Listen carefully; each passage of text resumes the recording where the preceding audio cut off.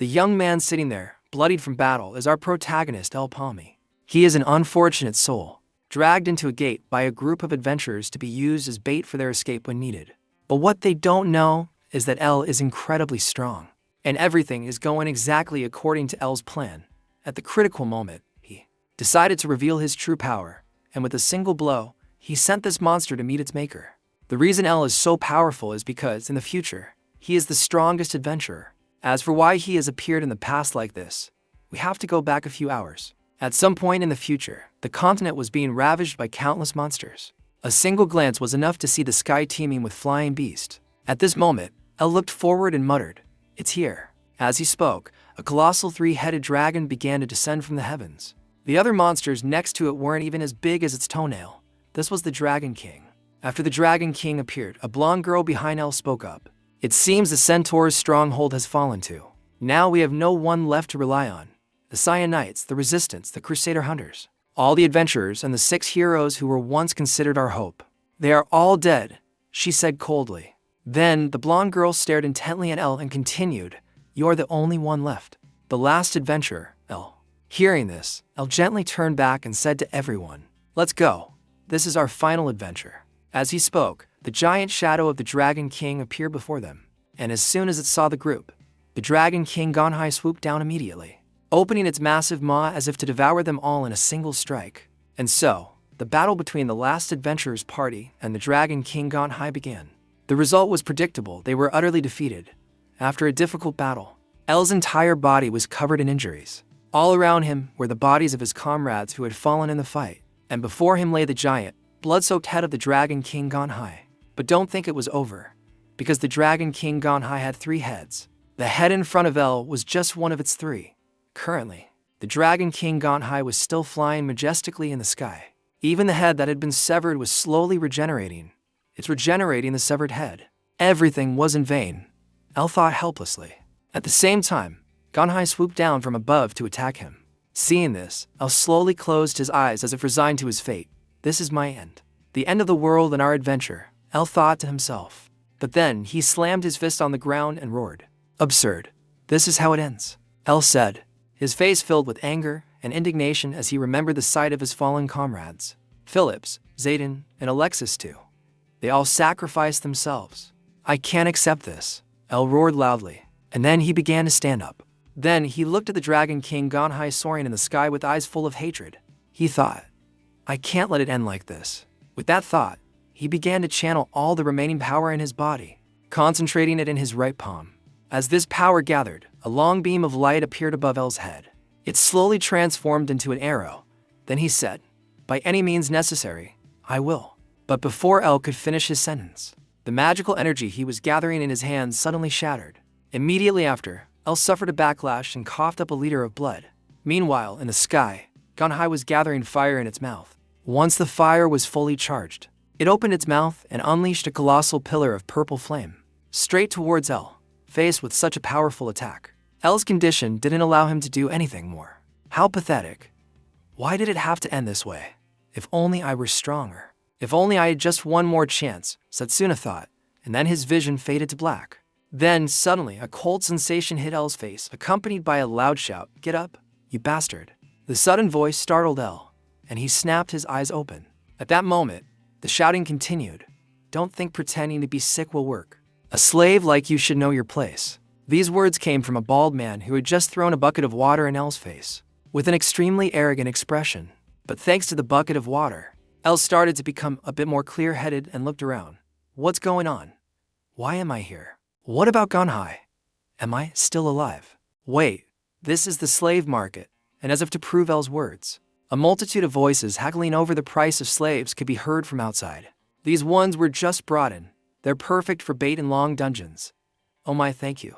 Sir, you won't find prices like this anywhere else. This one looks good. Hey, how much for this one? You have a good eye, sir. These kinds of transactions constantly echoed in El's ears, leaving him utterly bewildered. Impossible, the slave market was abolished long ago. But this place is definitely.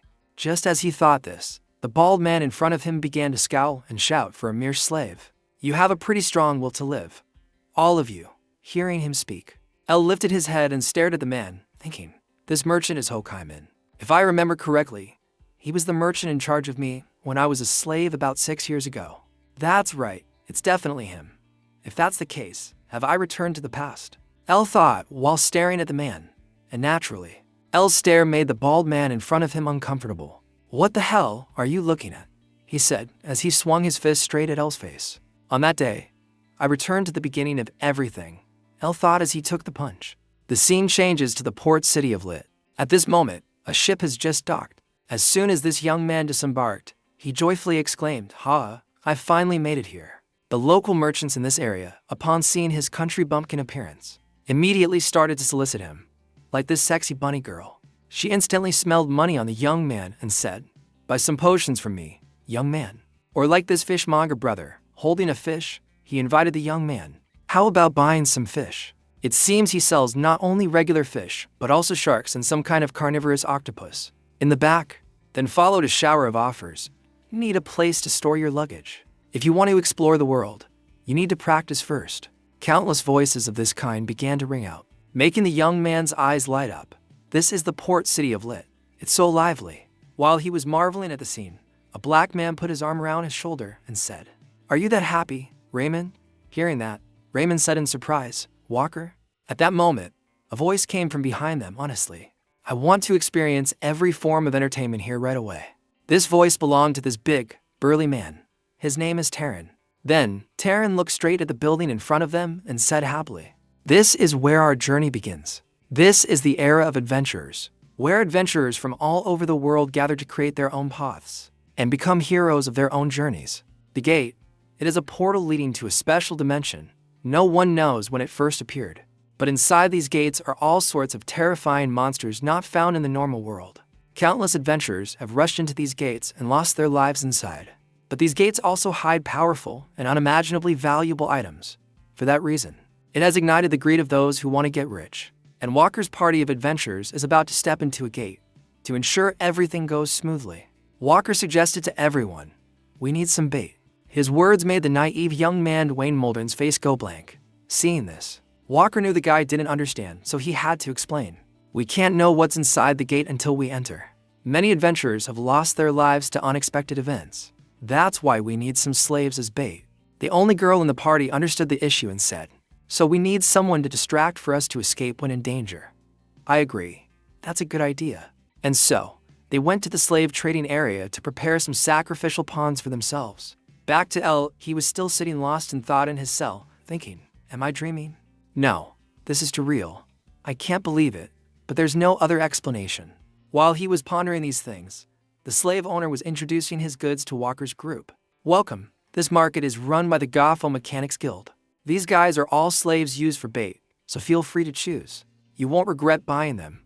I recommend these ones," he said, looking straight into the cell where El and another person were.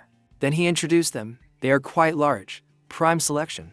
They all have good physics. We just got them recently." Walker observed for a moment, and seeming satisfied, he said, "All right, I'll take both. Ha, a wise choice. Well then, good luck in the gate," the slave owner said cheerfully. And I'll also realize this was his chance. There's no reason to overthink it. This is my second chance, and I think. And so, El was brought by Walker's group to the front of a gate. It was called a gate, but it looked more like a red curtain created between the tree trunks. At that moment, Walker stepped forward, observed the tree trunk, and said, "It seems no one is inside this gate yet." Then he pulled out a knife and said, "I'll carve on this pillar to let others know this gate is occupied. This also means we are the first group." As he spoke, he used the knife to make a horizontal mark on the tree trunk, then turned back to everyone and said, "Is everyone ready? Let's go." The rest of the team, hearing this, became excited as if they could see the moment they would get rich from this gate. Then, the whole group stepped into the gate and vanished instantly. And when they emerged from the other side of the gate, a completely different scene lay before them. The scene before them now was a primeval forest with countless giant mushrooms. After seeing this scene, Damon couldn't help but say in surprise, "I've never seen such a mystical place. It looks completely different from my imagination." Walker, next to him, calmly said, "No need to be nervous. Let's move. This entrance is usually formed far from monster lairs, so we're quite safe now. We can't go back through the previous gate now, so we need to find a new exit first just in case." But just as Walker said this, a strange sound suddenly came from behind the group. causing the only girl in the group to be slightly surprised and turn her head to look back. And the moment she turned her head was also the moment she saw a monster, with giant jaws snapping straight towards her. The result was that her entire body was swallowed by the monster. The sudden attack right after exiting the gate sent everyone into a panic. What's happening? Why is there a monster here? Sarkloth, Raymond Holland. But before the group could even finish being shocked, they soon discovered they were surrounded by countless monsters. It was as if these monsters had been ambushing them. Or perhaps they had unwittingly walked straight into a monster's den. Wait, why are there so many monsters? Someone in the group screamed. At that moment, the group's leader, Walker, gritted his teeth and said, "Damn it then." He picked up his wooden staff and began to use magic. As soon as Walker used his magic, the staff was enveloped in an orange light, transforming into the shape of a bow with a string, an arrow made of fire. Then, Walker drew the bow back and muttered, "Fire arrow." With that, he released his hand, sending the powerful fire arrow flying forward, piercing through a monster instantly. But even after killing one monster, Walker wasn't any less worried. After taking down the monster in front and temporarily saving Sarkloth, he turned back and yelled, "Something's wrong. Chain those two baits to the tree. We need to get out of here now." The other bait, seeing this, said in fear, "Hey, let us go with you." But sadly, facing this plea was Terran's knife pointing straight at his face. "Shut up and stay here," Terran shouted. Merriman quickly tied both Elle and the other bait's chains to a tree to ensure they couldn't escape. "I'm sorry," Raymond said reluctantly. Then the group fled while the monsters targeted the two, Elle and the other. "No, don't leave us," the other guy cried out in despair. And the result was predictable. Immediately after, that guy was torn apart by the monsters. And at that moment, a monster's claw swung towards Elle. Back to Walker's group. Walker was now carrying the girl Sarkloth on his shoulder. Then he turned to the others and said, "We failed this time. But don't worry about clearing the gate anymore. We just need to find the exit quickly. Let's go." And before Walker's words, Jamal didn't react at all because he was too scared to hear anything. The fat guy, Terran, seeing this, became furious and grabbed the guy by the collar, shouting. He said, "Let's go. You bastard, listen to Walker. Calm down. We failed here, but we can always try again. So don't give up and keep trying. We'll all get out of here," Walker said with a confident smile to reassure Jamal, unaware that at that moment, a monster's claw was swinging straight at him. And what followed was the sight of Walker being slammed to the ground by the monster. The blow was so powerful that the ground began to shatter into pieces. And Walker, seeing this, cried out in fear, "Terran." But sadly, Terran couldn't answer him anymore, because he had been turned into a bloody pulp by the monster's blow. The cowardly youth, Raymond, was now so scared he couldn't even stand steady. In the end, it was Sonam who reacted in time and started using fire magic. "You damn thing," he shouted as he drew his bow. But before Walker could even release his hand, the monster whipped around and shot out its long tongue straight at him. And this tongue was like a homing missile. It immediately wrapped tightly around the black man's neck. Then it pulled him straight towards its mouth. Then followed Walker's horrifying screams. So another comrade has fallen. And Dai, seeing this scene, was scared out of his wits. He stuttered as he tried to crawl forward. But even if he could run, it's not certain he would escape, let alone crawling like this now. And so, the monster bit straight into his leg, causing the young man to scream in agony.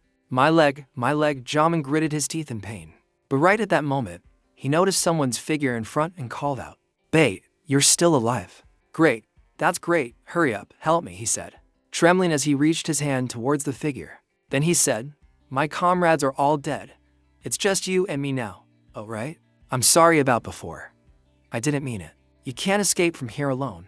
Having one more person isn't bad. So please." But before his words, the figure sitting in the tree had no intention of moving at all.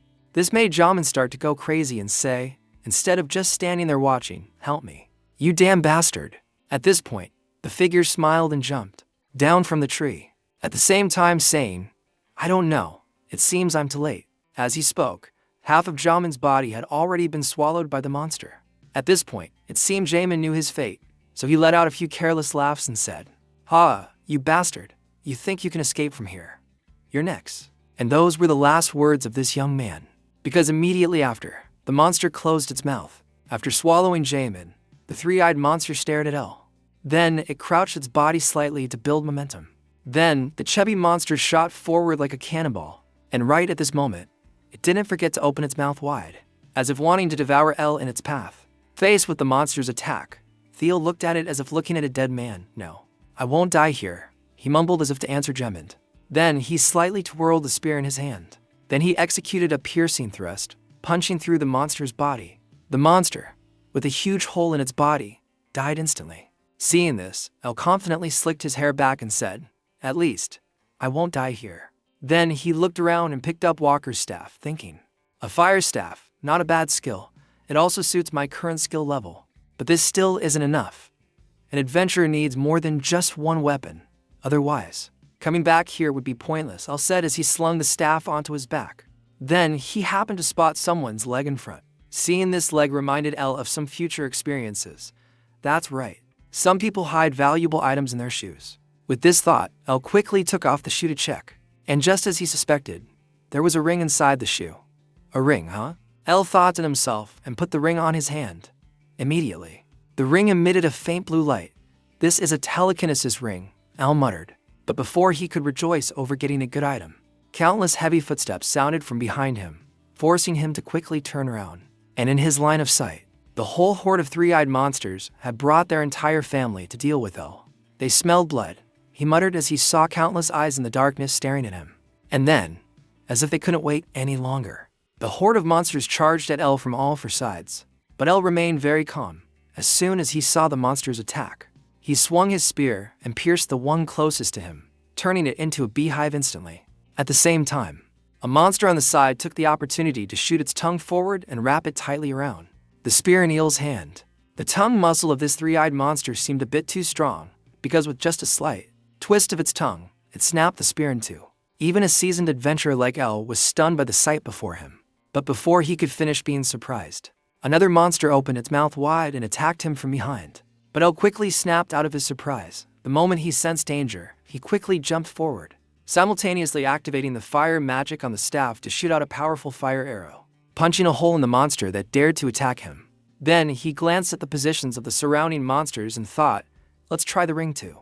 With that thought, he waved his hand and activated the magic contained within the ring. And it seems the ring's power allowed El to freely control the arrow's direction. So he had it fly around in a circle, skewering all the nearby monsters. But at this moment, the arrow's fire power ran out and slowly dissipated. "I can't drag this out," El thought as he looked at the monsters he had dealt with and regained his confidence. "But it should be fine," he thought, and was about to launch another fire arrow. But at that moment, El suddenly realized in shock. The fire arrow spell didn't activate. On the side, the three-eyed monsters took this opportunity to charge at him, determined not to give El a chance to use magic. As for El, he immediately dodged, and at the same time, he glanced at the staff and thought, "It doesn't look broken. Is this a temporary cooldown?" El thought, while also looking at the staff. At this moment, another three-eyed monster charged towards him. Seeing this, El pushed off with his feet and spun around, then used the staff in his hand to whack it across the face. "This is the only way," he told himself, and started beating the monsters with the staff. And for some reason, our protagonist, using just a staff, managed to beat this monster to a pulp. Finally, he gave it a kick, sending the three-eyed monster flying. Then he looked at the staff in his hand again and thought, "How much longer?" El thought as he started to test if it had recharged. Surprisingly, it had. The moment El tried to activate the magic, the staff lit up. And at that very moment, the monsters once again swarmed him like locusts. "All right, one more shot," El thought to himself. He activated the fire arrow magic and shot an arrow straight ahead. Then he also combined it with the telekinesis ring too, to control this arrow, and as a result, he spared no one. All the three-eyed monsters couldn't withstand a single blow from this fire arrow. And after Eel had dealt with all the monsters present around him, then Sarkloth's voice rang out beside him. "Ugh, you're no ordinary slave. Both your spearmanship and magic. Who are you?" "Really?" she growled. And El, hearing her voice, was a little surprised and thought, "Oh, still alive. Lucky me." No. Unlucky would be more accurate. Back to Sarkloth, she noticed the staff in El's hand and said in astonishment, "Why do you have that staff? And that thing on your wrist too? How did you awaken? You're just a slave." At this point, she thought of something and asked tremblingly, "Wait, was this all your plan?" And before her question, El looked at her with a cold face and said, "Are you done talking? Sorry, but you're wrong. Even if I had planned it, it wouldn't change anything. I would have killed all of you anyway." "What nonsense are you talking about?" Sarkloth said in shock. But immediately after, her face turned pale, as L, opposite her, had already started activating Fire Arrow again and said, I utterly despise people like you who use slaves as bait. Afterwards, after collecting and dealing with everything, L also escaped from this gate and returned to everyone's amazement. Look, really? No way. A bait slave returned on his own. Murmurs began to spread, because they had almost never seen bait survive and return back to L. He now had his goal. The dice have been cast. I need to hurry to avoid repeating the same fate. So first, I need to free myself, L thought as he walked straight towards a large building. And you have all heard all my questions. This building was also the Adventurers Guild building, and at this moment, information about L had reached the ears of the guild master. What? A slave is still alive and has returned? The manager asked, and the staff member opposite him quickly replied, Yes, Sir Abyss. Moreover, he returned without a single scratch. Hearing this, Abyss asked in confusion, How is that possible? How can a bait return without any injuries? The staff member opposite him couldn't answer this question, so he said what he knew. The adventurers who went with him all died inside that gate. Hearing this, Abyss's voice became serious, and he said, What? He survived on his own in there. Clearly, there's something unusual. After all, he didn't run away but came back here on his own. Debtors who become bait will ultimately remain bait, even if they survive and return. He didn't run, which proves he knows he can't easily escape our grasp. The only way to be free is death. The recent news was from the Goffo Mechanics Guild, right? Why do I have to listen to this nonsense? He said boredly, and the staff member, hearing this, got to the main point of the information. There's one more piece of news, sir. That slave has opened the first magic circle. At this point, Abyss could no longer maintain his calm expression and said in surprise, What?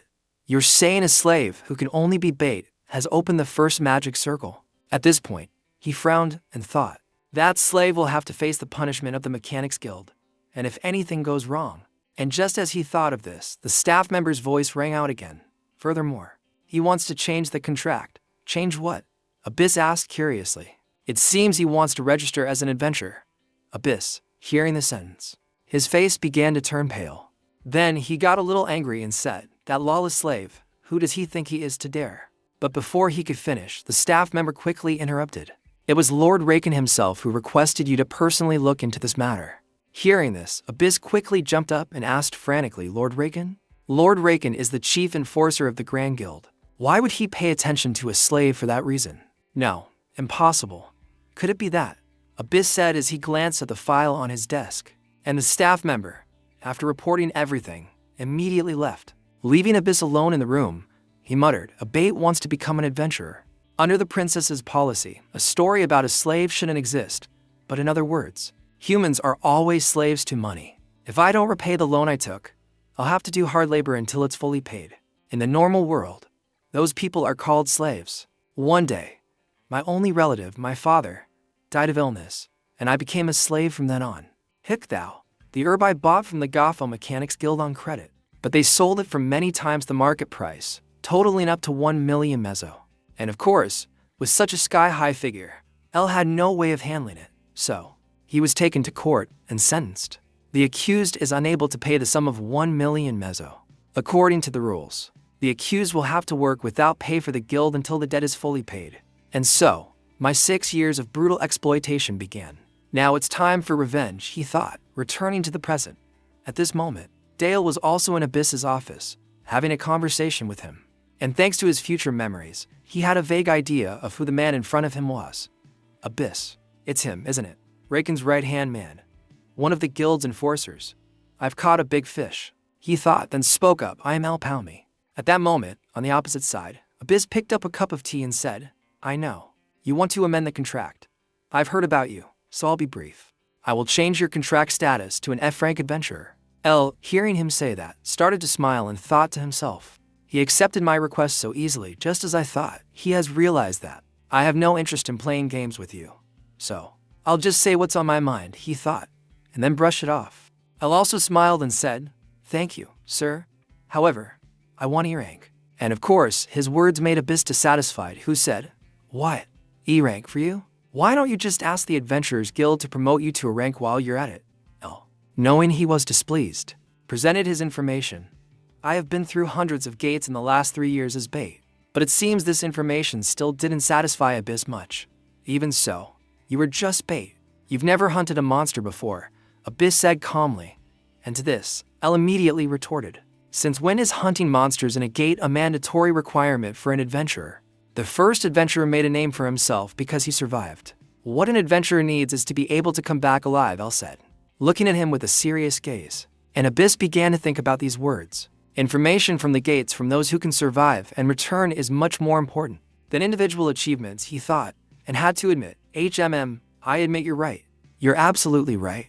Because surviving for 3 years as bait through many gates is not something an ordinary person can do. But that's all you have. You only entered low-rank gates. Do you really think you can survive in higher-rank gates? Do you think we're stupid enough to agree to a risky contract where you could die before paying back your debt? At this point, he took out a cigar to puff on and stared at Elle, thinking, how crazy. He should know his place if he doesn't want to die right after becoming an adventurer. But still, why do I feel something formidable emanating from him? Hearing this, he remembered something and spoke up. This is a gate that can hold 5 people at once, and it was 12 marks on the outside. That's right. There have been 12 groups buried in this place. Prove it, if you can do as you say. Then I will listen to all your requests, Abba said as he handed Elle a contract. And somehow, quickly, Marel contacted the same group and prepared to breach this gate. At this moment, the leader of the other team spoke up. You're the rookie who's coming with us. Nice to meet you. My name is Chev. I'm the team leader. I heard from Mr. Abbas that you used to be a slave. Is that right? I don't mind. So don't worry. And neither do my teammates, he said, gesturing to his teammates behind him and looking at their attitudes. They also seemed quite friendly despite having heard about Elle's past identity. And Elle, hearing them say that, calmly said, I hope we will have a great time working together. I hear you can use fire magic. Yes, something like that, Elle said casually. The black guy in the team, hearing this, excitedly said, what do you mean? Can you use multiple elements? Chev, hearing this, explained on Elle's behalf. I heard that mages can only use the elemental power they were born with, so items that don't share their elemental attribute are useless to them. Then, he got to the main point. That's enough discussion. As you may know, we're not here to hunt monsters today. Our goal today is to find and collect the equipment left behind by the other 12 groups, and then bring them back to the guild. I heard they'll pay 3,000 mezzo for each item, Chev said with a smile, but the black guy seemed dissatisfied and said, aren't they taking too much? We won't earn anything unless we get some drops from them. Equipment for an adventurer with 1 magic circle is worth over 7,000 mezzo. The guild's price isn't even half of that. The guy in armor next to him, hearing this, reminded him, stop complaining. What? When did I complain? Enough. Is everyone ready? Let's make some money. Chev spoke up to end the argument and led everyone into the gate. And the other side of the gate was a completely different space with a rather eerie purple color. This place looks bright, but a bit scary, the black guy said nervously. And Chev, at this moment, was also on guard and said to everyone, pay attention. There's a high chance we'll have to fight a lot in this forest, so we need to set up a temporary base first. Someone in the group, seeing this, noticed a nearby tree and suggested to Chev, what about that tree? With those branches, it would be easy to hide or move between trees. Chev, hearing this, turned to look at the tree for a moment and agreed, not bad. Let's do it. And so, they began to take out nails and rope to prepare for setting up the base. And the black guy at this moment also patted Elle on the shoulder and said, Elle, you can rest. Setting up the base is my job, and that idiot's over there. Then, everyone quickly got to work. And not long after, a temporary base was erected on this tree trunk. After the construction was completed, Chev continued to instruct everyone. The base is built. Now we'll split into 2 groups and search around. Tom, Mac, and Zoa, you 3 will be one group. We will check the east and west directions respectively, then return to this place. If anything happens, signal immediately and run back to the base. Understood? All right, everyone said in unison. At this time, Elle himself was following Chev deep into the forest to search. But after moving for a while without encountering any obstacles or signs, it made Chev wonder, why haven't we encountered any monsters after walking for so long? And not a single item either. Did we come too early? We'll have to go deeper tomorrow. At this point, he thought of something and said to Elle, by the way, how's your first expedition as an adventurer? I'm nervous, Elle said calmly, and to his answer, Chev was not surprised at all. That's right, everyone is. You know, Even though I've been an adventurer for a long time, every time I step into a gate, I get nervous. I'm a person who gets scared easily.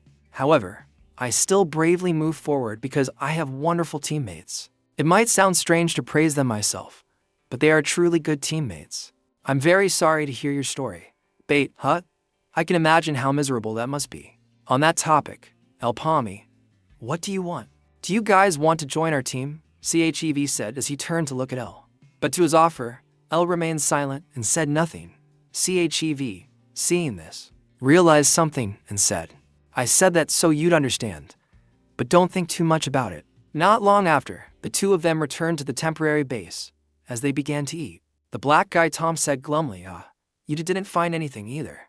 Chev, hearing him, grumbled, you think finding things is that easy? Can't we not talk about work while we're eating? Can't it wait until tomorrow? El said, hearing them talk like that. He remained silent and didn't seem to want to join the conversation much. And after everyone had eaten their fill and fallen asleep, at that moment, Chev and the others crept closer to El and said, Hey El, are you asleep? And to his question, Thiel, lying in the blanket, remained silent and did not answer. And Tom in the back at this moment also spoke up, Captain, what are you doing that's so redundant? This guy's sleeping like a log. How can he answer? He said as he took out a knife. And at that moment, the whole group showed a very sinister smile. Geez, you're being too cautious. Did you forget what we put in his food? That amount of sleeping grass could put a 100 kilograms monster to sleep, someone from behind said. And Tom, hearing this, agreed. He swallowed a lot. It's a miracle he's not dead.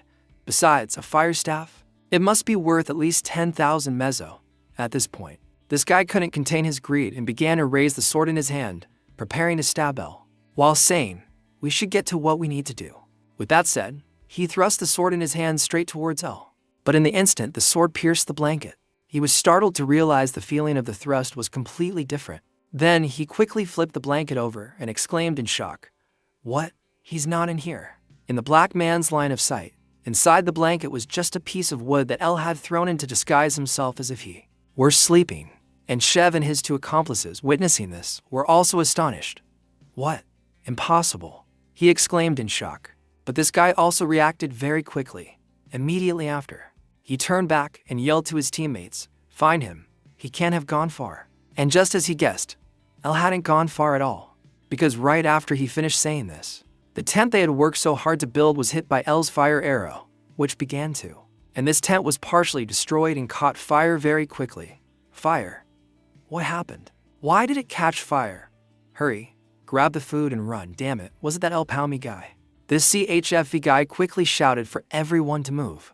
But before he could even take a step, Mac next to him looked stunned, pointed forward and said, Boss, Chev, hearing this, turned his head irritably and said, What is it? But immediately after, his voice fell silent, because right before his eyes appeared a monster with a giant eye, and a body made of a yellow slime-like substance, looking like, well, you know. And at that moment, it was using its giant eye to stare intently at him. This gaze sent a chill down his spine.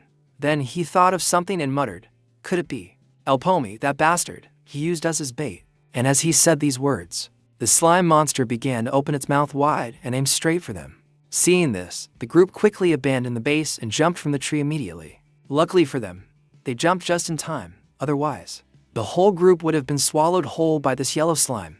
And at this moment, El was sitting on a tree branch not far away, observing everything. What a bunch of idiots. If you wanted to trick me, you shouldn't have been so kind. In a gate where more than 12 parties have been wiped out, hiring veteran adventurers wasn't enough. They still wanted me as bait. Clearly, that was their intention. With this thought, he turned to look at the slime monster again and commented, So that's the boss monster of this area. I guess it swallowed the fragments. So it's bigger than I thought. Back down below, the XP's party was still being chased relentlessly by the boss monster. While running, the XP couldn't help but curse a few times. Damn it. Why did we have to run into this damn thing? He grumbled. And Mac, behind him, quickly asked, The boss monster, you know what type it is? Hearing this, XP panted, turned back, and said, If I'm not mistaken, it's a yellow slime. It rarely appears in the normal world. It's a rare monster that only appears when a red gate opens. Its body is made of acid, so for melee adventurers, it's an extremely dangerous opponent. And the most dangerous part is, but just as SCP said this, He sensed something dangerous and quickly turned his head back to observe. Then, the guy quickly pushed Mark aside and narrowly dodged a full acid blast. It seems this was the dangerous secret technique the boss wanted to mention earlier. And Mark, on the other hand, because he still had no information, after seeing it spit out such an attack, he couldn't help but exclaim in surprise. What? What was that? It has a ranged attack. Zep began to explain seriously. That's an assist arrow. It's a skill that takes the assist from its own body and shoots it out. Hearing this, Max started to laugh until his mouth twisted. What a denouement. With a giant body full of acid like that, and it has a ranged attack too. No wonder the previous parties were all wiped out. And before this guy could say anything more, the Slim started charging forward like a tank, making the whole group flee for their lives. It's coming. Be careful, XP shouted urgently. At this moment, someone in the party asked for a way to deal with it, boss. How do we deal with it now? Is there a way? Let's get out of here and figure it out later. The assist arrow has a cooldown of only 1 minute. We just need to dodge it and find an opportunity. We have to attack the core on its head. As Seppi quickly explained to everyone, and Tom, next to him, hearing this, quickly slowed down and said, so it's during its cooldown. Right. Then there's still enough time. With that said, he turned his head and charged straight towards the Slim. To the astonishment of those in front, leave it to me, Tom shouted as he leaped towards the giant Slim. Seeing this, the guy behind him quickly sang out, wait, let's go up together. But before he could say anything more, Tom died mid-flight, pierced through the body by a full acid blast. And this scene made the XP's face darken. Huh? What happened? Weren't there still 10 seconds before its cooldown finished? He stuttered. And to answer this question, the boss monster began to open its mouth wide, then spat out countless acid attacks like rain towards the group. And the result was predictable. With such a rain of acid, the whole group was turned into skeletons in an instant. So this party was wiped out in less than a day. And L was the sole survivor because he had been hiding on the side and observing from the beginning to the end. It seems it's over. What the XP said wasn't wrong, but the yellow slime gets stronger after eating item fragments. So the cooldown time will also decrease. With that huge size and the assist arrow skill, now I understand why the previous parties who came here to conquer all failed. Its power is truly overwhelming. It's so strong that it could even appear in a gold gate, a gate twice as strong as a red gate. It's no longer a monster that one circle adventurers can handle. L thought after looking at the monster and then leaving. And at this moment, he felt a little discouraged. There probably aren't any items left in this dungeon. The mission seems to have failed, he thought, about to turn and leave. But suddenly, Abyss's voice echoed in his head, prove it. And for some reason, when he remembered these words, L stopped and smiled. Back to the golden slime. At this moment while moving. Suddenly, it also detected something and glanced to the side. And immediately after, a fire arrow shot straight at it, causing a part of the monster's head to evaporate instantly. But perhaps because it was a slime-type monster, it didn't die instantly. However, L was still quite satisfied and said, it's because I hit its core. Not bad. If that's the case, then just for more shots. No, at least 5 more. L muttered and thought, well, it's not a problem anymore. I'll prove it, he thought as he began to draw the short sword from his hip. It seems he has decided to go all out against this boss monster. And the golden slime, at this moment, also spotted L, then began to open its mouth and use a spit attack on him. Seeing this, L quickly jumped from the tree trunk to dodge. But this slime monster wasn't about to give up. It continued to fire relentlessly, as if it had infinite firepower. And faced with this rain of acid bullets, L also felt it was a bit difficult. Then, he swung the rope connected to the short sword in his hand, and swung it straight into a tree trunk on the side. At the same time, he told himself, I have to hit them, I can't miss. A normal mage couldn't do this. But I'm different, because my title in my previous life was the best long-range fighter. With that thought, L pulled the rope in his hand, pulling his body to the side and temporarily dodging the attacks of the yellow slime. And taking this opportunity, he activated the fire arrow magic. He then shot a fire arrow and hit the same spot where he had previously dealt damage. Alright, for more shots, L mumbled, and the golden slime immediately spat acid phlegm at L, causing him to quickly swing on a rope to a nearby tree trunk, then quickly run up it to dodge the attack. Then he activated the fire again to attack. And it's not surprising that the yellow one got hit in the face again.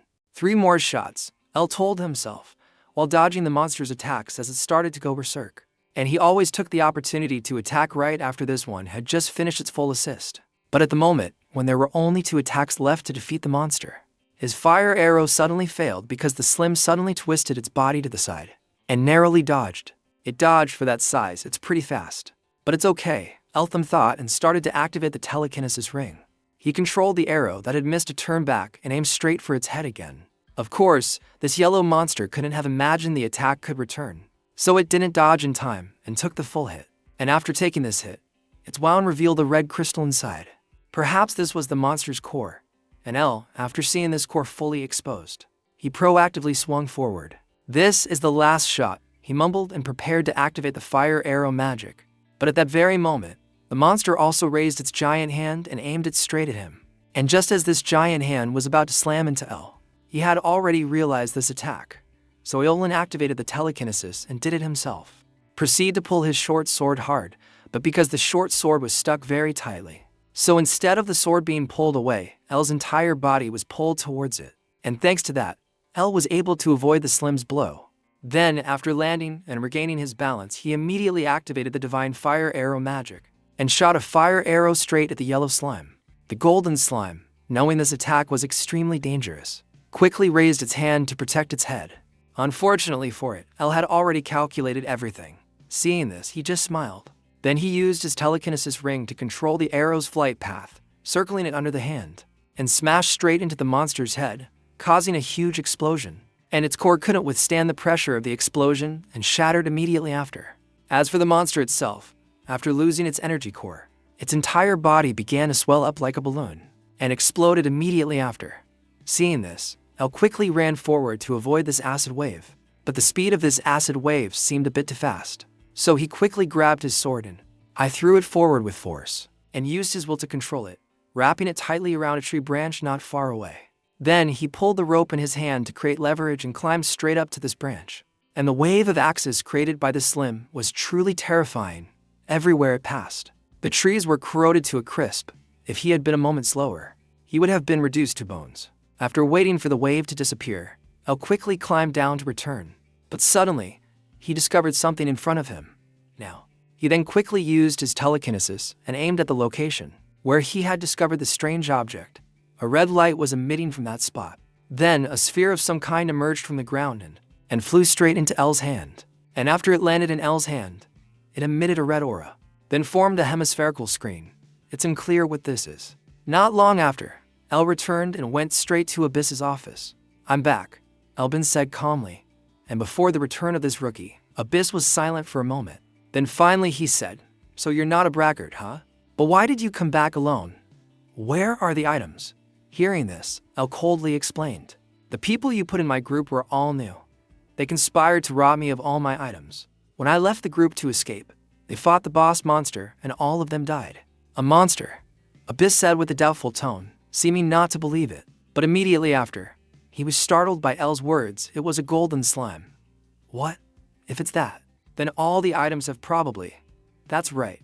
It swallowed them all," L said calmly. And this result made Abish's face turn grim. Damn it. The Merchant Guild's items have all been destroyed. So this mission was a failure. Abish thought bitterly. Then he looked at L again and judged. The problem is that this guy is still alive and has gone outside. There are a few rules at the gates. First, the number of people allowed in is limited. Only those who have marked the gate can enter. After that, the gate will be disabled until the person inside is defeated. Second, the limit of people entering a gate is based on the gate's difficulty and the circle's level. The gate's difficulty is distinguished by its color. The easiest is red, the hardest is purple. If a person's circle level is higher than the gate's difficulty, they cannot enter. Third, there's only one chance to beat the gates, which is to defeat the biggest obstacle inside that gate. If someone survives and gets out, that gate will be destroyed and cannot be entered again. So that also means that if someone has entered the gate and stepped out, others will not have a chance to enter that gate again. So the gate has disappeared. But how can a one-circle hunter like him deal with a Slim? Abish wondered, then he spoke up. "I see. You were just trying to survive, and since the items were swallowed, you didn't pay attention to them anymore. Anyway, the fact is that you failed this mission." But before he could finish, L on the opposite side spoke up. "Calm down. I'm not done talking yet. That golden slime, I ate it," L said as he rolled up his sleeve, revealing the magic circles on his wrist. And Abyss, after seeing his wrist, his mouth fell open in shock and he said, "Impossible. To circles already. You ate the mana stone from the Slim." L, hearing this, slowly said, I think that's enough to prove my abilities, as promised. Please rank me as E. And before his words, Abbas lunged onto the table and said, I'll rank you D. No. If you work with me, I'll arrange for you to work with a C-rank adventurer. Back to L, of course, was such a lucrative offer he couldn't refuse. So he immediately signed the contract, and Abyss, at this moment, also sobered up a bit and thought, in general, for an adventurer with less than 3 circles, being rank C is a bit much. Adventure ranks are based on circle level. Veteran adventurers are A and B rank. Intermediate adventurers are C and D rank. And apprentice adventurers are E and F rank. The power of the circle is the clearest evidence of their abilities. But this bastard is not like the others. Just by using a mana stone, his circle level has already increased. He says it's all thanks to his survival instincts. That's right, survival instinct. No, it's innate talent. He got the second circle right after returning alive. I've never seen anyone with that ability before. I need him. Abyss was so happy he couldn't close his mouth. And L, seeing him so happy, also felt relieved. His attitude has completely changed.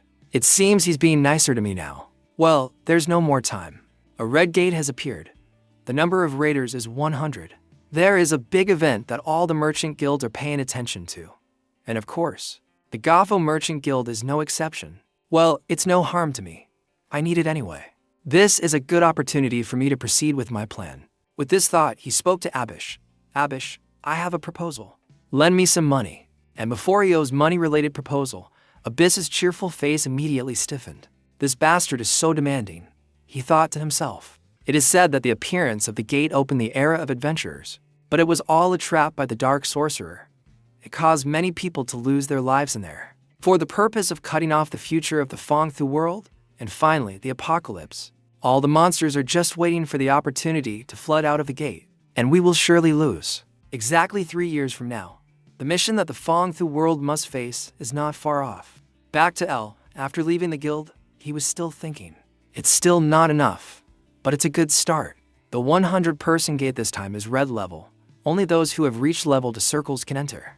Normally, the GAFO guild only chooses high-level adventurers. They are investing in a level 2 adventurer like me because they are aiming for that gate. I've earned some money, but spending it all on items is too foolish. Equipment suitable for my level is too expensive. Can I buy something useful with this amount of money? El thought randomly and unknowingly. He had walked to the slave market, and as soon as he stepped in, he was greeted by a young merchant who welcomed him. Welcome, sir. Thank you for choosing our lit slave market. You must be an adventurer. Let me introduce you.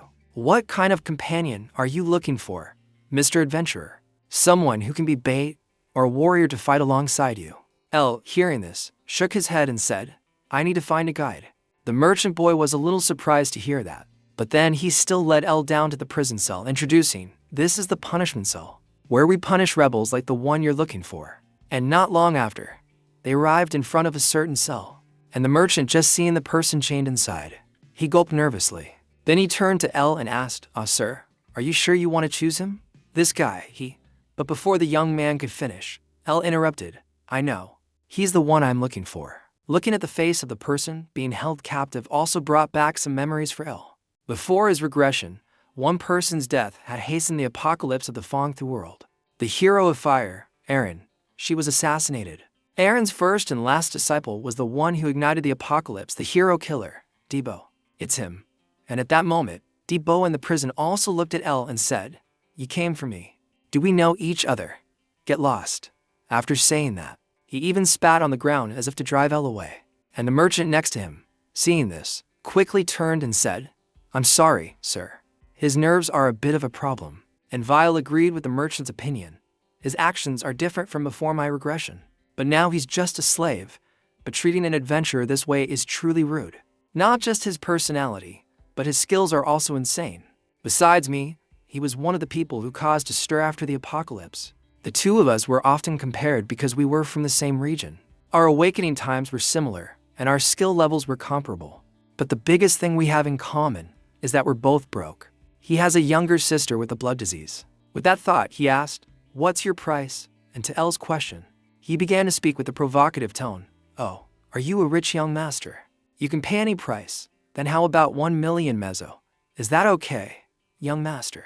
If you don't have the money, then scram. If you want to show off, then But as he said this, Debo's words fell silent, because he had seen El start to reach into his pocket and pull out a wad of cash. 1 million mezzo. Is that real money? It's not fake, is it? He said in astonishment. Even the merchant next to him was equally surprised and asked, Are you serious? El, on the other hand, didn't want to answer about the real or fake money, and he got straight to the point. Wait, listen to me first. This contract lasts for 1 year. The profit split is 7-3. I get to choose the items from the gate. The merchant next to him, seeing this, his eyes bulged out. He's making a contract with a team member, not a slave contract. And on this side, El also presented the contract and said, Here is the contract. Look. Debo, seeing this, quickly snatched the paper from his hand and said, Don't you dare go back on your word. After saying that, this young man quickly bit his finger, and I pressed my hand to confirm. And this also made El think a little. He agreed without hesitation. Is it because his sister's life is in danger? Thinking of this, El also became happy and said, Since it's sealed, let's go to the gate, just leave it to me. Debo said eagerly. El, hearing this, said coldly, You have to prove your worth, Debo. You won't find anyone as hard-working as me, Debo replied. Then the two of them started to drag each other into the gate, and during this time, El had also equipped the young man Debo with a two-handed axe. But it seems Debo wasn't used to using this kind of thing, so he said, boss, you gave me a new weapon, and I'm grateful, but I'm more used to Long's words. How about we go back and exchange it? Hearing this, El turned back and said, From now on, you will learn to use a fire axe when you are with me. If you don't like it, you can just cancel the contract. And when El said this, they had already reached the front of the gate. At this moment, Debo also saw the information displayed on the wooden post and muttered, You're going to test me with this gate. El also looked at the tree and said, Red level. The maximum number of people allowed in the gate is now 8. It seems we've come to the right place. Back to Debo, he also looked around and asked, Where are the rest of the people? Our boss has a lot of money, so his teammates must all be talented. Alright, at least there's a healer. Fighting is one thing, but having a healer is still. At this point, Debo noticed El turning to look at him with a very unusual expression. What's wrong? Why are you looking at me like that? Could it be? Boss, Debo said worriedly, thinking of something. But fortunately, at this moment, El spoke up. Don't worry about teammates. We have enough people. And these words made Debo let out a sigh of relief. I knew it. I was scaring myself again. But before Debo could feel relieved, El pointed at him and said, Hearing this, the man on the side was stunned for a few seconds. Then, immediately, he said in a panic, What? Wait, no way. But unfortunately, El didn't even give him a chance to think much. He kicked the young man inside and said, Don't waste any more time, get in. And so, both of them squeezed into the gate. At that moment, Debo became furious and turned back to say, Are you crazy? To people in a gate for 8, there's a limit to how crazy you can be. Do you think this is a joke or something? And I have to use a weapon I'm not used to, the young man said, his voice growing weaker as he saw El's murderous expression. But at the same time, a cloud of dust suddenly rose in the distance, catching Debo's attention. And the cause of this dust cloud was a group of tree stump monsters charging straight at them. With no other choice, Debo gripped his weapon tightly and prepared to fight. This is it. It's all my fault. They're known for having hard shells that are difficult for swords and spears to pierce. And there are so many of them. And while Debo was still panicking, El from behind pushed him aside and said, Move. You're in the way. Hearing this, Debo quickly tensed up. Hey, wait a minute. But before he could say much, then El on the side had already started using fire magic and skewered one of them instantly. And in Debo's astonished eyes, then El started to combine the use of his telekinesis to control this arrow, to destroy all the other stumps. And so, the teeming horde of monsters that were charging forward were burned to a crisp by El before they could even reach them. And so, within a few seconds, all the surrounding monsters were on the ground. At this moment, El also spoke up. How disappointing. You're like this right from the start. Next time, don't make the same mistake. And before his words, Debo had only one thought in his heart. Who the hell is this monster? Scene changes to a certain building. At this moment, inside the building, someone is reporting something to their superior. The merchants have taken the bait. The plan needs more time. But the dispatch people have been selected and are ready, right? So, can we proceed with the operation, sir? This person said, looking at the back of the man in front. At that moment, the man said coldly, All right, everything will be according to that person's will. The one who will liberate Fongthu world. Back to El's group. After Debo collected all the mana stones from these monsters, He announced the quantity to L. There are 27 of them. I've collected all their mana stones. Yeah, let's go, L said. Then the two of them started wandering in this desert again. And while walking, the young man Depot thought, I thought he was crazy. But it turns out he's not to be trifled with. A remote control skill. I've never seen anyone use a fire arrow like that. Going with someone as talented as this, I'm sure to make a lot of money. The split is 7-3, so I'll be able to pay for medicine and living expenses. Just thinking about sitting back and getting rich made Depot smile so wide he couldn't close his mouth. And at this moment, L, who was walking in front, suddenly stopped and said, I see it. I have a talented one. Another pile of stumps. Seeing this, Depot quickly wiped the smile off his face, hid behind the wall next to him, and peeked out to count. There are about 9 of them, 9A. A perfect number, L said. Of course, Depot, after hearing this, was stunned because he didn't understand what L had just said. Afterwards, he felt even more worried as L started to stare at him, as if he had a dangerous thought. And not long after, he learned why L had said that. It was because 9 monsters was a suitable number for Depot to handle on his own. And L would just sit back and watch without interfering. And to make the fight easier, Depot first threw a rock in front of the stumps to attract their attention. Then he jumped down from above and stepped up, and used his axe to split a tree monster in two. Seeing this, the stump monsters were a little startled, but then the whole group charged towards Depot, and Depot, at this moment, also grumbled in his heart, damn it, I have to deal with all of them myself. I've never used this weapon before, so it's a pain. Even with 10 lives, it might not be enough, he thought, and couldn't help but shout, damn old boss. With that, he began to wield his axe and fight the stump monsters. At this moment, L was also calmly observing this young man fighting from behind and thought, he said he's only used to using swords. No wonder his movements are so strange. But then he will see that the fire axe is the weapon that will make him stronger than ever. There's no need to doubt his talent, because he is the only one chosen to be the disciple of the hero of fire, Aaron. Back to the battle at this moment. A tree monster also flew up and pointed its legs straight at Depot to attack him. And before this leg-spreading motion, Depot fed it an axe, splitting it into instantly. And after a few rounds of chopping wood, Depot gradually felt the difference of this weapon. This fire axe is both powerful and has a long attack range, maybe even more convenient than a sword. When I relax, it feels even lighter. So if I hold it like this. With that thought, Depot relaxed his hand and held the axe at the very end of the handle to maximize its attack area. And thanks to a better weapon grip, then he began to mercilessly chop down the stumps. And L, from a distance, had to admit, he catches on quickly. Even without awakening, his ability is already at this level. And, just as L thought of this, the ground suddenly shook, making Depot extremely scared. And immediately after, he quickly looked up at the cliff next to him. A few seconds later, the cliff was suddenly pierced from within by something. Then a sharp, thorny vine shot straight out. Depot, on the side, was still stunned and didn't understand what was happening. Then this easy plant, as if it had eyes, shot straight at him. Luckily, this easy plant missed, so he was only pushed back by its impact. But next, Depot witnessed something that made him break out in a cold sweat. What is this? Depot stuttered, causing him to, when he witnessed a colossal demon tree in front of him. Its height alone was taller than the cliff in front of him. And while he was still stunned by this giant figure, the tree monster had already used its roots to attack again. Luckily, L charged up in time and pulled him to the side, allowing the young man to survive. Then, L conveniently threw the young man aside like trash. He also used his fire magic and shot a powerful fire arrow straight at the huge body of this monster. Depot, from behind, seeing this, laughed with delight. That's more like it. Watch the magic. But before he could rejoice for long, the fire arrow was blocked by the tree monster in front using one of its branches. It blocked it. Depot was shocked. And L, seeing this, was not discouraged. It reacted faster than I thought. But what about this? L said as he began to condense another arrow and shoot it forward. But this time, he also combined it with telekinesis to control it, flying around the tree monster to find an opportunity to attack. And while it wasn't paying attention, L quickly had the arrow circle behind and strike straight at it. Just one hit, L told himself. But this tree monster truly had eyes in the back of its head. Even though he deliberately attacked its blind spot for some reason, the tree monster still guessed it and even accurately controlled a branch on its head to block it. It blocked it like that.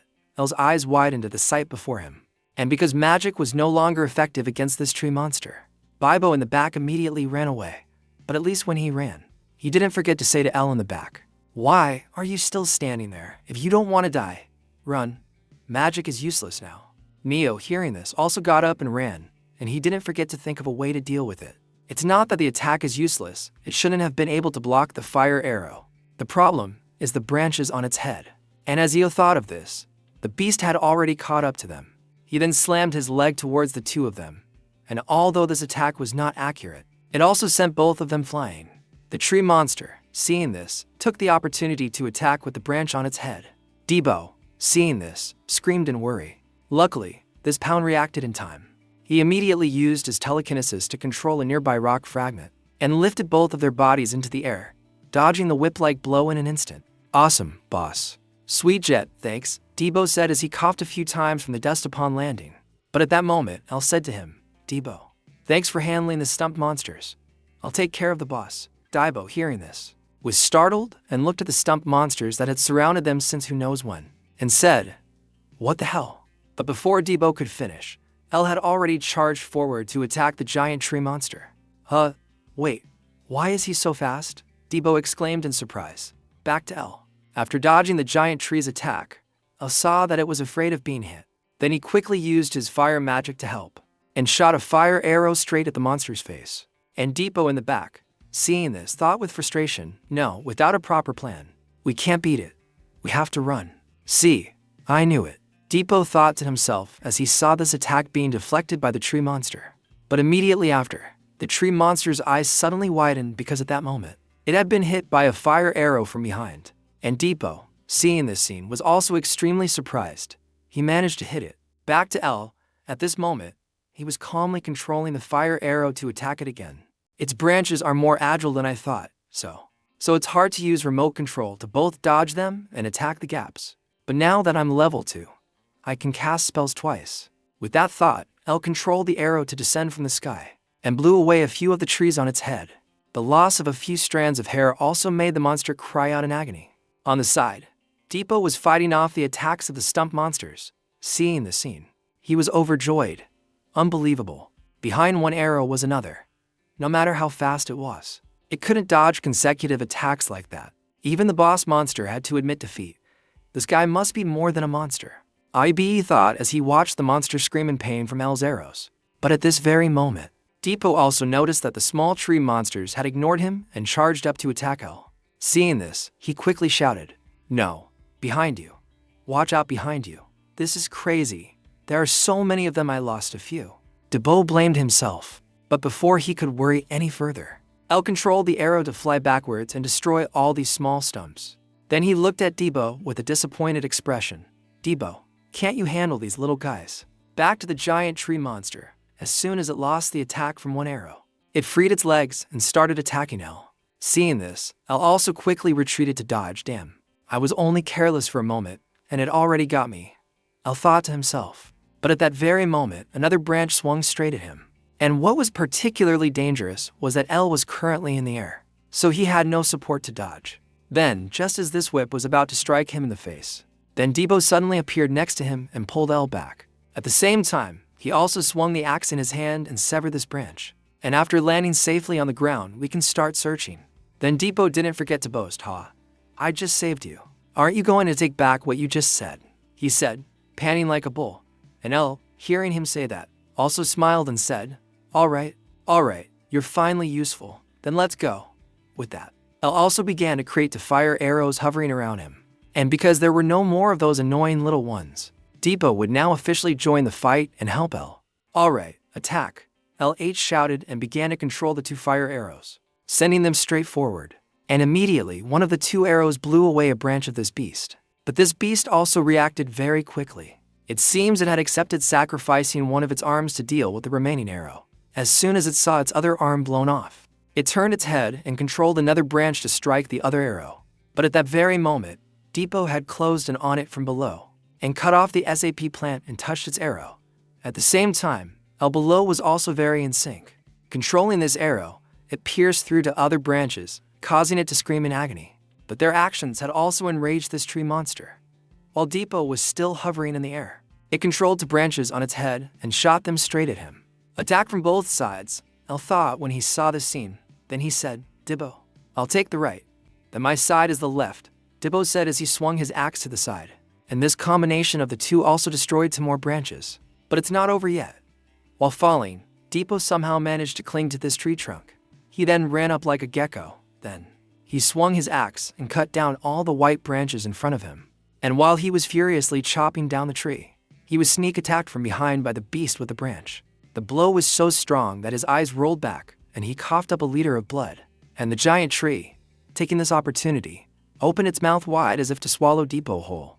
But unfortunately for it, El, who was watching from below, immediately used his telekinesis to control a rock to fly up and block for Dippo before it could swallow him. But the demon was no slouch either. Dippo had just gotten on for less than 3 seconds before it swung its hand and destroyed the rock he was on. Dippo, seeing this from below, also felt his head spin. This is troublesome, he thought to himself, and started using his telekinesis again, and controlled countless rocks to rise up. Dippo, seeing this, quickly jumped on a rock to avoid falling to his death. Then, he also used the floating rocks as stepping stones to dodge the continuous whip-like blows from the beast. And El on the side wasn't just sitting around either. At this moment, he was also controlling the missile to fly around, harassing the beast and simultaneously dealing with its branches. And while this giant tree was busy looking east and west to deal with the fire arrow, El shouted, "Finish it, go." Following El's words, the capital had immediately closed in on the demon when it wasn't paying attention. And as soon as he was within striking range, he used all his strength to swing the axe in his hand straight at the giant tree's eye. The powerful blow also caused the eye to bleed instantly. So, one of its eyes was gone. And the pain from this blow also made the beast scream in pain and stumble backward. And its unsteady balance also made it impossible for Dippo to hold on to the axe in his hand anymore, and fell straight down. But luckily for him, he was at least able to land safely. However, it seems Dippo was still not satisfied. His eyes began to stare at the monster with a burning fighting spirit. "It's not over yet, you damn monster," he said as he began to stomp his foot, then shot straight at the monster like a rocket. Back to El as soon as he saw Dippo's action. He immediately understood and used his telekinesis to affect Dippo's axe. Then, he waved his hand, caused the axe to be pulled out of the eye and fly straight into Dippo's hand. And Dippo, with a weapon in hand, became much more confident. "Open your mouth. I still have dessert for you. You can eat it," he said as he began to swing his axe at the remaining eye. And so another eye was gone, causing the monster to scream in agony. But very quickly, it suppressed the pain and turned around, and knocked El down below. Then, the monster, almost in a frenzy, began to open its mouth and snap straight at him. But El from behind wouldn't let it achieve its goal so easily. As soon as he saw it open its mouth, he quickly launched a fire arrows straight into its mouth, and the result was not surprising. After the 2 fire arrows flew into the tree monster's body, it seemed they had hit its core and exploded immediately after. And seen from the outside, the monster was now screaming in pain, as its entire body was being burned. And only then could Dippo sit down and take a few breaths to regain his strength. From behind, El confidently stepped forward and praised him. "Well fought." Dippo, hearing this, glanced at El and said, "You too?" And so, the two of them began to look at the burnt corpse of the monster in front of them. Time quickly passed until evening. The scene changes to a small house. At this moment, inside the house, a little girl is mumbling, "It's so late. I should eat first and then go to bed." "Thank you for the meal," the little girl said, clasping her hands. But just then, a knock came from outside, making her a little curious. Then, she quickly rushed to open the door and asked, "Who is it?" But before she could finish asking, she froze, because before her eyes was a very familiar figure. "Is that you, brother?" she said tremblingly as she witnessed Dippo's blood-soaked appearance. The little girl's hand also trembled, and she clutched her clothes. "I'm home," he said softly from the opposite side. And these words also brought tears to the little girl's eyes. She quickly hugged her brother. "Welcome home." The scene changes to a wooden house. At this moment, El is also staring at someone with a bruised arm lying on the bed. And based on the photo on this table, it seems this is a very important person to him. Back to El, he also looked at the corpse on the bed and said to it, with a very cold face, "Use it." Then he also activated his fire magic and decided to burn this house down. Then he left without hesitation. Time quickly passed until the next morning. At this moment, Abyss was still struggling with some paperwork. The senior gate subjugation for 100 adventurers is coming up, but who should I send? Lord Raken is in charge of this. If I disappoint him, I'm done for. This subjugation is a major event involving all 10 major merchant guilds. The reason it's so attractive is because the items inside can contain rare, even legendary items. Of course, the difficulty is also very high. The 3 Natasha sisters of the Golden Richie Merchant Guild. They possess skills considered impossible for a 2 magic circle mage. Compared to them, who also have 2 magic circles, the adventurers of the Gafor Mechanics Guild are nothing. Frankly speaking, the manpower of the remaining 10 major merchant guilds, including the Golden Richie Guild, are all very strong. Among them, our guild has the worst reputation and is the weakest. Although I'm not very sure. But just as Abyss said this, his words suddenly stopped, because outside, the door to his room was suddenly opened. This naturally made Abyss angry, and he said, "Huh? Who dares to enter the room without knocking?" But Abyss didn't. Before he could finish, he was startled to realize who the person in front was, and quickly, he shouted out, "Is that you?" Passed back to the man Raken. At this moment, he also confidently sat in Abyss's chair and asked, "How is the selection of members for the gate team this time?" Hearing this, Abyss quickly bowed his head and said, "I'm sorry, that's not done yet. I see you're working a bit slow. Not like usual. What about the adventurers you mentioned before?" Raken Fana said, and to his question, Abyss also told everything about El Palmi. "I'm still quite worried about him. The SSB's party all died, so there's no way to confirm what happened there. Since there are no witnesses, he might be really good, but for important matters, it's certain." At this point, Abyss stopped talking, but Raken, hearing this, understood perfectly, so he spoke up. "Then why don't you try again? The event only happens once. Alright? We can create a team of candidates under observation and have them clear a nearby gate. A lot of people will go in there, so we'll know everything about them," he said with a very sinister smile. Not long after, L's group was also requested to go to the gate arranged by Raken, and currently, there were already quite a few people here, which surprised Debo a little. "Oh look, there are a lot of adventurers this time." At the same time, a voice from the opposite side spoke to L. "You belong to Group 5A. To slaves." These words came from a rather shabbily dressed man, and his attitude, along with that of the people in his team, was looking at L's group with eyes full of contempt. And not just this group. After a quick glance, L also noticed that the eyes of the others were also looking at them with no goodwill at all. No matter how you look at it, they don't welcome us. To them, slaves are just a nuisance. That's an unwritten rule among experienced adventure groups. It seems they are the ones who have awakened to true magic circles. They look completely stronger than SSB's team before, so they can be considered so strong that they don't need slave bait at all. While L was thinking this, Abyss and his 2 guards appeared in front of the group and said, "Are you all here? I'll be brief. The trial will begin in a few minutes. Whoever shows their potential will be given a chance." The guy with the red bandana, hearing this, was a little surprised and said, "What chance?" "The opportunity to participate in the subjugation with 100 people," Abyss said with a smile to them. And this really surprised the red bandana guy. 100. The 100-person gate. Back to Abyss, he continued to paint a picture for everyone. "You will receive special treatment when you show your strength in this gate." His words also caused a stir among everyone, and only L was the one who remained calm. "So that's it. So this is his plan," he thought to himself. "Do your best," Abyssco encouraged everyone, and then they all moved together into the gate that could hold 40 people. And after everyone came out from the other side of the gate, the scenery had hardly changed.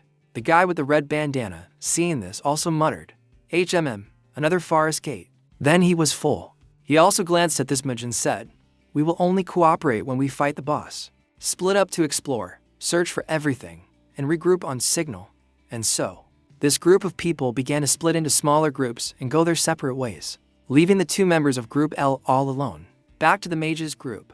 At this moment, he was also instructing the others. "We don't have much time. Focus, hunt." "Yes, Lord Doran," the girl in the back quickly said.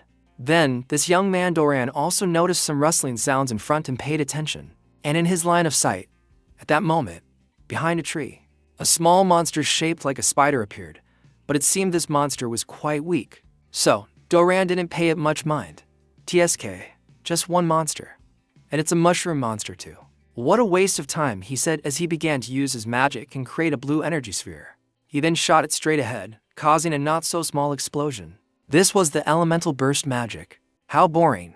Get its mana stone and let's go," Doran said to everyone around. But immediately after, as the dust from the explosion slowly cleared, it revealed the figure of the mushroom monster, unharmed, and only slightly scratched. and this scene made Doran unable to believe his eyes. What? It's not injured at all. Is it strong enough to withstand a level 1 magic spell?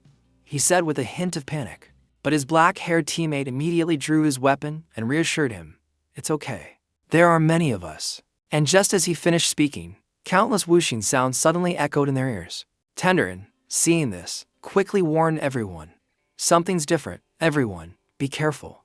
A few seconds later, they were completely surrounded by countless of these mushroom monsters. Damn it, we're completely surrounded by mushroom monsters, someone in the group shouted. And after a long and arduous battle, they finally dealt with this horde of monsters. Finally done, Doran said, panting heavily. But at this moment, the only girl in the group also noticed something unusual and asked, Lord Doran, the monsters are stronger than we thought. What should we do now? Doran, hearing this, thought for a moment and said, we will have to fight an unimaginable number of monsters. If this continues, we will be exhausted soon. And if that happens, our lives could be in danger. Let's just ignore the previous agreement and go fight the boss alone quickly, before we run out of energy on these small monsters. Back to L, at this moment, he also said to Depot in front. Most of the other groups will think the same way. Depot, on the opposite side, was panting like a bull and managed to reply, listen, that makes a lot of sense. But why are you just standing there talking and not helping me? There are only 3 monsters, L said dismissively. Back to Depot, after taking a few breaths, he regained his composure and said, anyway, you said we shouldn't waste time like this, right? Let's keep going. Let's go take down the insects, IBB said. Clear the monsters first, L ordered coldly. But this command also surprised Debo, who said, why? You just said we shouldn't waste time, L. Hearing this, began to explain. That's what everyone else will do. So we'll clear the monsters first. Defeating the boss isn't the only evaluation criterion. The ability to clear monsters also counts. Moreover, the more people gathered at the boss's location, the more dangerous it becomes. You never know what schemes those people have. Not all schemes are obvious on the surface. They're hidden deep within their hearts, and they're always plotting something. And I feel something dangerous here too, El said as he glanced up at the sky. Back to Duran's group as planned, they were now moving to fight the boss and nothing. While they were moving, the girl in the group suddenly pointed to the side and alerted Lord Doran. Look, there's an exit. Everyone looked in the direction she was pointing, and indeed, there was a small stone platform with 2 pillars on either side. This made Doran a little happy. I didn't think we'd find it so quickly. It's fine, just mark it. Yes, my lord, the girl said quickly. But suddenly, the blue-shirted teammate in front of them burst out laughing like a madman. And this laughter made Doran a little annoyed, and he said, what's wrong with him? Hey, Ovid, shut up. But to his warning, Ovid laughed even louder, as if he would die if he didn't laugh. At this point, Tenderin was really annoyed and growled. Did you hear me?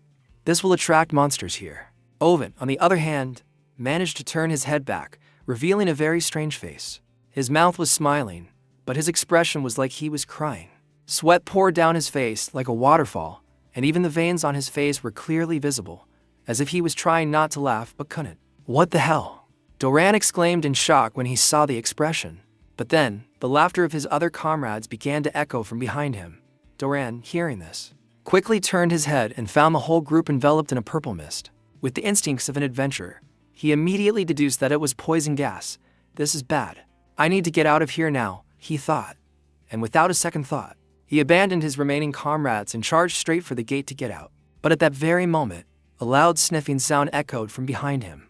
And the owner of the sound was a giant mushroom with a very grotesque appearance. And it was also the one who had spewed out this poisonous smoke.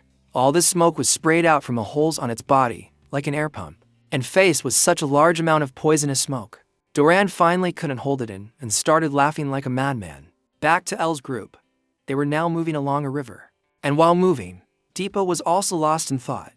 Yesterday, he didn't want to fight at all. So should I. And just as Depot thought of this, something suddenly appeared in the sky, catching his attention. And in Depot's line of sight, a flare had been launched into the sky, and both of them immediately recognized it as a signal flare. A signal flare. They found the boss? Depot shouted. Then, the 2 of them quickly went to the location where the flare was fired. And although they saw the other groups waiting there, Depot was still a little surprised. Even though we agreed to signal for a gathering when we see the swarm, I don't believe they would actually do it. Back to L, at this moment, he wasn't paying much attention to Depot's words. He started staring at the group in front and thought, one group is missing, And the guy with the red bandana, after seeing them arrive, also spoke up. Looks like everyone's here. I'll explain the situation again. But before he could say anything more, the purple-haired girl next to him asked, Middoran's squad isn't here yet. Forget them, we've waited long enough. We found the insect's location and captured it. And also saw Doran's whole group get wiped out by it. That boss is a berserk poison mushroom, the purple-haired girl. Upon hearing the name of this boss, couldn't help but scream. What? A berserk poison mushroom? Not only her, but the other members also began to whisper among themselves. We're in big trouble. Even with this many people, we might not be able to take down that boss. If we've encountered a berserk poison mushroom, don't even dream of defeating it. The only thing left to do is find the exit and escape. On this side, Depot, who was a complete novice and knew nothing, saw everyone discussing like this and also became curious, asking L, is the boss really the famously difficult berserk poison mushroom? Back to Eel.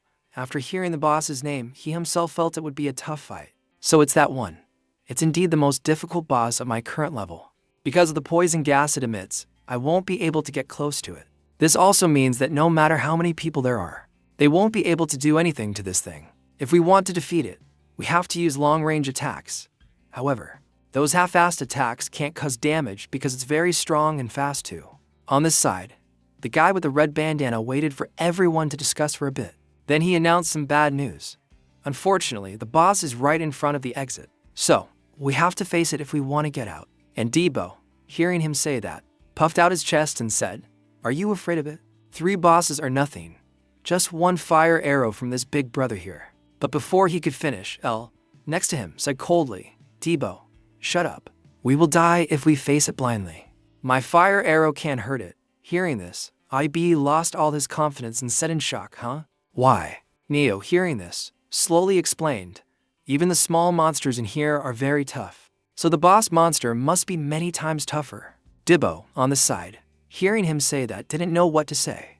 And at the same time, the guy with the red bandana let out a helpless sigh and said, He's saying things everyone already knows. That's why slaves. But before he could finish complaining, his teammate next to him spoke up, Eboru, there's no time to grumble. We need to find a solution to this. And as soon as this young man finished speaking, Ellen Front raised a hand and said, 50,000 meso. 50,000 meso per head. There are 30 people here, so that's 1.5 million meso. Give me that money, and the 2 of us will be bait for everyone to escape, El said, pointing at Depot behind him. And Debo, on the side, after hearing this, his head spun, damn it. What the hell is he talking about? Debo thought, clutching his head. And at that moment, Iboru on the opposite side also roared, Don't be so arrogant. You're still used to the ways of a slave, but man proposes, God disposes. That boss isn't as easy to lure as the others. If we're moving and you get caught and killed by it, then we'll have to die too. Slaves in a high-level gate are just an obstacle. Besides, what can the guy next to you do? He hasn't even awakened yet. What can a slave and a 2-circle mage do? Iburu said angrily, and his words also made Dibbo on the side furious. These bastards are insulting me. They're using a goading tactic. I don't want to be bait. Back to El, after hearing these words, he didn't get angry at all but just calmly asked back. So what are you going to do? Have a better plan, no, right? If you did, you wouldn't have bothered signaling. By the way, let me clarify. My group consists of a 2-circle mage and a 1-circle mage. According to El's words, Depot also looked at his wrist in shock and exclaimed, When did I awaken? What is this? Since when? I'm a genius. El, on the other hand, ignored Depot's excitement and continued to ask, Does your group have 2 mages? Iburu, hearing this, was at a loss for words. And at that moment, the purple-haired girl, the leader of the other group, spoke up, Wait a minute. If you really do that, I'll pay. However, we didn't bring that much money with us. El, hearing this, waved his hand and said, No problem, we'll collect it after we get out. So if we don't make it out of here, you won't lose anything. However, everyone here has to agree. So, decide. El threw the decision back to them, and of course, these people had no other choice but to follow El's plan.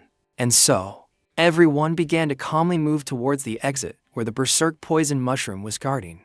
At this moment, it was still happily enjoying the body of someone from Doran's group. And while it was still engrossed in its delicious meal, a fire arrow suddenly flew from the side and aimed straight at its face. The direct hit to the head also created a sizable explosion, and the monster even let out a little smoke right after. The owner of this attack was, of course, L. He did it to deliberately attract the monster's attention, and after hitting it, he quickly warned Debo next to him. Debo, we'll move as soon as we see the swarm notice us. Debo, hearing this, still felt a little scared and said, do we really have to do this? But before he could say another word, the berserk poison mushroom's eyes lit up as it spotted them, and immediately after, it charged straight at the two of them like a machine. Here it comes, El said, and immediately ran back. And Debo, after seeing the speed of this monster, was also stunned. How is it so fast? And so, the chase between the many-toothed mushroom monster and Eel's party officially began. And taking this opportunity, the female team leader shouted to everyone, now, everyone, hurry up and activate the gate before those to get killed. But she didn't need to say much, as the group was already running for their lives towards the gate. Then, a member quickly slapped the switch and activated the gate.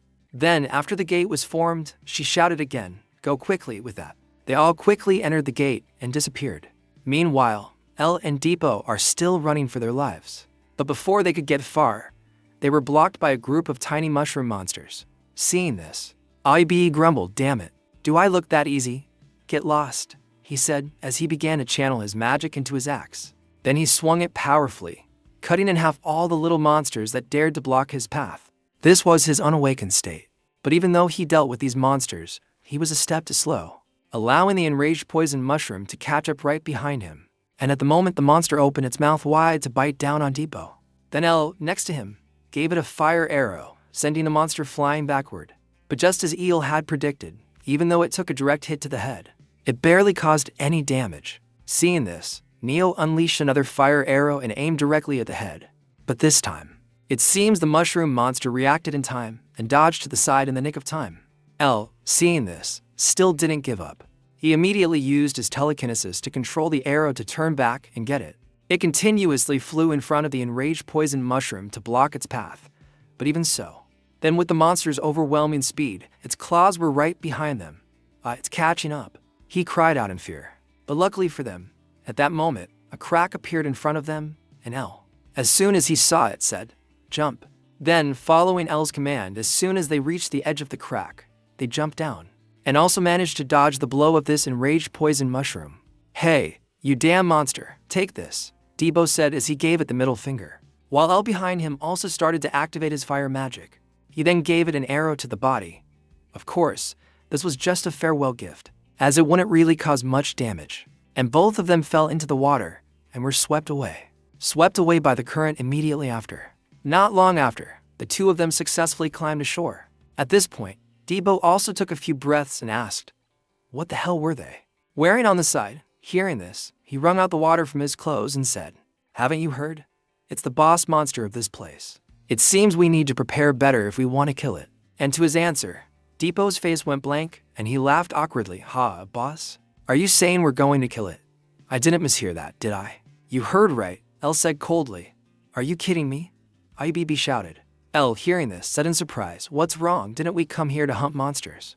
That was when we didn't know there was a poison mushroom boss here. Don't you know something called retreating? Debo shouted. Elle, hearing this, also said, you can't re-enter the gate after you leave. I know that, Debo said loudly while thinking. Shouldn't we have gotten out of here after finishing our bait duty? How can we kill that boss when magic missiles don't even work on that horrible thing? Didn't he say we would die if we fought that thing? Back to Elle, it seems he could also read the thoughts on Depot's face, so he said, the situation has changed because the competition is over. We don't need to worry much about it anymore. And now, on top of that, we'll get an extra reward. Isn't that great? At this point, Elle's face became cold as he looked straight at Depot and continued. And as you said, are you planning to break your contract with me? Debo, hearing this, his face went a little blank, but then he immediately said, I never thought about that. You'll pay me extra, right? Of course, LT said with a smile. Back to Depot, at this moment, he also expressed his doubt. At least tell me how we can kill it when arrows and swords don't work on it.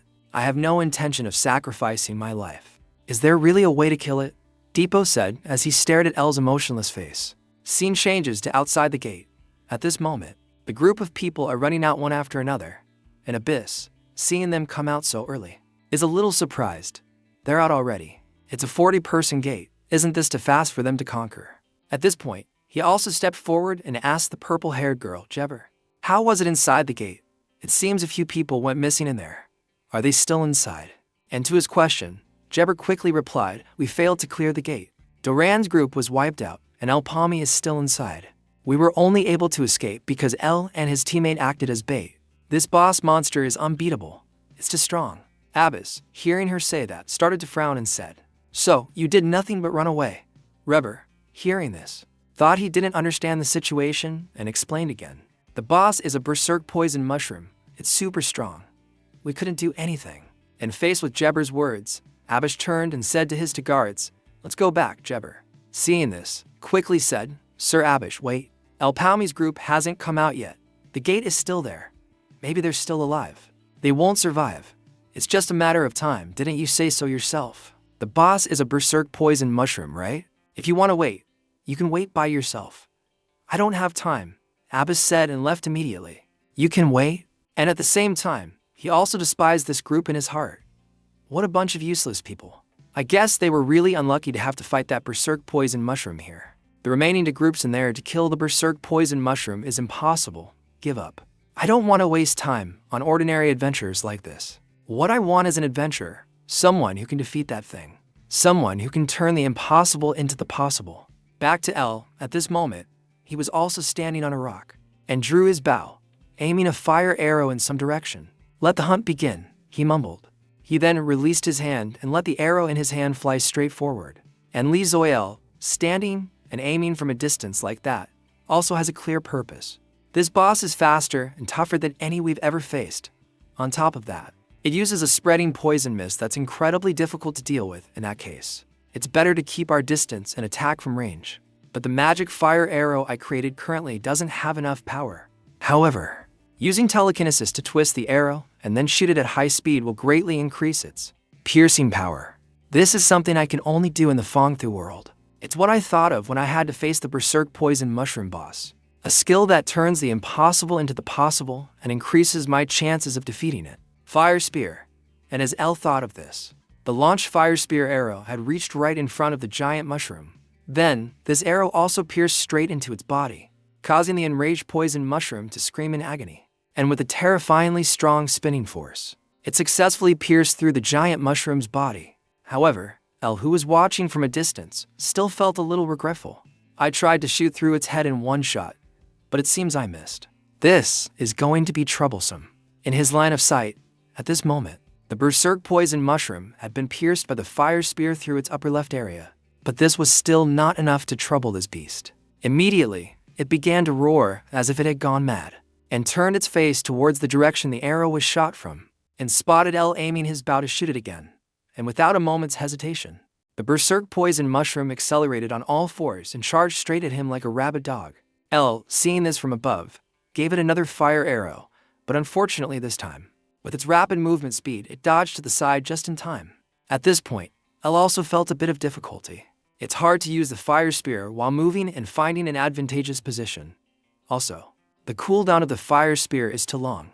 I have to finish the boss before it gets here, he thought, and unleashed another fire spear at the enraged poison mushroom, just as it reached the cliff he was standing on. But this crazy mushroom easily dodged again. But at this moment, it seems the berserk poison mushroom also noticed something. So it let out a few incomprehensible roars. And immediately after, El from above also shouted, now. Then, following his command, Depot, who was hiding below, pulled the rope in his hand hard, causing this poisonous mushroom to tumble and crash straight towards the swamp in front. And as soon as it got back up, the axe in Depot's hand flew towards it at lightning speed. The enraged poison mushroom didn't even have time to react before it took an axe straight to the face, causing its blood to splatter everywhere. Then, Debo yanked the rope in his hand and retrieved the axe. But that's not all, because it was falling into the mud. The smoke spewing holes on it were now blocked and it couldn't release any more poison smoke. Seeing this, Debo also raised his hand to taunt the crazy mushroom. Finally, I can breathe easier. The air is fresher now. Let's play a little, shall we? Back to El. At this moment, he was also observing the berserk poison mushroom and thinking, are the conditions right? The key to this strategy is to lure that monster to the swamp. Because the basic principle of monster hunting is to neutralize the prey's advantage. Once it falls into the swamp, it has lost its strongest weapon. While he was still thinking, Debo below was also staring at the crazy mushroom and said, what's wrong? Can't do anything because your pores are all clogged. How pathetic. As he spoke, he began to channel his magic into the axe in his hand and swung it hard. And as soon as this axe had completed half a rotation, he let go of his hand and grabbed and sent it flying straight at the berserk poison mushroom. But this crazy mushroom also reacted quite quickly. As soon as it saw the axe flying towards it, it raised its hand to block the blow, although the axe still embedded itself firmly in its palm. Seeing this, Debo quickly yanked the rope to retrieve the axe, and then immediately threw it back at the giant mushroom. And he repeated this action over and over again, making this berserk poison mushroom look like nothing more than a piece of wood being carved. Streams of blood began to spurt from its body with each swing of Debo's axe, and after taking a few dozen axe blows from him, it seems it had also gotten used to the rhythm. So it swung its hand and knocked the axe aside, and then it also took this opportunity to charge up and finish off IBB. But that's okay because they had already planned for it. The reason we lured this bastard monster here was not just to see its pores. A dark swamp is the worst map for any monster that relies on speed for its attacks. Just like now. After taking a few steps, it immediately realized its speed had been nerfed by an unknown percentage. And L from above also took this opportunity to unleash his fire spear skill down below. And this attack also successfully hit the crazy mushroom, because it couldn't move in time, however. It also saved itself by raising its hand to block the arrow. Of course, this fire spear move wasn't so easy to block. The arrow began to twist and pierce into its palm, causing it to scream in agony. Finally, an explosion occurred, and Debo, from behind, seeing this, immediately wondered, "Is it dead?" Debo said as he focused on looking forward. Then, in the smoke, he saw the silhouette of this monster still standing and immediately cursed. "Damn it, this long, hungry-looking bastard." And at this moment, L from above also shouted, "Attack its mana core. That weak point must be in its head." "Got it," Debo quickly said, and started throwing his axe straight at the crazy mushroom's head. But this berserk poison mushroom reacted incredibly fast. Just before the axe blade could chop into its head, it immediately raised its arm and grabbed the axe handle. Then it swung the axe in its hand and pulled Debo flying towards it. But L from above had also seen this scene, so he quickly used his telekinesis to control a nearby log to fly straight towards the monster. As a result, the berserk poison mushroom took a log to the face, and Debo conveniently grabbed a branch on the log. The berserk poison mushroom, not knowing Debo had clung to the tree trunk, quickly brushed the trunk aside to look for him. But of course, it couldn't find anyone, because at that moment, Debo had flipped backward and kicked straight at its mushroom head, making it scream like a pig being slaughtered. Then, after landing a kick, Debo didn't press his advantage but quickly retreated to maintain distance. At the same time, he pulled the rope hard and, "You guys try to get your own axe back." Then he also used the floating rocks and moved continuously around the enraged poison mushroom, looking for an opportunity to attack. Seeing this, Dio also supported him by using his will to control the muddy water and create a screen to obscure the monster's vision, and to further confuse the berserk poison mushroom. He also controlled several streams of water to shoot straight at its face, forcing it to quickly use its hands to block. But at the same time, it saw a shadow preparing to swing an axe at it. As a natural reaction, the enraged fist immediately let out a loud roar. He thrust his claws through the water screen and straight towards the figure. But unfortunately, when it pierced through the water screen, it realized it hadn't hit anything at all. Debo's body wasn't there at all. In fact, at this moment, he had somehow circled behind this monster and was swinging his axe straight at its neck. And with a powerful spin, Debo successfully beheaded this monster in one strike. The severed head also fell to the ground immediately, while its body was still standing tall in the swamp. Madipo on the side also began to pant heavily from exhaustion. Then he also gave a thumbs up to L as if to declare success. L, seeing this from above, also smiled, but suddenly his eyes widened in disbelief, because in his line of sight, at this moment, the body of the berserk poison mushroom, which had lost its head, suddenly moved, and it was even swinging its fist and unleashed a hammer blow straight at Aiba's head, sending his entire body crashing down below. Then, it also turned to face L and roared as if it had gone mad. Male on this side also felt confused. What's going on? Its head was already chopped off, he thought, and activated his fire arrow and fired again. As soon as the arrow flew down, it created a not-so-small explosion. But the headless corpse of the enraged poison mushroom reacted very quickly and promptly retreated to avoid the explosion. Something's not right, L thought worriedly, and at the same time began to use his telekinesis to upgrade, lift the entire log that this berserk poison mushroom was standing on into the air. And this crazy mushroom also cleverly took this opportunity to jump straight towards the cliff, where L was standing and sitting. and clung to it tightly. Continue. It also used its hands to climb up like a spider, and L, seeing the scene, also broke out in a sweat. I only have one arrow left. There's no such thing as a next cooldown, and I can't shoot recklessly anymore. While the berserk poison mushroom was crawling on the cliff like a gecko, Depot below had also woken up and shouted, "Damn it, I'm so pissed off." With that, Depot used all his strength to throw the axe in his hands straight at the body of the berserk poison mushroom. This was his violent chop ultimate skill, and the berserk poison mushroom seemed not to have noticed, so it didn't have time to dodge. And as a result, this axe had cut its body horizontally and split it into two. Its lower body was severed and fell down immediately, and Debo, seeing this from below, was overjoyed. That's what you get. But before he could laugh for 3 seconds, then the young man's eyes widened again when he saw the upper body of the berserk poison mushroom, still climbing as if nothing had happened. "Be careful," IB shouted anxiously. And at this moment, the staff in L's hand also lit up. He then shot an attack straight at it, but unfortunately for Eel, this monster reacted too quickly. As soon as it saw the attack coming, it let go of the cliff with one hand to dodge to the side.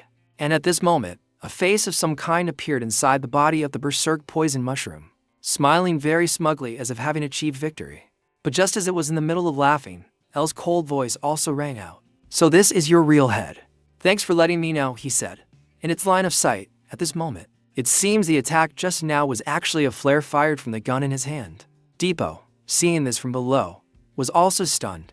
A flare gun? The attack just now was just for show. Back to L. After seeing the true form of the enraged poison mushroom, he didn't hesitate to unleash another fire spear, piercing straight into the face hidden in the mushroom's body, and knocking it off the cliff. And not surprisingly, the spear began to dig deep into the enraged poison mushroom's body and attack this face, causing it to scream in agony. Finally, its entire body was pierced through, and the screams of this face were silenced immediately. Then, this body was also dragged away by the smell of the wound and exploded not far away. And accompanying this explosion was the complete release of all the poisonous gas from the enraged poison mushroom. Debo, seeing this from below, also broke out in a sweat, truly painful until the very end. But luckily for him, at this moment, L from above had used his will to control a rope to wrap tightly around IB and pull him up. "Phew, I thought I was a goner," IB said quickly upon landing. And at this moment, the scene on the ground was filled with purple fog. Seeing this, Debo also asked, "Is it really over?" "Yeah, well done. Let's go. Quickly collect the magic stones once the poison dissipates." But as L said this, his voice suddenly fell silent because at this moment, in front of him, for some reason, the body of the berserk poison mushroom suddenly flew up. Then, from within the body, a horrifying scream erupted. It seems the core of this monster has not been completely destroyed yet. Then, it also spewed all its poisonous smoke straight at the two of them. And Debo, on the side, seeing this scene, he could only laugh. Scene changes to Abyss's office. At this moment, Raken, after hearing the story, burst out laughing. So that's why you came back when you saw them fail like that. The atmosphere is still as explosive as ever, isn't it?" Abyss, on the side, hearing him say that, also said, "I'm very sorry, sir. I believe it would be best to leave this matter to the Cyclos Knights." But just then, a knock suddenly came from outside, making Abyss a little angry. He turned back and said, "Didn't I say this is not the time to talk? Go back. I'm coming in." "What? How dare you?" Abyss said angrily, but then his face immediately went numb when he saw the image of El stepping inside. "I'm back," El said coldly. And Raken, in the room, seeing him return safely, laughed with excitement. How interesting." "Hey Abyss, what's with this guy?" he said as he turned to look at Abyss, who was just as surprised to see El appear. "It's like he just came back from the dead, isn't it?" Back to Raken. At this moment, he also looked straight at El and said, "Nice to meet you. My name is Raken. You're El Palmy, right? You really live up to the rumors. You are the element that our guild desperately needs." El, on the opposite side, hearing this, quickly bowed his head and said, "Thank you for your compliment, sir." Raken, seeing his attitude, also said happily, "Good, I like your politeness. I'll ask you a question. Do you think you can survive in that 100-person gate?" Hearing him say that, Dio also pondered for a moment and then calmly said, "It's quite difficult." And his answer also made Raken on the side a little silent. Meanwhile, Abyss had gone crazy and said, "How dare you talk to Lord Raken like that, El Balmy? Don't think that just because I registered you as an adventurer, You can do whatever you want. You villagers still owe a huge debt. L on this side started to close his eyes and let him say whatever he wanted. As for Raken, after a moment of silence, he also smiled and said, "Hard, huh? Does that mean it's still possible? I don't like to beat around the bush, so I'll get straight to the point. What do you want?" he said as he looked straight at L. Time quickly passed, and the scene changed to a pub. Currently, L and Debo are sitting and drinking together. And after Debo heard L's request to Raken, he couldn't help but spit out his beer. What? 5 million mezzo for each person. The two of us would be 10 million mezzo. You're asking for too much. And at this moment, L, on the side, his face covered in beer from the guy in front, was also looking at IB with a very cold gaze, which made him quickly say, I'm sorry, but aren't you being too greedy? Those guys will definitely reject this offer. So our first business deal is over. L, hearing this, calmly used a towel to wipe all the beer off his face and said, "You don't need to worry. They'll accept." Debo on the side still didn't quite believe it. You're so indifferent to everything. No matter how chaotic it gets, if Abyss gets mad, he'll blacklist us from the guild. While the two were talking, a voice came from behind them that caught Debo's attention. "You guys look so comfortable. Not at all like someone who just cheated death," Iburu said, and behind him was Jeba. And Debo on the side, as soon as he saw the two of them appear, he angrily slammed the table and said, "What did you say? How dare you talk to the person who saved your life like that? I haven't liked you since we first entered the gate. Get out. Let's have a proper fight." But before Debo's request, the two, Iburu and Jeber, bowed their heads and said, "We are deeply sorry for underestimating you two. I have always been ashamed of myself, so today, I have come here to sincerely apologize to you two. This is the agreed upon amount for you two. 1,500,000 mezzo. I've added a little extra as a token of my appreciation for you," Iburu said as he handed them a bag of money. And Debo, on the opposite side, just took it dazedly and said, "Though, yeah, thanks." But at this moment, L on the side immediately spoke up. "We don't need it. We'll only take exactly 1,500,000, no more, no less. I only accept money for work. I don't need your goodwill. That's all I have to say," L said coldly. And Debo, on the side, hearing this, also grumbled, "TSK, if you're not going to take it, you should have said so from the start. Making me happy than disappointed," he said, as he began to open the money bag and return the extra money to them. At this moment, L turned to look at Iburu and said, "Pirate, your name is Iburunyi. Iburu, would you dare to do something as risky as I did just for money?" And his question left Iburu speechless. Scene changes to Abbas's office. At this moment, he is also shouting at his superior, "You can't do that, sir. 10 million mezzo. With that amount, you could hire a 3 or 4 circle mage. Even if he's the best candidate available, you shouldn't favor him so much. He's just trying to extort money from us. Let me call him here and renegotiate the price." Raken, hearing this, glanced at Abbas and said, You think so naively? Why don't you think he'll come back and demand double the amount?" "What?"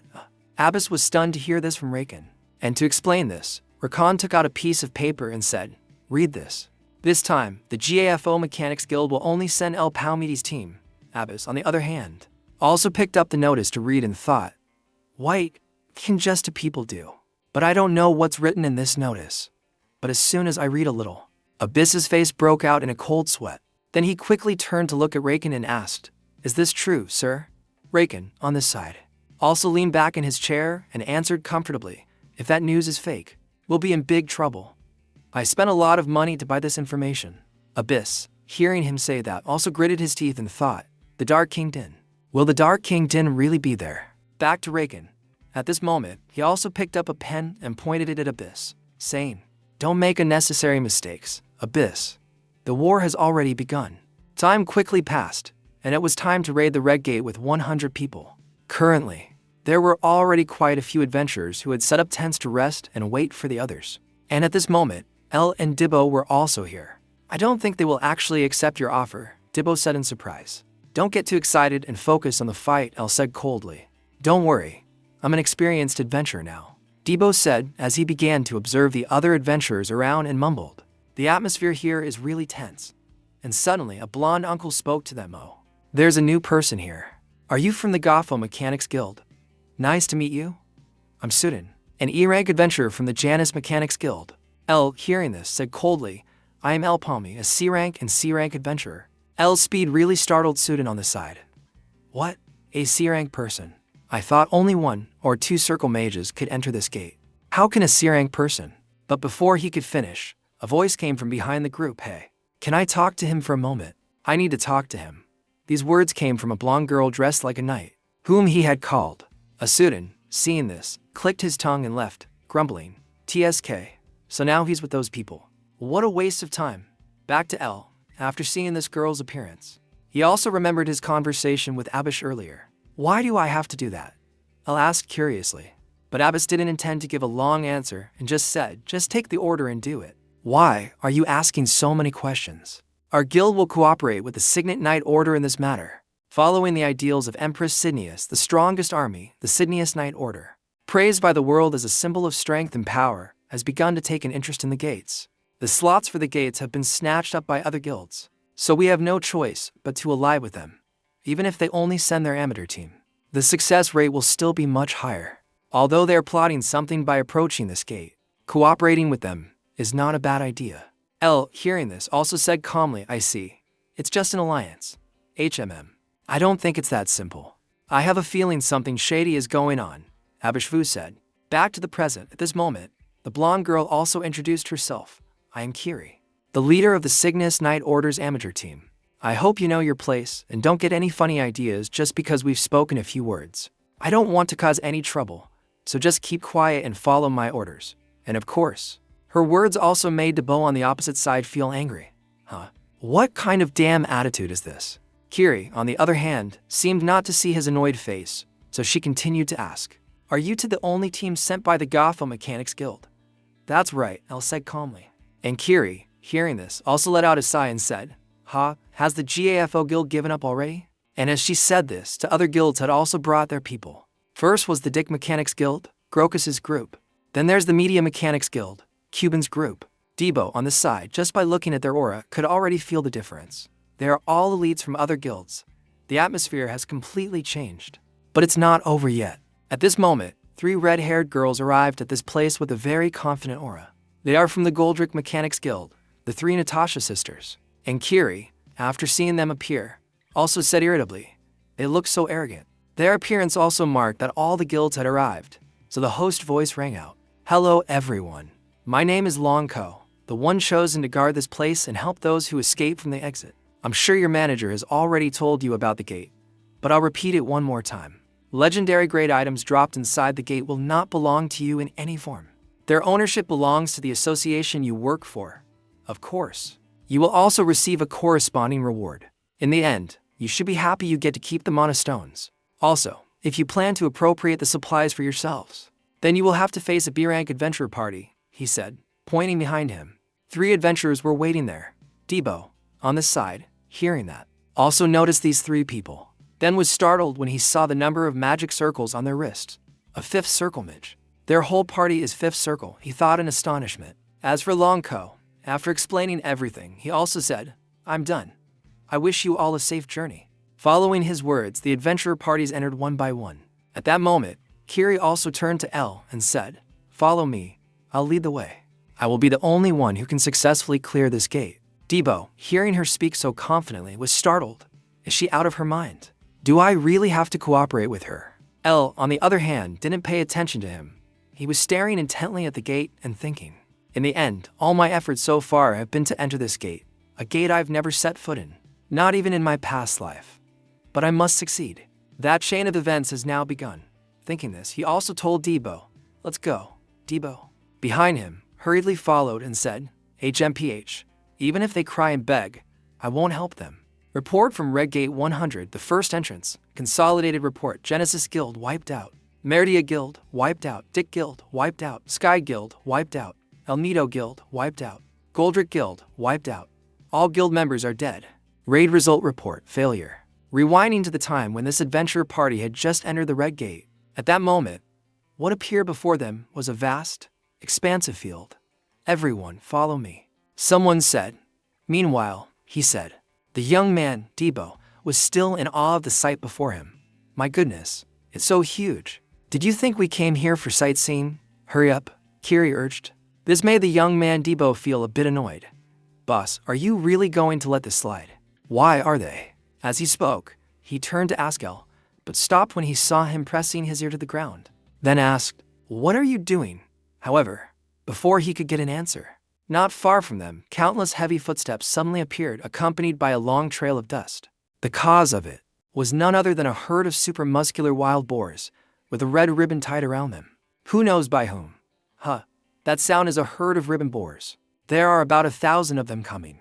The group shouted as they saw the boars charging towards them like Formula One race cars. And while everyone was panicking, Kiri quickly regained her composure and shouted, "What are you doing? Spread out and draw their attention, quickly. A few parties still haven't entered. Isn't there an unwritten rule that participating parties shouldn't interfere immediately?"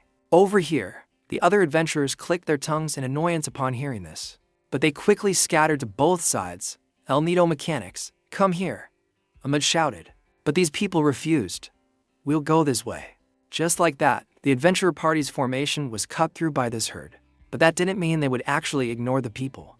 The boar herd immediately split their formation in two and chased after them as if to the death. And during this time, the Cygnus Knights, led by Kiri, also fled for their lives. "Good. Head towards the forest. There are many obstacles there. We'll hunt them there," Kiri ordered. But before she could say more, a knight beside her spoke up. "Ms. Kiri, we have a problem. We've lost track of the GAFO mechanic member." "What?" she exclaimed in astonishment. Meanwhile, El's two-person party was quite relaxed after the chaotic incident. "Whew, that was refreshing.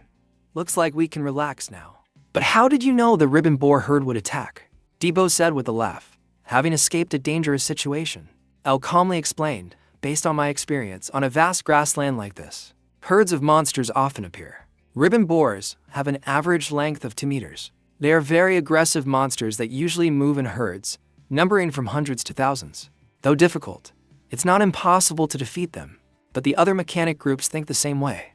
They just don't want to waste their energy right at the beginning, so they want to split the herd.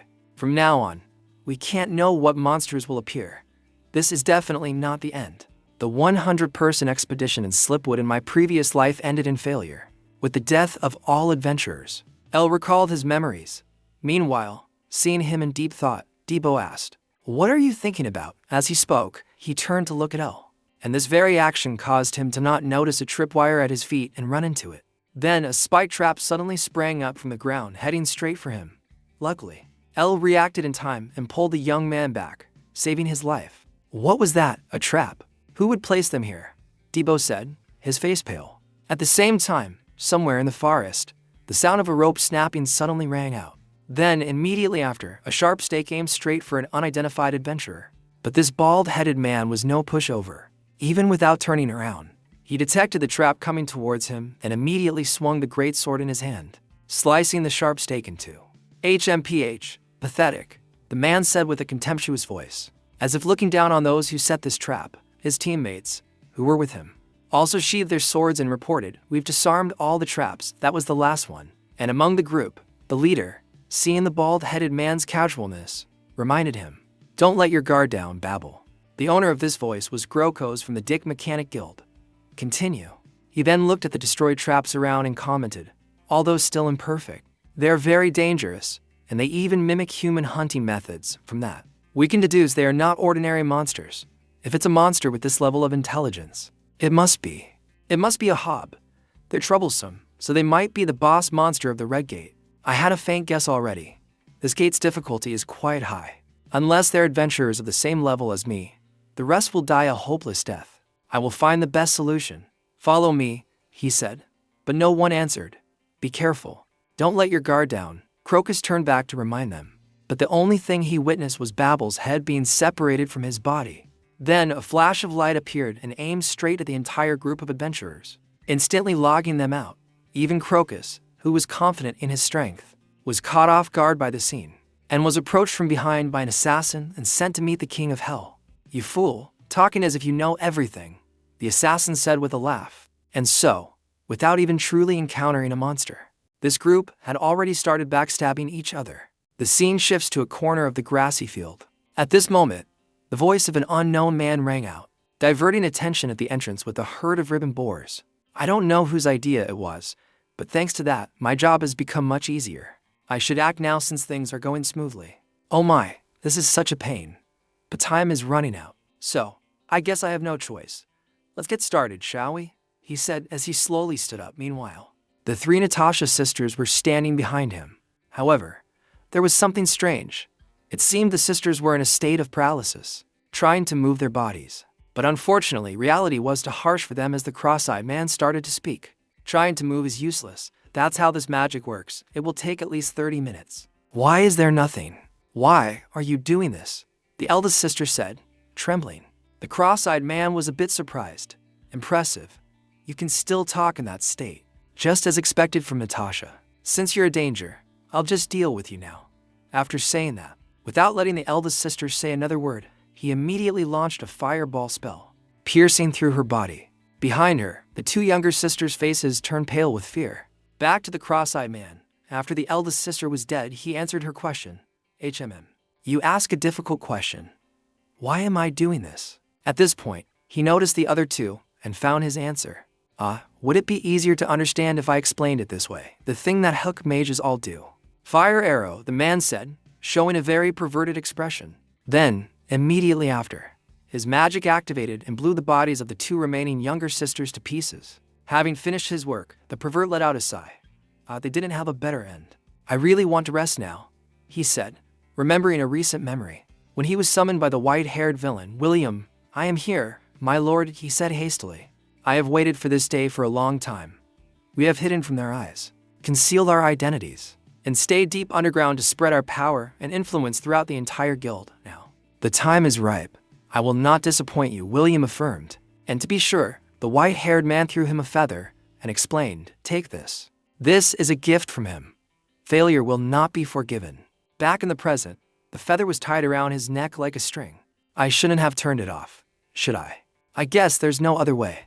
It seems I need to put in a little more effort. The man whispered and started to leave the area to hunt others.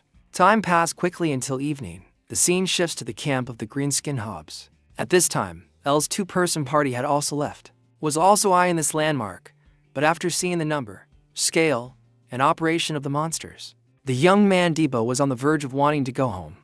What is this? You mean all of them are bosses? That's it. I'm sure I explained to you at the beginning that only a few of them are bosses, Elle said, annoyed at having to repeat himself. However, after hearing that, Debo wasn't any less worried.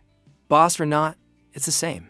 Besides their innate strength, they're also very ferocious. Facing just one of them is risky enough. Not only that, it seems they've collected the spoils of war, items from dead adventurers. So, dealing with them will be even harder. Because some variants can use skills through those items, Elle reminded him, making the young man really want to go home and hide under a blanket. What does that mean? So they're basically an entire army of adventurers. Are just the two of us going to fight them? You catch on quick. Very good, Elle nodded in praise. But Debo didn't want this praise. What are you talking about? Very good. Oh, I'm just pointing out that with just the two of us, we can't do it. We need to join up with Kiki or Kiri or whatever. He shouted in the quietest voice possible so as not to attract the attention of the monsters behind. Why, didn't you want to split up because you didn't want to work with them? Elle asked, puzzled. That's because I didn't know about these monsters. Anyway, with just the two of us, it's impossible, the young man said firmly. It seemed that no matter what Elle did, he was determined not to go to his death with just two people. If they were to die, the whole group had to die together. In short, no. Despite what he said, somehow Elle managed to persuade Debo to carry out the attack plan first. They waited for one of these greenskins to go on patrol alone, and as soon as he felt there was an opportunity to attack, he charged forward without any hesitation. It's just a pity that his attack was dodged by the greenskin, who ducked down at the last second. Oh my god, really? He did that on purpose, right? I didn't say I was going to take them all on by myself, did I? Debo gritted his teeth. Meanwhile, the greenskin immediately swung its giant arm behind it to counterattack. However, the fierce young man also reacted very quickly. He immediately planted his axe on the ground and jumped behind the monster. Next was a game of cat and mouse between the two. The greenskin continuously initiated attacks, while Debo tried to dodge the dangerous blows from the hob. The continuous retreats made Debo a bit frustrated, so right after dodging a punch from it, he immediately hit the monster in the face with a club, making it stick its tongue out. You're too loud, you brute. After saying that, he quickly swung his axe and chopped off one of the hob's legs, causing it to fall to the ground immediately. Next, Debo took advantage of the opportunity, while the large creature was in pain and off balance. He immediately circled behind the monster's back to deliver the final blow. "This is the end," he shouted, smashing his axe down hard. But unfortunately, his attack hit the ground, for some reason. Even though the monster was injured in the leg, it still moved as fast as a squirrel to dodge. Even right after that, it took advantage of the opportunity when Debo had it regained his posture, and threw a straight punch at his face, making me wonder, sending the young man flying backwards like a rocket. "Why are you so hard to kill?" Debo gritted his teeth, but in response was a devastating punch from the green skin. Even the tree behind El was shattered by its punch. If he hadn't quickly ducked to dodge, he might have been logged out permanently. However, this was also an opportunity for Debo to counterattack. He immediately seized this chance and swung his axe, severing the hob's right arm, causing it to scream in pain. But then, the monster, suppressing its pain, slammed its remaining arm into his face. Then, it started treating Debo's body like a toy and smashed it hard onto the ground, causing a large crater to appear on the ground. But before the monster could attack much more, he immediately wrapped his legs around its arm, while pressing his axe handle against its hand, preparing to break the monster's arm. Seeing this, the greenskin hurriedly swung its arm forcefully and threw Debo far away. "Ah!" he screamed loudly, and then started to charge at the monster again. Time passed quickly. At this point, victory belonged to Debo as the giant lay motionless in a pool of blood. "Sk, I thought you were going to help me," Debo complained to El beside him. "It looked like you could handle it all by yourself back there. Thanks to that. You also learned that they're not unbeatable. No, my foot. I'm getting more and more suspicious of this mission. If there's a whole army of those things," Debo grumbled, but right after that, his voice fell silent as he witnessed the terrifying scene ahead, where countless corpses of adventurers who had entered this gate lay. "What is all this? Aren't they all members of the Cygnus Knights? What the hell happened here?" Debo said, bewildered. Then, right after, a sound of pain rang out, drawing the attention of both. "Over here. Someone's still alive."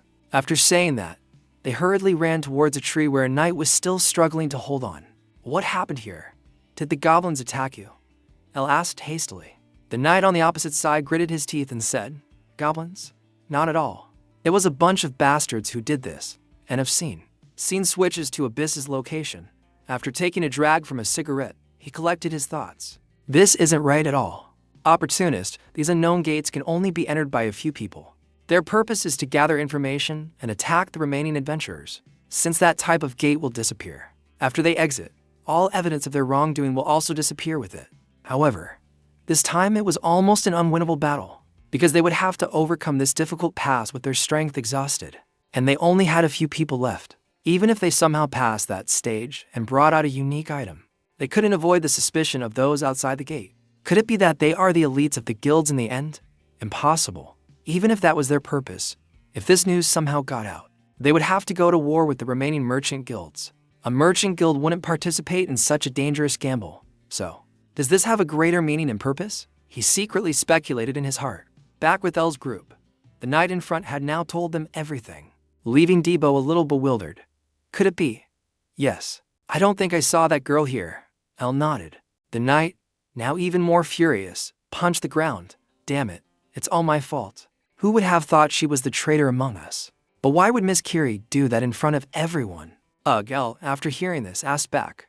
I don't understand why she, who is part of the Cygnus Knights, would betray us. I don't understand either. No matter how much I think, I can't figure it out. However, considering everything, the orders she gave at the gate's entrance seemed to be part of her plan as well. Before she settled everything here, she herself said that she was a good person, a disciple of that Hacama that much, he said bitterly. And the information that a black mage was here also startled Debo.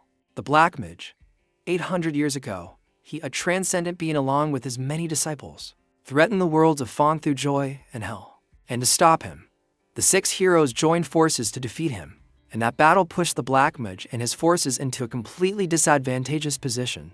When he and the 6 heroes were sealed, with the Mundo army trapped in chaos, the allied forces counterattacked and wiped out the black mage's Mundo forces. Any citizen of Fong through joy knows the story happened like that. It can't be a disciple of the black mage, Debo stammered. Our protagonist, on the other hand, after hearing this, suggested, this probably isn't the time to worry about these monsters. We need to find her. Are you coming with us? You should prepare yourself to fight her when you meet. That's exactly what I want, the young man said with a determined voice. Cut to Kiri's location. At this moment, she was also moving hastily as if being chased by something from behind. However, she had to break suddenly when she was blocked by William in front. "Oh, welcome. I've been waiting for you for a long time, Kiri. Haha, it seems you were the one who killed the ribbon boars. Thanks to everyone being in different places, we were able to continue our plan easily. Now we can take our time to finish it." "That's right. Did you receive the gift we sent you?" he said with a laugh. Meanwhile, Kiri, realizing she had been tricked, drew her sword. "Who are you?" Back with L's group, Debo was now supporting the knight. "If you're too injured, we can go slowly. He's already ahead anyway, thanks." "I'm fine," he shook his head, refusing. "Don't worry, our boss is good at tracking. I'm sure we'll meet her soon," Debo affirmed, unaware of the approaching danger. "I see, that's good."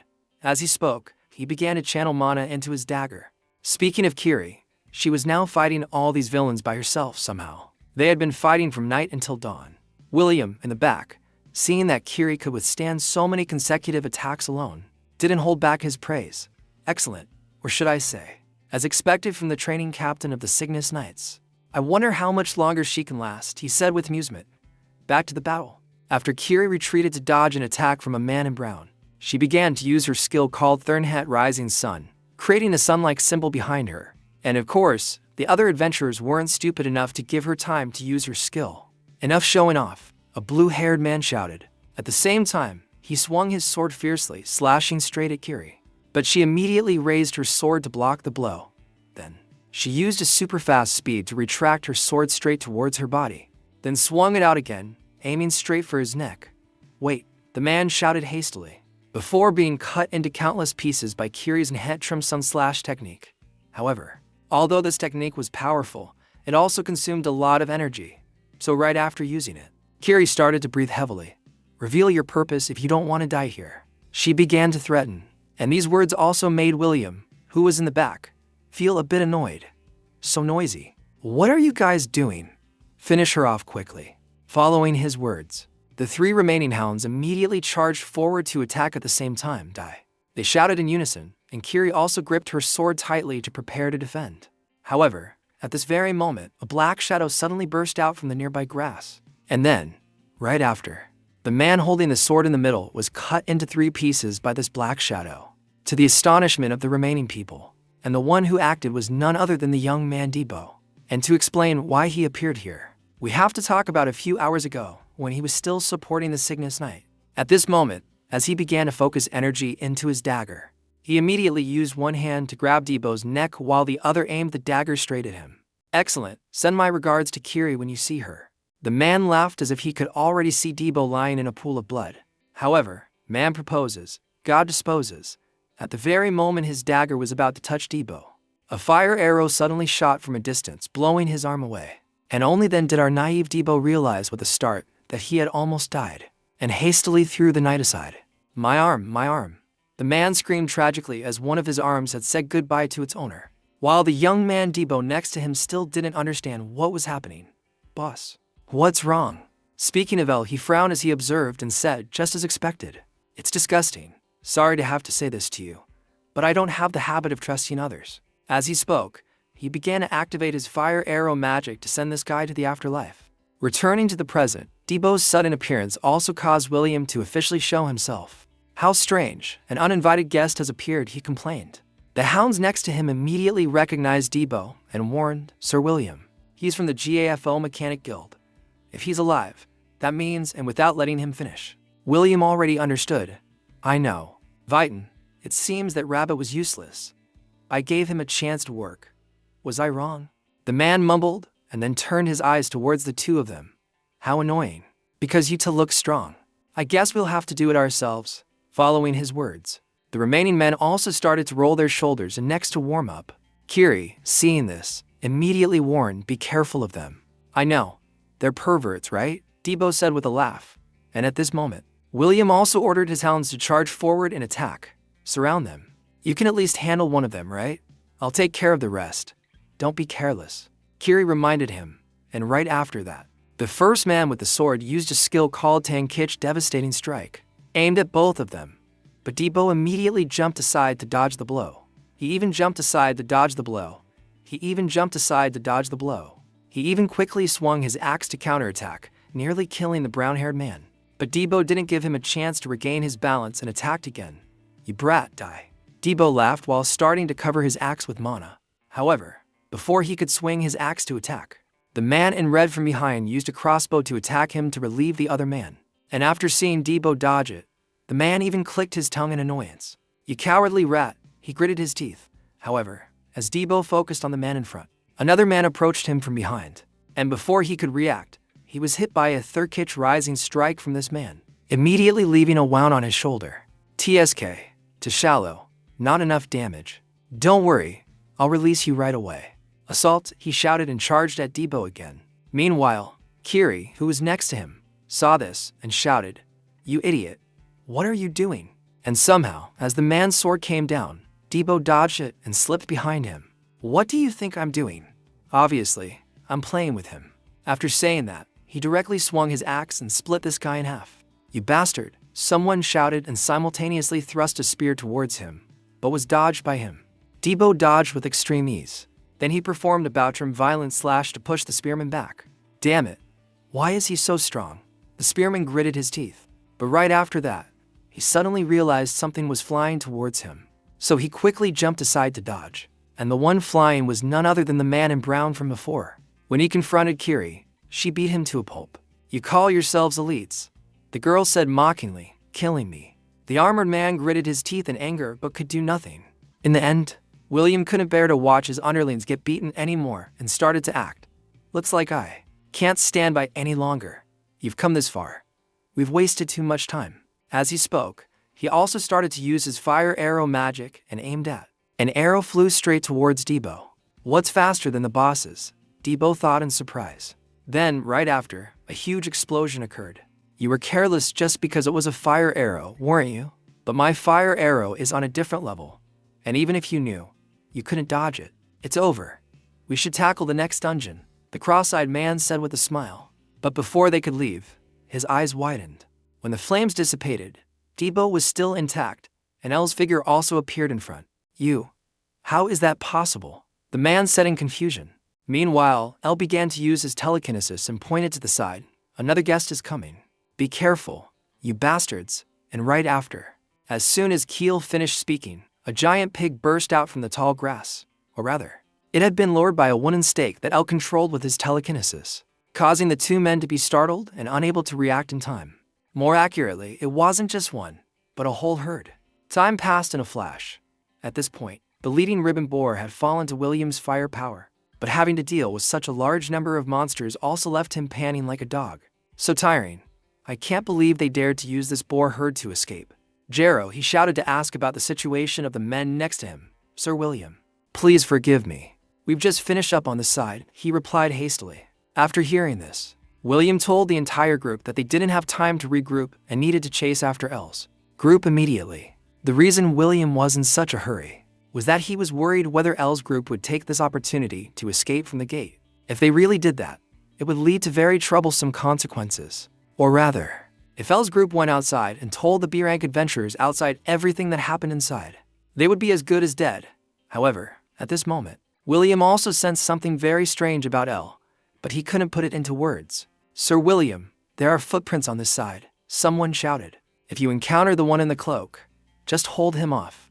I will deal with him myself," the cross-eyed man ordered. But the other men were a little concerned. "Sir, I don't think you need to face him alone.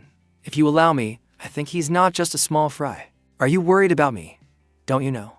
There's no way anyone in this gate is stronger than me," he declared grandly. Back with Elle's group, after escaping from William and his hounds thanks to the sacrifice of the boars, they immediately hid in the forest. Did you see their faces then?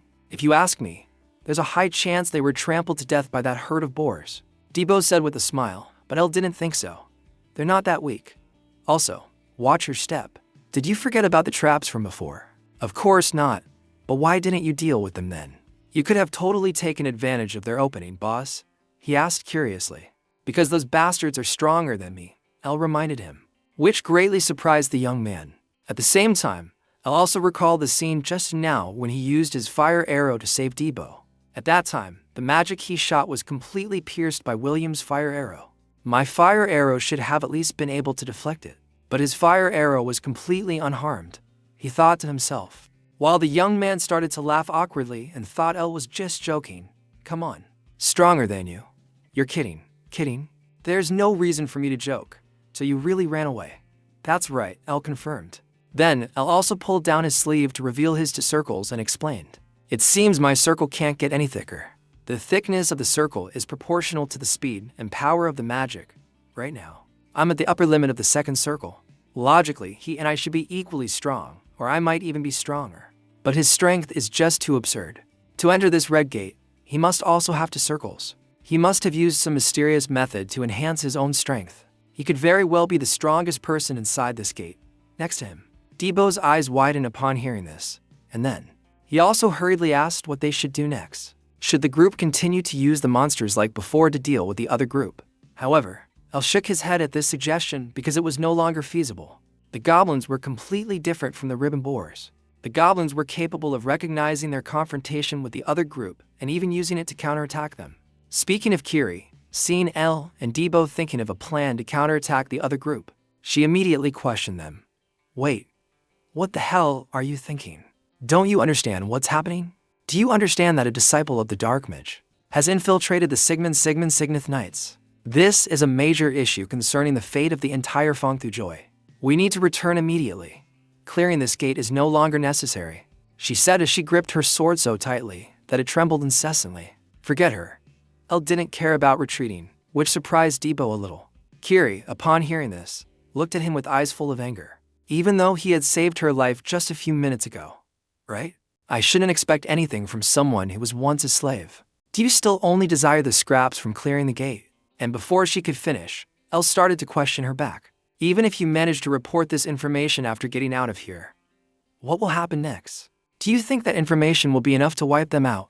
Don't underestimate them. The disciples of the Dark Mage have been hiding and have taken deep root in the underworld for countless years. Revealing their return will only have one result. They will cut off unnecessary tails and dig deeper underground to hide. If they are no longer present, no one will be able to find them.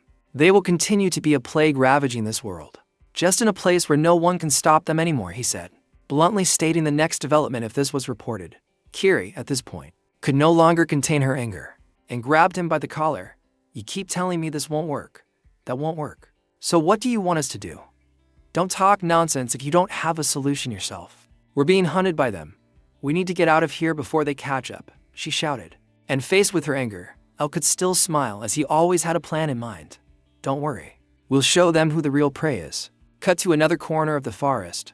Following William's orders, the group began to move quickly and search for El's group. Find them quickly. If they actually escape outside, our lives are over, the man in the brown cloak shouted. And without waiting for them to search, El's group directly found them first. Or rather, they had secretly ambushed them here, waiting for the group to pass by to attack. Hello. Hello. Debo's voice echoed from behind him. At the same time, he swung his axe horizontally across the body of the man in the brown cloak. But the man quickly realized and ducked in time to dodge the blow.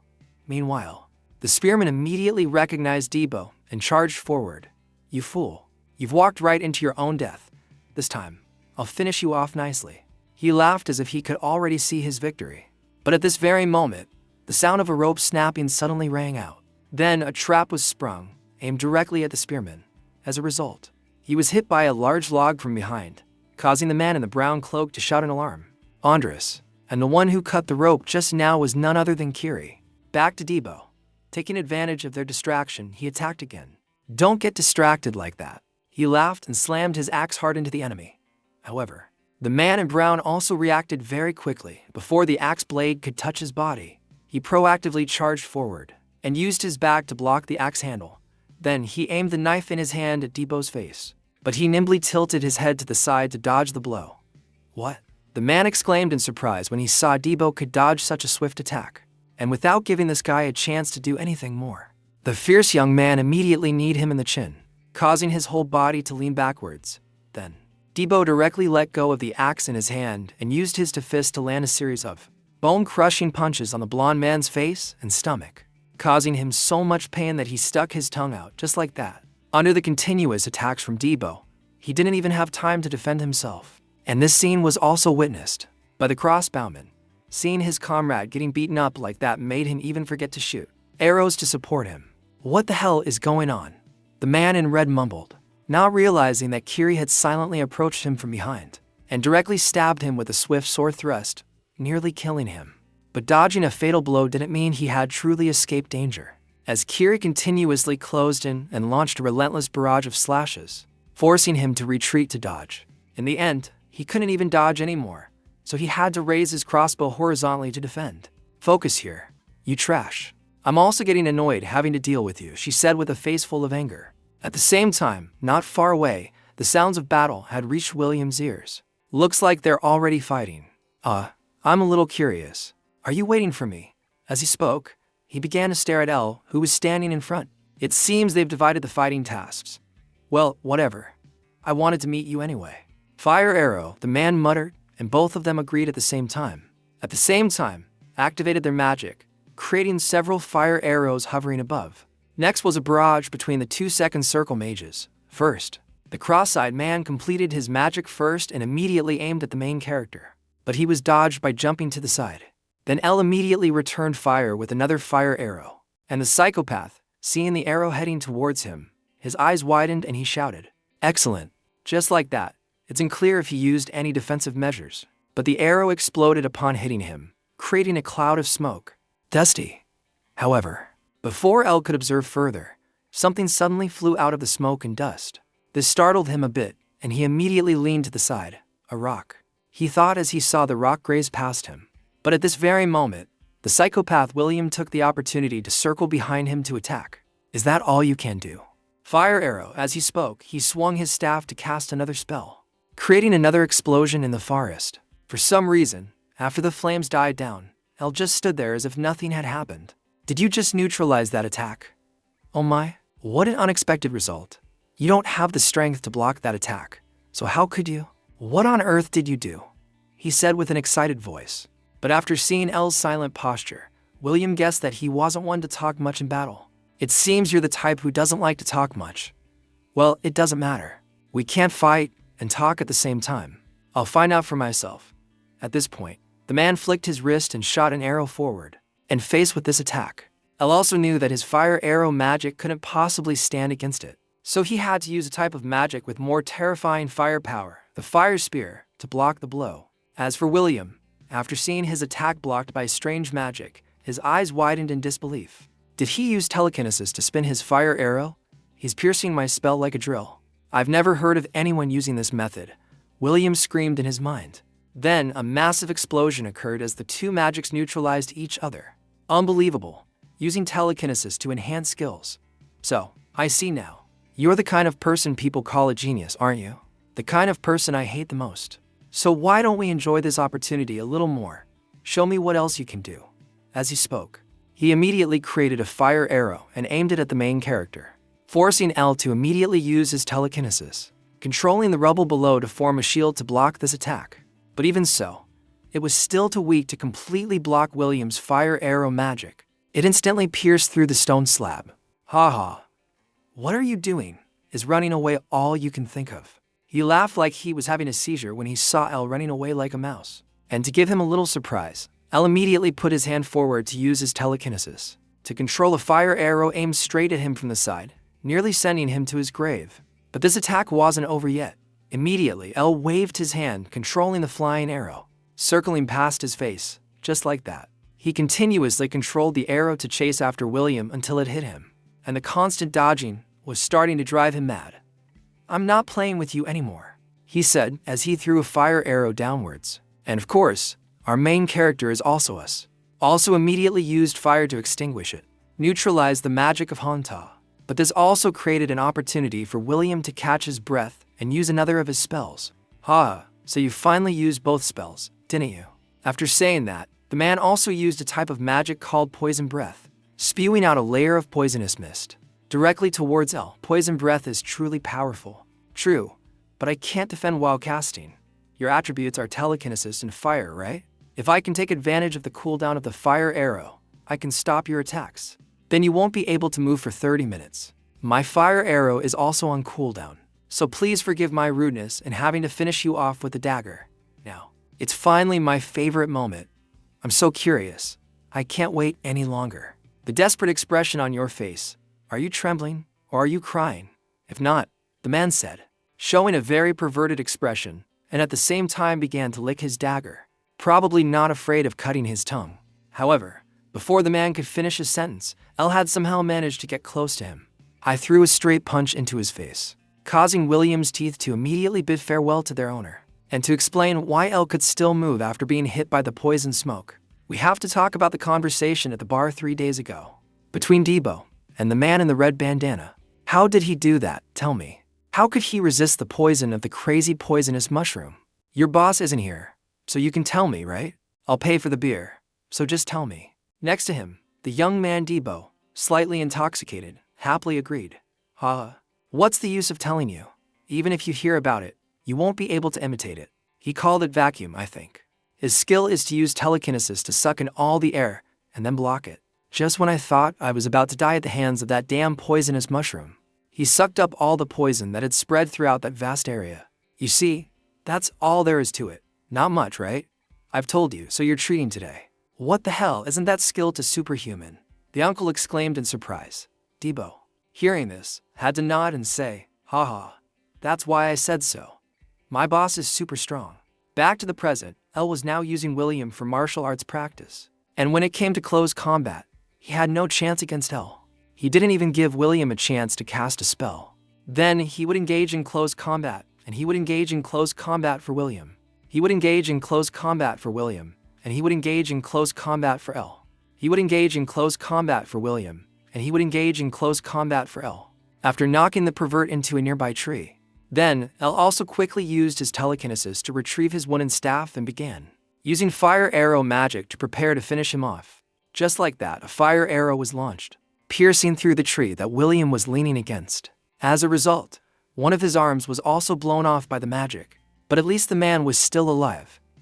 How dares someone like you do this to me? William shrieked like a mad dog. At the same time, he began to cast his poison breath spell, spewing out a cloud of poisonous mist once more. But against this magic, El simply used his telekinesis to block all the poison smoke. But also because the poison smoke was blocking his vision, El guessed that he had some plan, trying to pull a trick again.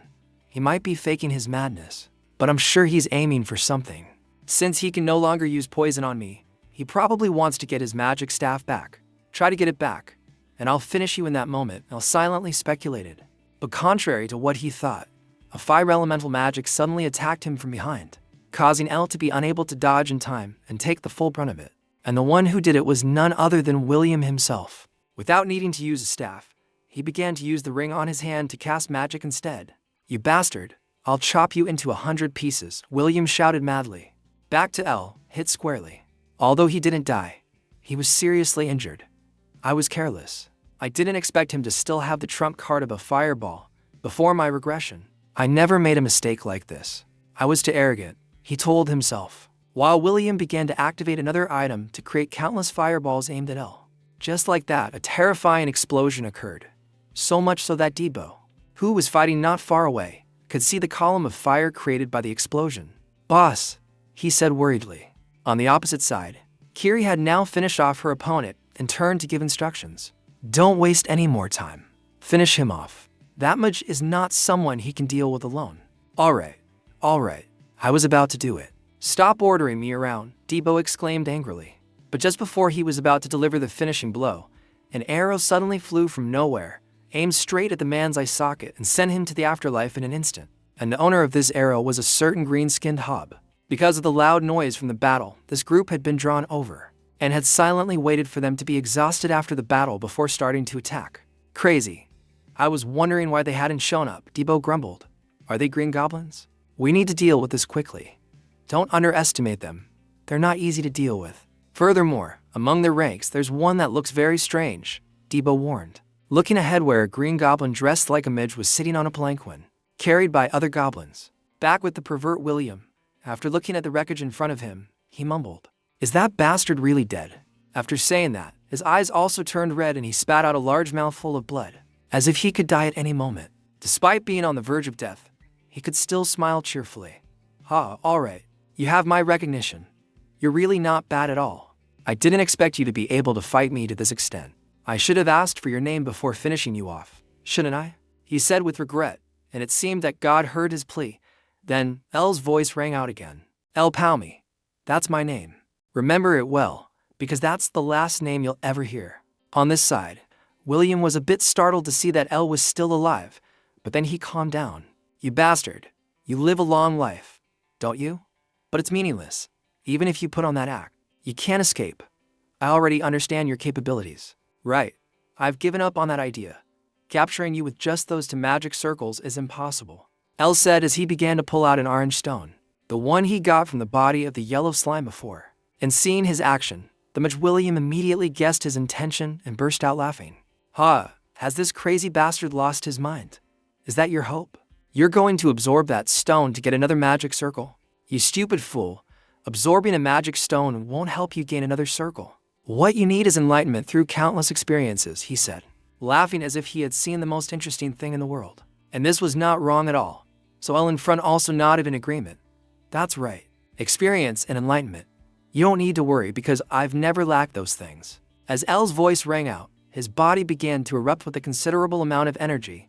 And then, in William's astonished eyes, on El's wrist, another magic circle was slowly forming and completing. Just like that, our main character has officially become a 3-circle mage. The movie-like scene unfolding right before his eyes made William unable to accept the truth. Are you trying to trick me again, Die? After saying that, he cast a spell to create the fire arrows at the same time and aim them straight at El. And to deal with this attack, you also can immediately create a similar fire arrow spell and shoot it straight ahead. The only difference is that the power of this arrow is on another level. As soon as it collided, it destroyed the 2 arrows of the cross-eyed man and continued to rush forward, causing the bullet to penetrate. William had to immediately use a fireball spell to block it, but this action of his was also within El's expectations. So while the arrow was still in flight, he used his telekinesis to transform it into the fire spear skill. Just like that, with the increased power from the spiral force, this spear easily pierced through the fireball and shot straight into William, causing a considerable explosion. The last thing was, after this explosion, there were only a few remnants of his body still burning. Oh my.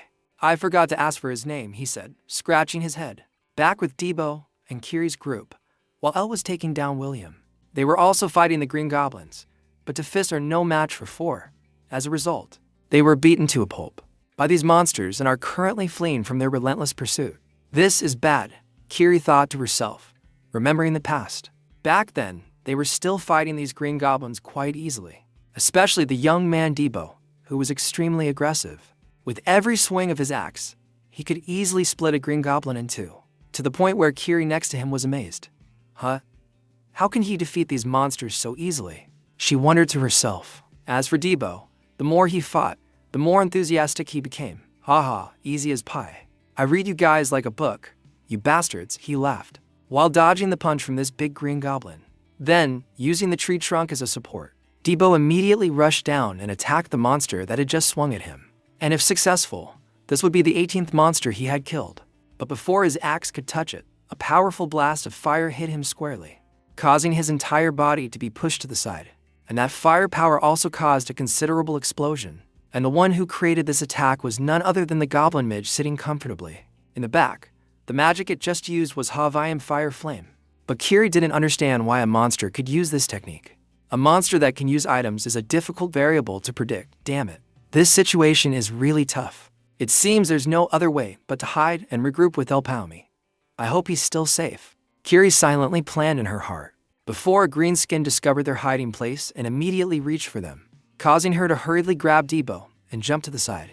But by jumping out, she had revealed her own position, causing the other Green Goblins to charge forward and attack wildly. And carrying a man like Debo while fleeing from the speed of these monsters is impossible. So Kiri immediately threw his body into the air. Then she drew her sword and struck the monster squarely, killing it instantly. Then she gently caught Debo's falling body and continued to flee. You damn flies. If you came one by one, I could handle you, Kiri mumbled. But the Green Goblin Mage wasn't going to let them escape that easily. As soon as it saw its underling defeated, it immediately used its magic, shooting forward to block their escape route. Then it also used magic again, aiming a barrage at them. A fireball at both of them and causing a huge explosion. Kiki, the Green Goblin Mage laughed with delight, seeing its prey had been roasted. Or at least that's what it thought. Until the smoke and dust cleared to reveal Debo's body standing firm, shielding him. Of Kiri, hair disheveled, Yushi said, bewildered. But before she could ask Han if Debo was okay, he had already charged forward with his weapon. On the opposite side, the Goblin Midge, seeing this, also ordered the goblins under his command to charge forward and attack. And facing these low-level monsters, Debo immediately swung his axe, slaughtering the first goblins. Taking this opportunity, another goblin started to attack him from behind with an axe. But Debo detected it and dodged. He even quickly swung his axe and slashed the monster's waist in a counterattack. Back. Seeing Debo fight so valiantly, it immediately used a fireball spell to attack, not caring if the spell would spread to its underlings. A terrible explosion began to occur, causing Kiri's face to turn slightly pale. Impossible, she said worriedly. But this was a bit of an overreaction, because Debo had dodged it by a hair's breadth. Then, the young man also took advantage of the smoke and dust created by the explosion to jump directly towards the Goblin Midge, and began to put all his strength into swinging his axe straight at the monster's face, with the intention of finishing it in a single blow. But it must be said that the Midge reacted extremely quickly. More accurately, it didn't even take time to cast a spell before it fired a magic spell straight at Debo, causing him to be blown backwards. Fortunately, Kiri managed to catch his body in time. However, Debo's attack was not without effect. Although it was only for a moment, he managed to touch the mage's body, instantly blowing away a part of its face. However, this also started to infuriate the monster. It started to make some strange sounds while creating a supersized fireball above its head. Meanwhile, Kiri in front, seeing this, also hurriedly gripped her sword and stepped forward to shield Debo. Get back from now on. I'll fight it, she shouted. The Goblin Midge on the side also unleashed its magic towards them. And at the very moment this fireball was about to hit both of their bodies, it was pierced by a fire spear flying from a distance. And it didn't stop there. After piercing through the fireball magic, the spear continued to fly forward and shattered the Green Goblin Mage's body into many pieces. In Kiri's astonished eyes, and this attack was from none other than Joel, who had just arrived. Looks like I just arrived in time, huh, he said.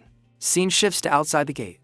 At this moment, the red-haired uncle Long Ko was also yawning while waiting for the group. Hey, it's been 3 days and still no news from them. I was going to do something simple to earn some money after a long time, but this time it's making me worried.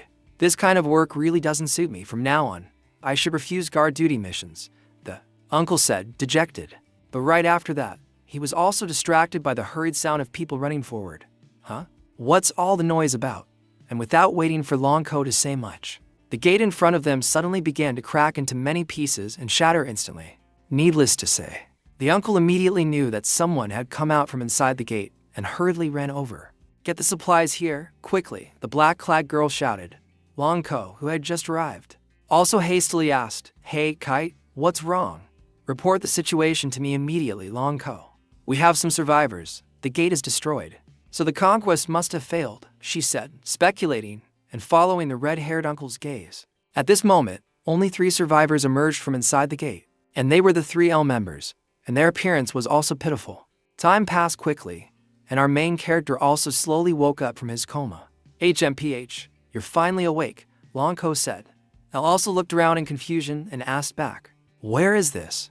But before he could finish his sentence, Long Ko interrupted. Listen here, from now on, try your best to answer my questions. In the conquest of this gate, only the strongest from the merchant guilds participated, but only 3 people from the GAFO guild survived. What exactly happened inside the gate? He said in a serious tone. Meanwhile, L also started to act and said with a start, we are the only ones. I suspected it, but as I thought, everyone is dead. As he spoke, L's body began to tremble as if agitated or scared. But Long Ko didn't pay much attention to this. What he wanted to know was what exactly happened inside, so he reminded L again. Answer me properly, unless you want to lose the life you just got back. Thinking this, L also began to regain his composure and spoke up. A demon. There was a demon in there. At this point, he looked up at Long Ko and asked, Can I borrow a pen and paper? Let me draw it for you. I don't know the name of this demon, but I still remember its shape. Just like that, pen and paper were quickly brought to L. And after seeing the shape of the demon he drew, the uncle's face became a little dazed and he said, I see. Then, after leaving the tent where L was resting to recover, The uncle brought the whole story to report to the representatives of the guilds. And of course, for the merchant guilds who had put in a lot of effort to prepare for this conquest. They couldn't accept the news of the raid's failure. This is absurd. A 100-person gate. And those were the best people from the merchant guilds. Even if it's a 100-person gate, isn't its level just red? You're telling us to believe that all those members were killed by monsters. To be blunt, they couldn't have been defeated in that gate. My cousin was also in the team, the bearded uncle shouted. He was the representative of the Sky Merchant Guild, Toriel. And to answer his question, Longko also showed the drawing that El had described and explained. It doesn't sound like he was making things up. It seems this is the monster that attacked them. The boss of the 100-person gate. A goblin, a green goblin. Someone shouted, huh? Then the representatives also turned to discuss among themselves if it's a green goblin. Isn't there a rumor that they know how to use tools? I heard that they have high intelligence. So a whole herd of them is no different from a human army. 100 people had to fight them. It must not have been easy, another person nodded. And while everyone was gradually accepting the fact that the expedition failed, because the boss was too strong, there was still one person who did not accept this result. HMPH. I won't accept this. Perhaps it was difficult for others, but how could our Natasha be defeated by this kind of monster? This was said by the representative of the Gold Richie Merchant Guild, Franco. What do you mean? Longko asked back, and Franco also said it bluntly. HMPH. You really don't know, so you're asking. Someone is playing a trick on us. This is very unreasonable unless one of them stabbed us in the back. We have no way of knowing what happened inside the gate, right? I can imagine them changing their minds and plotting something evil. Who knows if this was intentional or not? And come to think of it, the 3 survivors all belonged to the same guild, Franco said with a voice full of insinuation, causing the representative of the Gothel Merchant Guild Abbess to hurriedly stop him. That's enough. You've said enough nonsense. So you mean GAFO betrayed everyone? According to the report, our people only reached the 3rd circle so they could survive, while others couldn't. Isn't that enough? So you're implying that the adventurers of our merchant guild are weaker than those from GAFO? Franco stroked his beard and said with a slightly angry voice, I'm not implying anything. The results are clear, aren't they? Abbas's sarcasm made Franco even angrier. You must be kidding. If the Gothel Guild had so many talented people, your guild wouldn't be at the bottom of the 10 guilds. Hearing this, Abyss's face began to show veins, but he still tried to patiently explain. That's because we're still developing. The ranks will gradually change. So you should prepare to lose your position. Ha ha ha. Both of them started to laugh out loud, but there was no trace of a smile on their faces. It was only poor Uncle Long Ko who had to sit here and endure this verbal battle between the two. Please, just let it end, he prayed in his heart. Finally, after laughing for a long time, Franco continued, well, since you've said so much, you must have some evidence. Evidence. In the first place, we didn't get a single item from the gate. They had no motive. Do you understand? Abyss raised his voice to make the bearded uncle opposite him understand the issue. Then the meeting ended just like that. And after finding nothing unusual about El, the 3 of them were released. Well then, we'll be heading back. Thank you for treating us, El said with a bow. And Longko also nodded in response. Remember to be careful. Then the group of 3 quickly left. Seeing them leave like that, the girl Kai, who was behind, also spoke up and asked, Longko, is it okay to just let them go like that? Anyway, everything is over, he said calmly. It seems this uncle didn't want to interfere in this matter anymore, because he was just hired to be here. Back with El's group, on their way back, they also encountered a certain snail. Ha, look, it really followed you, Kiri said in amazement. And in front of them right now was a very cute snail, returning to the time when the group had destroyed the Green Goblin's lair. What are you hesitating for? We've eliminated the disciple of the evil Midge and completely wiped out the Green Goblin herd. Don't we just need to throw away all the items we found, injure each other, and then leave the gate? Kiri suggested. It seems this is the safest method for them to leave this gate without being interrogated too much. But our El didn't want to just throw away the rare items he had found, especially the feather he had taken from William's body. It's true that I said that, defeat the boss and leave the item, but his item is a phoenix feather. This is an item that, just by possessing it, increases the destructive power of fire-type spells by 30%. And compared to other items that cannot stack effects, the effect of the phoenix feather can be stacked. Finally, I understand why in my previous life, all the adventurers in this gate were wiped out. What an unexpected bargain. I have to take it with me at all cost, he told himself. And Kiri also saw his greedy expression and reminded him of the price of taking the item out. If we take an unannounced item out of the gate, we'll be suspected of foul play. As I recall, you were the one who mentioned that, Pomi. Don't be greedy, just follow the plan. Especially since we found an exit gate near the guard post. Kiri tried to persuade the greedy man not to have crazy thoughts. Before the group discovered a snail moving in front of them. This type of snail is called a scavenger snail. Unlike other snail monsters, it is not aggressive and has a habit of sniffing out and collecting items. It also has a unique characteristic. The more items it contains, the bigger its shell becomes. In my previous life, after the gates opened, this creature was discovered, he thought with a smile. Meanwhile, the snail was very understanding as it began to reach into its shell and pull out a phoenix feather for him. So, you managed to bring that thing out without getting caught. How did you know how to use that snail? Kiri said in astonishment, but Elle didn't intend to explain much. Instead of warming up about leaving the gate, it's better to try to see what works. After that, Kiri didn't intend to ask much more about the snail, but she started to ask about their next plan, as she had followed his words. Elle also gave the girl a sedative. Don't worry, those fools have infiltrated the Cygnus Knights, so this information must be kept top secret. If anything goes wrong, they might hide even deeper. They've probably arrived by now, so let's just wait and see, Elle mumbled. Cut to the castle of the white-haired villain from before. After the news of the failed ambush, he angrily clenched the report. Behind him, a subordinate summarized the results. The Janus Merchant Guild, the Medea Organization, and the Dick Merchant Guild have all been destroyed. Goldrichi, El Nido, and Sky have also been eliminated. The conquest has failed. They said the conquest failed because they were defeated by the boss monster, and only 3 members of the GAFO Merchant Guild managed to escape with difficulty. Although during the meeting, some suspected that someone had played a trick, but it was mainly about the merchant guilds, not us, and even so, they were not convicted due to lack of evidence. Although the mission failed, fortunately our identities were not exposed. Please allow me to prepare for the next operation. In front, the white-haired villain, after listening, did not think so simply. You said it wasn't exposed? Our plan was to wipe them all out and conquer the boss. If that's the case, the 3 survivors must have met William. But in El Palmi's testimony, there was no mention of this, he asked. And the subordinate hurriedly expressed his thoughts. But there's no reason to hide this, right? And even if there was, they couldn't point to our merchant guild, because we have dispersed our members into all the guilds. They have no reason to hide it. Returning to the villain, he then posed a hypothesis for his subordinate to hear. What if they realized that the mastermind behind this incident was not an ordinary merchant guild, but his disciples, the only ones who know that the Black Mage's disciples have returned? What if that was their purpose? Impossible if what you say is true. The situation is very critical. We must eliminate the members who have infiltrated the merchant guilds before they are exposed, the black-haired man said worriedly. But the white-haired villain didn't feel the slightest bit of danger. He even felt a little excited. An invitation. Haha, is this their invitation?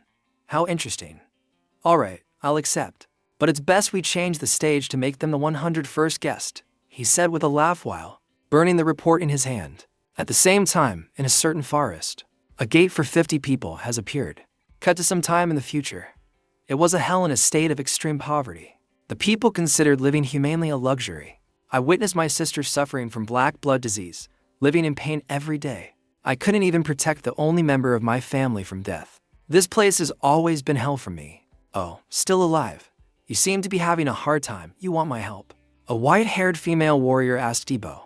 And faced with her kind words, he just gave the girl a fierce look and shouted, "Get lost."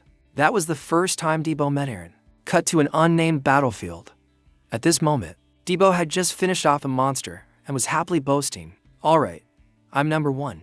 Next to him, the others, hearing this, also said regretfully, "If only I had been 30 seconds faster." It seems today's dishwashing duty has been decided. Debo, you're too arrogant. It seems we've sorted everything out. Good work, everyone. Let's go now. Aaron said with a smile, standing on a pile of monster corpses. A year. That amount of time was enough to change my values. She was a cold but warm-hearted heroine. As a pathfinder and protector of everyone, she opened my eyes to the world. Of course, my goal is to help her. Getting to experience real combat from an abandoned mine to a challenge cave. It's really great. Thanks, the white-haired young man laughed, making Debo a little angry. Can't you see I'm in a bad mood? Stop laughing. Right? Debo, you're not doing anything, are you? You call yourself Aaron's disciple, but I think if you want to be recognized, you should do a little better. I told you not to talk about that anymore, Debo shouted in a slightly embarrassed tone. Meanwhile, the captain, Aaron, didn't pay attention to their teasing words and turned to ask a girl behind him. Think we're going in the right direction, Sonal? I think so, because there are traces my brother left on it. Something in the air has changed. A place like this exists in the El Nassau mountain range. Back to a few days ago, when Sano began to plead with Aaron, please. The abandoned mine in the El Naz mountains is too dangerous. I can't go alone, and no one will go with me. I need Aaron's strength to find my brother. Behind her, on the opposite side, Aaron, after listening, also enlightened the girl about the problem. You've come to the wrong place. I don't deal with personal problems like that. Bringing you along is useless. My principle is that bringing someone with a level 3 skill will only be a hindrance. There's no guarantee that your brother is still alive. Go find another adventure. At this point, Shannon's face began to fall into deep sadness, and just when she thought all hope was lost, the young man Debo behind her spoke up. Aaron, sorry for interrupting, but we are her last hope because since that last day, no adventurer has gone to the trial cave. I want to help her. I will take responsibility for her safety. Please reconsider. That was the reason Aaron's group was at this cave. And after a period of searching, they also discovered the first corpses. Is this the one? She said, looking at the body of a certain image. However, with just a glance, Shannon realized this was not the person she was looking for. No, that's not my brother. I see. Well, that can be considered a good thing, I guess. But why did he die here? Those wounds don't look like they were made by a monster. To be exact, he's been dead for a week. Wait, if not, then this person is someone in the group shouted upon realizing the man's true identity. But before this person could finish their sentence, a large shadow from above them crashed down below, creating a considerable explosion. And the pressure from the explosion also blew the young man Debo away. Fortunately, he managed to catch Shannon in time. What's going on? Could it be? Damn it, it's Akum. Get behind me. Debo gritted his teeth and charged forward to intercept the giant stone statue. However, before he could make a move, Aaron, next to him, swung her axe, knocking the monster's giant arm away. At the same time, she shouted, Debo, we'll attack it from the left. Let's finish it, he said enthusiastically. At the same time, the others also started to charge forward and attack, plundering. Just like that, the whole group started to use a mobbing strategy to brawl with this monster. And after a hard struggle, they finally managed to bring the monster down. Is that the damn thing everyone's talking about? Debo said, panting heavily after the battle. But without waiting for him to think much, the knight next to him looked around and shouted, Where's Sanon? Does anyone know where she is? What? Debo said in surprise. In the end, he only found the hairpin that Shannon had dropped and speculated. Don't tell me she went inside alone. Crazy. Why would she act on her own like that? Next to her, Aaron now looked into the cave with a serious expression and told everyone to be careful, because she could feel a strong energy radiating from within. What? You mean there's something inside? Someone asked back, but Aaron couldn't tell them clearly. I'm not sure either. I can't say for sure, but there's definitely something very powerful and very dangerous. Back to Debo, because he was the one who caused this mess while everyone was hesitating. He stood up and took responsibility. I'll go inside and bring her out, because I'm responsible for protecting her. The rest of you, stay here and guard this place. Debo, calm down. Didn't you hear what Aaron said? The swordsman reminded him, seeing Debo in a panic. I'll go with you. Anyway, the thing inside is a threat to the world of Feng Thu, so it's my responsibility to stop it. It's settled then. Let's go inside quickly. Aaron made the decision. Then, the group began to enter. And not long after walking the path before them, the group saw Shannon sitting next to someone under a tree. There she is. Sanan is there, the group said happily. But after noticing the body lying next to her, they were a little taken aback. Wait, there's a body. Turning towards Shannon, hearing everyone's voices, she also nodded and replied, Yes, that's my brother. Behind her, Aaron, seeing this, her eyes began to show a serious expression because her instinct told her that something bad was about to happen. Damn it, so the worst has happened. Shannon, stay there. I'm coming to you, Debo shouted. But in response to his words was Shannon's face filled with despair. You followed me, Debo. I knew you would come in here, because you're a good person, but I can't go back anymore. Debo, do you know what Jochum means? It means demon tree. Many people think the thing that moved just now was Jochum, but actually, only the giant tree here is the real Jochum. You haven't even started the real battle yet. Xanon, what are you talking about? Debo shouted when he heard the girls start to ramble, but without waiting for him to say a lot. Erin, next to him, raised her hand to signal him to stop. Thanks for letting us know this is a different form, Sanin. I will destroy this demon tree. So don't worry. Now, leave this place, it's dangerous here. If the tree falls, you could get trapped inside. Or do you still have unfinished business, for example, using your brother as a sacrifice? Erin said with a serious face, but unfortunately for them, these words were a little too late. When Shannon started to take out a certain gem from her brother's body, she still didn't understand. It really started the moment you guys stepped in here. You'll be possessed by Zakum, and it can control you completely, she said. The gem in Sannon's hand suddenly developed a crack, and right after that, Debo was suddenly stabbed from behind by the swordsman, catching him completely off guard. And it wasn't just the swordsman who was controlled. Even the white-haired young man had lost control as he suddenly charged at Erin with his spear technique. Back to Debo. After being hit, he immediately fell to the ground. Miria, what did you just do? He said, coughing up a little blood. Correction, Miria is actually a girl. I was cross-eyed and didn't notice. Back to the story. According to Debo's gaze, he said to the girl that he had spoken to her. He had spoken to her. He had spoken to her. He had spoken to her. He had spoken to her. The female swordsman Miria had almost fallen into a state of madness. You're killing my friend. These words were spoken by Jacome, who was controlling her. Meanwhile, Shannon's laughter echoed from behind. Haha, it's useless.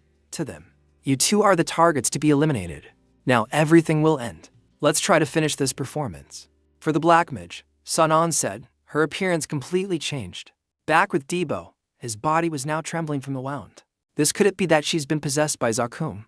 He speculated in his mind. Meanwhile, Erin shouted, Debo, don't be a coward, finish it. That's not Miriam anymore. Wake up. I know, damn it. He gritted his teeth as Erin began to use her strength-enhancing ability, enveloping her body in a layer of energy and charging forward to fight the people who had just been awakened. Damn it. I messed up. I shouldn't have suggested we come here. It's all my fault. He began to curse himself in his mind and directly charged forward, gifting the girl. Miriam, this one's for you. Sorry, Miria, he mumbled.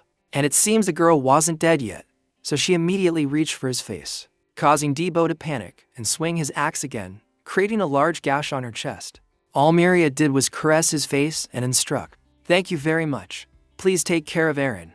After saying that, she directly collapsed in her teammate's arms, making Debo even more self-conscious. I am more sure of myself. Back with Erin, after dealing with the stone people blocking her way, she immediately charged towards the demon tree, the root of all this trouble. So this is your true form, she said, swinging her axe forward, creating a blade that shot straight towards the tree. However, it couldn't reach its real body as the energy blade was blocked by stone arm. Even after that, the stone man quickly counterattacked by throwing its giant fist towards Erin, but she dodged it by spinning in the air. Meanwhile, Debo was now climbing on the other arm of the stone man to attack together. Erin, let's tear this thing apart. Both of them shouted at the same time. Debo and Erin also began to use a continuous slash technique, inflicting countless cuts on the stone man's body. But even after taking a ton of damage like that, it was still very tough. This damn thing, Debo said in annoyance as he had to speak, had to struggle to block Jacome's giant fist. But while he was in a power struggle with the monster, a shadow also rushed towards him from the side. I will offer my life to the Supreme Being, Sano said with a voice full of madness. At the same time, she also gripped the sword in her hand, causing it to glow as if she was about to activate some skill. However, before this skill could be unleashed, she was charged at by Erin and sent to the underworld with a single blow. So all that's left is that stone statue, Erin mumbled. Debo next to him also nodded in agreement. It certainly won't let us destroy it easily.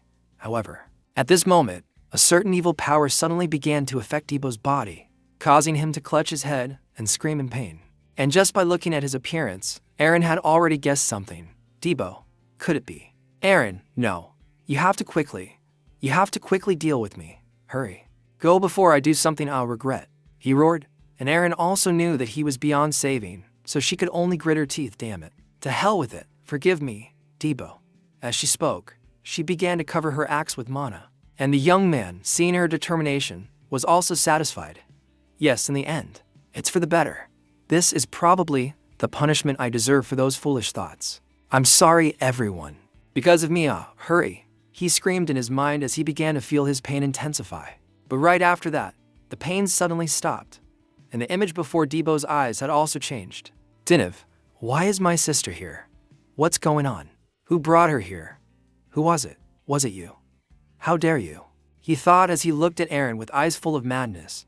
At this point, he was completely dominated by Jackam's mind. Don't worry, I'll end this quickly, Aaron said. But according to the girl's eyes, Debo had been blackened. If you've been corrupted, and you dare to involve my sister in this, I will not forgive you. Then, Zakum also began to team up with Debo to deal with Aaron.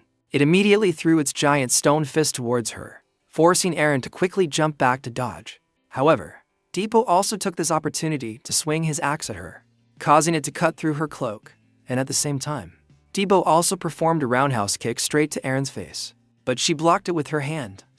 His reflexes are too fast, she thought to herself, was then continuously pushed back by attacks from Debo. And as Aaron took a step back and slashed out a wave of energy, it was blocked by the stone arm of the bow.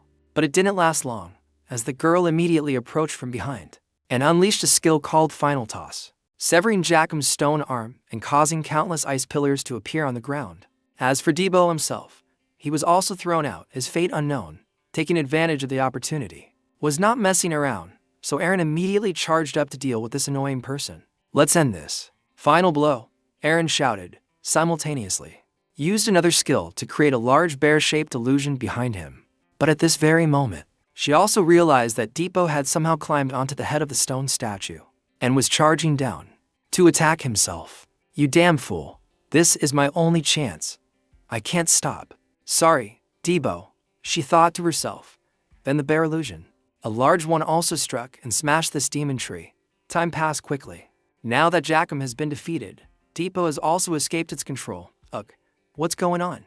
Jackum is still, he mumbled, but was interrupted by Aaron's voice. Life has come. Finally awake, huh? That's good. I thought I'd have to leave without saying goodbye to you, Aaron said with a laugh.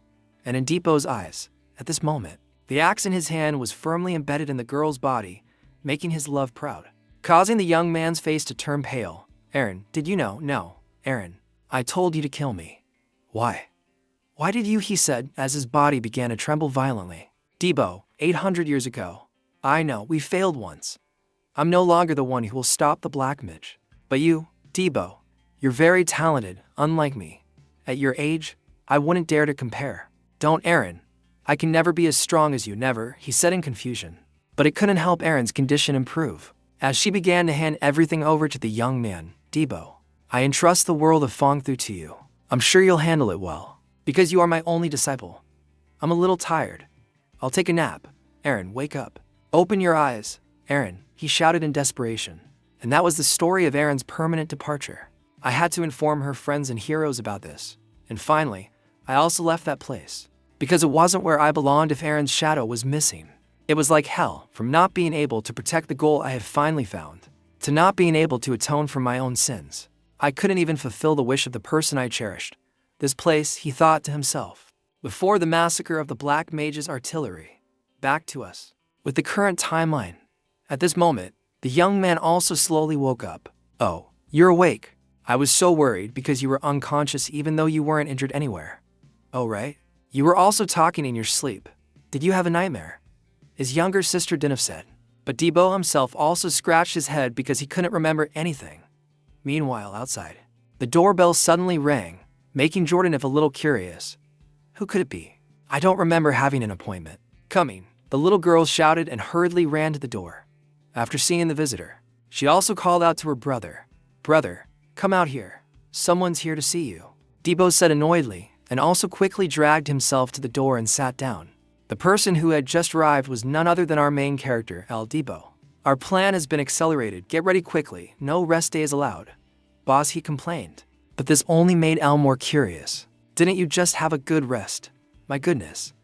What are they doing? And what's with this change? She'll probably have to give me some money. 200,000 mesos should be enough. Absolutely not. Debo exclaimed without any room for negotiation. To talk about this mission, we must go back to the secret meeting between El and Abyss, naturally. Although he thought El didn't have the guts to backstab him, he still had to call him over to ask about everything that happened inside the Red Gate, the hideout of Yeltinga. So they dealt with all 97 of them. But you were able to overcome them by increasing your magic circle. Yes, that's right. El nodded in reply. But his answer didn't satisfy Abbas. He couldn't understand what El was thinking when he said those words. So, you don't know any other details. Let me be straight with you. Only if you provide me with enough information will you receive the reward for this gate. You definitely need that money, right? He began to threaten. But unfortunately, this old man had threatened the wrong person. Because after that, El directly took out a wad of money from his side bag and explained. It seems I made a mistake. Then let me pay off my debt first. This is 2 million mesos. So I've paid off all my debts. With this money, El's contract with the Gafo Merchant Guild was considered terminated. This meant he could come and go as he pleased. This group of people couldn't do anything. And of course, Peach also understood this clearly, so his expression immediately changed. This brat, how could he have earned so much money? The amount we paid him is nowhere near that. It seems he has been secretly earning money all this time and chose this moment. Is he planning to reap a lot of benefits from this information? Abbas speculated in his mind. Then he also let out a sigh and clapped his hands to congratulate him. If that's the case, it seems we have to sign a new contract. Tell me how much of a signing bonus you want. I'll do my best to meet it.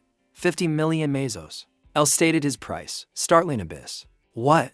50 million? That's an absurd amount. You're only a C-rank adventurer. No one would pay you that much. Well then, it seems our conversation ends here. After saying that, our main character also stood up and left directly. Back to reality. While moving, Debo also turned to ask, how did it go? After hearing my signing bonus, he refused. Huh? How much did you ask for? Debo was curious, as he knew the Gafo Merchant Guild's financial resources were vast. 50 million mesos. What? 50 million, boss. Are you crazy? He exclaimed in the exact same way Abyss had before. But El didn't think this number was expensive for himself. No, TSK. You always do things like this without telling me anything, he complained. Then he also looked ahead and continued to ask, but why are we going to a place like this? You know this place? How could I not know? This is the slum. When I was young, there was nothing I wouldn't do to escape this place. Although the place I live in now isn't much better compared to this area, it's a paradise. I heard this place used to be the most vibrant area in Leeds. It seems that's all in the past now. Now, it's just a den of thieves. It seems this is the worst place on Victoria Island, Debo said, expressing his thoughts on the area.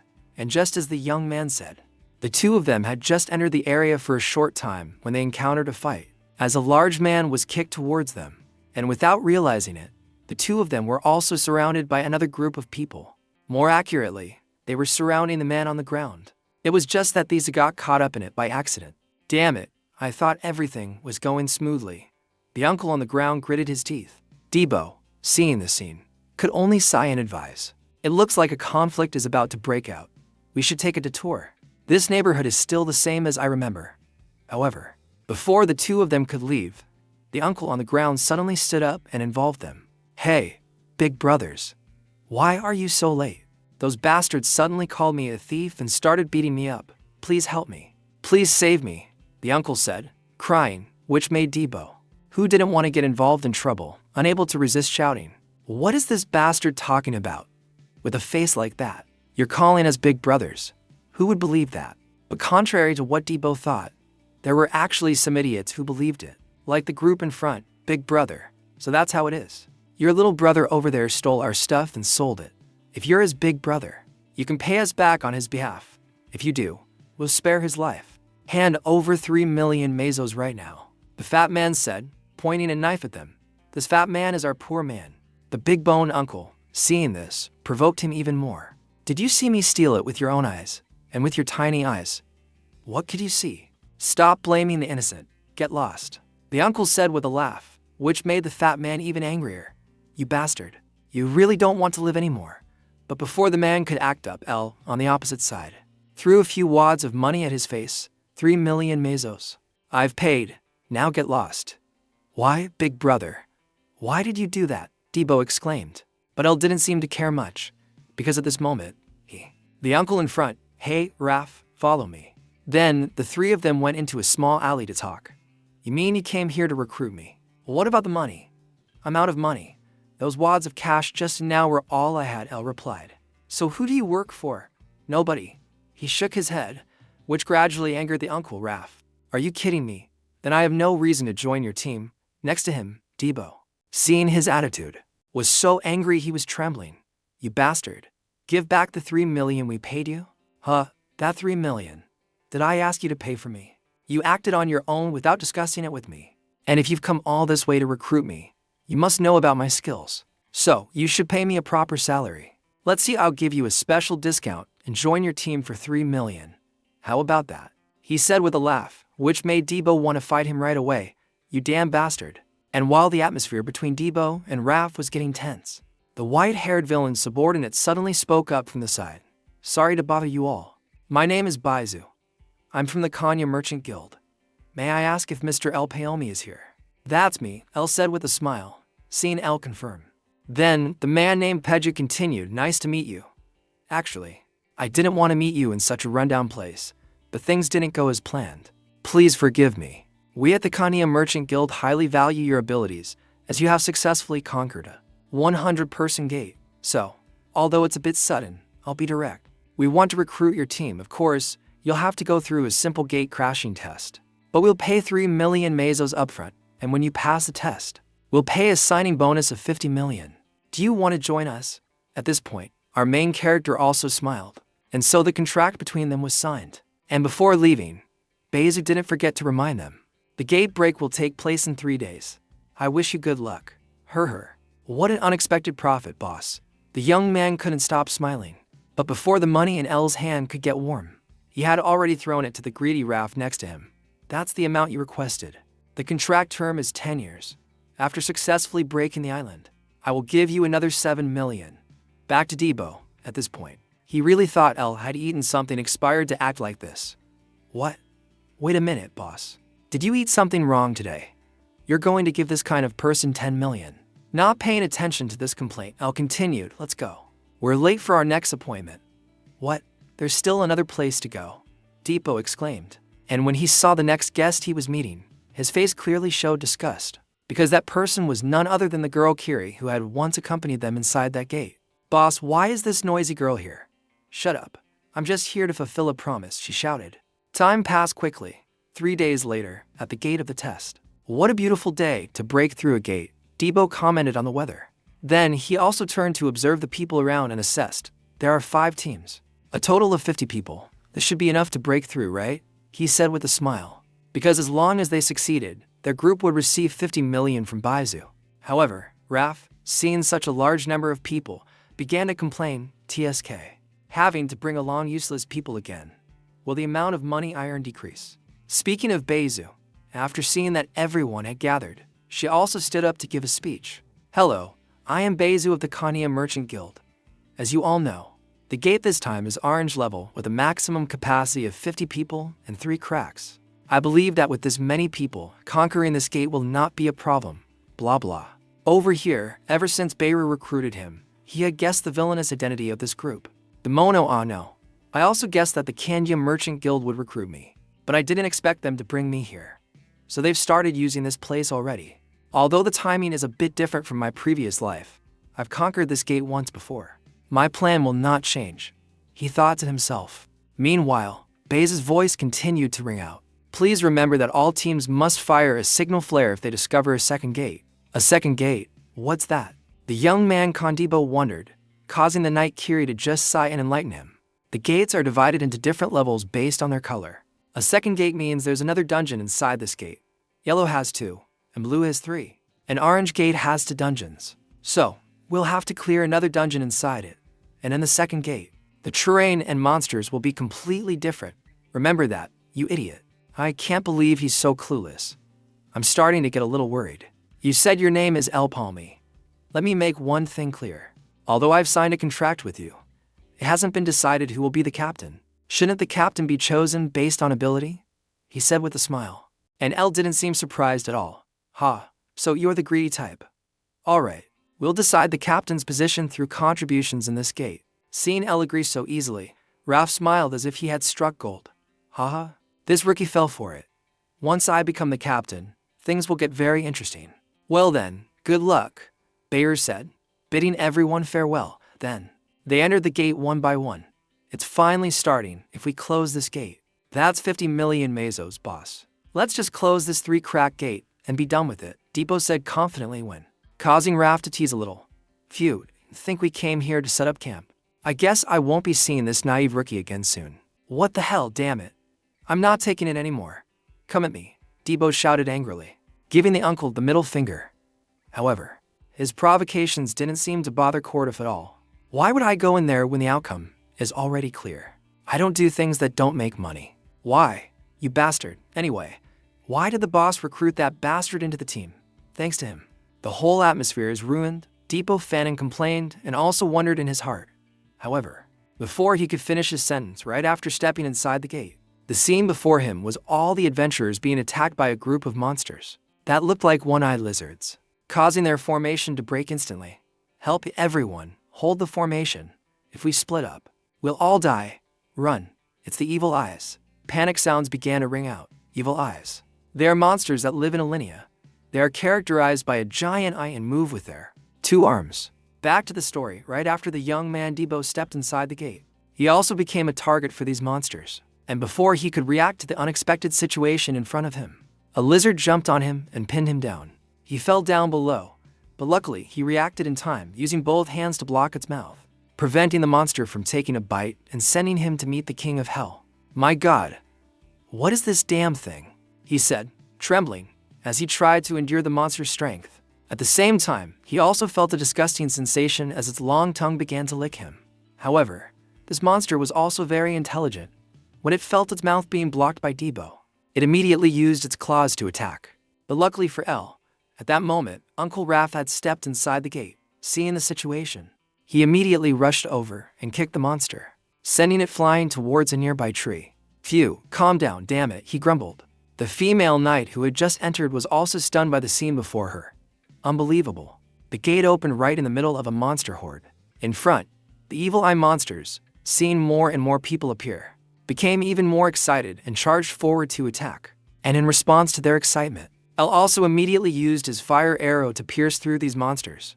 However, he was also a little puzzled, because according to his previous life, when raiding this gate, the evil eyes didn't bring their whole swarm to the gate opening. Could this be a different pattern from my previous life? El speculated in his heart. Cut to Kiri's location. At this moment, she also began to use her Thurnhet Rising Sun skill to attack. But somehow, these monsters managed to dodge it at the last second. It dodged that attack.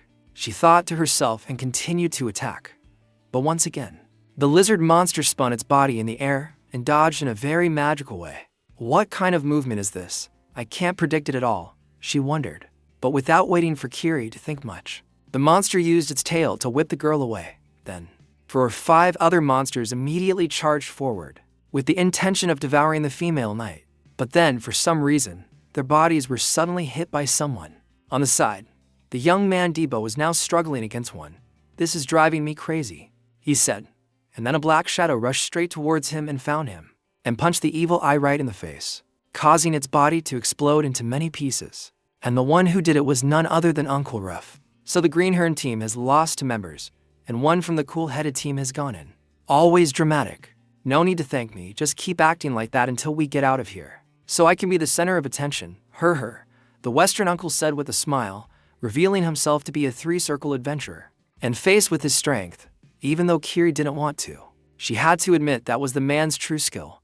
I hate to admit it, but a 3rd tier is truly different. Back with the monsters, another lizard, not knowing life from death, charged up to attack Raph, and was immediately crushed by his punch.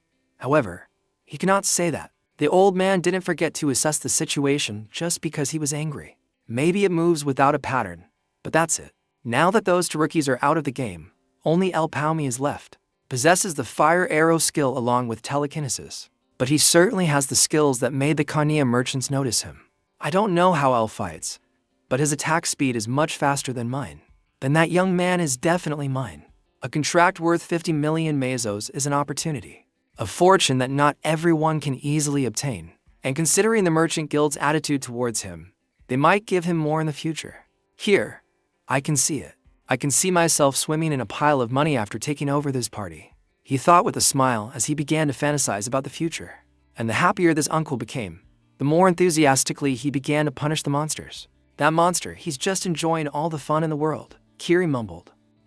This is so exciting. Uncle Raph laughed loudly and started to throw punches at the lizard, causing its face to also stiffen. However, before we begin, we will cut off its faces. When his fist could dislodge the monster, suddenly he was kicked aside by El. What the? So why did you sneak attack me like that? Are you trying to pick a fight with me? The uncle shouted, but El just said calmly, no need to thank me. What are you talking about? He said before looking, seeing countless arrows of light rain down on the monster horde, turning them into beehives in an instant.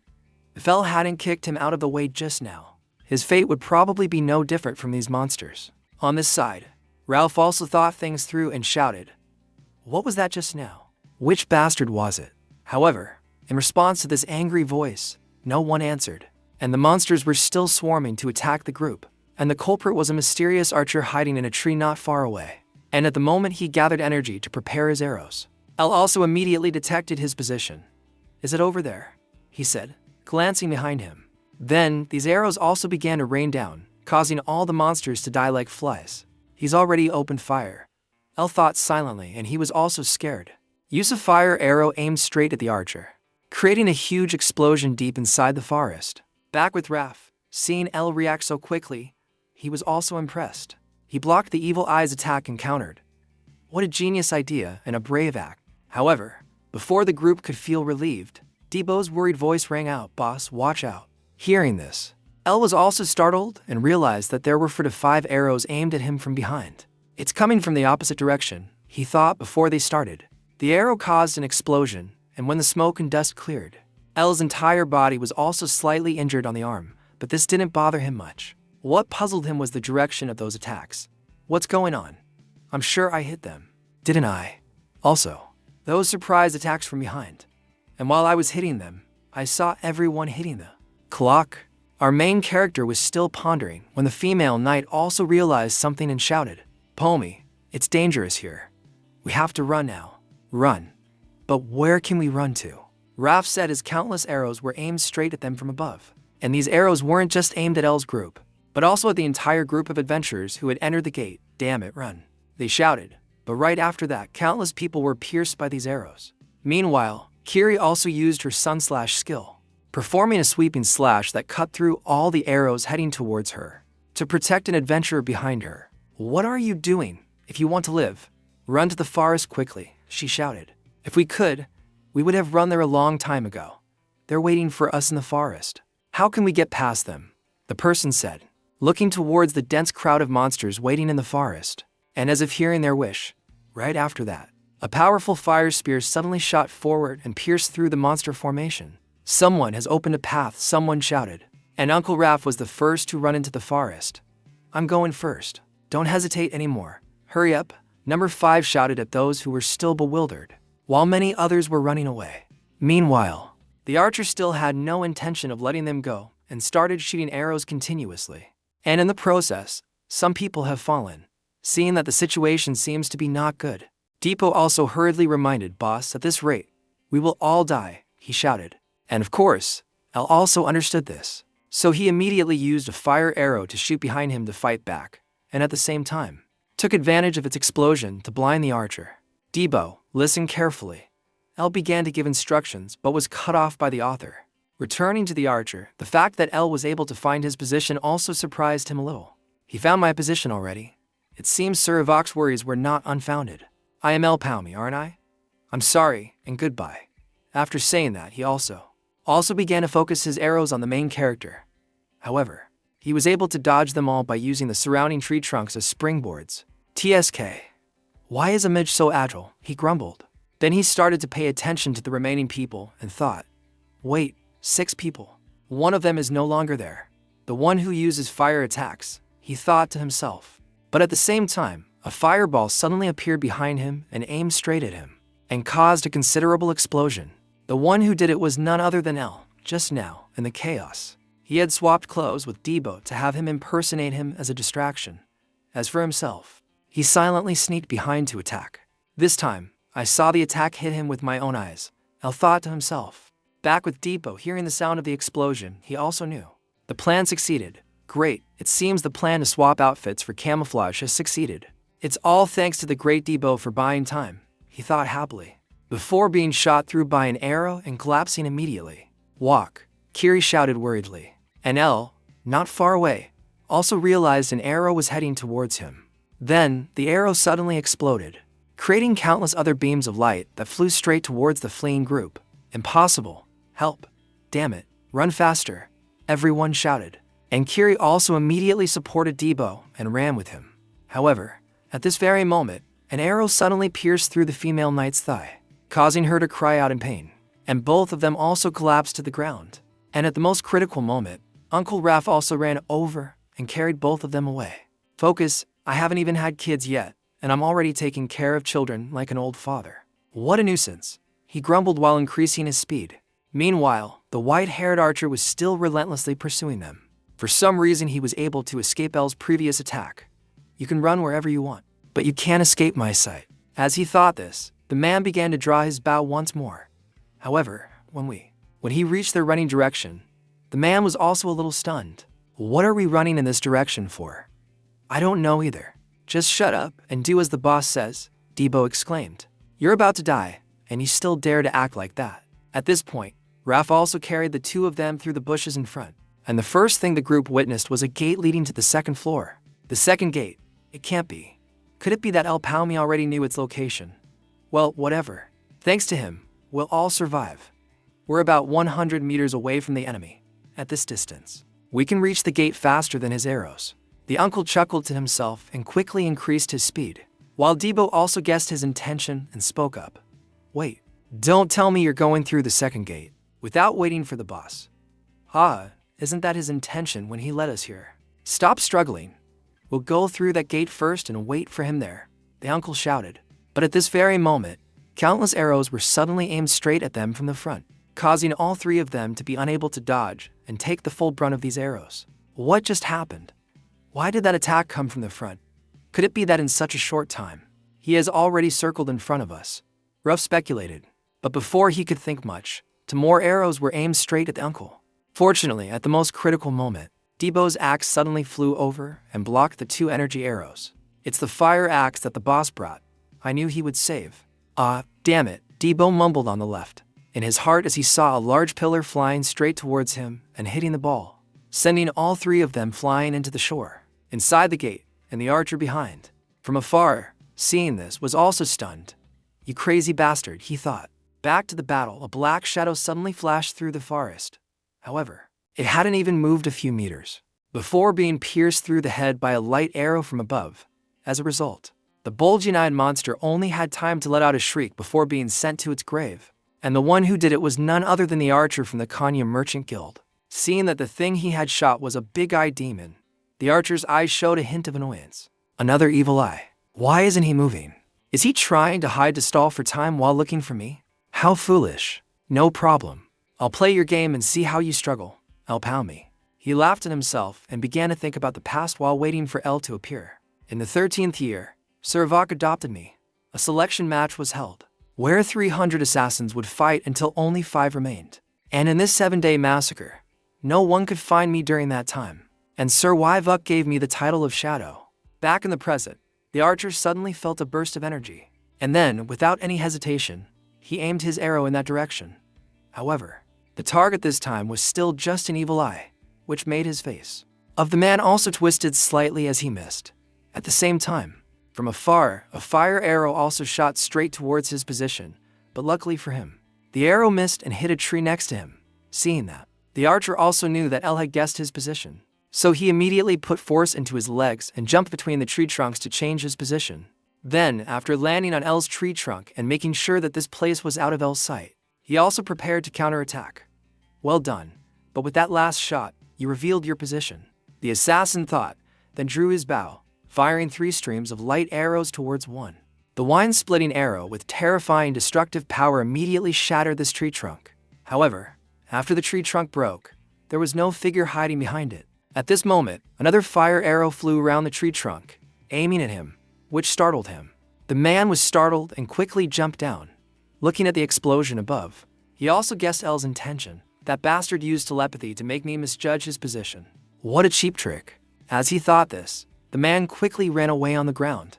However, El also had no intention of letting him go that easily. At this moment, he also used his telekinesis to control to other fire arrows to weave through the tree trunks and rush towards him on the ground. The archer also knew that his legs couldn't run as fast as a rocket, so after running for a while, he turned around and drew his bow, firing 3 arrows at L's 2 attacks, causing them to explode simultaneously in the air. And the fire it created also temporarily blinded the assassin, preventing him from seeing the situation ahead. I can't see anything, he thought to himself, before another fire arrow flew around a tree and attacked him from behind. Seeing this, the man could only grit his teeth and say, "Damn it," then immediately shot another arrow to block the blow. However, it seems this attack came too close, so even though the 2 attacks canceled each other out in the air, the explosion it created also sent him flying. The archer rolled on the ground. "Elpomi, that bastard, you're good," the assassin thought as his whole body trembled with anger. Back with El, he was now hiding behind a tree, concentrating on every sound in the forest to determine the other's location. So quiet. Where did he hide? So annoying. I didn't expect him to be able to hide so well. In my previous life, no one in this gate had such an ability. He must be an assassin sent by Kenya. Did the future change because I failed at the 100-person gate?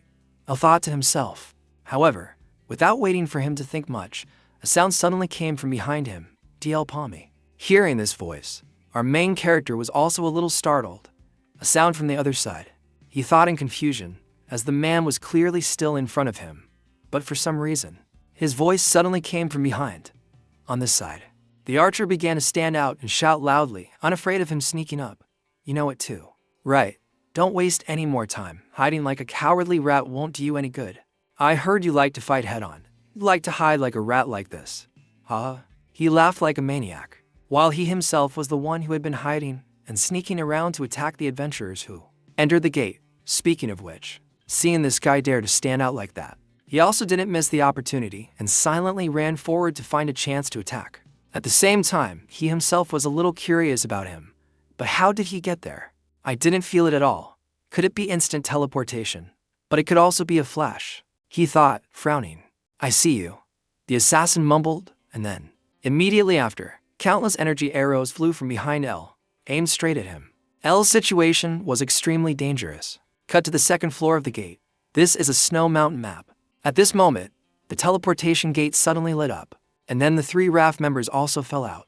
"Damn it, we left the boss behind." Debo gritted his teeth. Uncle Raph, seeing this, also complained. "No one forced you to do it. What are you angry about?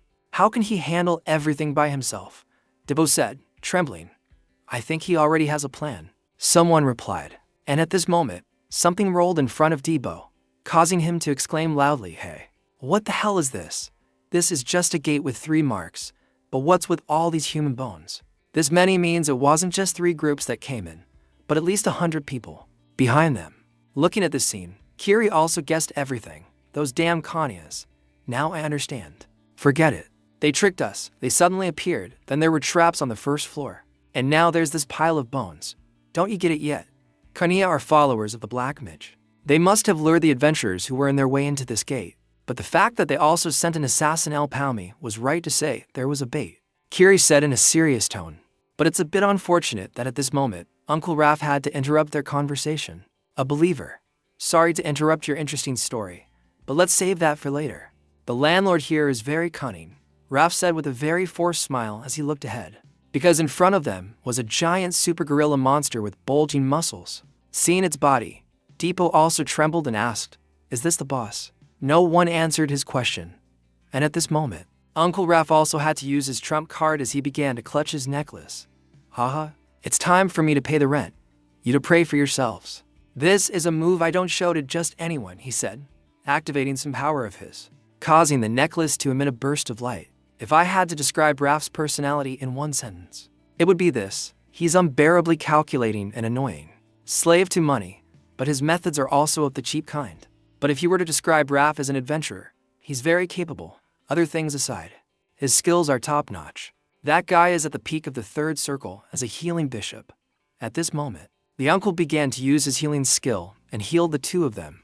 As soon as the skill was activated, their bodies were enveloped in a green light. Then, their wounds began to heal at a speed visible to the naked eye. The wound is healing. This guy isn't in a close combat position, but a healing one. So that means even if he doesn't use his skills, he can still fight in close combat. Is he still strong enough to be a warrior? Kiri thought in a daze. As for Ralph, after healing the two of them, he also smiled and said, "If you two are better, then let's get to work. Make it worth the money you were paid, because that guy can't wait any longer. Let's see what you'd have got."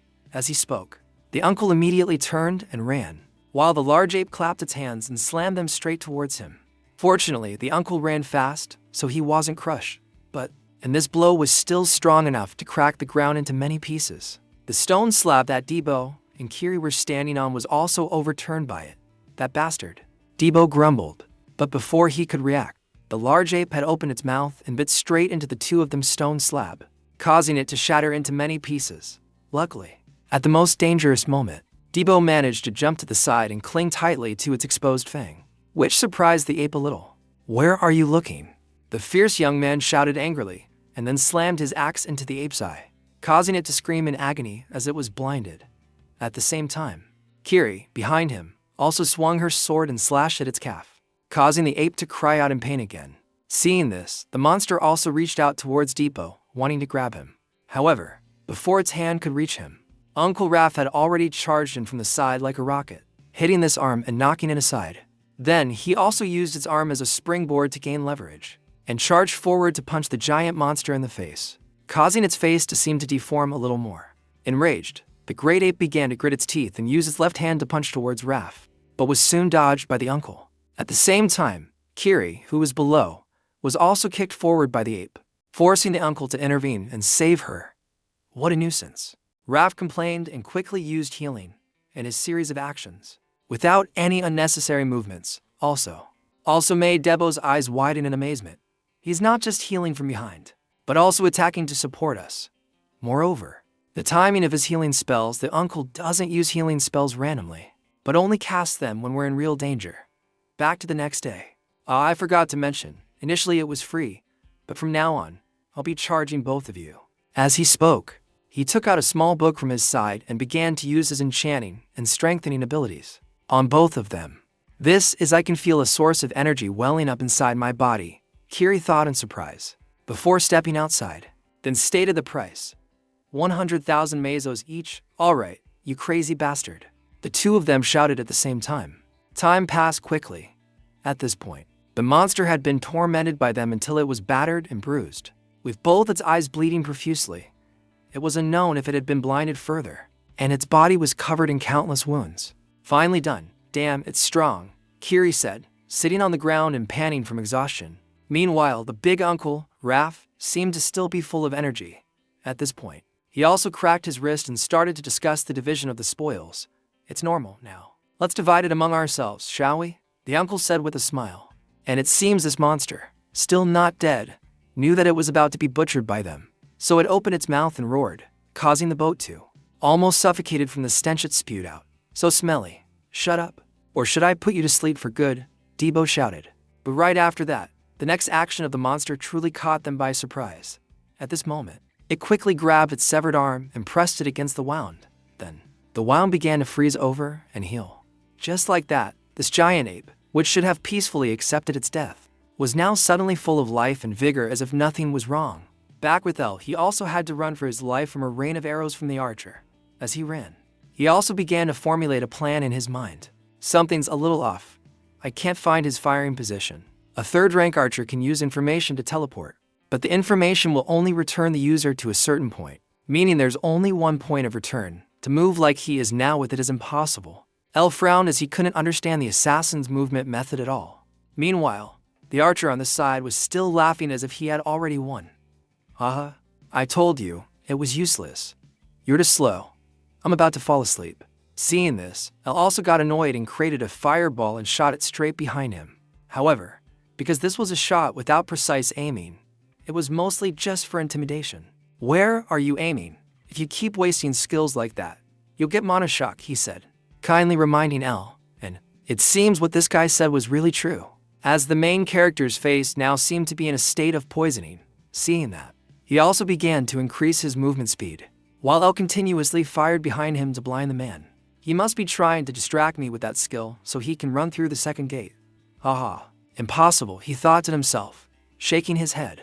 In front, El was also sweating profusely, damn it. I can't just have a stamina contest with someone whose position I can't even determine. At this rate, everything will be ruined before that happens. At this point, L was also sent flying to the side by an explosion caused by an arrow hitting the ground. There. The young man began to roll on the ground and quickly took out a bottle of energy-restoring potion from his inventory and chugged it down. I don't have time to think carefully. At this point, I have to take a gamble, he thought, gritting his teeth. Then, Ngao also activated his fireball skill, shooting a giant fireball forward and knocking away all the arrows flying towards him. Then, the fireball also flew towards the archer, but he easily dodged it by moving to the side. The man even had time to turn around and mock L. How foolish. The words had just left his mouth when his eyes widened, as at this moment, 6 fire arrows were aimed at him from 4 directions, which couldn't help but startle the archer. What? 6 at once? He's using the strongest skill a level 3 mage can summon while in mana shock. Is he trying to sacrifice himself?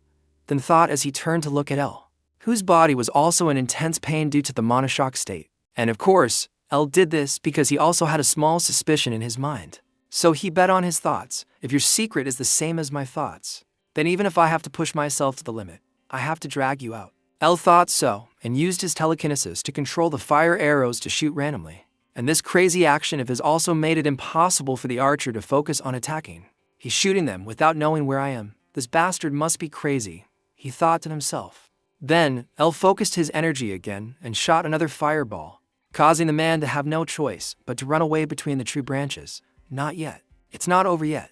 I have to stand firm. I have to hold on until the end. L screamed in his mind as he continuously fired his weapon, and the magic caused the whole forest to start shaking because of his fire power. Meanwhile, the assassin, seeing L's suicidal actions, was secretly happy. You fool. Do you think you can hit us like that? Your fate is sealed. You will die from mana shock while feeling the pain of your body shattering. Just like that. A firefight and escape took place in the forest until the assassin suddenly stopped. Because I realized that all around me was fire. Wait, this whole place is on fire. That bastard. So this was his goal from the beginning. This is dangerous. At this rate, I'll be burned alive. An open space, I have to run there, he thought as he looked at the open space in front of him. But at this very moment, he began to hesitate again. Wait, an open space right in front of me. At this very moment, it's really suspicious. The man thought, frowning, then quickly turned back to warn someone. No. We have to go back. This is a trap, he said, looking at an archer dressed exactly like him. It turned out that from the beginning, there were 2 of them here. They took turns attacking, confusing L's judgment. Brother, what are you doing? The younger brother said in surprise, seeing his older brother suddenly stop. But before he could get an answer, at this moment, L from behind had used his telekinesis and controlled a stone slab to smash straight into him from above. The older brother, seeing the trap, could only shout, damn it, and quickly shot an arrow at the rock to save his younger brother. But L's attack still wasn't over. At this point, he could clearly identify that his enemies were 2. So he passed through the screen, approached the younger brother to take him down as quickly as possible. 1, L mumbled. As he spoke, L thrust his staff forward, but the archer also reacted very quickly. As soon as he felt himself being attacked, he planted his bow on the ground to use as a lever to jump into the air. Then, he also used the momentum from the bow to launch a spinning kick aimed straight at L's face, forcing him to quickly lean back to dodge. I don't have much time. I have to end this quickly, L reminded himself. Then, he also swung his staff hard and hit the bow, causing him to be hit. The bow fell to the ground, causing the younger brother to lose his balance and fall. And without waiting for the man to react, the main character also kicked him straight in the stomach, sending the man flying out like a torn sack. It's just a bit of a pity that at the moment when Eel ran over to finish him off, the older brother from above drew his bow and shot straight at the center of the 2 of them, causing L to startle and retreat. Then, because he knew that L had figured out their secret, the older brother also jumped down directly and shouted, "Get up, Nia." He doesn't have time to recover his energy for another attack. Let's end this battle. As he spoke, the older brother began to draw his bow and aim at L. However, before the man could release his hand to fire the arrow, L was 1 step ahead of him. He had used his telekinesis to control a knife and shoot it straight at the older brother's back, forcing the man to inadvertently had to stop his attack and tilt his head to the side to dodge, looking at what was attacking him. The older brother was also a little startled. A dagger. He can use telekinesis with just that little mana, as he thought. He began to dodge left and right to avoid L's attacks while closing in on him. And as soon as the assassin felt he was in range, he quickly took out a dagger from his pocket and slashed continuously towards L. Seeing this, L could only raise his staff to defend while retreating. At the same time, he also couldn't afford to be distracted. Still didn't forget to control the knife to charge up and attack. But it was quickly knocked aside by an arrow from the younger brother, Nia, from behind. That's enough of this game, he gritted his teeth and began to draw his bow, aiming at L once more. But before he could do that, L had controlled countless pieces of rubble around to hit him squarely, causing Nia to cry out in pain and fall backwards. In front, after regaining his posture, L also fought back against the older brother, even overwhelming him. Why is a mudge like him so good at close combat? He thought to himself, and the result of thinking about random things in battle was that he was kicked in the stomach by L, causing the man to open his mouth in pain. I can't let my guard down, L thought, then assessed again. Control the knife to fly up again, continuously aiming at the younger brother behind. The surprise attack when, before the young man could shoot an arrow, his bow was knocked out of his hand by this knife. Seeing this, L immediately charged forward, raising his staff to finish him off. But at the moment he swung his staff, another arrow from afar shot through L's arm, causing his attack to stop before it could hit its target. Excellent, you're the best. Nia laughed happily and kicked El Gasa away. And what about your soul? L's staff was also sent flying by the kick. Not stopping there, the man named Dia also quickly ran forward, grabbing the dagger that was falling on the ground, not knowing if he could get it, and attacked the main character like a storm. What can you do with just one left arm? Han taunted. And in response to these words, Thiel, with just his left arm, was able to easily block all of his attacks. L even knocked the knife out of the man's hand. Damn it, got it, he said with a smile when he saw his hand had caught the knife again. However, he didn't know that L himself had deliberately let him do that. As soon as the man dared to reach out and grab the dagger, L also quickly reached out his hand, grabbed his wrist, and twisted it, caused his wrist to make a series of cracking sounds. As for the young man himself, he also opened his mouth and screamed as if his house was on fire. Let me go, you bastard. Do you want a few more holes in your body? He threatened, as if he was right. But absolutely, these threats had no effect on Elka.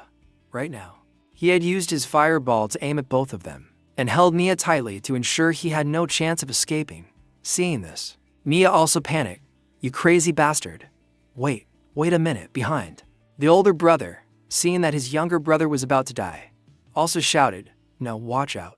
The words had just been spoken. At the center of the two's position, a world-shaking explosion occurred. As for Nia himself, he was also blown away by the shockwave from the explosion towards a tree not far away. I can't breathe with this condition, he thought to himself. And meanwhile, the older brother was now looking at a layer of membrane, a green light in front of him.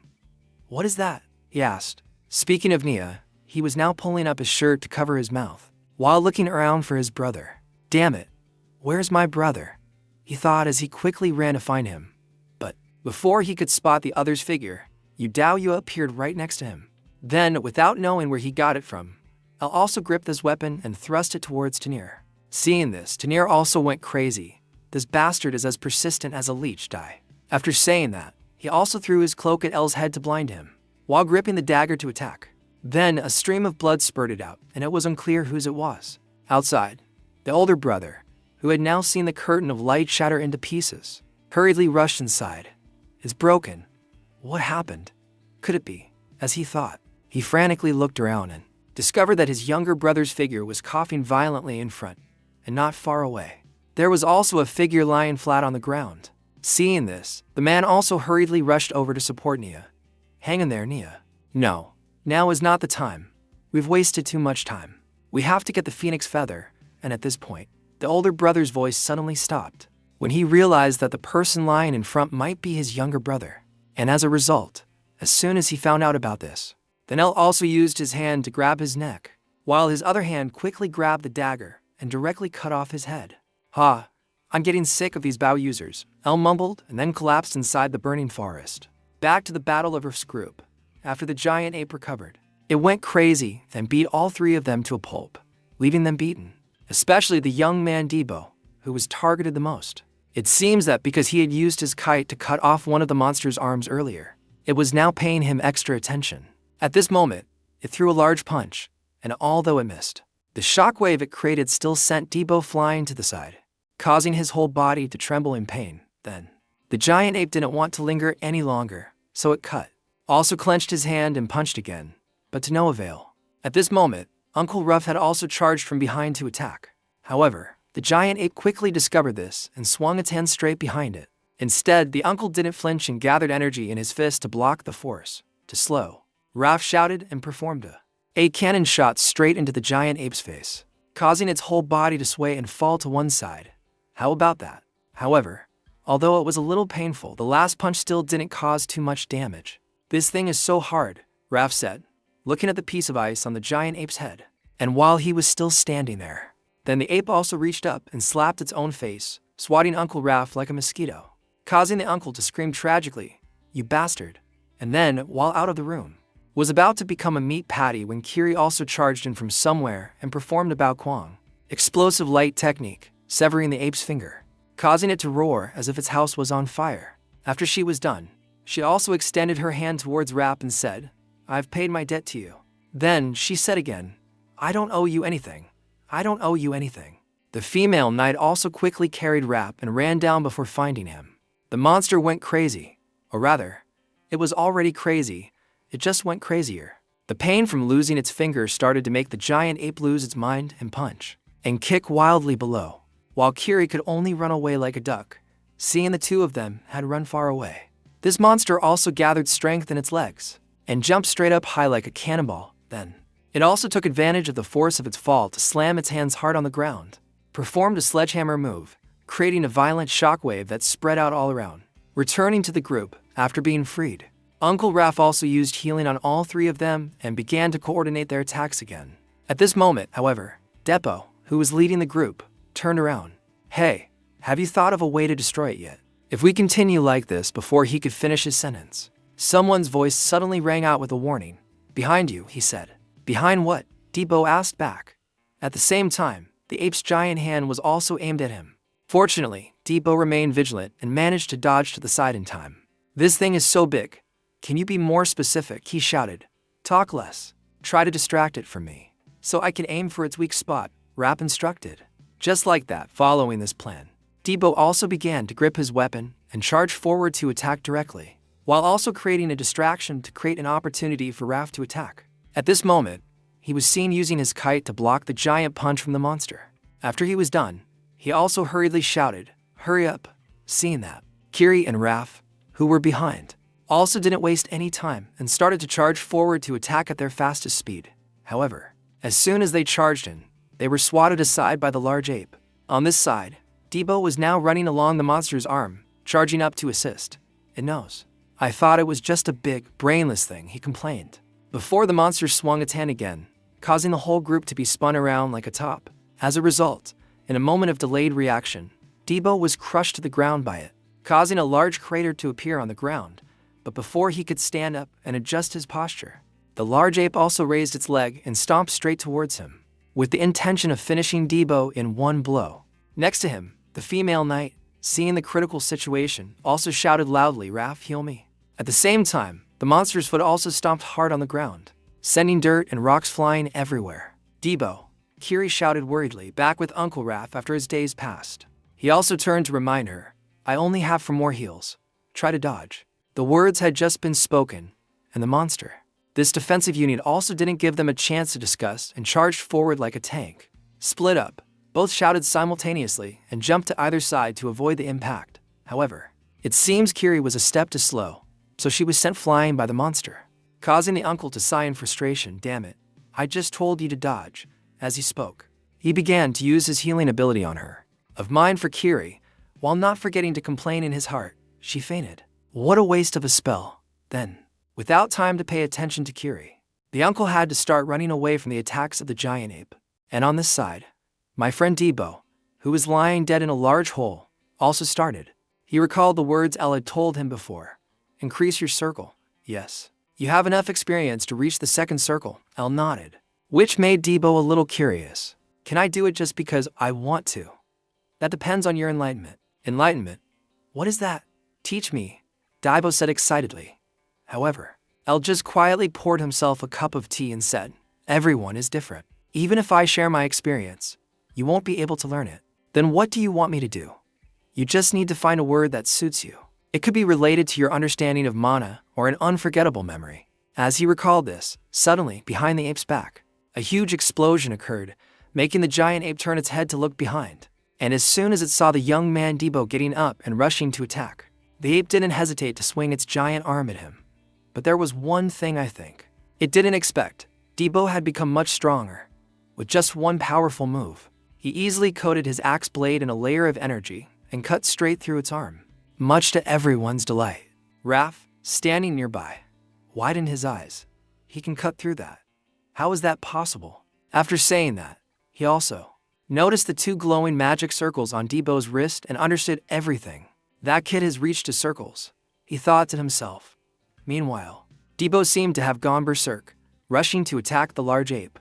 At a terrifying speed, he aimed for its remaining eye and blinded it instantly. Then, he ran straight up to the top of the monster's head, aiming for a sword that had been stuck there for who knows how long, and directly swung his axe, striking the hilt of the sword, driving it deeper into an energy core inside. And right after he did this, the great ape lost its balance and collapsed to the ground, pinning the fierce young man underneath it. Seeing this, Raph seized the opportunity and rushed forward, punching the ape directly in the face, sending its entire body flying to the side. Not bad, he shouted in praise, then used his healing spell on Debo. Having been healed, Debo began to repeatedly swing his axe at the monster's back, causing it to flip over, exposing its belly. The other warriors also took this opportunity to steady themselves, grip their weapons, and charge forward to attack. However, before they could even reach it, the great ape swung its fist, striking them directly, forcing Debo to grit his teeth and use all his strength to block it. Seeing this, Raph also used his healing spell to give him the strength to hold on. However, seeming to know that he was the one continuously healing the other two, the giant ape reached out and crushed Raph's body, making him cry out in pain. This creature was also quite intelligent. You have time to hit me, huh? As he spoke, the old man used his healing spell once more on Debo, and while the ape was busy attacking Raph, Debo climbed onto its body to drive the sword in again. In response, the great ape let out a panicked roar. However, before it could react, Debo's axe slammed down hard, driving the sword's tip straight into the energy core and shattering it into pieces. The agonizing blow from Debo made the giant ape scream as if it were dying. Seeing it roaring like that, Debo gripped his weapon, ready to launch another attack to quickly send it to the underworld. However, before he could, the great ape swung its arm and sent him flying. He sank deep into the snow. The shock of the impact knocked Debo out for a few seconds. As soon as he regained consciousness, he quickly got up, ready to fight again. But at that moment, Debo noticed that for some reason, Raph was lying next to him. Raph, what happened? Debo asked, confused. At the same time, in front of them, the giant ape was running away in a panic for unknown reasons. However, it hadn't taken more than a few steps before the arm it had reattached earlier suddenly fell off. Then, not only its arm, but also both of its feet cracked and broke, causing the monster's entire giant body to collapse forward. In the end, it could only let out a helpless roar, and then, its entire body turned into a block of ice and slowly shattered before Debo's eyes. Time passed quickly, and the scene changed to an ice cave. Kiri, who had been knocked out for some time, slowly woke up. Seeing this, Debo, who was sitting opposite her, asked, "You're awake?" Hearing the question, Kiri asked back, "You're still alive? Where's that monster?" "Well, look what you're covered with. I was so hungry I tried to eat that monkey, but I couldn't. Its meat is as hard as a rock," Debo said angrily, which made Kiri a little impressed. "You have a strong stomach. So, you waited for us to wake up." At this, Debo fell silent for a moment and replied, "Well, I couldn't find the exit either. The weather is terrible, so I thought it's best to rest here for a bit. Besides, Raph doesn't look too good either. I plan to scout the area when the blizzard calms down. You rest here. I'll go." Just like that. Time passed quickly. After feeling that the weather had stabilized a bit, Debo took his weapon and went outside to find a way out. Looking at the snow-covered landscape, Debo began to stroke his chin and thought, a day has already passed.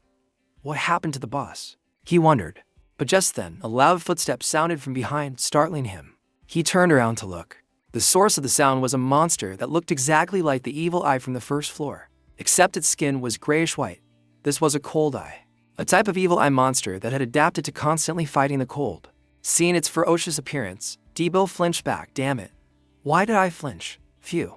Why are there so many of them here? As he spoke, Debo quickly ran away from the horde of monsters. Time continued to pass. After scouting the surrounding terrain for a while, Debo returned. At the same time, the female knight had just woken up. "You're back. How did it go? Did you find the exit?" she asked. She turned to look at Debo. However, after seeing his blood-soaked appearance, her eyes filled with horror. "You? What happened? You're awake." "It's nothing," Debo said, shaking his head. "There are still monsters. It's too dangerous. We have to," Kiri suggested. However, Debo, now sitting by the fire, didn't quite agree. Because Raph hasn't woken up yet. Someone has to protect this old man. At least for now, we're teammates. "Then I'll go this time. There's no reason for you to suffer alone," Kiri continued. But Debo still refused. "No, it's better if only one person goes, so we don't scout the same place. Don't waste your strength, just rest." After saying that, the young man turned over to rest. But his action of shouldering all the burdens himself made Kiri a little worried. "You idiot, if you keep pushing yourself like that, you might then."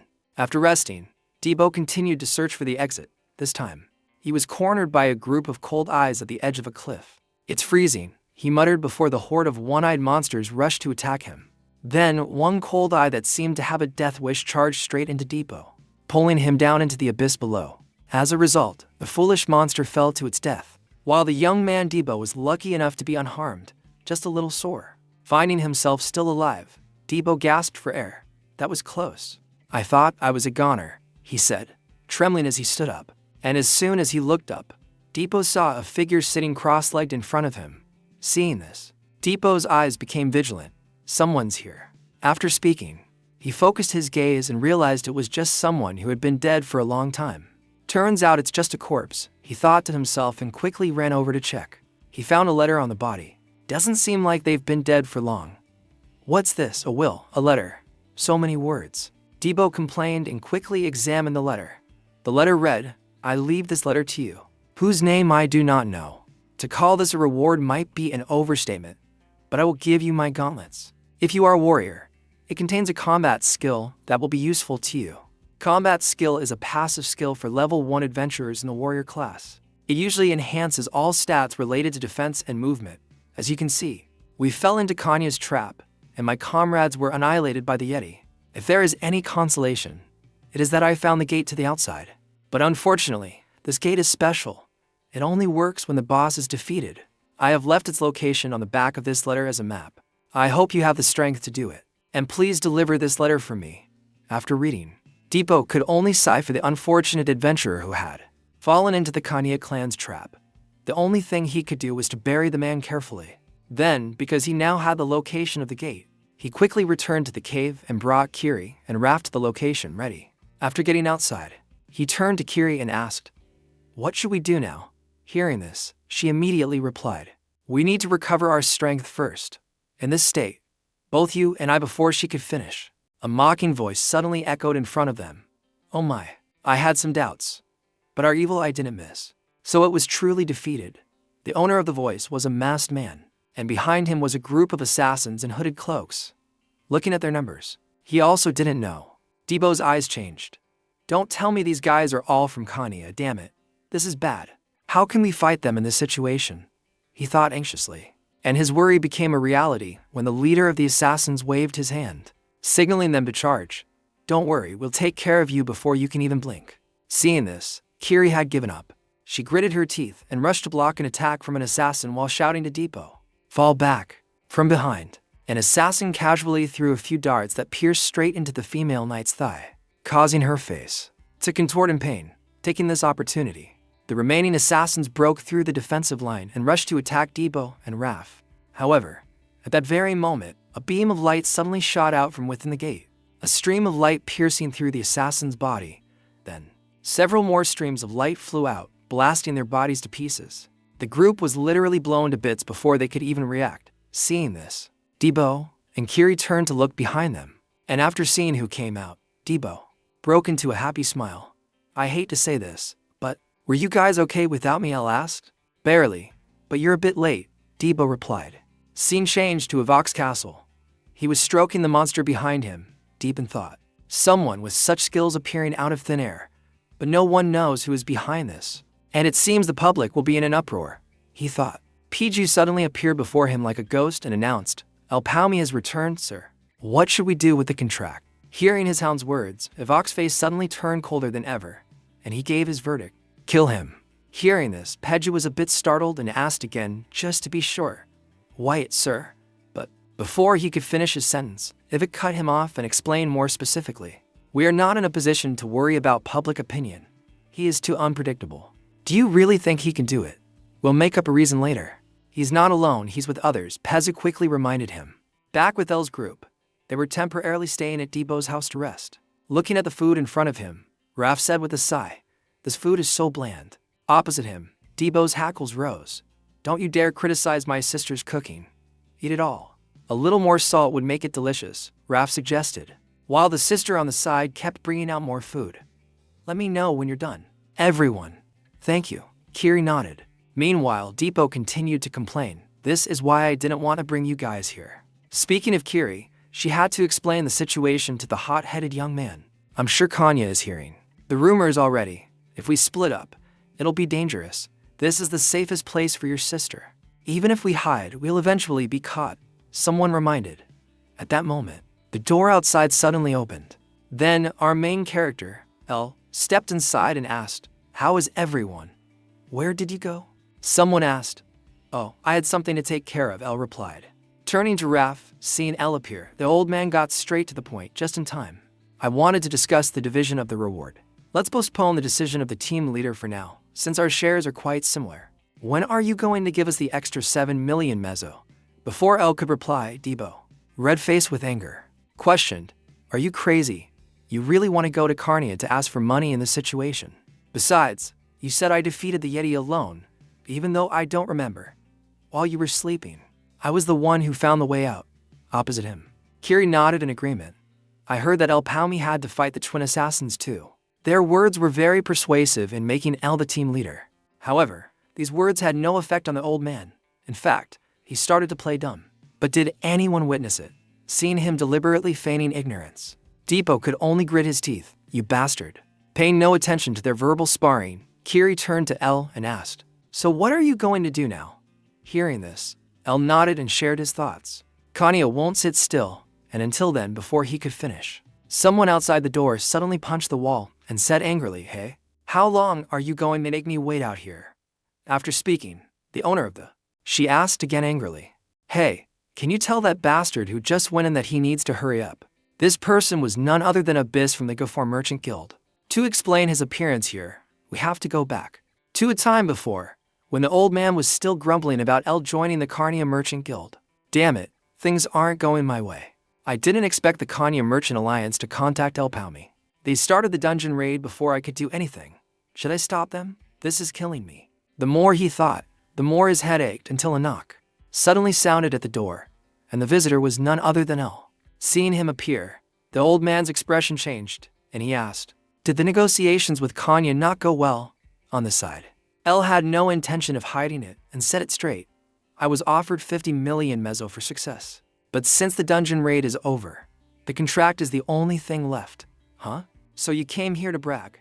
You're as annoying as ever, Abyss asked with a frown. Back to El.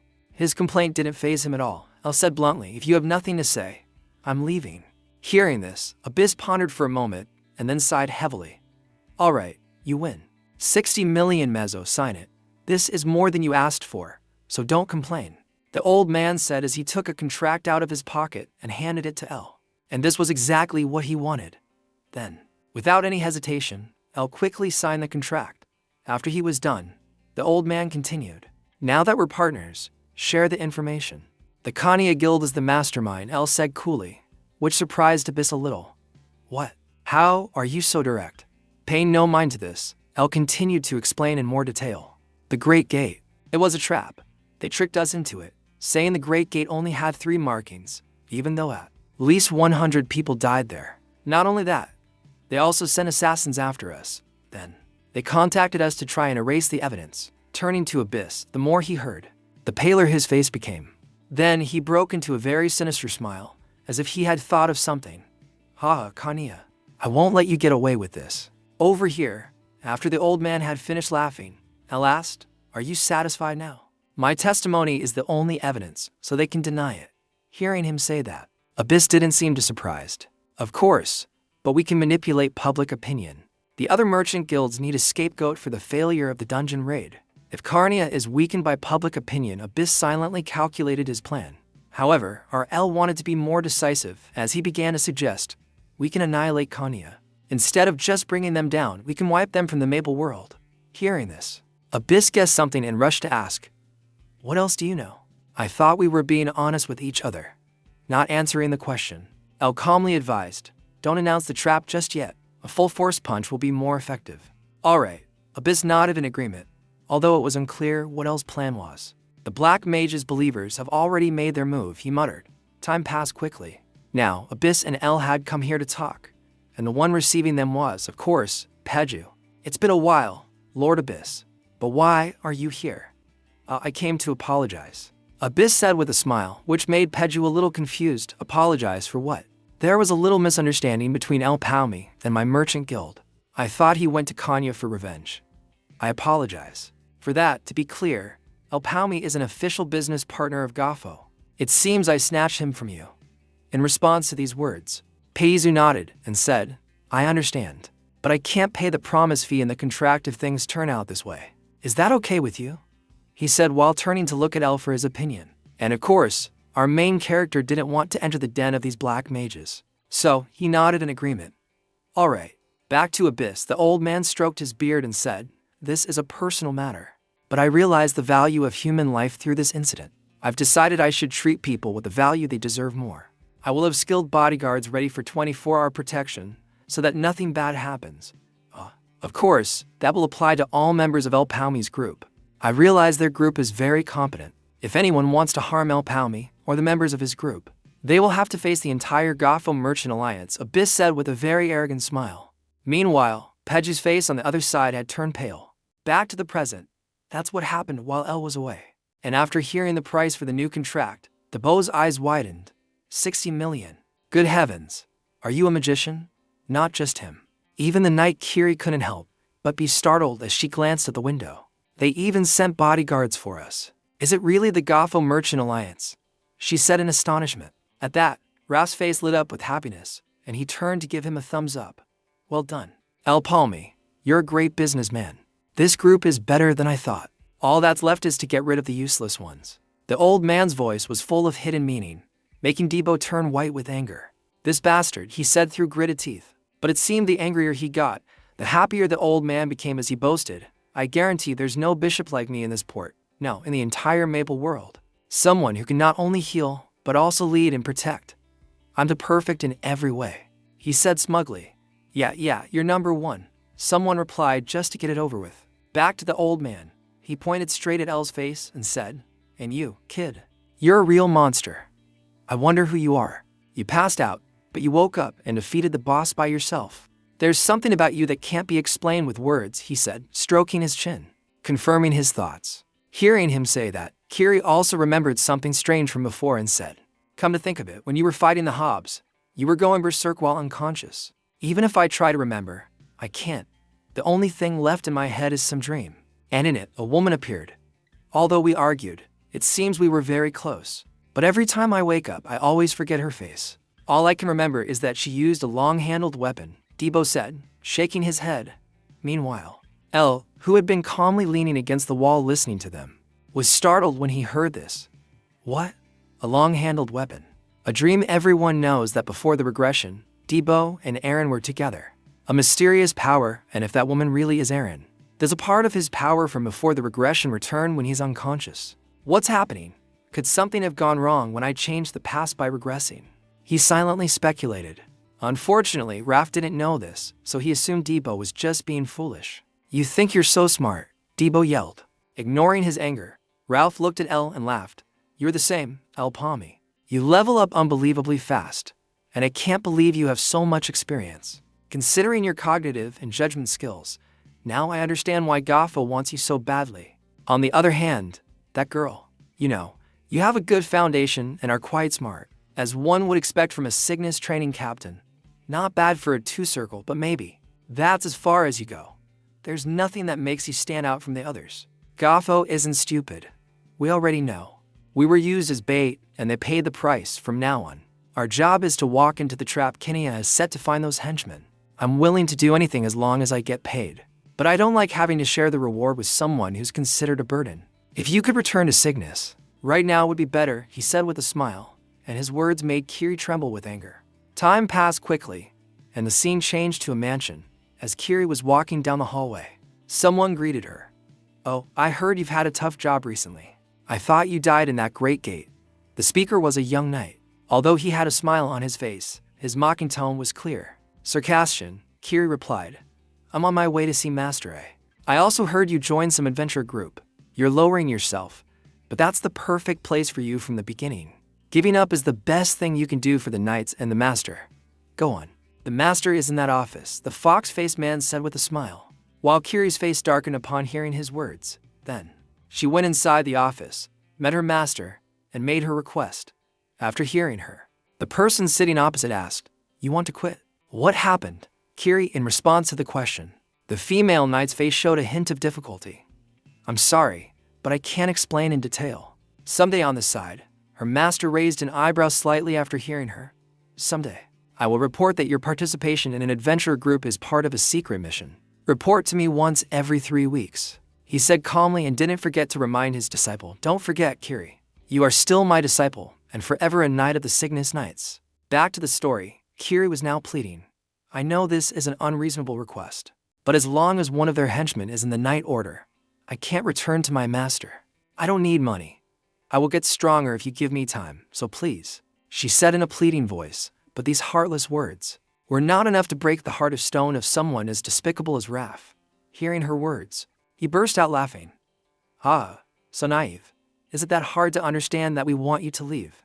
Just as he finished speaking, before the old man could say another word, Elle suddenly spoke from behind. "Are you sure about that?" Hearing him, everyone turned to look, and Raph complained, "Hey, what are you talking about?" Turning to Elle, he calmly explained the situation to everyone. "If she goes to find the henchman alone, no one benefits. With her personality. And Raph, you say she lacks skills, but let me add this. You seem quite confident in your skills. But you're not the only one disappointed in the skills of the team members. The reason I sent you all to the second floor first was because I believed you could easily pass it. But without Depot, you all would have died. That wasn't an ordinary opponent." "You have no right to talk," Raph stammered, but before he could say much, the main character cut him off. "A Yeti isn't an ordinary opponent. I've hunted a Yeti by myself before." Hearing this, the faces of the 3 people opposite him changed, and they shouted nonsense. "Are you serious?" In truth, Elle's words were not a lie at all. That was before I regressed. But I should have been the one to fight it if things had gone according to plan. But that assassin messed everything up. His skills were higher than I expected. My team members and I are not as good as we are now, he thought to himself. Meanwhile, Raph voiced his confusion. "Nonsense, how is that possible? You were just a slave back then. You don't believe me? Then do you want me to prove it?" Elle said, staring intently at Raph, which made the old man quickly retract his attitude. "Oh no, that's not necessary," he stammered. Looking at this weak-kneed, strong, fearing demeanor of his, Elle gave a faint smile and continued. "It's simple. You all just need to become stronger than you are now. I think there's about a month until the next time for situations like this. Violence is the best solution," Elle said coldly. In the winter. In another development, PG was reporting everything to Evoke. "It seems things are not going according to plan. If we clash with GAFO, public attention will be on us." "How much do they know? Were the negotiations just a show?" Evoke asked. However, because the GAFO Merchant Guild had hidden things so well, Pedja couldn't find out much. "I don't know. Even our spies couldn't give us that information. There might be information that only the high-ranking leaders know," he replied. Speaking of Evoke, although he had heard everything, his face showed no trace of worry. "Gafoa. How can they be a problem for me? Eliminating them is very easy once that day comes. Our only enemy is the Maple Association, just like 8 centuries ago with Queen Cygnus at the head. The Cygnus Knights, the Resistance, the Explorer Association, and the Nova tribe formed an alliance after the 6 heroes were sealed. The only threat to us is them. If it's just a conflict between merchant guilds, we don't need secondary help." Thinking of this, a baseless worry suddenly rose in Evoke's heart. "But I have a bad feeling about this. Did he do all that with just the help of GAFO?" The more he thought, the more this worry began to gnaw at his mind, making him unable to resist ordering Baizu to find out more. Get more information about Gafo. Yes, sir, Baizu said with a nod, and then his body dissolved like a wisp of smoke. Looking at the subordinate disappearing before his eyes, he didn't know if he knew or not. A cold look appeared in Evoke's eyes.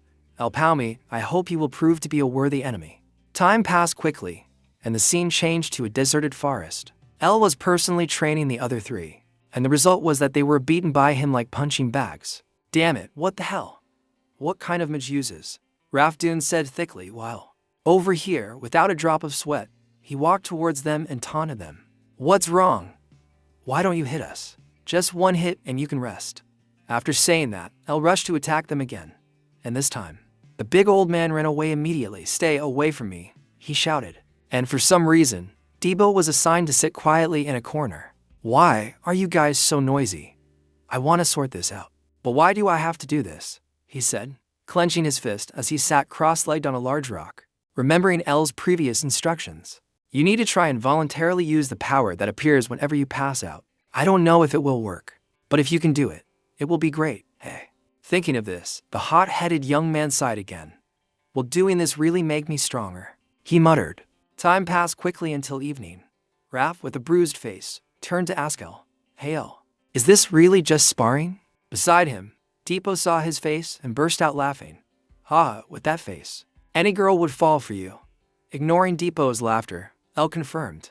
I'm fighting according to your number of circles. I don't believe it, Ralph said, shaking his head. Then they left. He turned to look at Debo's sister and asked, Is it okay to leave this little girl at home alone? There are guards here, so it's fine, El replied. Back to Debo. He turned to El and said, There's something I want to talk to you about. It's something I found in the Great Gate last time. Thanks to this, we were able to escape. I don't want to keep it, but I don't know where to return it. Do you know what this is?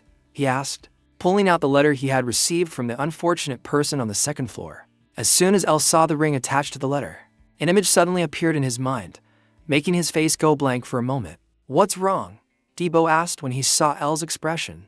Hearing the question, El quickly regained his normal expression. Then, he quickly took the letter and said, I'll keep this for now. Go get some rest.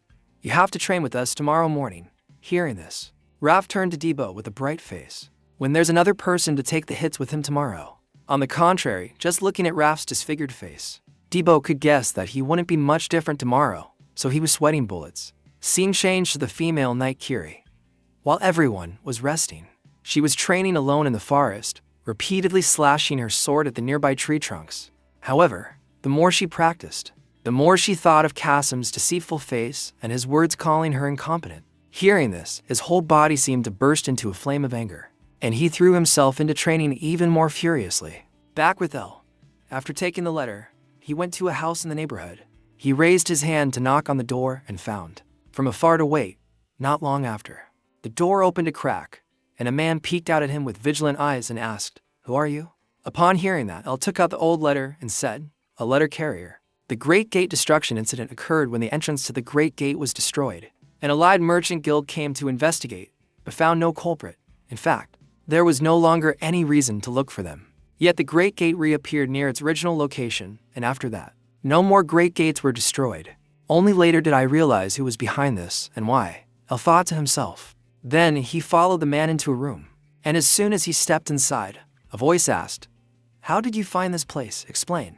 You have 5 seconds. At this time, in El's line of sight, there were 5 mysterious dark figures in front of him, and he was quite clear about the identity of this group.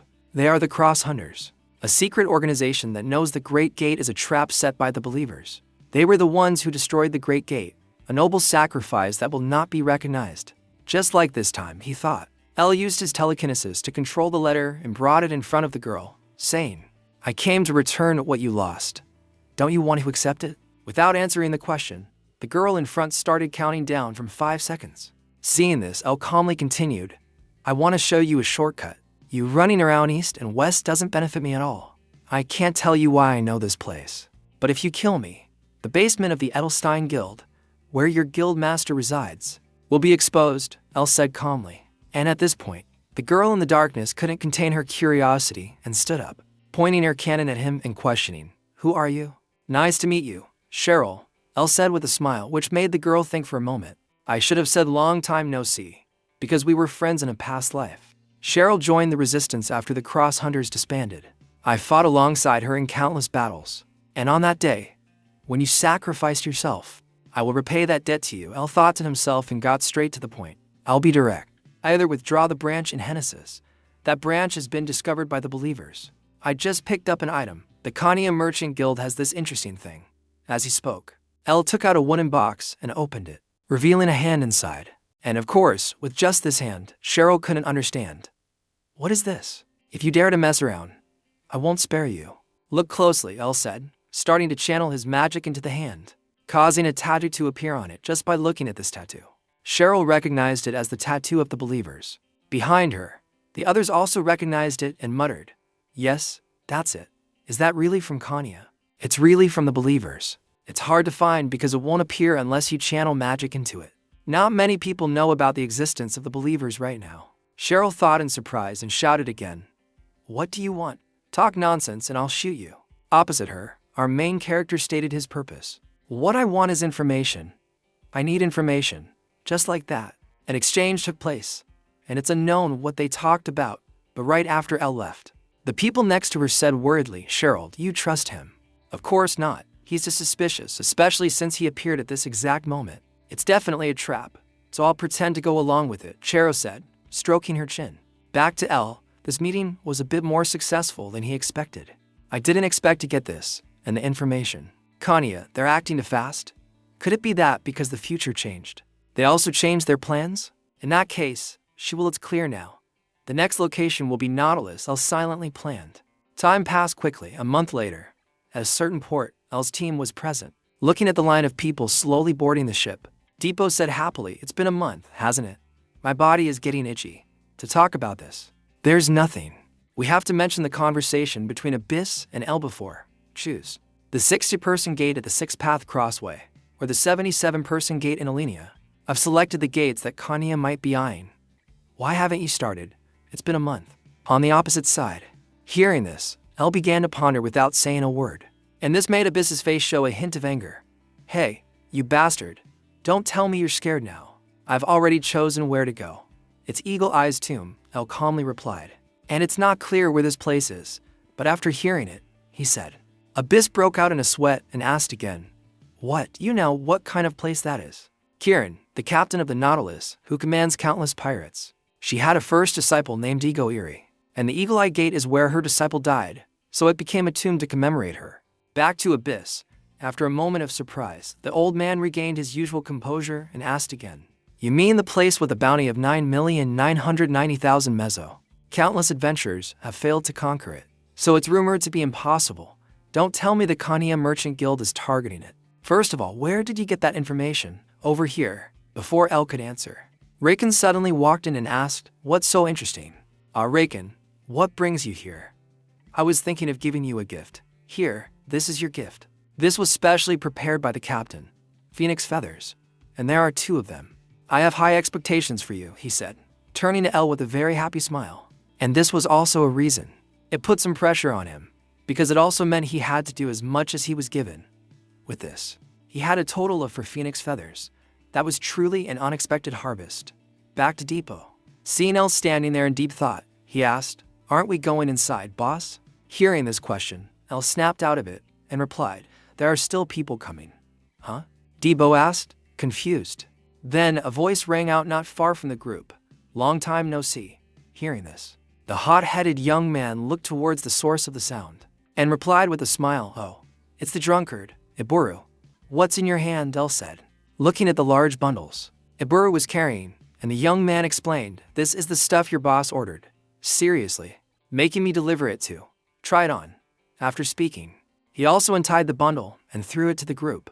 Inside was a set of clothes that had been designed for each person beforehand. After putting them on, they looked much better. Oh, this is great. Is it free? It's lighter than I thought. It's like I'm not wearing anything, Kiri said in amazement. Then she turned to ask Iburu, what's it made of? It's Yeti skin. Your boss threw it to me and told me to make this. Remember, he said with a laugh, making Debo remember the moment when Elle took the Yeti hide somewhere. Putting that aside, Iburu then looked over the group and praised them. You guys have been eating well lately. Of course. Since you have the skills to clear a 100-person gate, he exclaimed, making Depot quickly look around and whisper, Hey, keep your voice down. But wait, how do you know about that? In response to this question, Iburu affirmed, How could I not know? I received such a rare item. Only I know, so don't worry. Oh, there's some more equipment. This is before he could finish. From the front, Al interrupted him. That's yours. Huh? Mine? But why? Thanks. But I don't think it will be useful, Iburu said, shaking his head in refusal. However, El insisted on giving him the item. I said it's yours. Hearing this, the drunk young man seemed to have guessed something and asked in confusion, Wait, you mean there's no more time? Hurry up, El Farnan. Scene changed to a deserted island in the middle of the sea. At this time, there was nothing. A figure was also approaching the Nautilus ship. Seeing this person appear, the men standing next to the ship said happily, Oh, she's here. Ms. Minor, thank you so much. Ms. Minor did it for us. She did it. She cleared the 200-person orange level gate. Ms. Minor is back. This changes the whole dynamic for conquering the gate, the group said joyfully. However, after this Minor went to see the captain to discuss something, the captain flatly refused. No. Hearing the captain's words, Minor hurriedly asked, Captain, why? I even cleared the 200-person gate. The 74-person one will surely. I'm much stronger than Eagle I was before.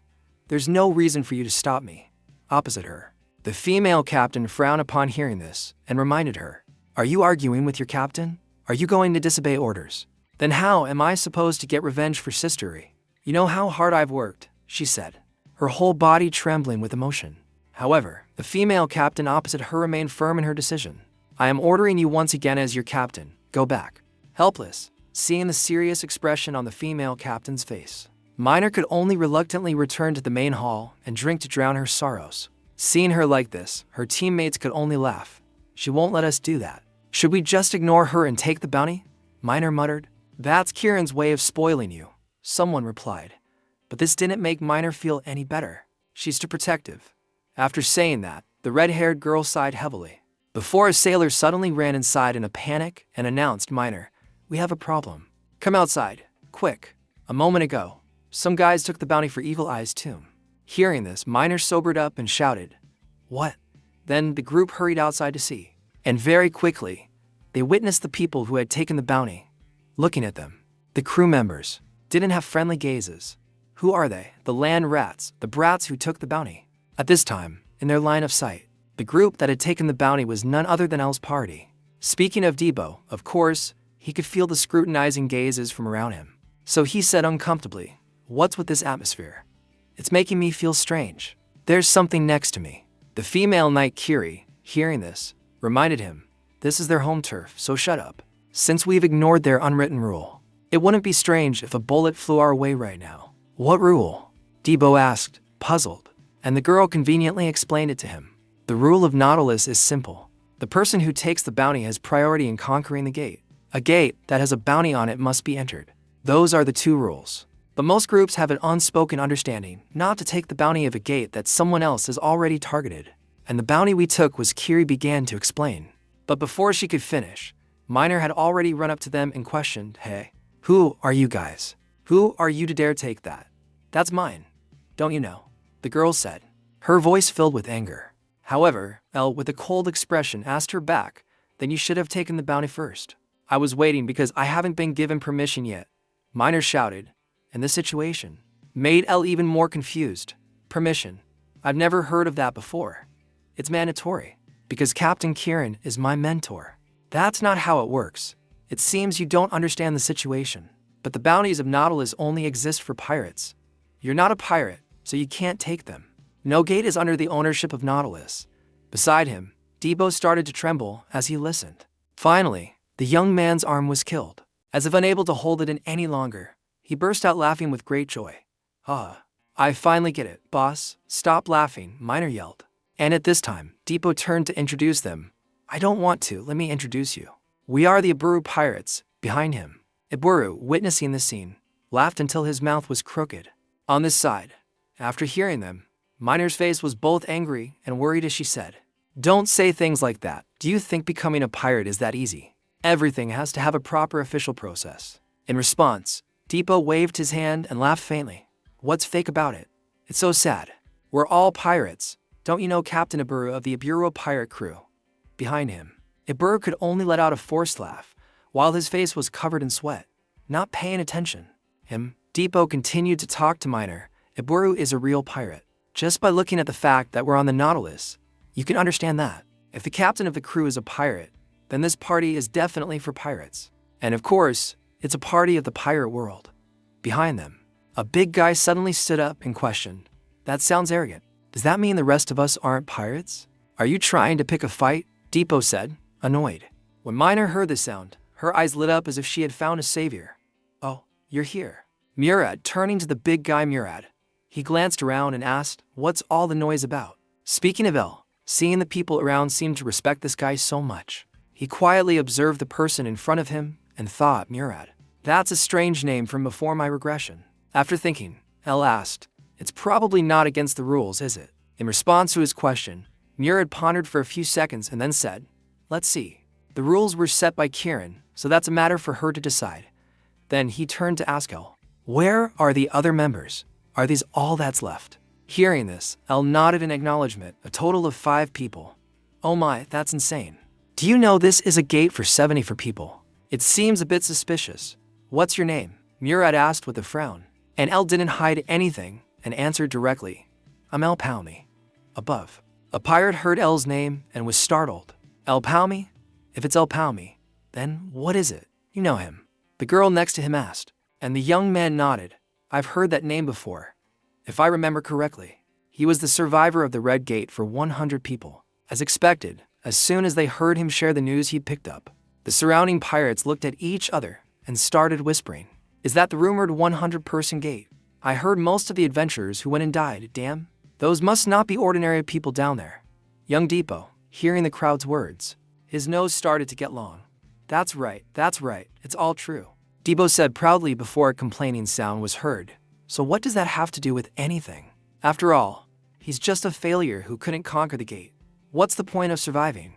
Aren't they just cowards who ran away because they lack strength? The dark-skinned girl said, shouting straight in the face of the person next to her, making the pirate quickly raise his hand to calm her down. Why are you yelling at me? Miner conquered an orange level to 100-person gate. In terms of strength, doesn't that mean Miner has the overwhelming victory? That's true. Someone nodded in agreement. Hearing them making a fuss, Miner's head started to hurt. Don't be so loud, she muttered. Back to Murad. After hearing El's introduction, he nodded in acknowledgement. I see. So, why don't we compromise a little? Since you've posted the bounty, you'll have priority to conquer it, and the remaining 69 spots will be transferred to other crews. How about that? He proposed. No way, Depot scoffed, but was immediately shut down when his face and his boss, El, agreed quickly. All right, but each person will have to pay 100,000 mezzo, and I'm only selling 10 spots, El said calmly. Then the scene changes to Miner's private room. Unable to miss this opportunity, she had returned to her room to get money. Hey, are you really going to buy it? They're all going to die anyway. We can just go in after they're all wiped out. The brown-haired pirate reminded her. I'm getting ready.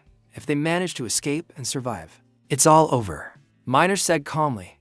Meanwhile, the brown-haired man asked worriedly, what about Kieran? I don't have time. I'll just do it first and apologize later. I can't give that spot to anyone else, Miner said with a serious tone. At the same time, in the study of El's group, Raph was questioning him. Why did you do that when things were going so well? With so many, why only sell 10 spots? We're already at a loss of 5.9 million mezzo. Go and sell the rest of the spots now. Oh my, this money grubber, Depot said in disgust. Turning to the female knight Kiri, who didn't have the same greedy personality as the old man, she had a more comprehensive view, and explained if we sell all of them, their number will be 14 times ours. You haven't forgotten about those believers, have you? Who cares about them? Just smash them all and it's over, Raph yelled. Paying no mind to their argument, El was focused on thinking things through. This time, it can't be like that. What is their goal? This time, it's to assassinate Miner, Leah's second disciple. At the gate where Leah, Captain Kieran's first disciple, and Eagle Eye died.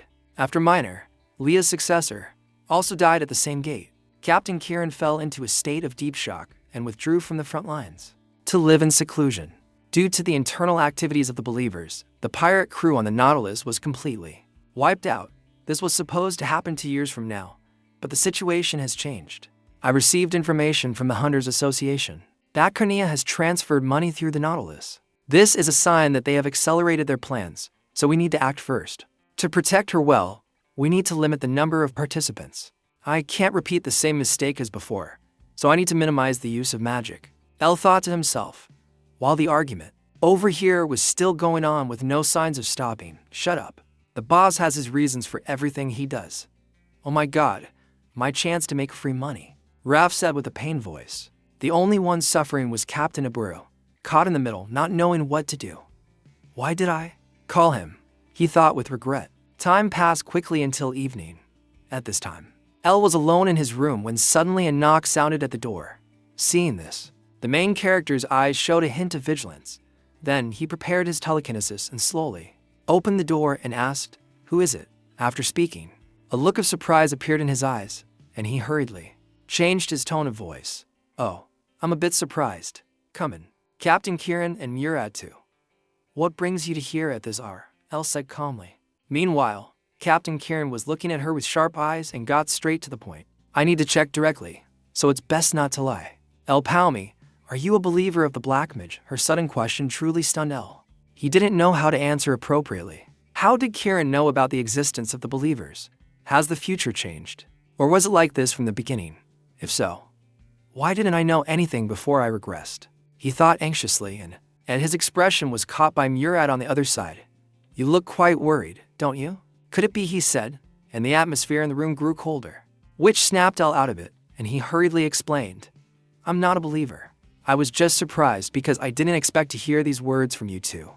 Turning to Kieran, she continued to ask, "You don't have any doubts about the existence of the believers?" "Stop beating around the bush," Elle reminded her, and Kieran's gaze grew colder as she got to the point. "How can I believe you're not a believer? Where's the proof?" "Over here," Elle answered the question immediately. "The proof is not difficult at all. You already knew, didn't you? Who was following me and what relationship I had with them? If not, what would have come to me wouldn't have been a question, but a bullet. You're from the Hunters Guild, aren't you? So there was a connection from the beginning." Elle stated his speculation, and at this point, Kieran admitted, "That's right. The believers are from Kanya's group, and you are their enemy. But that doesn't mean you're an ally," she said seriously, but Elle shrugged in response. "However, we might be able to cooperate. I believe the reason you came today is for that. What do you want from me?" Hearing this, Kieran's expression changed slightly, and she said, "The situation is very serious. I know that the believers of the Black Witch are behind the death of Leah, Eagle Eye. However, they have hidden themselves very deep within the Nautilus.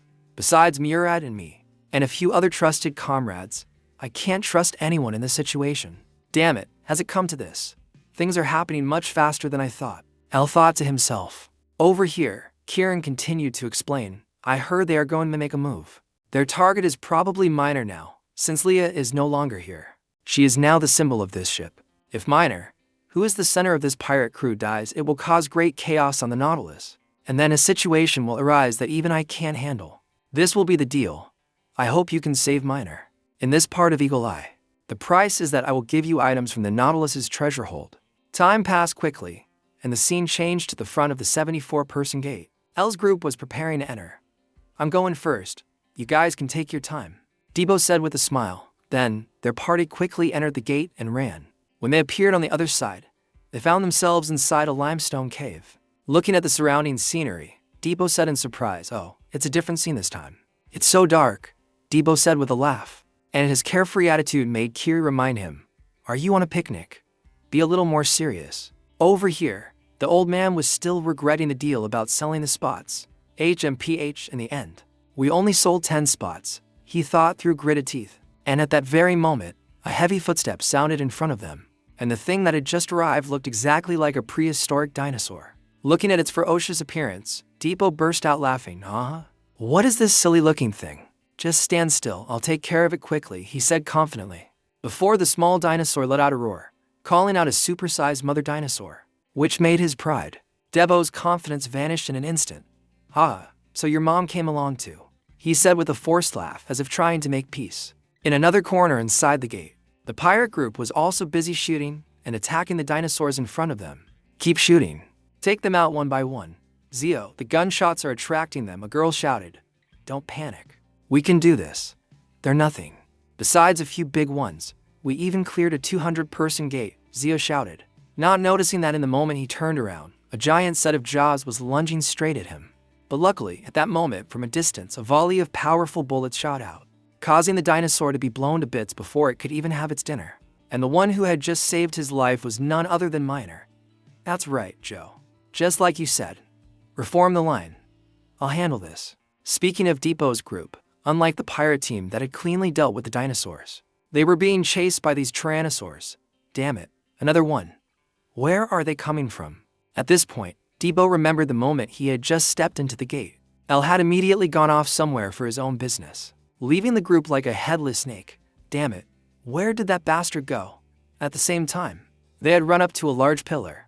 Seeing this, Depot quickly jumped to the side, on one side to dodge the pillar, and right behind him, the tyrannosaur, unable to stop in time, slammed its head directly into the pillar, making its head spin. Seizing this opportunity, Depot gripped his axe and charged, delivering a powerful blow straight to its throat, making the dinosaur open its mouth.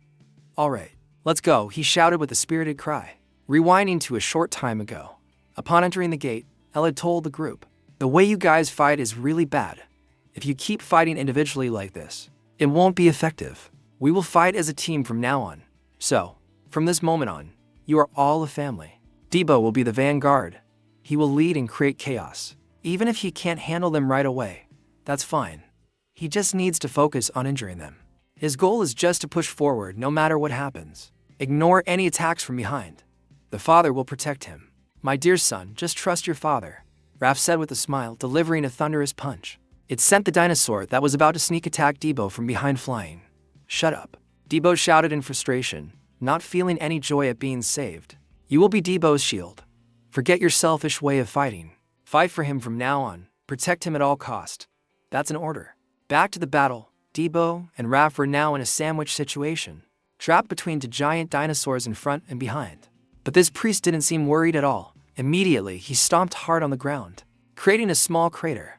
Then, he could also see a small hole, but there was nothing suspicious.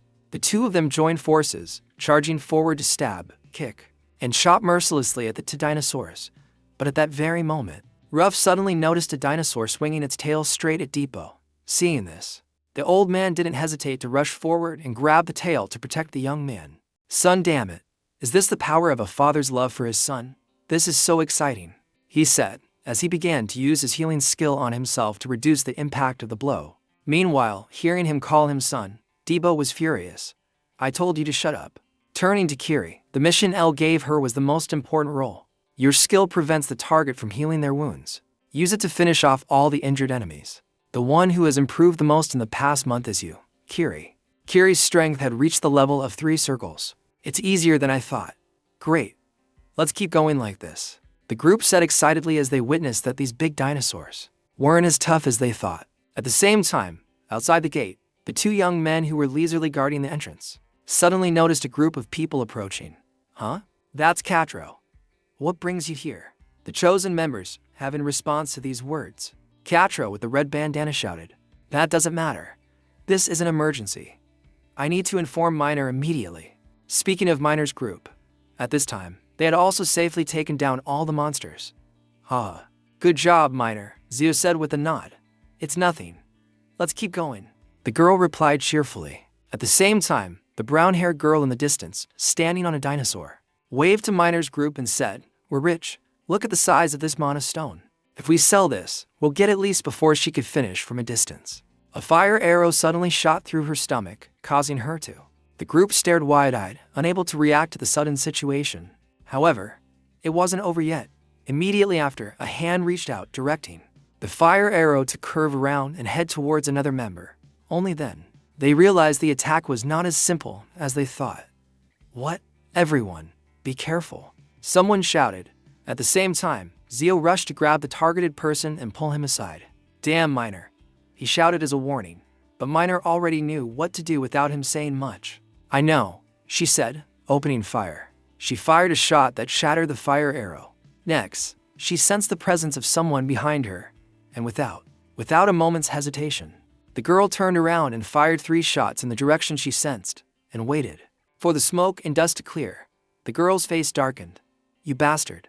Explain yourself," she said through gritted teeth. And the one who attacked just now was none other than our main character, L. Just cleaning up. "Stand still. I'll be done soon," he said, creating a dozen more fire arrows aimed at the group. Scene changed to Aburu's location. At this moment, he was in a state of extreme panic. Everyone forgot about me. That bastard Depot. How could he abandon me like that after telling me to trust him? If he was going to do this, why did he bring me here? Good thing there's this anthill, otherwise I would have been a goner. But I can't hide forever either. If everyone else gets out, then I'll really be a goner. Thinking of this, he mustered up some courage and cautiously stepped outside to scout the surrounding situation. This is crazy. I'm a two-circle adventurer too. Let's see. I won't die so easily in a place like this. As he said that, while wandering around. Inside the gate, Ibur discovered a gate leading to the second floor, the second great gate. What should I do? If I just wait here, then at the same time. On Ibur's shoulder, a pair of curious eyes peeked out. Looking at him made the young man so startled that he fell backward.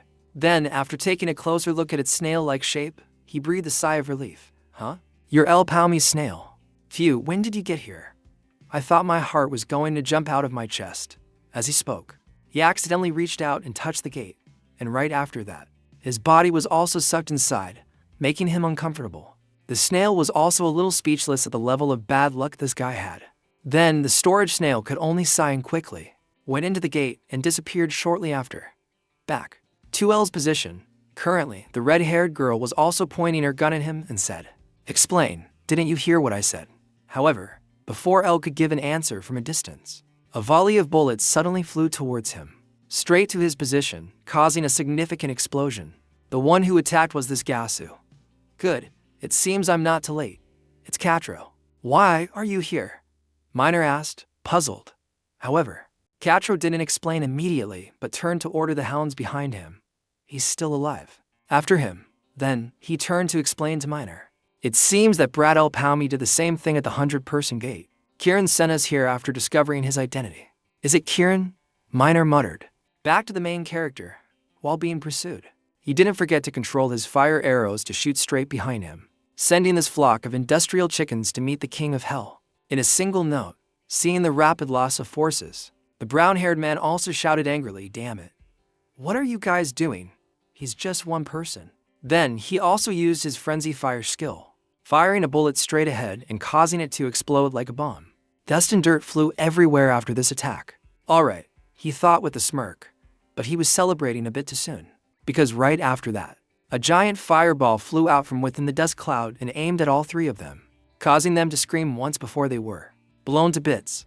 Back with L. After confirming that the opponent's presence had disappeared, he nodded. 3 of them. And more are coming. Did they find out? He thought anxiously, before his escape was cut off by Miner. Continue. Without a moment of hesitation, the girl continuously pulled the trigger, aiming straight at him. Luckily, L reacted quickly and managed to tilt his head to dodge in time. "You think I'll let you lose me?" the girl said while firing nonstop. Now it was like a firestorm. Each bullet left a large explosion. Unfortunately, the main character dodged faster than an eel, using the stone pillars in the cave to shield himself. Then he saw a gate leading somewhere, but before he could do anything, from behind, Catro took out a bomb and shouted to the group, "Everyone, get down." Then he threw the bomb forward. Seeing this, El immediately used his telekinesis, controlling a pillar. A large rock flew straight in front of him to shield him, and right after doing this, the smiley-faced bomb exploded, causing a terrifying explosion, causing a large amount of rock and soil from the cave ceiling to collapse. In the end, it left a large amount of rock and soil, trapping both El and Miner inside. "Miner, everyone, get over here. Quick, damn it," Zio shouted. And inside this pile of rocks, although she wasn't injured, she was also coughing violently from the smoke and dust caused by the explosion. Cough, cough. What's before she could finish? El pointed a fire arrow right at Miner's head to threaten her, and the reason they hadn't been crushed by this rock pile yet was because he had used his telekinesis to prevent the rocks from falling. "You bastard. What the hell are you doing? Tell me your plan now," Miner questioned. "Then, are you ready to face the consequences?" El asked coldly.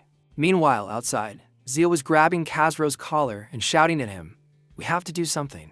Miner got caught in it too. just as he finished speaking. Suddenly, the pile of rocks was blown up from the inside. Seeing this, Joe also turned back worriedly and said, "Miner, are you alive?" "Where?" In response, a fire arrow shot through the smoke, flying straight towards both of them, making their hair stand on end. "What the hell is happening?" Ryo shouted. But that wasn't all. Immediately after, a gun was raised and fired, straight at Kazuro, turning him into a honeycomb in an instant. And the one who did it was none other than Miner. Looking at her act of killing a comrade, Joe started to feel like his mind couldn't keep up with the story anymore. "Miner, what are you doing?"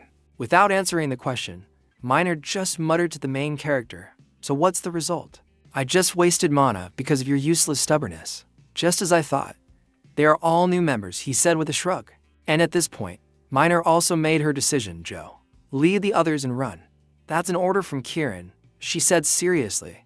And at that moment, there was a pendant around her neck that wasn't there before.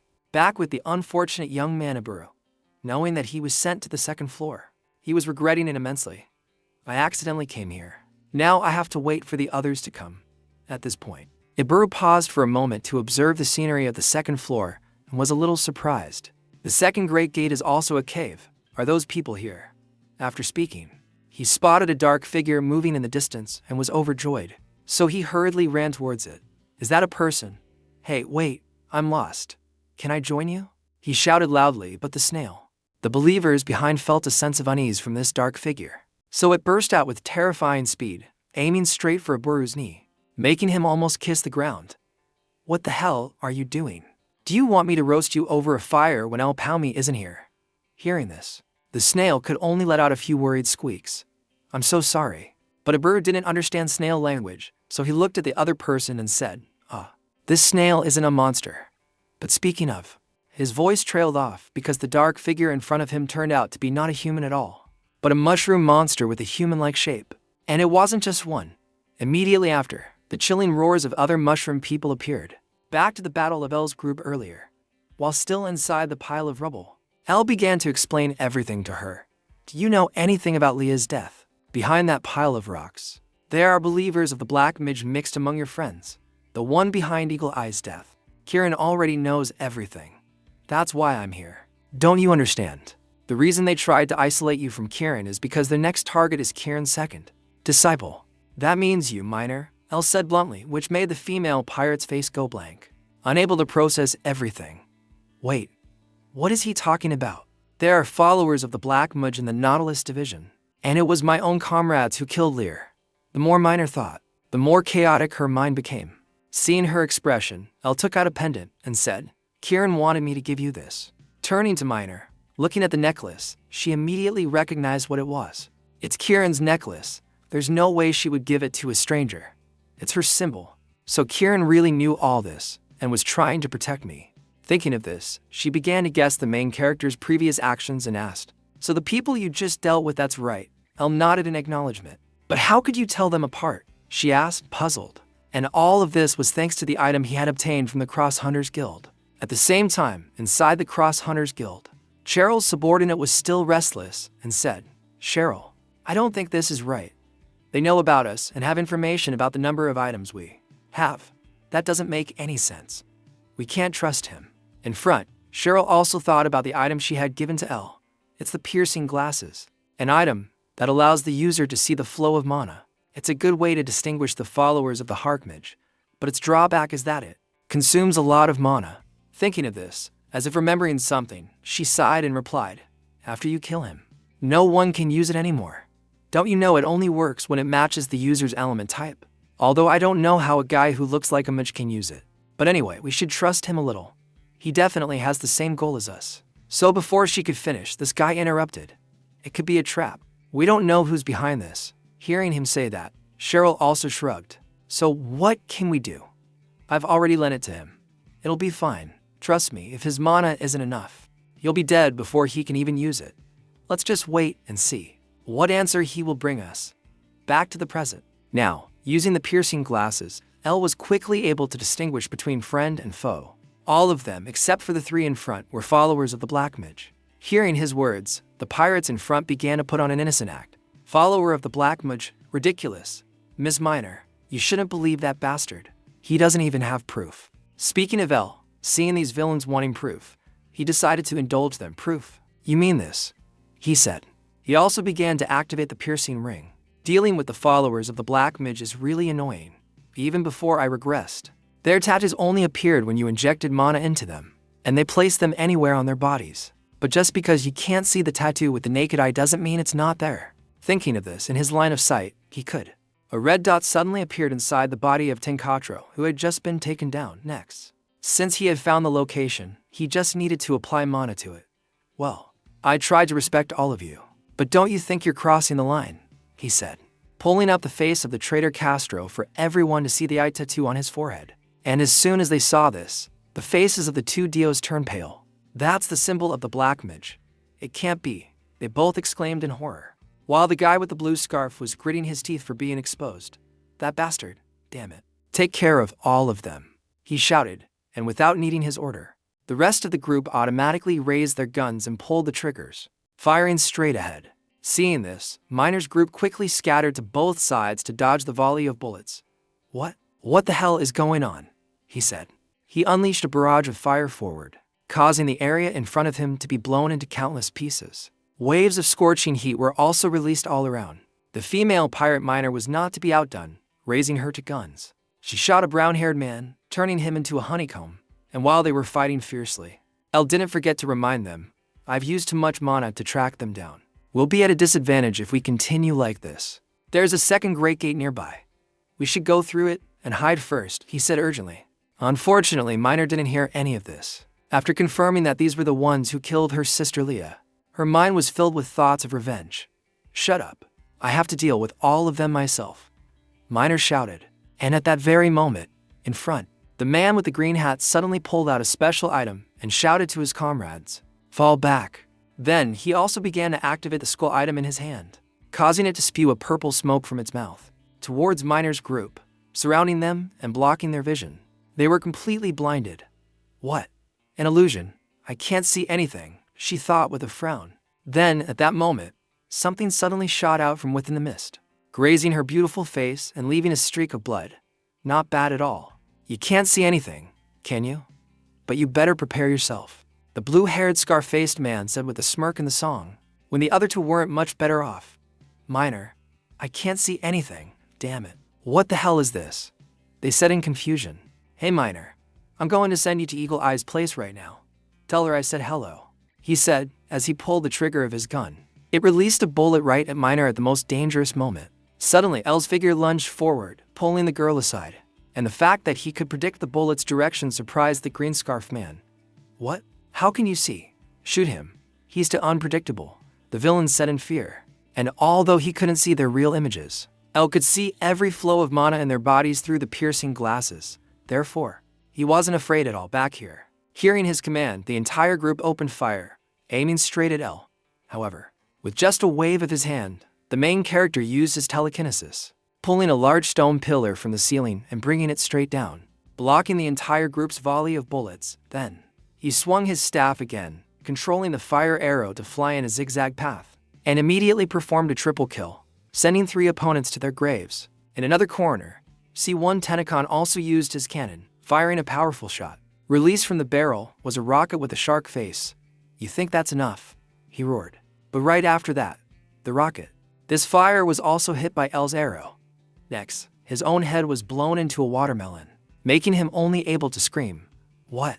Impossible. Before he went to meet the king of hell. Not far away, the man in the green scarf, looking at the scene, was terrified. What kind of demonic power is this? Those are just ordinary fire arrows. Block it, he said, and the group fired a rain of bullets forward to counter this attack. Elle immediately took out his phoenix feathers to enhance his fire-type skills. Then, he performed a 6-shot combo, creating 6 fire arrows and merging them. It formed a giant drill, boring straight ahead and blowing away everything. All the bullets blocking his way, he changed the direction of the fire arrow, he said. And while this group of black mage hunters was still busy paying attention to the explosion, then suddenly, Elle fell right in front of him and swung his sword, cutting off the arm holding the evil item. Next, he also threw the knife in his hand, stabbing it deep into the green-hatted man's chest, while his other hand also destroyed the skull to prevent any of the hounds from picking it up. To deal with the group, and right after, It was destroyed. The blinding mist that had obscured Miner's group vanished, allowing them to see everything again. I can see, Miner thought to herself. Back to the green-hatted man. Before he died, he had to take another bite out of Elle to be satisfied. You bastard. It's all for the black mage. With that, this guy, out of nowhere, pulled out a human face bomb from earlier, and it wasn't just one bomb. Around the group, there were dozens of other bombs flashing simultaneously. Then they exploded at the same time, causing the cave to rumble. The group was also thrown out by its shockwave. But in times of difficulty, it was still Elle who had to step up and carry this weak team. At this time, he was seen controlling a large piece of rock to fly around and catch all three of them. However, he also knew that he had reached his limit, so he accelerated the rock towards the gate. I've reached my limit too. I need to get to the Great Gate before I run out of mana, he thought to himself. But things were never easy for the main character. At this time, the foolish long-haired man didn't want everyone to carry out their plan, so he jumped onto the rock and reached out. He punched Miner, knocking her to the ground. Miner, Ryu shouted, while Elle, she could only curse damn it in her heart and hurriedly used her telekinesis, hoping to pull her back. However, the foolish rich kid didn't give him time to do that. Don't you dare, he said with a smirk and threw another smiley face bomb. Just like that, this bomb exploded right in front of Elle. At the same time, the gate leading to the second floor was also shattered by it. Time passed quickly after she woke up from being thrown down. Miner's eyes became vacant as the gate leading to the second floor had been blown to smithereens. Beside them, the followers of the Black Mage, seeing this gate destroyed. Their faces also became dazed. Why the gate? Damn it, the second gate. So we've lost track of that El Palmi group, they said, bewildered. And another person spoke up to reassure them. It's okay, the gate will be regenerated soon. Besides, our real goal is to deal with Kota. With that, the long-haired idiot immediately charged forward, using his fist-like weapon. Like a bear's fist in his hand, he punched straight ahead, unleashing a whirlwind punch. Seeing this, Miner immediately jumped back, simultaneously raising her gun and firing straight at his hand to give him a few bullet holes. It's just a shame that he used a type of magic called defensive barrier, which covered his entire body in a light blue glow. And the bullets fired by the pirate Miner didn't cause much damage. It's useless, he said with a smile. Miner, seeing that her attacks had no effect, her eyes showed a hint of difficulty. The attack has no effect. He's been hiding his true skills, she thought. Not believing it, the girl continuously fired forward, but it could only leave a few scratches on his large body. And as soon as he got close to Miner, the girl had already emptied her ammo. This guy immediately threw a thunderous punch without hesitation, creating a small crater in the ground. However, it was meaningless if it couldn't hit Miner. As soon as he threw the punch, she bent her knees and leaped into the air. Then the girl landed lightly on his shoulder, aiming her gun. She fired at the sole of his foot, and it seemed that place was not covered by the defensive magic, so her shot easily passed through his foot, making his face. This guy also broke out in a cold sweat from the pain. At the same time, behind them, the underlings, knowing that the long-haired idiot was resistant to bullets, didn't hesitate to open fire on both of them to take down Miner. But Miner had no reason. She also twisted her body, using her hands as a pivot point to open the door, and redirected the push, using the long-haired idiot as her shield, making his back. His bullet wounds spurted out flowers of blood as he took these shots. As soon as she got up, conveniently having a shield in front of her, Miner was surprised. She began to pull the trigger to counterattack, causing a few unfortunate ones to be immediately blown to bits. That coward. The long-haired idiot grumbled, he said, and at the same time, began to gather strength in his fist again, aiming it straight down at her. However, before his fist could even touch Miner, the girl had already pressed her gun against his stomach and fired at close range, immediately creating a bloody hole in his stomach. The guy was in so much pain that his eyes widened and his mouth hung open. But he shouldn't have opened his mouth in front of Miner, because right after that, she shoved her gun into his mouth and pulled the trigger again. The bullet went straight through his brain and out the top of his head. It sent him to meet the king of hell in an instant. Pedro, the group behind, said in fear, while Miner, after dealing with him, coldly turned to look at this group of traitors. I don't have time. Let's all attack at once. Scene changed to Depot's group. After dealing with all the dinosaur monsters blocking their way, they were now in a difficult situation. Now, in front of them were countless gates leading to the second floor, leaving the group unsure of which one to choose. What the heck? Gates, Daibo said in amazement. There are more here too. Are all of these gates to the second floor? Kiri added. And to answer this, Raph shared some information he had picked up somewhere. This is probably a special gate. I've heard about it. It connects to other locations in the second area. When a certain number of people pass through, that gate will close, and the rest will eventually have to use another gate. Hearing this, Depot suddenly thought of something, and hurriedly stopped the old man and asked, "Wait a minute. We don't know where we'll end up if we enter any of these gates. What if we run into the boss?" There's no other way. We'll have to leave it to fate for now. We can only try entering, Raph said with a sigh. Next, with no other choice, the group cautiously stepped inside the gate, and luckily, all three of them could enter one gate together. Phew. Luckily, it seems a maximum of 3 people can go in together. Let's look around carefully. Maybe El Palmi will move to another gate. We need to regroup quickly, the old man said cautiously to everyone. At the same time, a cloud of dust suddenly rose in the distance, catching Debo's attention. Hey, what's that? It feels like it's heading towards us. Could it be a monster? As he spoke, the hot-blooded young man narrowed his eyes to observe. Then, the image of their comrade Iburu being chased by a group of people appeared in their eyes. Is that Iburu? The group said in surprise. Meanwhile, Iburu on the other side was so happy to see them appear that he wanted to burn Joss paper for his ancestors right there and then. Everyone, please save me, he said emotionally. But in response to his request, Debo's group, with terrified faces, warned him. What are you talking about? Don't come near us. Debo cried out in fear as this guy suddenly brought a horde of monsters towards them. But it's not clear if he didn't hear clearly, but Iburu's face lit up with joy.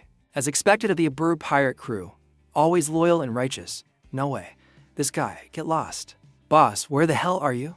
Debo cried out, but his heart didn't know where. As they were preparing to face the group of people, L's group, who had been thrown into the second floor gate, had already encountered these terrifying monsters, especially in a situation where L had already run out of mana. In a corner, after shooting and disintegrating a mushroom man's body, Joe recognized it and exclaimed, "These aren't just monsters, they're also wearing pirate costumes like us. Could they be human? Damn it, now's not the time to worry about silly things.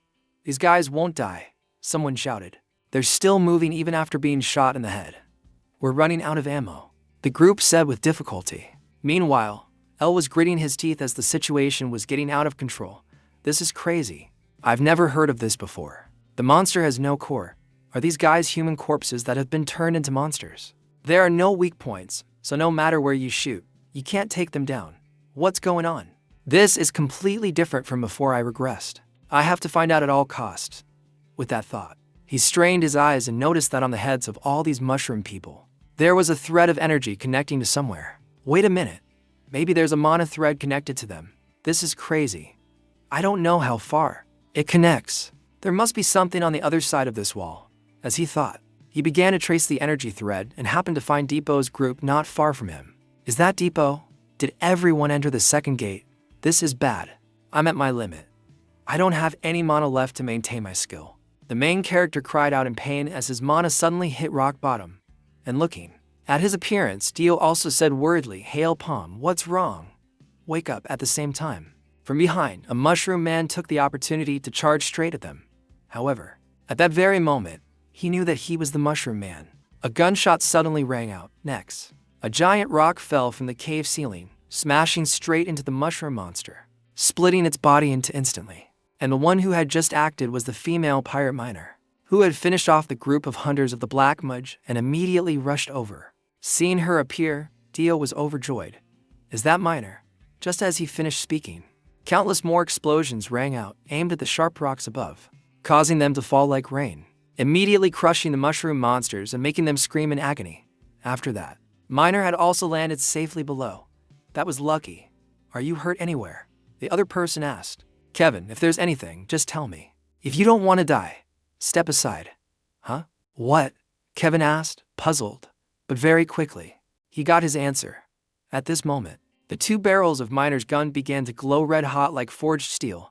Then, right after that, 2 huge streams of energy were released forward, creating a terrifying explosion, and when it was all over, the group saw a large hole had appeared in the cave. Miner, I almost died just now. Kelvin complained before he turned to look around and clicked his tongue. Damn, what the hell? There are still so many. What should we do? We don't have enough ammo anymore, Kevin said worriedly. I can shoot one more time.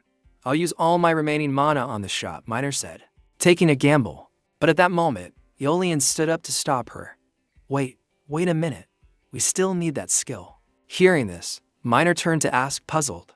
What are you talking about in a situation like this where we're about to die? Don't you see those guys? There's no time to wait. Back to El, with Miner's appearance, he had already devised a plan. The distance to Depot's location is about 1 kilometer. There's not much time left. There's no time to think anymore. Thinking of this, what did he do? He pulled out some stones from his bag and said, give me 5 more minutes. No, give me 3 more minutes. What? What can you do in just 3 minutes? I'll clear this gate. El affirmed, back to Debo's group. They were currently fighting hard against these mushroom people, and the more they fought, the more they felt how tough they were. What the hell? These zombies, even if they're human corpses, cutting off their heads still doesn't, Debo said in frustration, swinging his giant axe across the body of a mushroom monster. But they couldn't fight. But right after that, he was grabbed by the neck by the arm of another one. Luckily, Ruff managed to rush over and knock this guy away. Is there any way to actually take these things down? Debo asked. Stop whining. In the meantime, take down another one, Raph said as he used his elbow to strike another monster. And beside them, Kiri and Iburu were also struggling to stop the monsters from getting close. And during that time, in a panic, the pirate Iburu shot a bullet at the rock above, causing it to immediately fall from the ceiling and pierce through the body of a mushroom man. Good, Iburu. Good shot. Everyone praised him, which made Iburu a little embarrassed, because just now, he had only shot in a panic. Oh, it's nothing. Back to Depot's position. At that moment, the ground in front of him suddenly exploded. Next, a giant figure emerged, making the young man's face turn pale. This is crazy, you. What the hell did you just wake up? He yelled as a giant, mutated mushroom with countless egg sacs on its body appeared in front of them. Damn it, they were just praising me, Iburu muttered to himself. Back to the position of El's group. It's unknown what he ate just now, but right after that, his entire body erupted with a fierce mana. But more importantly, his body seemed to be under a great strain. Damn it. My heart feels like it's going to explode. I don't want to have to push myself like this again. But there's no other choice. It's too early to increase the magic circle. It will only hinder me. If I force it when I'm not ready, then there's only one way. I've always had to face situations like this before my regression. The monsters got stronger and stronger, while I lacked the mana to cast attacks when needed. Once I reach the limit of the 6th circle, magic will cost more mana. Now I have to find another way to deal with them. It's a gamble. The magic stone I only use to increase my magic circle. Based on the nature of the monster, if I absorb this magic directly, can it be used as instant mana? Theoretically, I can recover mana that way. Now only the overflowing waves of mana remain. If I channel it through my heart in the direction of blood flow, now my body can withstand this pressure. The more he thought, the more El tried to concentrate, directing the flow of energy towards his heart to focus on recovering the consumed mana. And while the female pirate, Miner, was still struggling to protect him, El's voice rang out, "Good job, Miner." Just as the words ended, a giant fireball shot straight ahead from El's direction, scorching. I immediately roasted 2 mushroom men. Hey, what was that? So, you, the girl said in surprise. However, El didn't explain much and just instructed, get that skill ready first. What? What's wrong with his appearance? She exclaimed in her heart when she saw the young man's somewhat cold appearance. And while they were preparing to deliver the finishing blow, Dibbo's party was also struggling against the attacks from the monsters. And after being knocked away by a whip-like tongue from a giant mushroom man that had just appeared, Raph suddenly ran away. I was the first to discover that at the side of my wound, a few mushrooms had grown. What is this? Are these mushrooms? This is crazy, is that it? The secret of that zombie mushroom. As he spoke, he quickly took out a dagger from his side and carved. He cut off the part of his flesh where the mushroom had taken root. Then, the old man also used his healing to seal the wound and turned to warn everyone. Everyone, be careful, don't let the tentacles touch you. Otherwise, you'll turn into those disgusting zombie mushrooms. Hearing him say this, Depot's expression showed that he understood everything. So that thing is behind everything. Everyone is getting exhausted. We're going to get wiped out. At this point, I decided not to. He made a risky decision, to stay behind and hold off the monsters so everyone else could escape. Leave this place to me and run away from here. After saying that, without waiting for anyone to react, he then rushed to fight the mushroom monster head-on, and immediately cut its tongues into many pieces. In front, because it had no hands, The mushroom monster could only swing its long tongue to attack him. Seeing this, Debo jumped to dodge, but suddenly the tongue twisted like an arm, changing direction in midair and knocking Debo aside, making him spit. Next, the whip. It swung again, striking him once more, and because Debo was flying in the air, he had nowhere to dodge. But at that very moment, Kiri rushed forward to take the blow for him. Back with the O's group, after temporarily assigning the task of blocking the big shots to Zio. They were standing in front of a large stone wall. Just focus on maintaining the skill and leave the aiming to me. The target is this wall. We only have one chance. Fire, fireball. At his words, the girl miner began to pour all her remaining mana into her body to unleash her most powerful attack, creating a giant bullet that shot straight ahead. At the same time, Al also wrapped his energy around the bullet to steer it, just like that. The bullet began to spin down. I chose to drill through the wall. Hurry up, faster. Move forward, he said, explaining. I increased the rotational speed of this bullet to transform it into a fire spear. But, looking at this firing force, Al's eyebrows furrowed. Not enough. I need to add more magic power. Keep holding on until the end. He shouted loudly and used 5 more fire arrows, shooting straight into the tail of the bullet to increase its thrust. At the same time, behind him, he also screamed, "Damn it, I'm out of ammo. Run, miner." He cried out as a warning, as now that there was no one blocking the way, the mushroom men charged straight at everyone.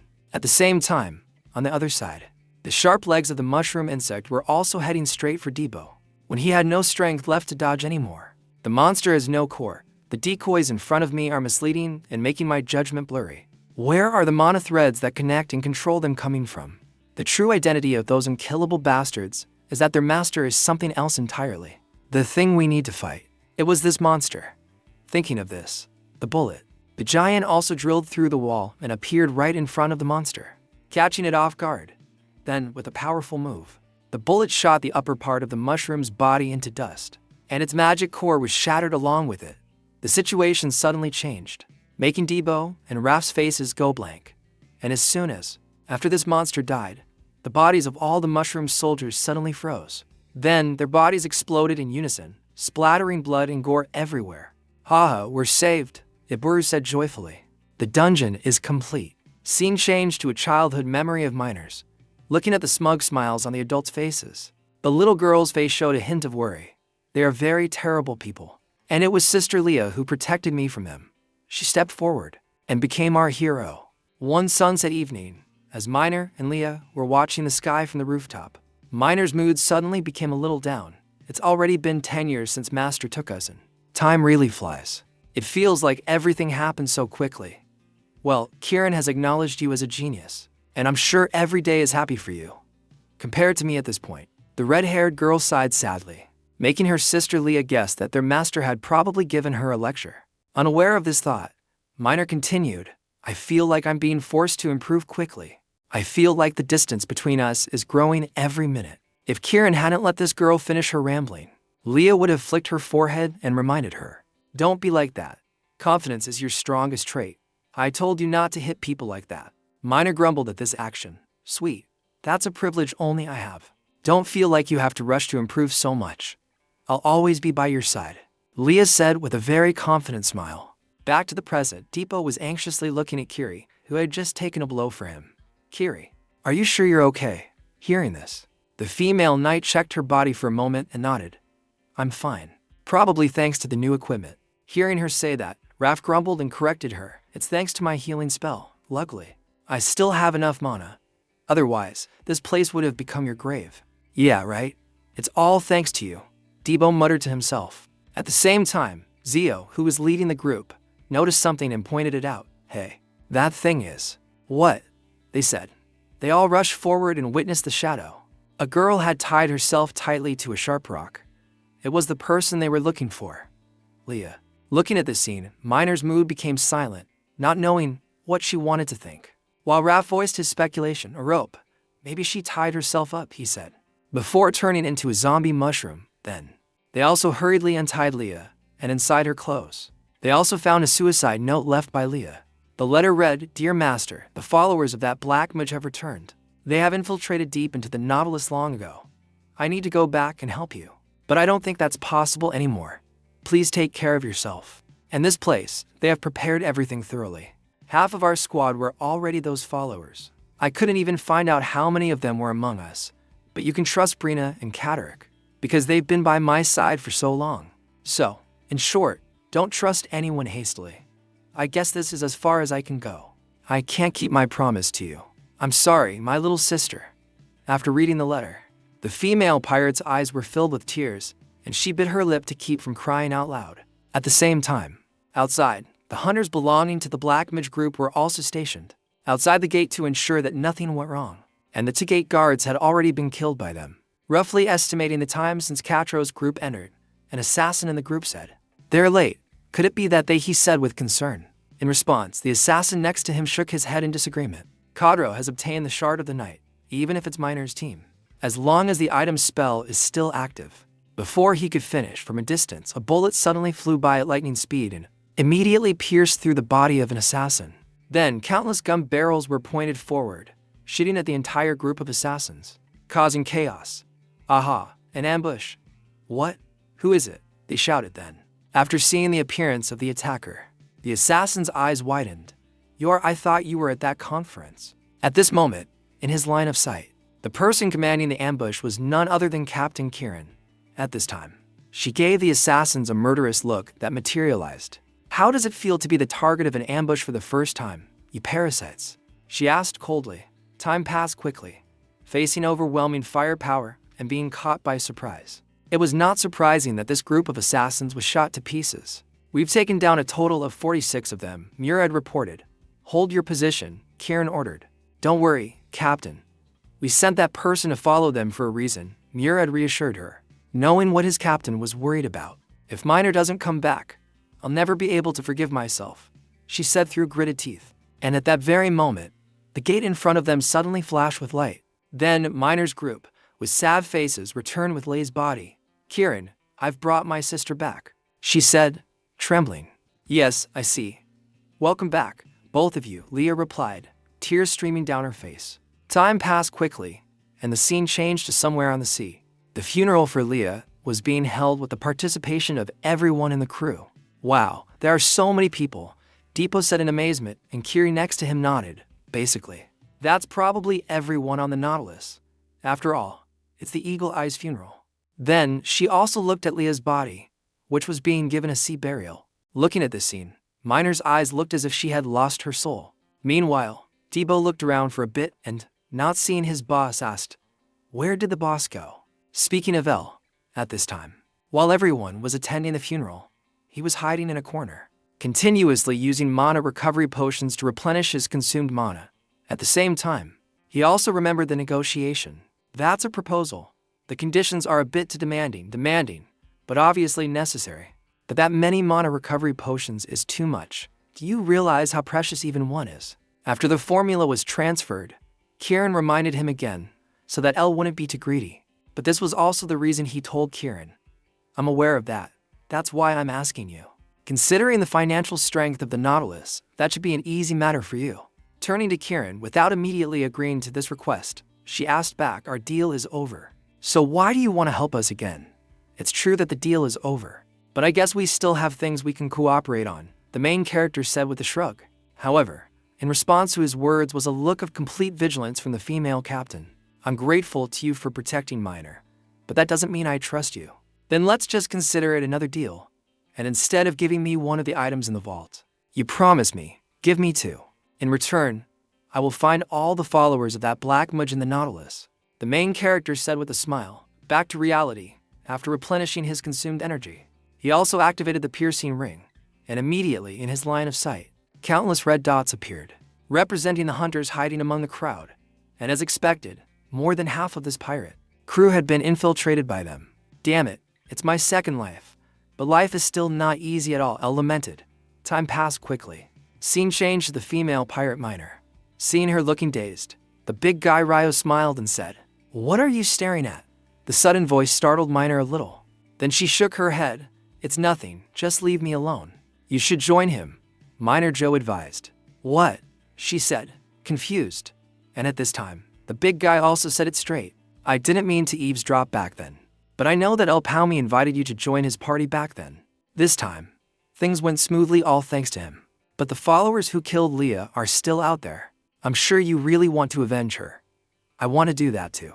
And if you go with El Palmi, you'll be fighting the disciples on the front lines. I think he's a reliable guy, so go with him. I'll protect this place. You know me well enough, right? He said, confidently patting his chest to reassure her. And with his words, a smile appeared on Miner's face before it turned cold again. I can't trust you because you're too weak. Hey, don't pour cold water on me like that. Dio said with wide eyes when he saw the girl looking down on him like that. Well, I guess everything will be fine since Karen is here. You really are, he sighed. Time passed quickly, and the scene changed to a flooded forest. At this time, Elle was also rowing a small boat, following Captain Kieran's instructions to this place. And it didn't take long. After a while, a large, towering gate appeared in front of them, and slowly, from above, cannons were aimed straight at their small boat. At a glance, it was discovered that one of the people holding a gun was a five-circle adventurer. This was enough to prove how high the level of defense of this place was. Then, Captain Kieran quickly took out a torch and lit it, causing it to emit a blue flame to signal the people above. Next, as if their identity had been confirmed, the gate also opened for them to enter. And as soon as he saw the scene before him, Elle's eyes widened. This place is Kieran's treasure vault. At this moment, before him was countless gold coins piled high into a mound. It made Elle drool. Can you explain these items to me? He suggested. However, Kieran was very clever. How could she introduce the rare items in her treasure vault to the main character? For him to take. What pirate would tell you the value of their treasure? You have to judge for yourself. To be clear, I only promised to give you the items, the girl said coldly, which disappointed Elle a little. So cold.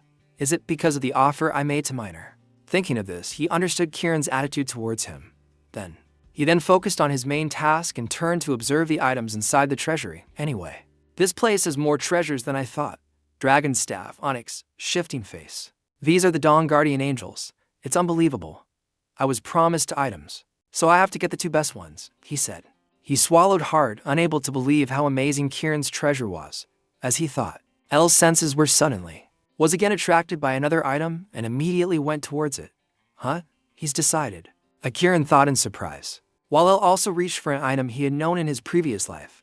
This must be. After the final day, when the adventurers were on the front lines, one adventurer massacred numerous members of the association. The traitor of humanity, Gake. He had infiltrated the top positions of the association and betrayed everyone at the most critical moment, dealing a fatal blow to the association. The symbol of terror he once used. I lost so many people because of that bastard. Did he take this from here? Thinking about the things that Geke had caused in his previous life, Elle gritted his teeth and said, I'll take this, the first item. After saying that, he also conveniently put the bracelet on his right wrist. And seeing him choose that item, Kieran praised him. Good eye. But why? That item doesn't suit his attributes. She wondered to herself, unaware of this. Elle continued to look around for a bit and was again attracted by a certain ring, lying among the pile of money. I've never seen that before. I can't feel anything. Is it just an ordinary ring? It's just suspicious. An ordinary ring has no reason to be here. As he spoke, he reached forward as if to pick up the ring. But at the same time, for some reason, the ring suddenly flew towards him, startling Elle a little. What is this? I touched it and suddenly turning to Kieran. Looking at the ring on the main character's hand, her expression changed, and she shook her head. Sorry, that ring is not mine, so I can't give it to you. Please choose something else. Understood, all right. But I can't take it off, he said as both of his hands trembled as he tried to pull the ring off his finger without success. Scene changed to Evoke's castle. At this moment, his hound subordinate Bayu was also reporting to him about work. The matter of the Ritchie Merchant Guild has been resolved. Hearing this, a look of satisfaction appeared in Evoke's eyes, and he nodded. All right, well done. What about El Palmi? It should be about time, he said coldly. And as soon as he heard these words, Beiru's whole body trembled involuntarily. My apologies. That failed. Just as the words were spoken, as if unable to accept this result, Evoke slammed his hand hard. He slammed his hand on the arm of the chair and questioned his hound. Failure? Are you kidding me? I even gave you the dark shard to use. But this is all you can do. Last chance. If you fail again, you'll pay with your life, he said, his eyes red with anger, showing just how furious he was. Ignoring him, back to the female pirate miner. As if she had made up her mind. She had already finished packing her luggage. Phew, all right. Let's go. she muttered to herself and quickly walked out of her room. At the same time, since their work here was done, Elle's group also said goodbye to this pirate crew. "You're leaving already," Zio said with a smile. "We'll come back if we have the chance. The wine here is delicious," Depot replied. You better improve your skills before you come back." "Yeah, have fun," Raph said cheerfully. Which made Dio on the side remember the dart betting session not long ago. This gambling addict had licked away for million gold from the old man, that damn gambling addict. Dio cursed silently. Unaware of this, Depot, seeing that everything was done, turned to Elle and said, "So, shall we go?" "Yes," Elle replied. However, at that very moment, the figure of the girl miner rushed out of the ship's door. "Wait, where's my spot?" the girl said, panting heavily from having to rush here. Time passed quickly, and the scene changed to inside a certain gate with the architecture of a mysterious corridor. At this time, the head of a man in the party had just been taken by the monster guarding this place. "Damn it. Run. Don't look back, run," someone shouted, and the survivors also used all their strength to run straight ahead. "No. At this point, we're going to please. Over there, hurry up. I'll activate it. This damn thing. I won't die so easily," the nameless man said as he pulled the lever on the wall. But just as he said he wouldn't die here from behind, a broadsword flew straight through his two legs and cut them off. Seeing this, the person running in front also turned around in fear. "Gutrin, damn it." Gutrin, in response to these words, gritted his teeth. "You fool, get out of here. You have to survive," he said through gritted teeth. And the owner of the sword was a death knight riding a skeleton horse, burning with a faint blue flame. Back with Elle's group, as soon as he returned to the Gothel Merchant Guild, he was immediately scolded by Abyss. "Why did you come back empty-handed?" "It was an emergency. It's a miracle we're still alive," the main character replied calmly, and his nonchalant attitude only made the bearded old man angrier. "What? So, why are you taking this so lightly?" In response, Elle also had a suitable answer for him. "Well, I'm not saying this can make up for it, but I'll be expanding my group a little." "What the hell are you talking about?" "Abbas Holland Minor, the target of the disciples, has joined our guild," the main character reminded, causing one of Abbas's eyes to flash with surprise. "Goldeneye, is that what you wanted to say?" "They certainly won't just sit back and watch. We'll lure them out," Elle said, sharing his thoughts. However, this was still not enough to appease Abyss's anger. "What is this? How long do I have to play along with this stupid game?" Back with Elle, he could understand why he was so angry. "I still can't reveal everything to him. If a war breaks out because he has a narrow view of the goal of overthrowing Kanya, things won't be done properly, and we'll never be able to get to the root of the black mages that way." But Gafor is also running out of patience. "I have to hurry." Thinking of this, he also affirmed again, "Well, not for long. Just a little more time." Time passed quickly, and the scene changed to Depot's house. It's unclear when this place became their de facto meeting room for strategy sessions. And currently, Raph was complaining a bit about the decision to let Minor join the party. "You added another person to the guild without even discussing it with me. Now I'll have to spend more money on you." "Guys," he said angrily, and after hearing him, Daibo stood up and argued back. "Having another skilled person is a good thing. And why do we have to ask for your permission when the boss is the guild master?" "What? Guild master? Who decided that?" "We're still arguing about it." "Well, for now, he's just the temporary guild master," Raph grumbled, and he kept emphasizing the word temporary, which made Kiri's mouth twitch. "That old man needs another beating," she muttered. Back to Elle, as if sensing that this was the right time to clarify the members' positions. He also placed his teacup on the table and said, "Temporary. Well, it doesn't matter. If you have any questions, you can show me your skills. I'm always ready for a fight," he said, looking straight at the money grubber with a very cold gaze, which immediately sent a chill down his spine. Finally, not daring to confront Elle, the old man could only say a few meaningless words. "Damn it. That's my opinion. Why don't you guys discuss it? This is crazy," he said. Raph also slammed the door and left. "Phew, that old man is so greedy," Daibo complained, before he noticed Elle also getting up from his chair and asked, "Huh? Where are you going?" "I have something to do today, so I'm not training." Then, Elle also quickly left the room. At the same time, outside, the guards sent by the Merchant Guild were annoyed to see them wandering around like that. They went into different directions. "Damn it, do they think they have multiple lives? They don't even pay attention to us. Why do they always leave on their own? Let's split up. We'll follow that guy," they said, looking at Raph. "Over here." Elle walked while remembering his conversation with Captain Kieran before. when he couldn't take that ring off his finger. Can't take it off. What the hell are you talking about? The item chose its owner or something? Well, even if you ask me, it won't budge, El said, shaking his head when he couldn't even make him cut off his finger to get the ring. This isn't good. The owner of that ring is Kieran, frowned in thought. And after a few seconds of hesitation, the girl sighed and accepted the result. Whatever. But you'll have to get permission from its owner. Back to the present, at this time. El also went to the Cross Hunters Guild, and as if knowing he would come, Cheryl's group was also greeting him with looks that seemed like they wanted to eat him alive. So you're still alive. Are you the owner of the ring? El asked. What ring? Cheryl asked, puzzled. I came here to ask for your permission. I can't take it off. So I came to ask if you would allow me to use it, he said as he raised his hand for them to see the ring. And they had taken it off. And as soon as she saw this ring, Cheryl's expression changed. That is, he can't take it off. If that's the case, then thinking of this, she turned to look at her teammate and nodded. Then, Cheryl also told Elle, I can't give it to you now because its real owner isn't here. So, can you bring them here? I don't even know how to use this ring, so I need someone to explain, Elle requested. And for some reason, Cheryl also accepted this. Alright, El Palmy, this is a request. The owner of that ring, please go and rescue Prue, the hero's follower, from me. In the end, humanity was cornered, but then 6 special people appeared.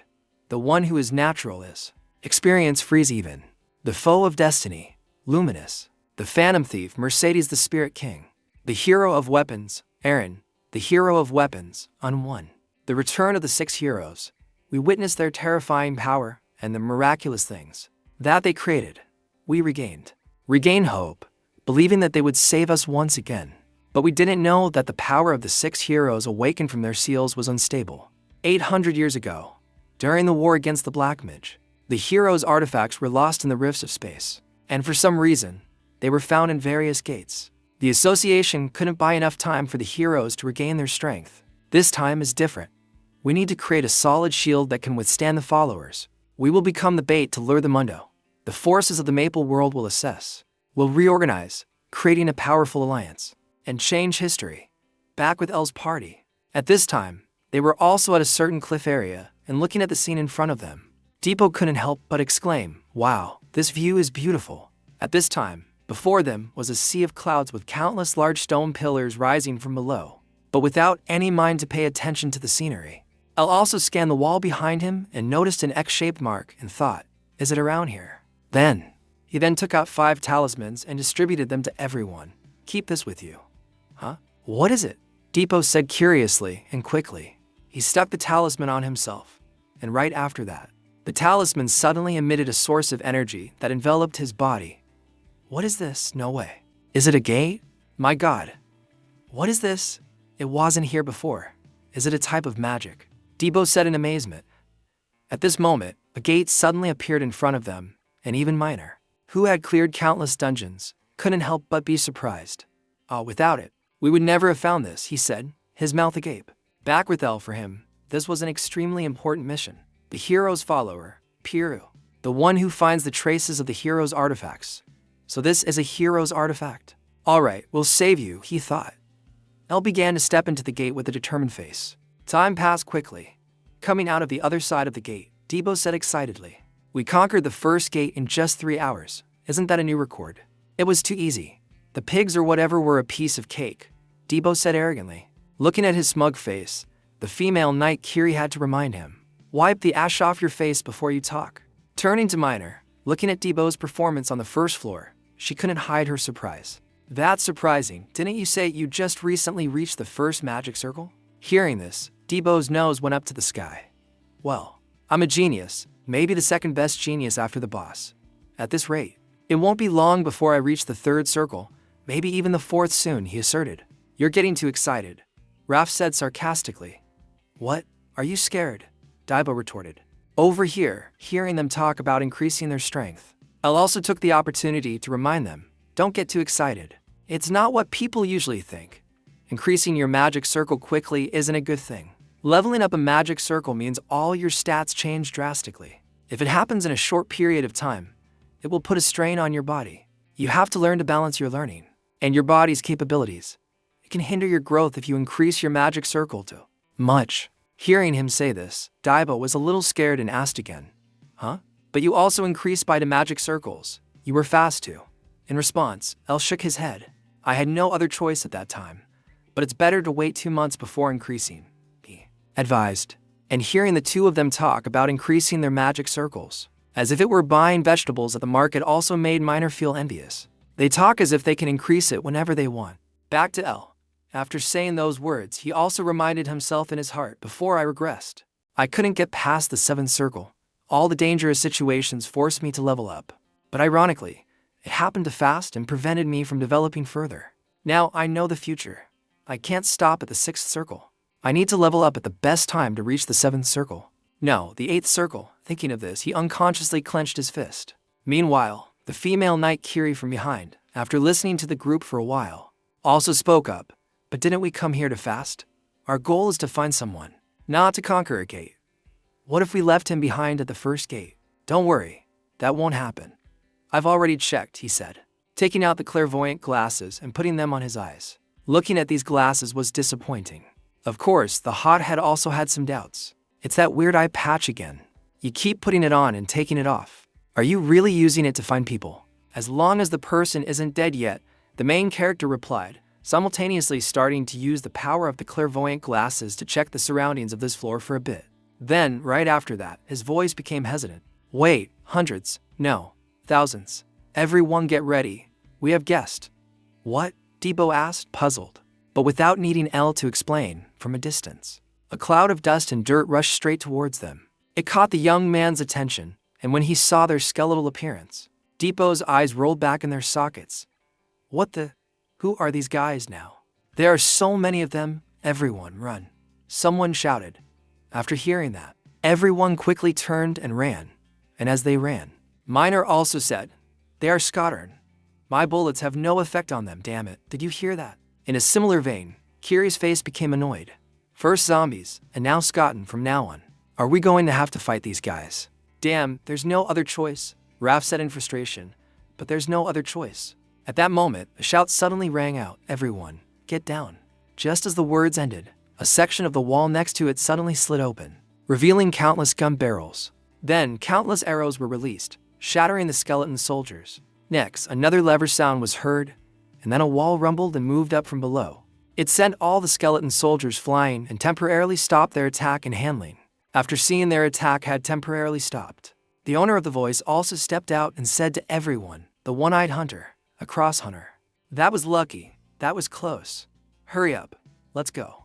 Piru said with a face that looked like she had been starving for a long time, and it was true. Then, after saying this, she also ran out of breath and fainted. Time passed quickly. After being revived by everyone, they also followed her. As they walked, Biru also introduced, I got used to this place while I was trapped here. I know the behavior of the Lutz Cotton and the mechanisms here well. Well, I'm quite confident in my infiltration skills. The problem is, I ran out of food 5 days ago, and there are no more monsters to hunt for food. I'm about to starve to death. Bilu, I have a favor to ask, El called out. But after looking at her chewing with her mouth full, Tadiel didn't want to ask anymore. Just keep eating. Back to the female pirate. Finding Piru also meant they were done here. That's lucky. They found the exit, so we just need to get out. No need to defeat the boss anymore. Hearing that, Piru on the side also tried hard. He managed to swallow the whole piece of bread and bowed his head to the group. Wait, not yet. I have a favor to ask. 3 days. Be my bodyguard, just 3 days. Please, I'm looking for an item. If I leave like this, my friends will have died in vain. I want to go deeper, but I'm not good at fighting, so it's hard to go on my own. Please help me. I promise I'll find it in 3 days. I'll also reward you all. Opposite him, everyone turned to look at the main character as if they wanted him to decide this. Then El didn't agree right away but asked back, how can you find an item in 3 days when you couldn't find it in a month? I don't have time to waste 3 days here. In response to the question, Piru's expression changed and she asserted, it's different. I haven't searched the dangerous area. There's a place where I think it will be. Scene changed to the position of the villain of Oak. As if sensing something, he also glanced out the window and muttered, has it started? You won't escape this time, El Palmi. In response to his words, a sarcastic voice rang out from behind him. Are you sure? That voice, suddenly appearing behind him, made Avok's face turn pale with fear. Who is it? He shouted. But after seeing the appearance, And the spider's opponent, his expression changed. You're a disappointment, Ivoka. I thought you were quite useful, but you can't even get rid of a new adventurer. How much more are you going to embarrass yourself? The spider monster said. And at these words, Ivok quickly knelt on one knee, his face covered in sweat as he admitted his mistake. Lord Win, I have no words to defend myself. I will accept any punishment from you. But the plan to eliminate him is already in motion. Please give me a chance to redeem myself. Turning to the spider monster, hearing his hound's words, a hint of interest appeared in his eyes. Oh, so you'll take responsibility. Then tell me, what's your plan? Scene changed to the dangerous area inside the dungeon where Io's group is. At this time, in a certain corridor, the skeletons were aimlessly walking around when suddenly they began to search. A stream of light flew straight from behind, shattering the skull of a skeleton soldier, startling the rest. Then, from within the bend of the corridor, 3 large rocks flew towards them at lightning speed. Just one road. Unfortunately, it was blocked by the skeletons who raised their shields. And right after that, after blocking the attack, without a moment's hesitation, the whole group of them rushed towards the source of the attack as if being chased by a dog. However, the brainless fools didn't realize they had completely fallen into a trap. As soon as they had all run away, a mechanism lever was pulled down by Io's telekinesis, causing a door to be immediately dropped from above, sealing them in. No matter how much they smashed it, they couldn't get out. And at this point, El and Depot also removed the talisman that was hiding them. Nice. The entrance is locked. It's just simple. There's no more time. These mechanisms aren't perfect. Once one is closed, another one will definitely open. They'll figure it out soon. Beer reminded them to avoid the group. Then, under her guidance, they also came to a wall. A statue of a knight with a giant sword planted in front of him. We just need to find the item you're looking for before they find us again. Now let's see what the hero's item you're looking for is. Looking at the giant statue in front of him, Depot scanned it from left to right, observing it carefully before asking, I don't see any items. Are you sure we're in the right place? Without waiting for her to answer, El spoke for her. This place is completely different from the other locations. Maybe something will appear if we search. Anyway, I wonder who built this place before. Depot was curious. Who knows, El shrugged. It won't suddenly move or anything, right? The girl miner said doubtfully as she looked at the wall. And while the group was walking around the statue to inspect it, the female night miner discovered something and called the group over. Everyone, come here. I can't read it, but I feel like this is important, she said, staring intently at the stone stele carved with an ancient script. And as soon as she saw it, Piru's eyes lit up with joy. Oh, it's a riddle in an ancient language. It must be a clue to the location of the item. Let me translate it. As the musicians sing behind the deep, dark curtain, a shining actor always looks down on us. Who bear the burden, follow that light. At this point, Piru's head also got big, as the words she translated sounded quite dark. At the same time, the red-haired girl on the side also discovered something. Hey, so you guys think this is important too? There are some drawings on here, she said, pointing to a door that had nothing else. And it wasn't just this one door. Very quickly, the group also discovered that there were countless other doors on the wall. There are more here, and here too. This must be the answer to the riddle. Each drawing probably represents something. The drawing is easy to understand, but the remaining ones are a bit harder to figure out. It says to follow the light, so try channeling mana into the symbol that looks like the sun. Is it like this? Debo said as he began to concentrate energy in his palm and channel it into the sun-shaped symbol. And then this door moved to the side, which surprised Debo a little. This is quite simple. Just as he finished speaking, a fierce column of fire shot out from inside the door, causing the tree to. Kiri was terrified. Debo, she cried out. But luckily, the firepower of the previous attack, although it looked powerful, didn't actually injure Debo at all. The only thing was that his hair had turned into a clown's wig. Looking at this hairstyle, Raph couldn't help but burst out laughing. Now he's a well-done piece of meat. Beside him, Piru was also a little embarrassed by this. That's probably not what it meant. I thought it was the sun, but it's not. After speaking, she pondered for about 3 seconds, and suddenly a flash of inspiration appeared in her mind. Oh right, behind that deep, dark curtain is the night. That means the answer is the moon, yes. Yes, that makes sense. I'm sure this time, Piru affirmed with a confident voice. Trusting her words, Raph stepped up to be the guinea pig. That sounds right. The expert is pretty good, he said with a nod. But after opening the door, what greeted him was a large rock that crushed him flat like a shrimp. and with 2 consecutive failures, the level of trust for her within the party had hit rock bottom. At this time, both of them were just staring at the girl with the eyes of a debt collector hunting. "I'll definitely get it right this time," Pierre replied weakly. Time passed quickly, because the riddle on the stone tablet was still too obscure. They didn't rush to try opening any more doors. Looking at the shattered rock beside her, the female knight spoke up anyway. "It seems we've fallen into a trap related to the symbol if we guess wrong." Beside her, the young man Depot, who was being healed by Raph, scratched his head and continued, "I understand that. But the problem is we don't know how to solve this riddle. I think that's definitely a boulder or something. I don't know what the number 10 symbol is supposed to be. The rest are also quite confusing. Maybe that lightning bolt symbol has something to do with light. Why don't you try pressing it?" Raph suggested, which annoyed Depot. "But I'm not sure. You know what happens if we guess wrong." Back with Elle, instead of focusing on the doors, he expressed a different thought. "Maybe we're misunderstanding the symbol. Why don't we try to solve the riddle first, and then find the appropriate symbol for the answer?" At this point, stopping for a moment, Elle also shared her thoughts on those words. "I don't think you misunderstood the riddle. The deep dark curtain is probably talking about the night sky.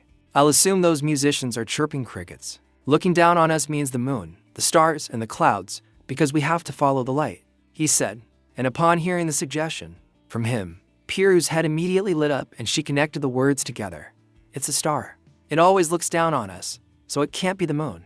After all, the moon changes in cycles. The stars also move, but they don't disappear. Then the symbol will be this. You can say it while looking straight at the symbol shaped like the number 10. So it's a language, not the number 10, Miner said with an understanding expression. Then, this time, not wanting to risk the group anymore, Piru herself was the one who channeled energy into the symbol. If we're right, then she thought to herself. And when the door opened, what was in front of them was our face. A secret passage. And only after seeing this did the girl let out a sigh of relief. Phew. It seems we were right. Behind them, for some reason, the 2 of them stood still. The 2 of them were still resentful for being caught in the trap for no reason. Now that Piru had gotten it right on the first try, they were unwilling. "All right, let's go. I guess we just have to go down this path," Beer said cheerfully. However, before anyone could take a step, an unexpected voice rang out. "Are you sure? Then we'll be worried." Just as the words were spoken, a dark figure holding a chain weapon immediately appeared in front of Piru and swung his sword at her. However, his blade was blocked by Io's staff. Then he also spun his staff, striking the assassin's body, making his face contort in pain. "You little rat," Elle shouted and created a fire arrow that shot down through the opponent's body, but it seems this arrow only passed through the after image of the seed. But his real body had appeared a few meters away. "I hit him, no. Is that an instant teleportation skill? Is that her Beirut?" At the same time, countless footsteps sounded from behind, attracting everyone's attention. And when they turned around, they discovered a group of masked assassins rushing towards them. "Damn it, who are they?" Debo said through gritted teeth. And in just a few seconds, this group had spread out, surrounding them in a circle. Next, from within the crowd, a beautiful girl with short hair, 2 long swords on her back, and a large sword box on her hip, spoke up in confusion. What should we do? Aren't we supposed to wait a little longer before attacking? We need that hero item to fix our past mistakes." "Well, I guess we'll get it one way or another." She smirked as if she was sure she could take down Elle's group. Meanwhile, Biru in front was still a bit behind on the story's developments. "What's going on? They shouldn't have been able to find that gate because of the illusion talisman," she said suspiciously. "I'm not sure. I thought I had checked to make sure no one could follow us," Elle replied with a frown. And to answer this question, someone spoke up. "My goodness, you didn't think this would happen before. You all look so curious. Why don't you ask the person right here?" he said, and a dark figure rushed towards Elle from behind.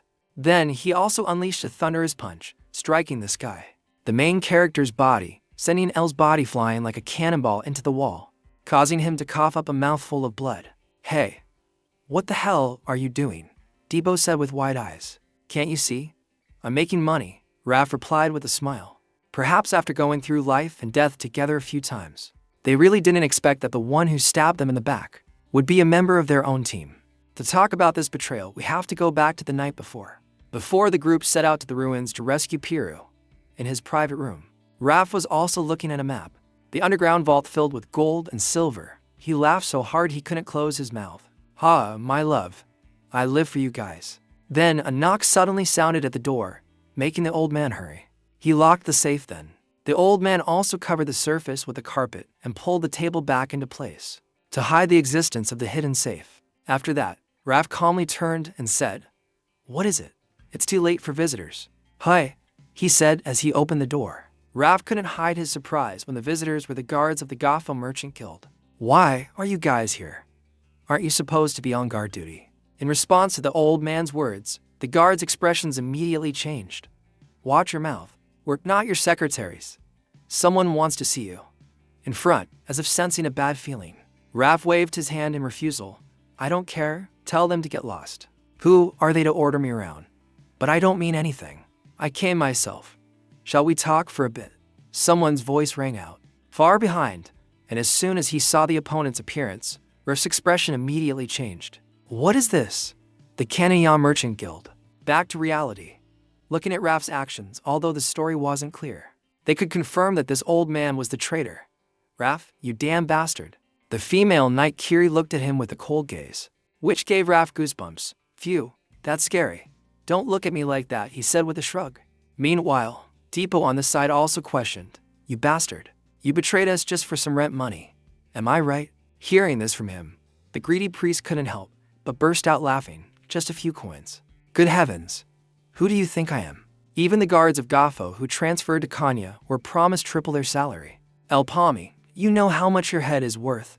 It's 100 million mezzo." "Ah, with that kind of money. How could I refuse?" he said, then burst out laughing with great ease. And in response to that laugh was a volley of bullets fired from Miner to punish the traitor. At the same time, the assassins of the Black Mage didn't want to drag things out to avoid messing up. Enough talk. Capture them all. As soon as the words were spoken, their entire group charged forward in unison. On Depot's side, Depot's group also gripped their weapons to respond. Just like that, the battle between the two sides officially began. At this moment, the Scarface girl was seen rushing to attack Kiri first. "Excuse me," she said with a smirk. "Damn it, you guys think things will really go your way?" Kiri replied through gritted teeth. "Of course, Miss Kiri, you learned to use dual swords and Xenos, but you have a habit of always using your right hand for strong attacks. If I can read my opponent's movements, dodging is too easy. DePaul gets stronger in one-on-one fights, but his weakness is revealed when he faces multiple enemies. I know all your moves. Accept it. Today, you will all die here." The female swordsman said confidently. It seems that to ensure the success of the ambush, their group had thoroughly studied the strengths and weaknesses of Io's team. On another side, Miner was also firing nonstop. "Get lost, you followers," she shouted, firing two shots at the same time. She successfully killed one assassin, but at that very moment, Beirut also suddenly appeared behind her and attacked, as expected from Kieran's disciple. Hearing this, Miner's expression changed, and she immediately lowered her gun to her waist and fired behind her. She aimed straight at her, but unfortunately, the bullet only passed through an afterimage. He used his instant teleportation skill to appear right in front of her. Then he swung his chain, wrapping it tightly around Miner's neck. It made it impossible for her to breathe. "You've picked the wrong opponent." As he spoke, he began to tighten his chain, causing marks to form on her fair neck. Seeing his teammate in danger, the main character, who had just gotten up, launched a fire arrow, severing the chain to rescue Miner. Seeing his actions interrupted, Bayer turned and warned, "Raph, focus. Do you think defeating this guy is easy? He won't be able to hold out for long, because I already broke his ribs in that last attack." The man replied. However, while they were busy dealing with their opponents, Piru, the one with the weakest combat ability, was left unprotected. Because of this, she was immediately targeted by an assassin, who stabbed her through the stomach with his sword. The situation suddenly took a dark turn. This caused the expressions of both Debo and Kiri to change. "Piru, damn it," the two of them roared. But luckily, right after that, Piru's body suddenly dissolved into a cloud of energy, leaving the assassin completely stunned. It turned out that what he had stabbed was just a clone created by a talisman. Meanwhile, the real Piru had appeared right in front of a stone door. "Over here, you idiots, do you want to know what this is? Because I just had an idea." Saying that, she began to channel her energy into the mountain symbol, and immediately the sound of turning gears echoed. The mechanism began to turn, causing the entire structure to rumble and shake. "What is that?" Beidou shouted. "I have a bad feeling about this," the female swordsman said worriedly. Then, before the group could realize what was happening, the floor beneath them suddenly retracted, causing everyone from both sides to fall straight down. While falling, Kiri spotted something and shouted, "Daibo, over there." "What is it?" Daibo asked, surprised. Then, looking to the side, they discovered pathways along the walls of the pit. Without a word, Kiri reached out and grabbed Miner's hand. Meanwhile, she used her other hand to grab the back of Debo's shirt and shouted, "Debo." Hearing her, the wild warrior understood and signaled to both of them hold on tight. With that, he enveloped his axe in energy and slammed it into the wall to stop his fall. Next, using the momentum, Kiri acted as the link between the two and swung her arm to throw the pirate Miner straight into the corridor. At the same time, Debo also pulled out his axe, and just like that, all three of them successfully escaped into the corridor. After the entire pursuing group had fallen, the mechanism above activated once more and slowly closed. Time passed quickly.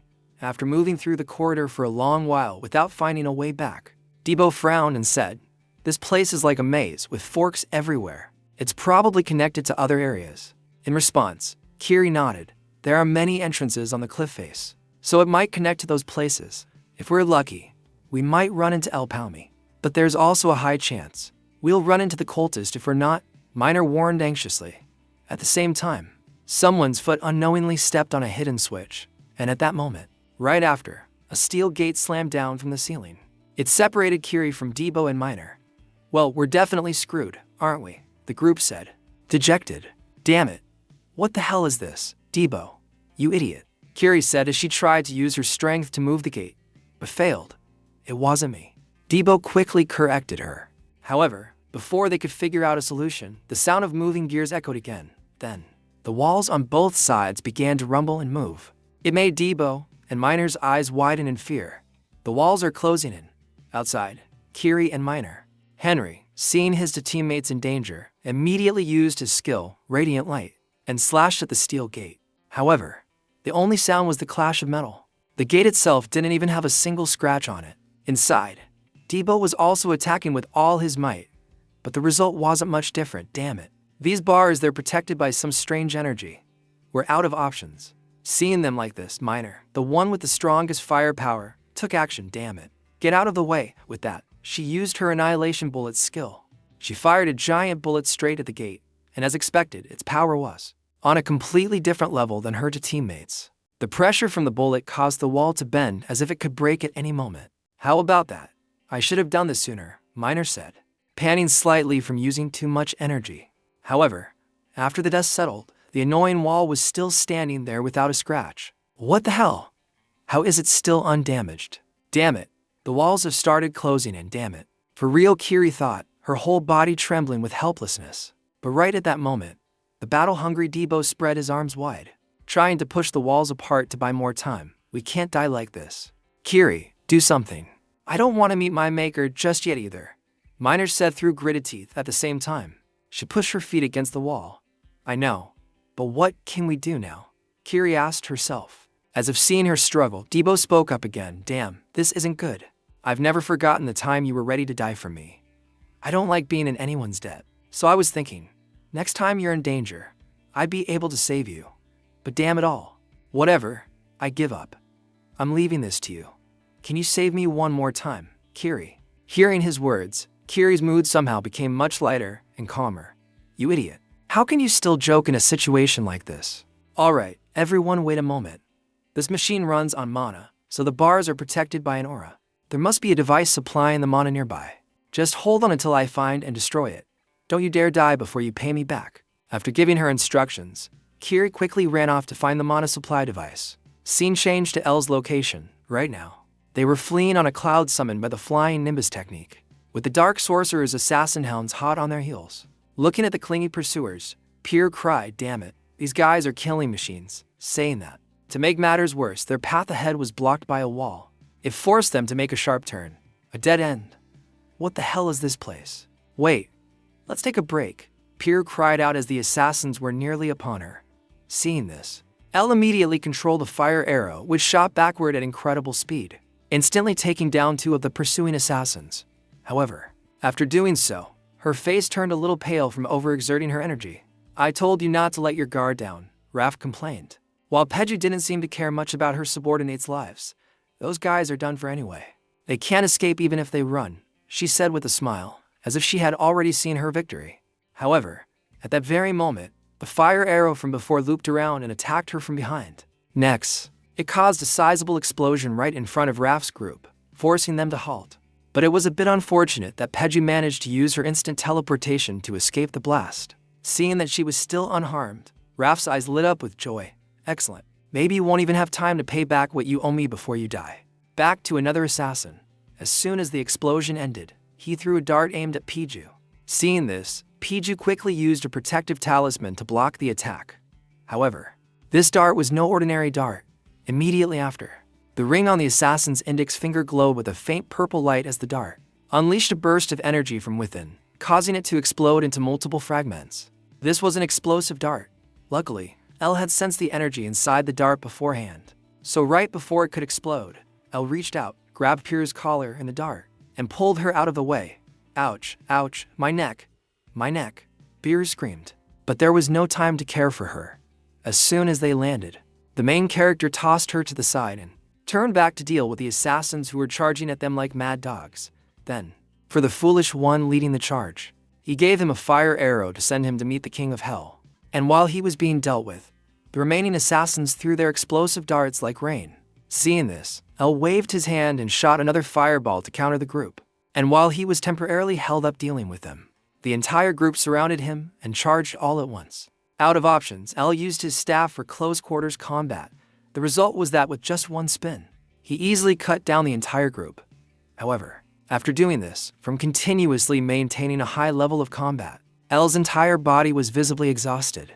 Meanwhile, the assassins on the side were a bit panicked and didn't dare to charge forward. He's a real monster, they said, swallowing hard. Scene changed Shakiri's location. After a long and tiring search, she finally found it. She had successfully reached a large room, where an inverted pyramid was pointing downwards, emitting a source of energy onto the floor. Did I find it? If this isn't what I need, there's nothing else I can do now. This is the mana source for the entire building, right? She said as she approached the energy source. Then, after observing the energy receptor below, Kiri's eyes showed a bit of surprise. The amount of mana concentrated here is enormous. This must be it. If I can destroy this, I can save Debo and Miner. Kiri smiled, thinking her two teammates wouldn't have to die anymore. Or at least that's what she thought would happen. Before the voice of the female swordsman rang out, how interesting. Hearing the familiar voice, Kiri quickly looked behind her. However, it was a little too late because at that moment, the female swordsman unleashed her skill. Waning Moon, Fifth Form, Soul-Severing Flash, creating a large gash on Kiri's body. It forced her to her knees, coughing violently. Lucky me. I can take care of those other two just by taking you down, right? Plus, you're the weakest among them. Everything is going so smoothly. Saying that, she laughed excitedly at her good fortune. Back to Kiri. After taking a few breaths to suppress the pain, the knight struggled to her feet and said, "You damn lackey, get lost. I don't have time to play with you." In response, the female swordsman shook her head. "Oh, what a pity. I can't do that. I have a name too, you know. Why don't we chat a little more?" On the other side, Kiri had no more time to argue with her. So right after, she used her trial skill, causing a brilliant sun symbol to appear behind her. "Come on, let's get started. I'm a bit busy." Hearing this, the woman on the dark sorcerer's side sighed in boredom. Sigh. "You're really stubborn. Then I'll deal with you as you wish." As she spoke, she lightly touched her scabbard and immediately swung her hand forward, firing a series of blood-red energy blasts straight at the blonde knight. This was the sword storm skill. In front, Kiri saw this and quickly swung her sword like a machine to block the blood-red attacks. And as she blocked, she wondered, where did these swords come from? Are there fakes among them? Kiri frowned and thought as she saw herself dissipate one energy source, while other swords were knocked aside by her. "Damn it, I can't tell the real swords from the fake ones," she said worriedly. And at that exact moment, the female swordsman in front of her clenched her fist and made a pulling motion. She controlled the sword that had already been knocked aside to immediately soar into the air and swing straight at Kiri. A sword from behind. Kiri thought in alarm and quickly knocked it away. However, right after that, the other woman's arm waved, controlling several other swords to aim at her, making Kiri's situation even more critical. She changed their trajectory. Is it remote control? Damn it, this makes things much harder. As she thought this, Several crisscrossing blood-red threads suddenly appeared in Kiri's vision. At the same time, another sword flew straight towards her, and it seemed impossible to avoid. It was about to pierce directly through her body, or at least, she thought it would. No, Kiri managed to dodge at the very last second. She even caught the sword between her fingers. And at this moment, she had figured out the trick behind the moving swords. No, it's not remote control. She's using invisible wires to control her weapons. In other words, I can throw them back at her.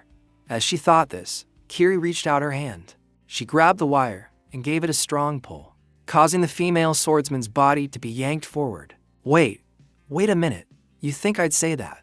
With that, using the force of Kiri's own pull, the woman unleashed another powerful skill called Sword Path, 100 Flashes, which in an instant left countless slashes on Kiri's body before she could even react. But that wasn't all. Immediately after, she kicked off the invisible wires like a springboard and launched herself forward. Once again, Waning Moon, sixth form, Beauty, slashing out a swirling vortex of energy aimed straight at Kiri. The result was, right after, Kiri's body was sent flying like a cannonball, completely overwhelmed. The female swordsman temporarily paused her assault and stood on her wires. I knew it. You're not that strong. It's not too late. Why don't you try running away? Or does your pride not allow you to do that? Kiri Frostman, born into a rather prestigious family, you must have been spoiled. And yet they send their precious daughter to a dangerous place like this, she said, clicking her tongue. And for some reason, after hearing this, Kiri's teeth clenched together. Don't act like you know everything about me. Seeing her expression, the female swordsman caressed her own face and cooed, sorry. Don't be so angry. You're creating wrinkles on your beautiful face. Did you know that in the world of Maple, opportunities aren't given to those born in favorable circumstances? It's not fair. Some people enjoy all the privileges just because of the family they were born into. You don't even have any talent. Your group is full of people. Talented people, I've noticed that, except for one. You don't have Raf's experience, Miner's combat ability, Debo's talent, or El Palmi's mysteriousness. You're just... So what? Kiri cut in. What? The woman asked, puzzled. It's true that I'm weak, not good enough to meet the expectations of my master of Europe, my parents, or my teammates, but that doesn't mean you're stronger than me. Come on. I told you I don't have much time, she said, taking off her outer coat and tossing it aside. Meanwhile, the woman from the Dark Sorcerer's faction became annoyed seeing Kiri's fighting spirit still burning. Sigh. You really are stubborn. You piece of trash. You should know your place. With that, she began to wave her fingers and control all the swords stuck in the surroundings. They flew towards Kiri. Seeing this, Kiri also used her divine skill, Lunar Eclipse, slashing out countless small ice shards that flew forward like rain. She blocked all the swords flying towards her. And this move was not beneficial. This skill was also beyond the female swordsman's expectations. What is that skill? I have no data on it, my wires, she said in confusion as several of her wires were severed by the sharp ice shards. Using such a dirty trick. After speaking, she rushed forward using Dawn's sword arts, 100 flashes to attack, and with such a swift and sharp attack. For some reason, Kiri's mind suddenly became calm, and she remembered her master's teachings. Do you really think a knight is only for their family? Is that what you want to tell me? Alright, there are those who don't realize the value of a treasure. Others' standards don't determine true value. When you realize the meaning of these words and can believe in yourself, you will be stronger than anyone else in this world, her master said as he patted her small head. Back in reality, the sword swung by the other woman was blocked by the sword in Kiri's hand, causing her opponent's face to become dazed for a moment. How could she keep up with my speed? She thought, and in her moment of shock, she was even wounded on the bicep by Kiri, which made her even more frantic. How dare you?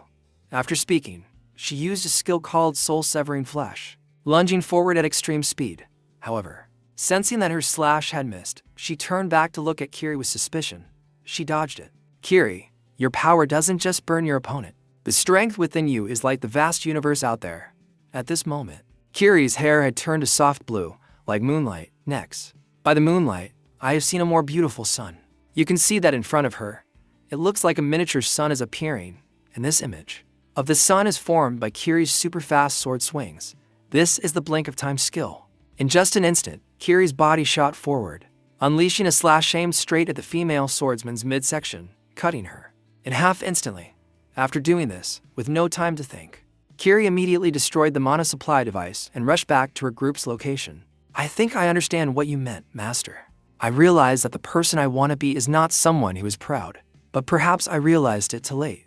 But no matter what, I will believe in my teammates, in them and in myself, Kiri thought with a smile. At this moment, Debo was smiling and giving her a thumbs up, seeing the problem. Kiri also gave the two of them a thumbs up for holding out long enough. One person rushed forward. A masked man ordered loudly, "You little rats, find them, look." The green talisman was surrounded by a blue flame. Pizu cursed. Damn it, he frowned, panting. How much time can I buy with this trick? Pizu looked at Elbam's half-dead state. More importantly, he asked with concern Elbam, "Are you sure you're okay?" Just as he finished speaking, the masked men had caught up. The leader shouted, "You bastards have nowhere left to run. Get them." They all rushed forward together, but Elbam, with his staff, struck as fast as lightning, catching them off guard. Seeing that Elbam was no easy opponent, they switched their target to Pizu. "What the hell are you guys doing? Focus up. That kid is a terrible fighter." Pizu, who was doing his best to block the incoming darts, heard this. He gritted his teeth and roared, What did you just say about me, hey?" Pizu charged forward, using his magic talismans to attack. "Don't underestimate me." However, the masked man wasn't flustered at all. He blocked Pizu's attack with a single move. Seeing this, Pizu's earlier bravado vanished. He was at a disadvantage and retreated, begging for mercy. Never mind. Please, go ahead and underestimate me." Elbam from the other side jumped over to help him. He sent the two men flying. Elbam panted heavily. He had put all his remaining strength into that last attack. Then a voice rang out, dripping with fake pity. "Oh my, you look exhausted." Elbam recognized the voice immediately. His eyes widened as he looked toward the source of the sound. Beizu jumped out, landing an unforgettable blow on his chest, catching Elbam completely off guard. "Damn!" Pizu saw this and screamed, "Elbam." But Beizu had also underestimated Elbam. He held out his hand, and she frowned. Elbam gritted his teeth and summoned a surge of magic power. Then an explosion occurred. Though the impact could be called significant, Beizu managed to dodge in time. Her voice lost its patience. "TCH, you're just stalling for time." As soon as she finished speaking, her eyes widened at the sight before her. The spot that had just exploded was now empty. Beizu's voice was filled with disbelief. He disappeared. Zafir stood behind her, nagging loudly, "You're driving me crazy. Did you think you could catch him that easily?" Beizu knew she was wrong. She slowly stood up. "All right, fine." She looked down at her weapon. Beizu smiled slyly. "I managed to plant my poison fang in him." Elsewhere, Elbam coughed up a pool of blood. Pizu panicked and quickly supported him. "Hey, are you okay?" Elbam weakly held his stomach. Ugh. The pool of blood he had just coughed up had corroded the tile floor. Seeing this, Pizu screamed in horror. "What is that, poison?" Meanwhile, Zafar and Beizu were also urgently searching for traces of the two. She said with certainty, "At most, 40 minutes. Elbam doesn't have much time." Beizu held her weapon, a malevolent purple aura surrounding it. A fierce smile appeared on her face. "Venom, it's a deadly poison that causes excruciating pain with just a few stabs." Zafar listened silently to her ramblings. He couldn't have gone far. Ahead of them were the paths. Beizu, unable to wait, quickly rushed down the left path. She left a sentence behind. "Let's split up here. Make sure you find him." On Elbam's side, his breathing was now extremely heavy. Pizu supported him as they walked. He couldn't help but curse, "Damn it. I didn't think things would get this complicated." He hesitated again. "I shouldn't have asked you guys for help." Pizu frowned and said quietly, "I'm sorry." Though weakened, Elbam still tried to comfort Pizu. "Don't worry, it's not your fault." He seemed to have accepted his fate. "If I can't overcome this poison, then I'll die sooner or later." He remembered Beizu's weapon. Teleportation this time, it's real. Not like the tricks of those twins from before. Then Elbam continued, "I'll handle Beizu. You do your job." Pizu hesitantly asked, "My job?" Suddenly, Pizu seemed to see something. "This is the ceiling." It turned out to be a ceiling split in two. This might be the exit. Pizu helped Elbam to a stone tablet inscribed with strange characters. "This is the device to unlock the ceiling." Then he looked at the puzzle below. "If nothing's wrong, if I can solve this puzzle, mana will flow through and activate the device." Pizu swallowed and approached the panel. "Wait a minute, I'll try to solve it as fast as I can." As soon as he finished speaking, his hands were already flying across it. Elbam sat down, leaning against the wall. "Just take your time and do your thing. I have work to do too." As soon as he finished speaking, his eye patch began to glow. You see? The structure of a room appeared. On the other side, Zafar's group was also rushing to find him. He ordered loudly, "No one makes a move if you find him. I'll be the one to finish him." A masked man, unconvinced, spoke up. "Why should we follow your orders?" Zafar turned to look at him, annoyed. "If you have any complaints, take it up with your commander." Suddenly, a surge of power shot straight towards them. Zafar was caught off guard. He opened his eyes wide and shouted, "What the hell?"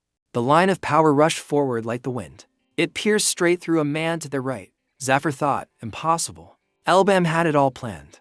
He sent his power through all the locations on the blueprint he had simulated. Zafar, in his position, was stunned by this strange power. "I can't keep up. Where is it coming from?" Watching his men turn into corpses one by one, Zafar remembered something. Is it because of that see-through lens? Who is he targeting in this maze? Finally, it was his turn. Zafar was startled as he saw the surge of power rushing towards him. Zafar looked at the flame in front of him, utterly terrified. In an instant, everything was incinerated by it. And over here, Pizzy shouted, "It's done." The puzzle had been solved and was now glowing. He joyfully exclaimed, "I did it. Now the mana will flow through." Mana slowly flowed through the conduit. "Just wait a little longer," he said, then stopped midway. He saw Elbam collapse. Pizzy yelled, "Elbam, wake up." The stone sphere was shattered. The mana conduit also malfunctioned. Pizzy was shocked. "What? What's happening?" He panicked. The man has been cut off. Suddenly, a grimy hand appeared behind him. It turned out Zafar had used a teleportation spell. He placed a hand on Pizzy's shoulder and smiled excitedly. "Found you." Pizzy's eyes widened in shock. The rock mass was breaking apart, and water from outside poured in. Kibo heard the noise and turned to ask Kiji and Minezu, "Did you hear something behind us?" Kiji wondered, "Hear what?" All three turned to look towards the fork in the path. Suddenly, water flooded in like a massive deluge. The water swept them away. Kibo shouted, "What the hell is happening?" He was swept away by the water, screaming in terror. A large shadow flickered in the water. Basie stood waiting, angrily complaining, "So annoying. What's that sound? We need to hurry." "Where's Zafar?" A voice replied to her. "Goodness, you complain so loudly. That sound is water flooding all the paths. This place is about to be submerged too." Hearing this, Basie said sarcastically, "You're so confident. I thought you had run away. But it seems you're all talk." Zafar was carrying a body on his shoulder. "Actually, I've been through a lot." Basie asked further, "What about the people I entrusted to you?" Zafar replied, "They're all dead. But they were useful in their own way." Basie asked in surprise, "All of them?" Zafar continued, "Why did you feel attached to them?" "I've completed my mission. Let's finish this. Now hand Elbam over to me." Basie held up a bag of money. "So, he's still alive, right?" "Of course. But what if I kill him and pretend there was no deal?" Basie threw the money bag on the ground. "You're annoying, but your attitude helps me trust you. Here, 100 million mesos as promised." Zafar threw Elbam and Pizzy down. "Take him." Basie took out her hidden weapon. She said sarcastically, "What a rather bland ending for you. The one who betrayed Kanya. All for the sake of the dark sorcerer." Her smile gradually became distorted. "For my master, Lord Fok," she declared. She began to attack. Finally, something suddenly made her eyes widen. "What?" Zapper was pressed against her. Surprised. At this point, Basie could only curse. "Zapper? You bastard, damn it. I can't believe I trusted someone like you." Basie's face was filled with panic. "Damn, I see now. So he was working with Elbam? How dare he mess with Kanya like this? There's been enough time for the poison to spread throughout his body. Now I just need to collect his body." An extremely powerful energy attacked her. "HMPH, over there. Thanks for coming out on your own. Saving me the trouble when you're already half dead." The hidden weapon emitted a blue aura. Basie fled, while Elbam tightly gripped the weapon in his hand, which radiated a fiery aura. His eyes were as sharp as a knife. Basie was surprised. How is he still okay? An extremely large amount of power rained down. The ground exploded. Zafar raised his hand to shield himself. Oh my god. Everyone was affected by the explosion. Basie's figure gradually appeared. "You're a stubborn one," she questioned Zafar. "Why did you do that?" "I thought you were someone who would do anything for money." Zafar replied, "That's right, for money. If you guys win, the world will be destroyed. Then all the money I worked so hard to earn would turn into toilet paper. Why would I help you with that?" Zafar began to explain everything. "Joining your side was part of my and Elbam's plan from the beginning. When Kanya cornered Elbam, he would seek out an assassin. The moment you laid eyes on me, the outcome was already clear. Bezu wondered, so injuring Elbam in the first attack was all to deceive me? Jafar retorted. Injuring? Who do you think I am? I'm the best restoration mage in all of Maple. That was just a light wound to this Zafar. Of course, if I had attacked for real, even Elbam wouldn't have been able to take it. I'll end my explanation here. Zafar said cheerfully. Plus, I got my 100 million, and now you're all alone. Hearing this, Bezu became extremely furious. She flew into the air. That decision. I'll make you regret it. Back to where Kibo's group was facing their own crisis as Kiri slowly sank into the water. Daibo reached out and touched her wound. Kiri's eyes immediately shot open. She cried out in pain. Kibo asked her, "Are you still alive?" Maynath was struggling. What on earth just happened? Kibo quickly assessed. In any case, the situation is not good at all. Water is flooding in from every direction. It won't take 30 minutes for this place to be completely submerged. Kiri was startled. 30 minutes? Kibo continued, but I don't think there's any way out unless we open the ceiling. But since I destroyed the power source, there's no way to open the exit. Suddenly, something behind them moved, startling Minezu. The water suddenly churned violently. Kibo raised his hands to shield himself. What's happening? His eyes widened as he looked towards the commotion. A hand made of stone was rising. Kibo shouted, "A stone statue." The stone statue's eyes suddenly lit up. Kibo was horrified. That thing is moving? Bezu's face was pale and panicked. Holding her weapon, she looked at the corpse in front of her. All around was rubble. Go to hell, a voice rang out. A pair of feet stepped forward. Someone like him doesn't even deserve hell. This is the price he must pay for his sins. The fate of those with blood on their hands cannot be better than hell. Your revenge is complete. As promised, Bedu. Now, look at its name. FOK decided. Now, your life belongs to me. Back to the battle, Bezu rushed forward like the wind. El Bump and Zafar watched in surprise. Zafar's head was slashed. Don't do it. But Bezu cursed silently, damn it. It's the cloning technique again. Always these dirty tricks. And most are just illusions created by talismans, not a real threat. But the problem is that reality and illusion are mixing together. Pizu impatiently shouted, damn it. Finish it quickly. I can't hold on forever. El Bomb continuously attacked her. A red streak of light flashed from behind his eye patch. The fiery arrow shot straight towards Bezu. A truly shocking blow.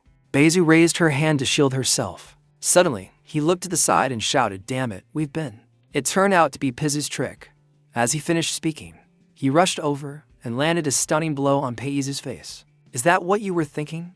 She spat out a mouthful of blood. Pizu looked at her with contempt. All right, let's go. How about it? You'll never be able to tell the difference. Before Bezu could think, Zafar rushed up and landed another punch on her. Zafar taunted. What's wrong? You were so confident just a moment ago. Bezu fought back. Zafar easily blocked it with a staff. Suddenly, she grabbed the chain. Zafar was surprised. What? Zafar was confident. As if I'd go down that easily. The moment he finished speaking, the cruel truth hit him in the face. Pezu had wrapped the chain around Zafar's neck. She tightened her grip with every passing moment. She pulled with all her might. Just as she thought she had won, a figure suddenly appeared behind her. Realizing she had been tricked again, she cursed loudly. You damn bastards. Bezu aimed for Kizu. You first. Kizu dodged. Elbam was now casting another spell. The energy enveloped the war spear surrounding Bezu, and she began to fight back. Pizu, exhausted, sat down in frustration. Damn it, these people.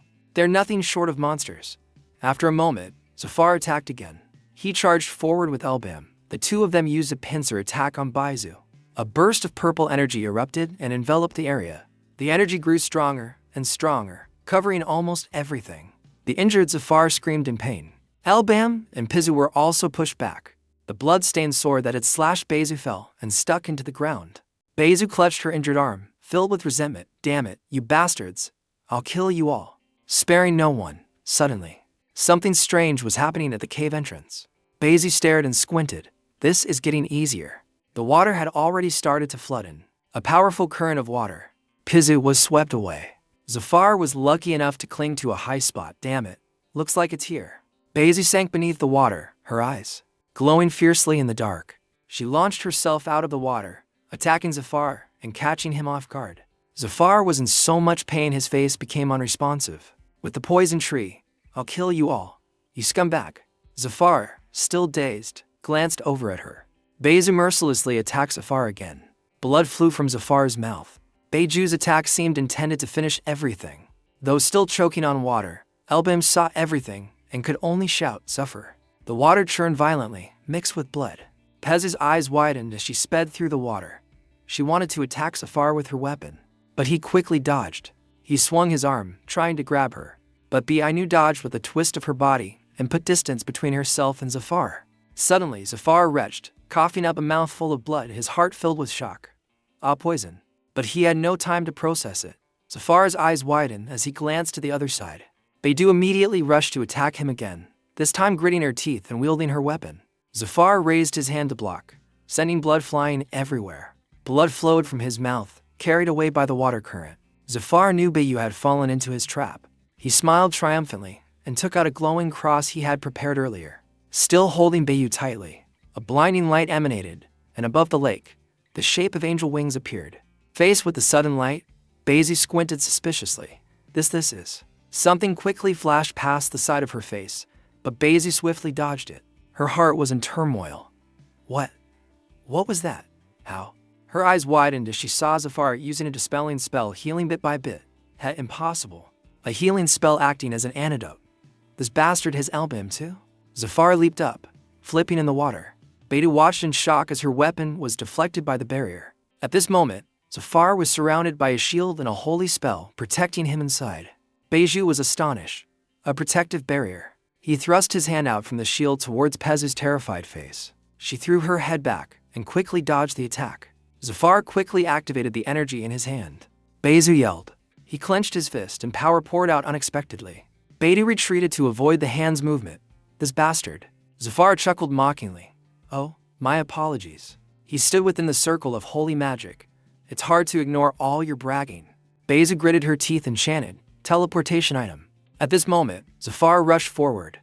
Let's end this. He charged, and Beiju dodged, so Zafar only hit the stone pillar. She used her weapon to strike the barrier, but it was futile. Zafar fought enthusiastically, laughing with great pleasure. Don't you realize it's useless? He leaped up. He kicked Beiju down. You don't get it, do you? In pain, she spat out blood. Zafar delivered another punch. You always appear behind me whenever you disappear. Do you take me for such a fool? He rubbed his nose in delight. This is so much fun. At this point, Beidu couldn't take it anymore.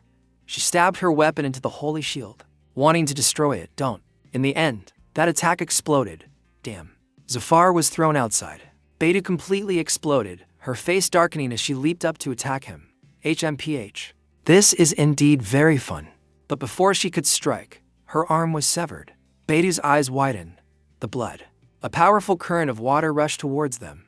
Elbam and Pizu finally arrived to support Zafar. Elbam. He seemed to gain new strength, smirking as he swung his fist. What are you looking at? Beidu was caught off guard, her eyes wide with shock. With one punch, Beidu was sent flying a great distance, even breaking a large pillar. Her back slammed hard against the wall, forcing Beidu to cry out in pain. The insignia on her collar also cracked in several places. Beru gritted her teeth as she watched the insignia shatter before her eyes. Beru breathed heavily, gritting her teeth unwillingly. I lost to the darkness. If this continues, I won't be able to carry out FOK's orders. But her fighting spirit was not diminished in the least. I have to make it happen. She rushed towards Elbam at all cost. Elbam's magic power also shot straight towards her. The two surges of power collided in a fierce struggle. Beizu pushed forward. Her face was so disfigured by the flames that she was unrecognizable. I can't let them leave here, even if I have to sacrifice myself. Her weapon was also nearly shattered, but Beizu persisted.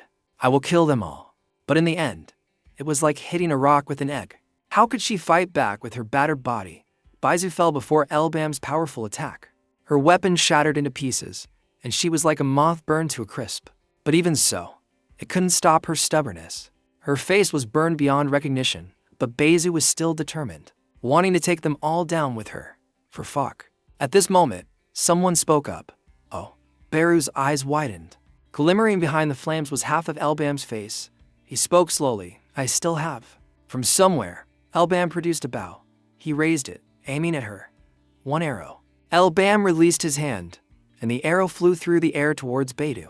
Her body seemed to be consumed by that powerful pressure. Beidou's eyes bulged with veins as she watched death approach. At this moment, it was like seeing beautiful dreams before death. In her mind, she remembered the image of Fok and the praise he once gave Baizu. Well done. Beidou seemed to let go, her mouth agape.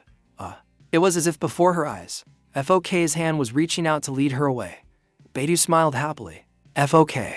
That tear of happiness still lingered in Beiru's eyes. Please forgive me. In an instant, she was swallowed by that brilliant light. The water crashed against the stone slab. Beizu's weapon was stuck in it. The fierce battle was still ongoing as a powerful blue stream of water surged upward. The stream of water crashed into the monster, causing it to flail. Mineru attacked immediately after, using her power to create a fiery vortex, which she called Fire Shot. With a sweaty and pale face, she cursed in anger. Damn it, how can something so big float? This fiery vortex slammed into the stone wall, causing it to crumble. A huge explosion occurred, creating chaos which even the blue stream of water couldn't stop. Meinu emerged from it, shouting to her teammates, "All right, I've attacked them." Suddenly, the monster stood up and swung its arm towards her. Another explosion, but this time it wasn't fire, but the monster's arm slashing down. As soon as it was slashed, water gushed out. A person holding an axe raised it high. It was Daibo. He was holding Mineru with one arm. She thanked him. The monster's arm was severed in two, dissolving into the blue water. Its face was filled with rage. It turned back and stabbed its sharp blade into the water. Over here, Kiji activated her ice, freezing the water in front of her. She also froze the monster solid. As she fought, she told her teammate, defeating him isn't what's important. We need a new power source to open the ceiling. The best option we have right now is... Her teammate was fighting the monster. Before Kiji could finish, her teammate understood and cut her off. Alright, I get it. A shadow appeared behind him as the monster charged like the wind. Daibo slammed his axe straight into the middle of its head. He had shattered the monster's face and looked pleased. We need his mana stone. Fearing he would accidentally destroy it, his teammate quickly reminded him. Make sure you don't destroy it. We have to break through its armor first, if you can even find it. A blinding blue light flashed, dazzling anyone who saw it. Daibo accidentally stepped into a sunken spot. He didn't realize it. He wanted to charge forward, but his foot was stuck. Did it just regenerate, damn it? My foot is stuck. The monster with blue eyes looked at him. It reached out its stone-like hand. Its hand was about to grab Daibo, while he was still struggling to free his stuck foot. Oh my god. Why is this thing holding me so tight? When Kiji saw this, she quickly shouted towards him, Daibo. Hearing the shout, he turned his gaze towards the sound. Suddenly, someone created a protective layer around Daibo. Holy shield. He was shocked. You? The other person smiled, and a voice came from their mouth. Long time no see, my son. The protective layer couldn't hold and shattered into hundreds of pieces. Daibo was carried out by Zafar just before the monster's attack landed. He looked at his father with a face full of disgust. Traitor. He looked at Daibo and smiled, his voice full of provocation. Oh my. You shouldn't talk to your father like that. Daibo angrily shouted. Shut up. The axe, with its orange stone, burst into flames. It drilled into the monster's back. The monster knelt down. In front of it, Kiji and Minezu were holding guns. Kiji was astonished. A rocket. Another shadow rescued Daibo from the sea of smoke. That person's voice rang out. I knew you would live. That shadow was Elbam. Seeing him, Daibo was overjoyed. Boss. He anxiously reminded Elbam not to break the mana stone. The blindfold over his eyes glowed a fiery red. It helped Elbam see through the monster's body, preventing him from breaking. What was inside? The mana stone inside the monster emitted a captivating blue light. Elbam focused his power into his hand and told Debo, got it. Hold on tight, Debo. The axe in Debo's hand glowed intensely. He was pulled up by the axe, astonished. The axe is moving on its own. It pulled him towards the monster, and Daibo screamed in fear. Well, what the hell is this? We're going to get crushed, boss. Minadi watched the scene before her and smiled. I get it. Brilliant. Daibo, being dragged along, was confused and didn't understand what she meant. Kizzy and Minezi shouted together. Go, go, you idiot. Daibo grinned with delight. Am I the main character this time? But they still called me an idiot. He stopped smiling and charged forward, axe in hand. Let me handle this. He was fearless. He used all his strength to strike the monster. Impact. Daibo continued to charge forward with his axe. He entered the monster's body, where the mana stone was, and his voice was full of joy. Found it. Let's go. Daibo lunged straight for the stone. Inside the monster, blue light seemed to be cracking. It started to sweat, even though its lower half was frozen. Zephyr flashed a strange smile. How does my son taste? He charged forward, clenching his fist. If you're done digesting, he shouted with a crazed smile. Then spit it out. Zephyr charged straight into the monster. Its body cracked. Both sides had started to crack completely. Where he charged, there was a small hole. Daibo burst out from inside the monster. In his hand, he held the mana stone. Problem solved. He landed safely on the ground. The monster's body had a hole right through its chest. It contained the monster. Its horns had also been broken in half. It sank into the water, bubbles rising to the surface. The monster lay motionless in the water. Pizu was frantically trying to stay afloat. He turned to Minesu with a worried tone. Minesu panicked at the sight before her. This is bad. The water is rising too fast. We're about to hit the ceiling. Debo was also losing his cool, but he tried to reassure everyone. Don't worry. Just hold on a little longer. He'll be here. Beneath the deep blue water, air bubbles silently rose amidst the quiet darkness, accompanied by floating fragments of broken stone, signaling that something was gradually rising from the depths. A mysterious black object shot through the deep water, creating waves that tore through the darkness. Bam sped through the water, tightly gripping the glowing cube. His eyes were filled with determination, ready to face the danger ahead. He gritted his teeth, blood trickling from the corner of his mouth, his gaze still steady amidst the water. Less than 3 minutes left. I hope I'm not too late. The control panel is complete. The mechanism is set up. All I need to do is give it a power source, and it will open. A brilliant red light emanated from something. No more time to think. An image of a path with straight pillars appeared. I have to find a way and get there at all cost. He continued to speed through the deep water. Zephyr struggled to surface for air, utterly panicked. Damn it, the water's almost full. Someone was being pulled under. Everyone, hold your breath. Manisha had her mouth wide open, trying to hold as much air as possible. Ready, 1 to 2. Finally, all three of them sank into the deep water. Pizu was covering his mouth to hold his breath, while Dibbo looked around with a sharp gaze. Elbam was still trying to figure out the fastest way to rescue everyone. If I go this way, I'll be late. He hesitated under the water, trying to think of a plan. It'll take at least 5 more minutes, there's only one way. Elbam turned around. Behind him was something round. I have to break through. In the deep water, the strange mechanism began to glow faintly. The ring on his scarred hand suddenly glowed, as if it was about to release a massive amount of energy. Bam, with fiery red eyes and a determined expression, gathered all his strength for a single attack. There's only one chance. He created a whirlpool that lit up like an explosion. A huge explosion occurred with immense destructive power, fireball. Debris flew everywhere, accompanied by tiny bubbles in the still water. The explosion revealed a very wide hole in the middle of the water. Elbam prepared to launch another attack from the cube he was holding, his face ready. The cube shot forward at an incredible speed, creating a blue light that plunged into the hole. The stone emitted blue flames that enveloped it as it fell towards the tip of a pyramid shape, and then a corner of the stone collided with the sharp tip of the pyramid, as if preparing to unleash an immense power. The cubic stone was gradually cracking, with beautiful blue rays of light. The stone was cracking, as if it was about to shatter. Finally, the stone shattered and created a beautiful blue sphere. Elbin stood above and witnessed a bolt of lightning shoot up from the mouth of the hole, about to touch another pyramid tip above it. The lightning bolt touched the tip of the pyramid, creating a blue light that gradually enveloped it. A dazzling beam of energy tore through the water's surface, shooting straight into the glowing conical machine, as if Elbam had just activated the decisive blow in the heart of the battlefield. A bolt of lightning twisted and raged like a divine torrent, carrying the fierce power of the ultimate attack that Elbam had risked everything to unleash. Albam's lightning finally reached the glowing circuit board, making it all seem worthwhile. The entire system shook as if it was about to be completely destroyed from within. The gears were gradually being activated. Tizu and Minezu, with incredibly determined eyes, placed all their faith in Elbam. Finally, the wall above them began to open, and light started to creep into the place where Elbam's comrades were trapped. They burst out of the water, gasping for air as if they had just returned from the dead. Kitty lowered her head into the water, while Daibo, though exhausted, managed a relieved smile. Oh, I thought I was a goner. The group drifted into a flooded room. Honestly, what an unpleasant place. Maneza looked at the statue and wondered, can this one be operated to Ugh? Surely there can't be another machine like that. Biang Dino looked around in panic. Boss. Where's the boss? In the deep blue whirlpool, the silhouette of someone appeared. Bam gritted his teeth, straining to push himself up. He shot forward like the wind. Light emerged from a square portal, surrounded by water bubbles. The figure of someone with long hair and a white outfit stood at the entrance of that area. Elbam helplessly shouted, his eyes wide with unwillingness. He reached out his hand helplessly and slowly began to sink.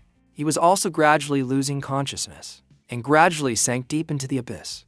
Minezu, like a hero, dived down to save Elbam in a very romantic scene. She reached out, cupped Elbam's face, and propped him up with the staff. She was about to place a kiss on his lips to give him air. Alexer spoke with a teasing yet slightly reproachful tone. You're taking everything on yourself again, aren't you? Elbam snapped back to reality. Around him were his comrades in a vast forest. This place as he thought. All his teammates were smiling cheerfully at him. Jaden spoke with a bright smile while Philip looked exasperated. If you're tired, you can rest. Alexer said cheerfully to Elbam, you don't have to push yourself so hard. You did great. Elbam realized with a start. This is a memory from my past. Suddenly, he smiled. Even then, he was already dead. He smiled cheerfully and replied to everyone, I'm fine. I made a promise. Back in the room from before, everyone was standing around someone. Elbam's eyes suddenly flew open, and he woke up. Then he coughed violently, startling Mineru. He's coughing. He sat up in a panic and questioned Minizer. What happened? You saved me. His teammates all smiled with joy. What a relief. I was worried because you hadn't woken up. He was also surprised, questioning himself when his body felt fine. My body doesn't seem to have any problems. That's all thanks to my recovery magic. Elbam glanced at someone and said, then let's go. Minidi looked impatient and shy. Is something wrong? Did something happen? No, it's nothing. A voice came from the doorway of a room. So this was all part of the plan. Someone was approaching. Well, the second half of it was all improvisation. Elbam was arguing with Safara as their teammates followed behind. You should have at least told me first. You scared me. Don't you know that to deceive the enemy, you must first deceive your allies? Thanks to that, even you were fooled. He mocked Safara, who could only laugh awkwardly. The acting was I wrong to think your first attack was too emotional. Come on. Now's not the time to talk. We have to hurry. He was carrying a woman's body on his shoulder and asked, but why are we carrying that woman's body? She's still useful. I have to keep my promise to Gafo. Suddenly, Pizzy shouted in panic. He rushed off somewhere, followed by the confused looks of the others. What's wrong? Everyone walked into a very large room with a pillar, and on top of it was an object, and in the middle was a beautiful red stone. Kiji was completely surprised to see the object, while Tizu looked proud and happy. This thing is. It turned out that the beautiful, glowing yellow object was a legendary item. The legendary hero's item. Everyone stood around in disbelief. Are you sure this is real? I can't tell just by looking at it. Pizzy spoke excitedly as Elbam looked on thoughtfully. Of course. It matches the description perfectly. This is the key to Phantom's secret treasury. An image of Phantom in a beautiful outfit with a blue cape fluttering in the wind, and a staff with a red gem on top appeared. Phantom, the greatest thief in the Maple world. Before I returned, I heard his secret treasury contained all sorts of amazing treasures. So this necklace is the key. To open it, Pizu, with a joyful tone, was taking the necklace out, much to Depot's exasperation. Thank you. Guys, if it weren't for everyone. Suddenly, a rock fell and hit his head. Ow. After that, a shower of rocks started falling where everyone was standing, causing them all to panic. Everyone was stunned by the scene before them. Zafar spoke up. Wait a minute. Daibo looked at the unfolding scene and took a deep breath. Huh? Everyone was panicking at the scene and trying to escape. What are you all doing? Run. Who let him out? She shot out like the wind, accompanied by scolding words. Damn it. Why did you just grab it without thinking? Haven't you learned your lesson yet? Sorry. A tower appeared amidst the heavy rain of rocks. We need to get into that tower. There's an exit. It must be open by now. Are you sure? Debo's eyes showed clear disbelief. What? You're not even sure? From somewhere, a group of skeletons charged out, attacking relentlessly. Damn it. I forgot about these bastards. Zafar rushed out to fight the skeletons. My turn, you dried up bones. A yellow symbol appeared, blowing away all the skeletons. Tower of Angels, Tower of Angels. The angels unleashed their power, incinerating all the skeletons. Everyone was trying to escape, but they didn't forget to blame Zafar. What? Why didn't you use this earlier? Because it consumes a huge amount of mana. I'm charging 500 mesos per person. All you ever think about is money. Suddenly, a horse-like creature appeared with its terrifyingly clenched teeth. On its back was a person in majestic armor with a long sword. Everyone panicked at the sight and desperately fled from the pursuer. What now, Zafar? Do that trick again? Zephyr shouted in annoyance, next to Debo's irritated gaze. Shut up and run. That was the only time I could use that move. You're useless. The beast was pursuing everyone fiercely. Suddenly, someone tripped over a rock and seemed about to fall. Mina D panicked and cried out, Avo. In the end, the whole group fell into a deep blue pit. Damn it, it can't be. The monster suddenly shot out a blue flame. A blue, carpet-like object appeared. Everyone sat on it together and crossed the water. Phew. Good job. This is also my last talisman. I don't have any more. That monster can even walk on water. It was rushing towards everyone at an incredible speed. Wait, that thing, damn it, it can swim. Elbam gave an order to Kiji. Kiji. I know. Kiji attacked the creature. Falling moon, crescent slash. The monster was being frozen and held back. Everyone greatly admired Kiji. Good job. That'll hold it. The monster suddenly roared very loudly, GDAA. Veneza got angry and launched a blast at the monster. Shut up. The immense power sent the monster flying. Everyone was stunned by the explosive scene just now. Suddenly, Pizzy shouted hastily, Elbam in front of us. Elbam, with a cool expression, held a staff that was emitting sparks. I know. And he shattered the stone wall. It's gone. It created another huge explosion. Be careful if the tower collapses. The tower was at a very high risk of collapsing. It had already started to show cracks. Everyone was rushing down. Go. Daibo and Minez were both terrified. Finally, the circular gate appeared. Found it. The tower was gradually collapsing, and everyone was trying their best to escape. No time to stop. Just keep running. Jump on my signal. 1, 2. Everyone jumped in simultaneously before the tower collapsed. Jump. And the tower collapsed, leaving only debris behind. A monster with terrifying red eyes appeared. I can no longer sense Belladu's energy. Red spider threads appeared. Below was some character. Perhaps this is another failure. I have no more excuses. The silver-haired man gritted his teeth and said with resignation, I will take responsibility with my life. Outside a building under the night moon, Vester said, Responsibility. A sharp spider leg was swinging. I can take your life at any time, but before that, a woman walked in. Let me show you something. The more audience, the better the performance. The white-haired man's eyes were filled with astonishment, unable to believe it. They are. The silhouettes of two terrifying men appeared. It's time to change the players. Marco nodded respectfully and replied to someone, there is still hope. In front of him was a man in a very noble red robe. The young master must still be alive because the gate is still active. He must be waiting for the rescue team. It was a room decorated in an ancient European style. Luckily, they weren't a full team. So there are still 6 more people who can enter the gate. I will form a rescue team with the best people, Satch. The man in the robe spoke up, Satch. The man clenched his fist with a very angry expression.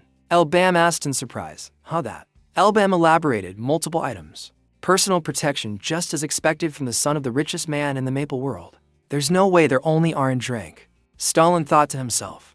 So it was Carnia? I can't believe they dared to make a move on the association. Aren't they afraid of retaliation? Someone approached. This is suspicious. We should contact Gozik first. Stalin said in frustration, damn it. The only person who can come here at this time must be a troublemaker. No way. A hand opened the door, and a voice called in, damn it. You don't even know what it is anyway. I can't let this go. Soon. Totten and Stalin's comrade thought in unison. This voice, isn't that a document? Philip argued with Elbam. Wait a minute. You still haven't told me why you refused to give me that ring. I refuse because I really can't give it to you. How many more times do I have to say it? Jadalin ran over, thinking, oh, I recognize this voice. Jadalin was overjoyed, tears welling up. It's definitely Izu. Philip shouted, shut up. Philip roared, no way, give me back my ring. You thief, Elbam said calmly, that idiot is here. Just as I promised. Philip shouted, who are you calling an idiot? Give it back to me. Stalin forced a smile, Okay. The newspapers scattered everywhere. News for everyone. Everyone was surprised and started discussing. Is it true that Zexik is trapped in the gate? Impossible, that group is a third circle team, the strongest of them all. But that's not the issue here. Gozik is sending a rescue team. Whoever succeeds will get 150 million. The discussion was still very lively. 150 million. Wow, they're really rich. Everyone will definitely go crazy over this. I want that much money too. But don't get your hopes up. They only have 7 spots left. There's no way they'll accept a nobody like you. Dino was surprised. Wow, it's really become the hot topic in town, huh? Zafar asked emotionally, where did Elbim go at a time like this? My passion for saving people as a healer is burning, Debo replied.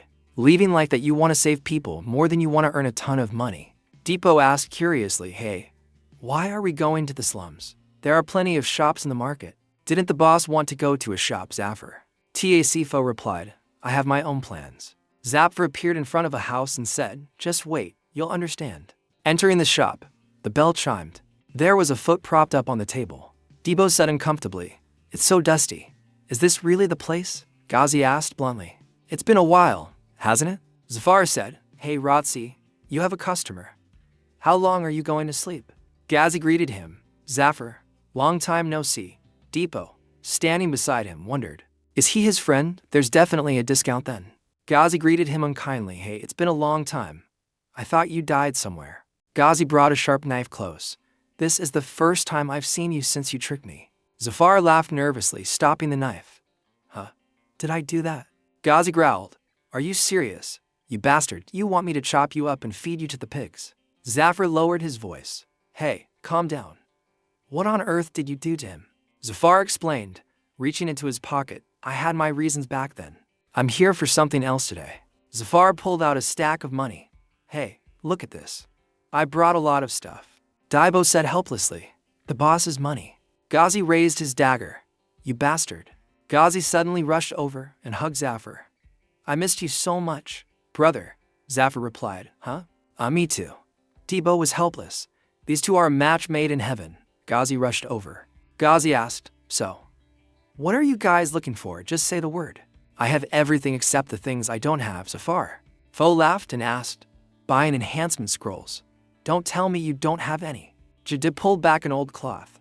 Got him right here. Debo, not knowing any better, asked, huh? What are these things? They're all just normal scrolls. Ghazi scoffed. This guy. What kind of eyes does he have? Zafar explained. That's why I came with him. Debo shouted. I've never used this stuff in my life. How am I supposed to tell the difference? Ghazi smiled smugly. Well, to put it simply, they are items that can enhance equipment with a certain success rate and dangerous gates. There's nothing more reliable than this. This one has a 100% success rate. A voice cut through the atmosphere. What junk? Zafar put his hand on Ghazi's shoulder and said with a smile, are you starting to trick us already? Move aside. Let me see what's behind you, Debo asked, puzzled. Wait, hold on. What's wrong? Isn't 100% good, Zafar said. Zafar explained, good my foot. The quality of an enhancement scroll doesn't depend on a high or low success rate. The lower the rate, the bigger the benefit, if you're not using many at once. You need a scroll with the lowest possible rate to maximize the enhancement power. Depot grimaced, thinking, what a damn scammer. Ghazi asserted, how else am I supposed to make a living? I can't sell something I don't have. Zafar explained more clearly, the situation has changed. High-level scrolls are now considered military equipment and are banned from sale. Zafar clicked his tongue regretfully. What a shame. So my coming here was useless, damn it. I really need them. What should I do now? Zafar smiled slyly. I was planning to buy a few if they were somehow available. I thought they would go for up to $1 million. Ghazi advised, hey, at least let me finish before you decide. He told a story about a person, the great Mishfode, the Dragon Master, the Dragon Midge. He had many titles, but the most special one was Special Skill, Master of Time Magic, but he didn't show up on the final day. That person was cursed, 800 years ago, before the Dark Sorcerer was exiled. He cursed the 6 heroes. The time of everyone who was cursed stopped at that very moment. But Fode, through the sacrifice of his contracted dragon, Afodine, was unaffected. Being the only hero left, Fode wandered the world, searching for a way to free his comrades. He disappeared. However, he couldn't find a solution and vanished like the wind, Pizzi said, sharing what he knew. That's all I know. Some ancient documents record that traces of him still exist. Elbam looked at the ring on his hand and said, the ring of the hero Fode. The three of them stood facing each other in the room. Elbam thought in disbelief. No way the answer to my question. LPM thought about how he had appeared. Why did I regress? It might be because of him. If he can manipulate time. But how could someone from 800 years ago do that? If he's still alive? Why didn't he appear with us on the final day? So Talon was curious but didn't doubt him, asking, I don't doubt you. Because you were chosen by Fode. However, I want to know one thing. So Tai Lin asked why he was fighting against the believers. Elbam explained, I have my own reasons for not revealing my exact motives, but Elbang thought of everyone. I want to save them at all cost. In a forest with rustling leaves, Kitty was training, panting heavily. Don't miss. Debo walked up and asked, don't you get tired of doing this every day? Kitty was surprised. Debo, you said you searched everywhere. I looked for you earlier, but couldn't find you. Kiji said, I went to see my master. I need to tell him something. Daibo hesitated and asked, so, what is it? Daibo proposed, I need to ask you for a favor. Kizzy, wiping her sweat, asked a favor? Daibo shyly asked, can you go on a trip with me tomorrow? The clock struck 3:05. Daibo glanced at the clock and thought to himself, she's not here yet. Did I come too early? Just as he thought this, a voice rang out, startling him and making him turn around. Sorry. Have you been waiting long? Daibo heard her and replied, you're here? I just got. He paused when he saw Kizzy. Here. Kiji's hair blew in the wind. Minezu held me up for too long, so I'm late. Feeling shy, she broke into a sweat and continued. I told her I didn't like this style, but she still insisted. Forgive me. Daisy was wearing an incredibly cute and beautiful princess-style dress. She scratched her neck and hesitantly asked, why are you looking at me like that? Does it not suit me? Daibo immediately complimented her. No, it's beautiful, really. Kitty relaxed a bit. Well, that's good. Shall we go now? Daibo blushed slightly. In a nearby bush, a pair of eyes lit up. Debo and Kizzy had left. The voice from the bush spoke, the target is on the move. Everyone, get ready. How annoying. Now what? Zafar complained. What do I care about that kid's date? Minadi angrily shouted at him, shut up. Maintaining the mental health of all team members is very important, got it. Over here, Debo and Kizzy were chatting very happily with each other. Mindy recalled the scene where she spat out all the water in her mouth and asked urgently, what about Daibo? Kiji sat with her arms crossed, looking annoyed. Yeah, he said it's his sister's birthday this week. He's probably never bought her a gift before because of money issues. He wanted me to help him pick a gift. When Minus heard this, she got extremely excited. That's just an excuse, so. What do you think? This is really interesting, Kiji replied. I'm not good at picking gifts either. It would be great if you came with us. Minus was surprised. What? Are you serious? Why should I go with you two? Minus's face was truly interesting. Kizzy was expressionless. Didn't you hear me? I said we want you to help us pick a gift. Kizzy thought to herself. She's so dense. Kiji continued, you're truly hopeless. Mindy retorted, what? Where? Wait a minute. Let go. A close combat weapon was raised by Daibo. What about this one? He asked, clueless. I think Dinf could protect herself pretty well with this. Kitty had an idea. What about that sword? It looks more suitable for a beginner. The two continued to choose gifts. How about this one? Not bad. Oh, this one is pretty too. Should I just buy them all? Kiji said. I was so nervous because I've never done this before. But it went smoother than I thought. Daibo was surprised. Really? Kiji said. I was so nervous because I've never done this before. But it went smoother than I thought. She explained, since I was little, I started training to be a knight. I barely had any time off. So I'm not used to strolling around town like this. Daibo listened to her silently. He spoke up, shall we go check out the explosive stalls? Kitty agreed, okay? Nearby, Minezu and the other two were following them. She was annoyed. Damn it, these idiots. What the hell are they doing? They're not doing anything useful. So clueless. You guys should pay a little attention to the audience.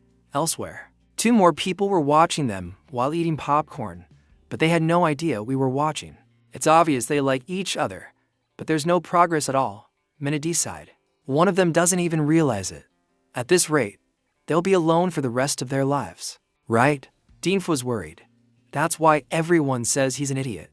I'm so worried about him. Zafar was startled by Dinf's appearance. How did you know we were here? He was surprised. I didn't sense her presence, Dinf explained. I was the one who complained about the gift. But anyway, the gift can wait. The little girl was annoyed. I just hope he doesn't come home tonight. I'm not coming home. Benez was surprised by the progress when she heard Dinf's words. Hey, that's too fast. They look good together, don't they? Zafar also exclaimed, yeah, they look really good. A memory flashed through Zafar's mind. Did we look like that back then, her and me? Mindy quickly dismissed his thoughts. I don't care about your past. Zafar got annoyed and shouted. I was right from the beginning. Elbam, who had been silent all along, suddenly spoke up. What a waste of time, Menezu asked him. You're not interested in this? Elbam replied, I am. His answer surprised Menezu, who turned to look at him. Elbam continued, I'm just very busy, but I've been on a date or two before. Menezu's face fell when she heard that. She asked further, Can you tell me what happened? Zap. Seeing Menezu's attitude towards Elbam's story, thought resentfully, this is discrimination. Elbam didn't know. Elbam closed his eyes. It's an old story. She's not even alive anymore. He paused, then continued, no, maybe she's still alive. After he finished speaking, he sighed. But it doesn't matter now. Menezu wanted to hear more. It does matter. Tell me. At this moment, Deemf was staring at Daibo, and Kiji with stars in her eyes. Those two are getting closer and closer. Everyone ignored Zafar, who was alone. He lamented. I'm so lonely. Night fell upon the town. Thanks for today. Easy, Depot said cheerfully. I think DNF will like this gift, Kiji replied. I'm glad I could help. Easy turned to leave. Well, I'm off. Kibo hesitated. Huh? Wait a minute. Kibo was shy. He scratched his head, his face turning red. It's nothing, just thanks. See you tomorrow at training. Kitty slowly parted her lips into a smile, looking like a shy young maiden. If you need help with this again in the future, just let me know. Let's go. Daibo arrived at his door. I'm home. Inside, someone was surprised. Daibo. Daibo. Bo entered the house and was surprised. He asked, Huh? What are you all doing here? Deef opened the door, thinking to herself. So nothing happened. The scene changes to a place where a fierce battle is taking place. Cries echo, help, help me. Blood is splattered everywhere, a brutal scene. A person trembled, stop. You monster. I won't let you pass. He was determined. The old man was surrounded by a horde of monsters. Kazian began to attack. A gust of wind swept by. The old man had made it through the door. Finally, the sealing stone of the hero Fo Jai Du, which contains the power of time, I've obtained it. With this power, I can do many things. The stone was slowly moved by the old man, the plan, the dark sorcerer. At this point, the old man was surprised. Akazium held the stone slab in his hand. Why can't I feel anything from it? Don't tell me. Suddenly, another power attacked, and the old man shouted, Who's there? Dust and smoke rose. Who dares to do this? The cracked tower looked like it could collapse at any moment. Akazium was furious. Someone reversed time before I did. The old man crushed the stone. I must find him. The next morning at the Gauzik Merchant Guild, the host announced loudly, an announcement to all who have registered for the Gauzik Merchant Guild selection. All candidates, please take your positions. The results will be announced in 30 minutes. Mines taunted confidently. Why don't you just give up? The difference in our strength is already obvious, isn't it? What nonsense are you talking about? Then let's decide who's stronger right here. The two of them kept bickering. Oh, fine by me. That's exactly what I want. But don't think you can leave here in one piece. Marco was annoyed. HMPH. So this is the world of the third tier. He thought to himself. I only have one chance. I must choose carefully. Suddenly, there was the sound of something heavy being dragged across the floor. Everyone started murmuring at the sight of the strange figure. What? What is he carrying? HMM. Elbam was carrying something very large on his shoulder, thinking to himself, those guys are. The owner of the Gauzik Merchant Guild, Gauzik, had appeared. It's rumored that he is the richest man in the Maple World. He even possesses financial power comparable to a nation. Elbam was led into the mansion by one of the man's guards. They went to a room where guards were on duty 24/7. The door to that room was slowly opened. Inside, Godik was already waiting in front of the fountain. Are you the adventurer from Gafo who was looking for me? Seeing he didn't answer, the man shouted, Are you looking down on us? Elbam quickly bowed. It's a pleasure to meet you, sir. I am Elbam. The reason I wanted to see you is the man cut him off. That's obvious enough. Go Rich was blunt. You want to join the rescue team, right? Listen carefully. While I still have the patience to speak politely. This is not a matter Garfon should get involved in. Elbam denied it.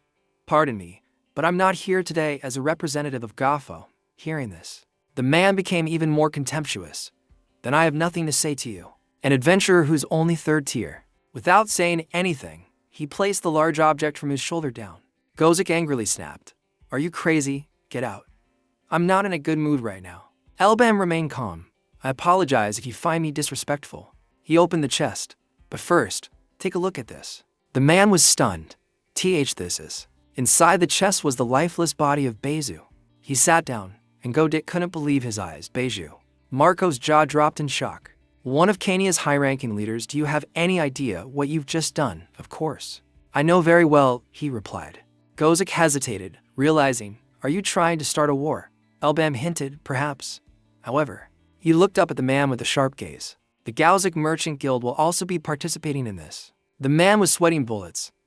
What the hell are you talking about? The door opened again, and a voice drifted in. Let me explain. That person stated firmly, this concerns you as well. Go Rich was doubly shocked, his eyes wide and white. In another development, a questioning voice rang out. Are you sure? Michael stood with his arms crossed. I can't believe it. You're saying those guys are still around? El Bandar. It's not just that they're still around. They've put down roots all over the Maple world, even in Sinasir. He didn't seem to believe him much. Can you take responsibility for your words? But he was still worried.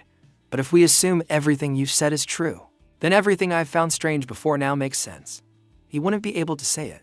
He continued, it's not that I believe you.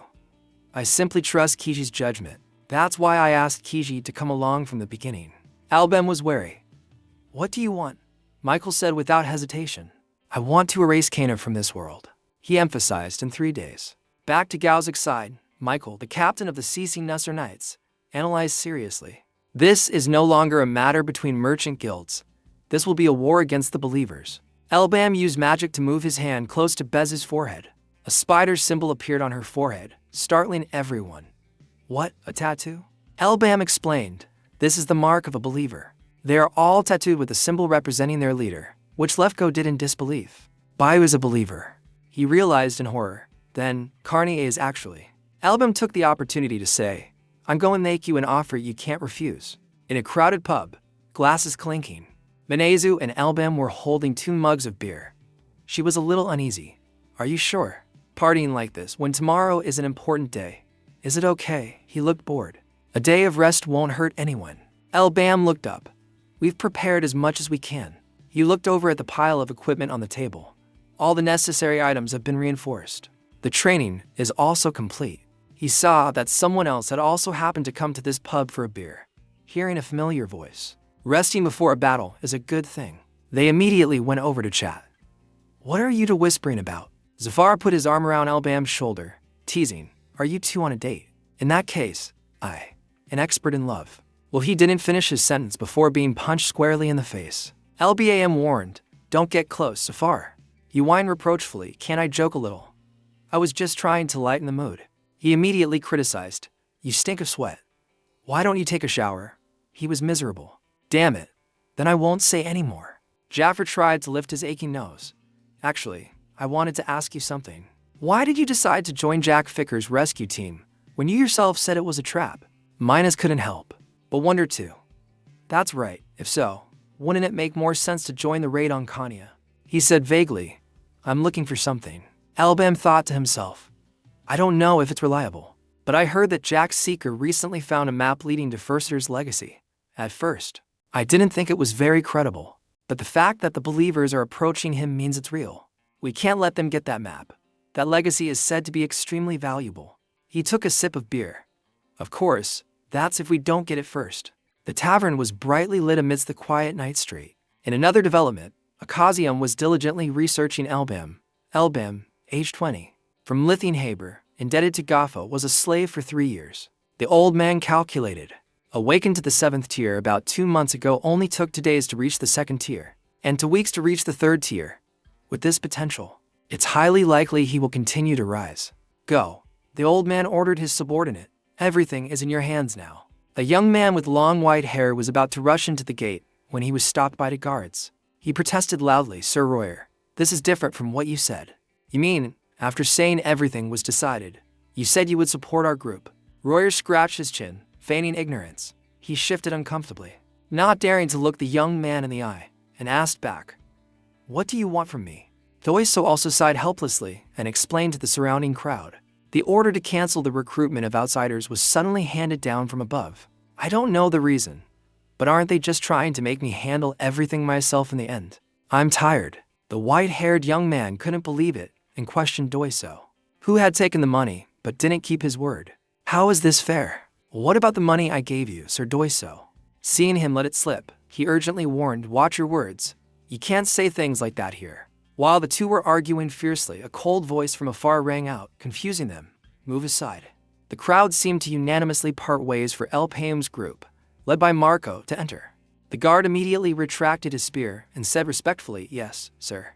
Joyso, witnessing this scene, stammered, Sir Marco, who are these people? Marco had no intention of explaining further and deliberately cut Joyso off. This has already been decided. I hope you understand. Doiso stuttered, trying to ask anyway. Yes, but I don't understand what you're talking about. The party today, me, Sir Marco. Even so, this Daibo saw him in a tight spot and grinned. These songs.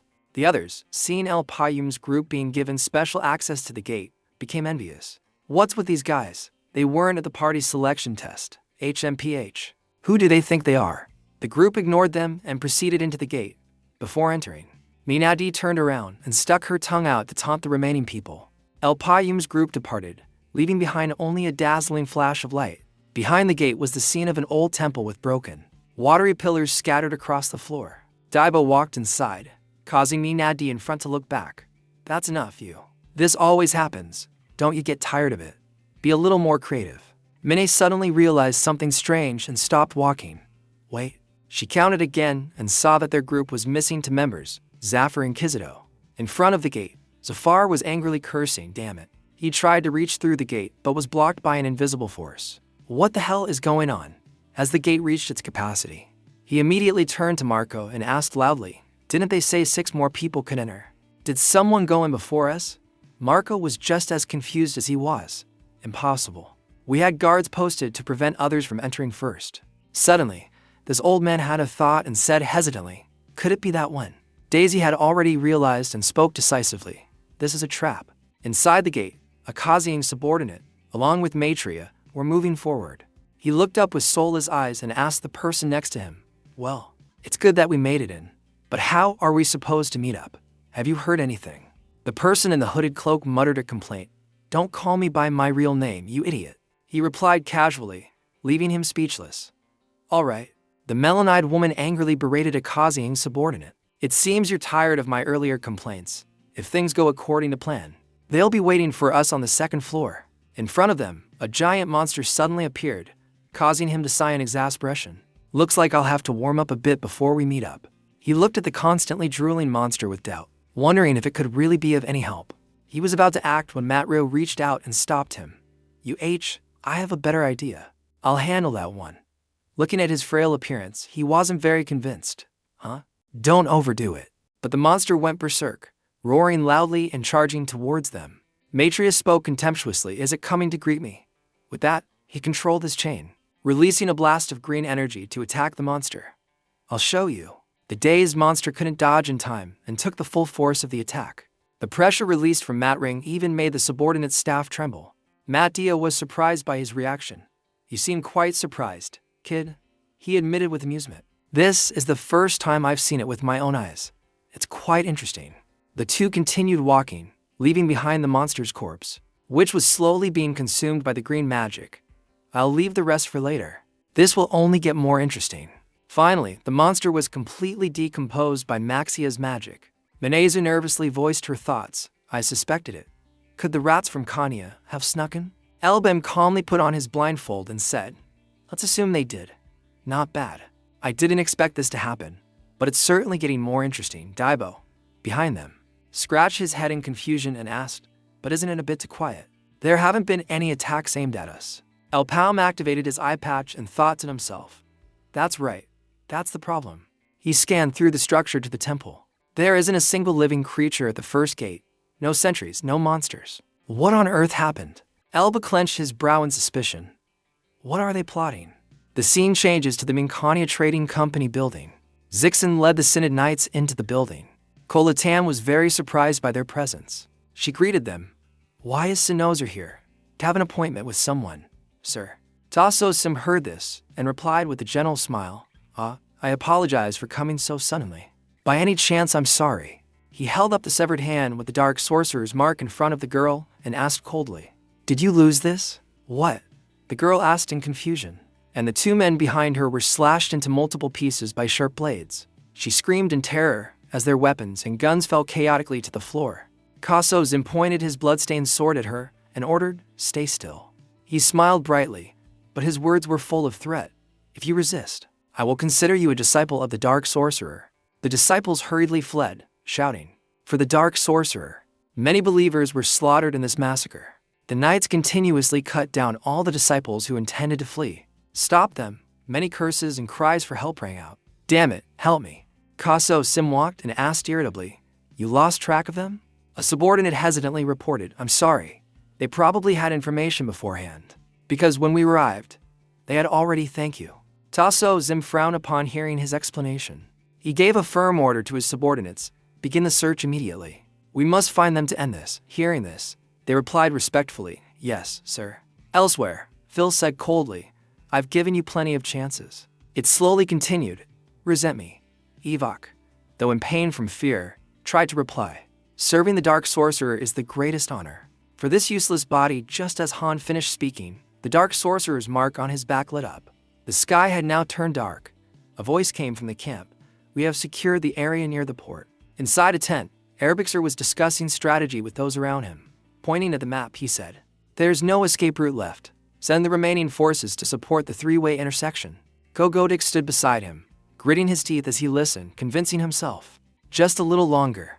Just a little longer. At this time, the structures inside the main city were engulfed in a sea of fire. The sound of hurried footsteps echoed down the stairs leading to a secret basement. A giant crocodile roared, preparing to lunge forward and attack. Before it could strike, a sword flew in and cut it in half. The flying sword teleported back to Michael's hand after slicing the monster's body in two. The pink-haired girl who witnessed this cursed angrily, "Those Kenya bastards. They've been raising these things right under the light port." She looked around and assessed with fear. Every single one of them is a terrifying monster. Below the port lay countless monster corpses that they had just defeated. If the Godik Trading Company hadn't brought the information in time, the casualties would certainly have been enormous. Michael suddenly understood upon hearing her explanation. "I see," he thought to himself. "They really are unusually strong monsters." He suddenly became suspicious. But why do I have this strange feeling?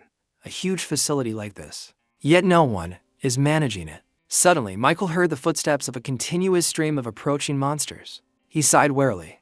"They don't even give me time to think." A horde of various types of monsters appeared right before the three of them. At this moment, inside the quiet temple, curses suddenly rang out, "Damn it, damn it." Zexixon hid behind a large rock. Where did those monsters come from? If the escort team hadn't sacrificed themselves. Ratchzich, with tear-streaked eyes, stammered, "I don't want to die.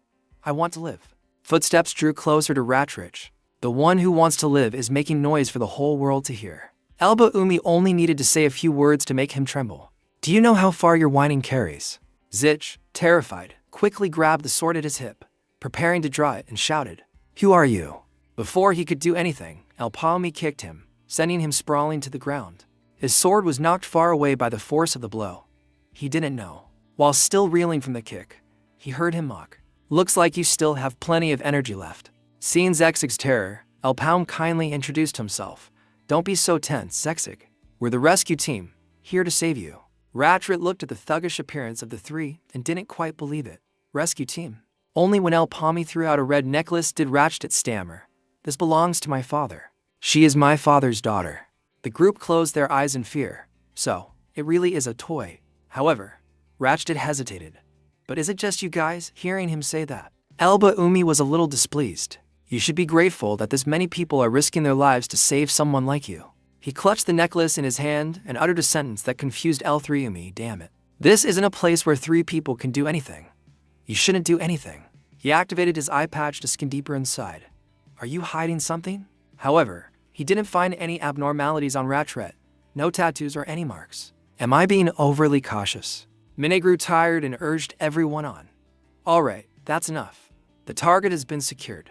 It's time." Suddenly, a blue light appeared, causing El Payumi to widen his eyes in alarm. A series of attacks were unleashed, cutting down every temple pillar near it. The last attack came from a group of people in black robes, their faces hidden by strange masks. The one leading the pack growled, making terrifying sounds. El Palm and his teammates had managed to teleport away from the surprise attack just in time. Daibo frowned and grumbled, "Hey, that was rude. I almost got hurt." El Palm wasn't surprised by the presence of these strange people. "So, you've finally shown yourselves, Kanya." Suddenly, a strange voice echoed through the tense atmosphere. "Manners." The three of them immediately became vigilant, staring intently in the direction the voice came from. Elf Mr. Apayum immediately used his left eye to scan him. What is that guy? From his perspective, the person sitting on the stone pillar was radiating an incredibly terrifying pressure. This amount of mana is horrifying. Seeing the vigilant gazes of the three, Akazi's subordinate jumped down and spoke. "Talking about manners, you seem pretty relaxed. You're not just some small fry, are you?" He summoned a powerful surge of energy in his hand, revealing the Dark Sorcerer's mark. "Let's see if Commander View's worries have any basis for a moment." From a distance, View gave a cold signal, "Begin." Elsewhere, a large building exploded, causing everyone to panic. Two young guards were panicking and shouting, What's happening?" just as Team C entered. While he was still confused, another crate next to him exploded. A series of explosions occurred simultaneously, destroying the entire structure of the city. Below the Lithian port, a bottomless red pit suddenly appeared. Coincidentally, the hole appeared right in the middle of where Michael was standing. His teammates shouted, "Michael." Michael saw them about to rush in to save him and quickly shouted a warning, "Everyone, stay back. This is a trap." Just as he finished speaking, the hole expanded and swallowed his entire body. After being absorbed by the hole, Michael fell onto a dark, empty flat surface. He looked around the space, wondering in confusion, "Where am I?" In the quiet space, the steady sound of footsteps echoed, making Michael become vigilant. He called out to the figure in the smoke, "Who are you?" The figure gradually became clearer. It spoke slowly, "Who am I?" A shadow. A familiar figure, identical to Mike Cohn, appeared. It asked him back, "It's a familiar face, isn't it?" In the camp, a large hand slammed down on the table as someone said angrily, "Impossible." Gappo, with a furious expression, shouted, "3 battalions completely wiped out. And Commander Me, who is missing too." Arbixer, sitting beside him, urged impatiently, "Check again immediately." What the hell is going on? A guard rushed into the tent and reported, stammering, "Bad news. We've just confirmed reinforcements from the Believers' side." The commanders in the tent couldn't help but curse when they heard this, damn it. While everyone was losing their cool, Gogodik suddenly had a thought. "Impossible, they're always one step ahead of us. This means," he concluded, "there's a traitor in our ranks."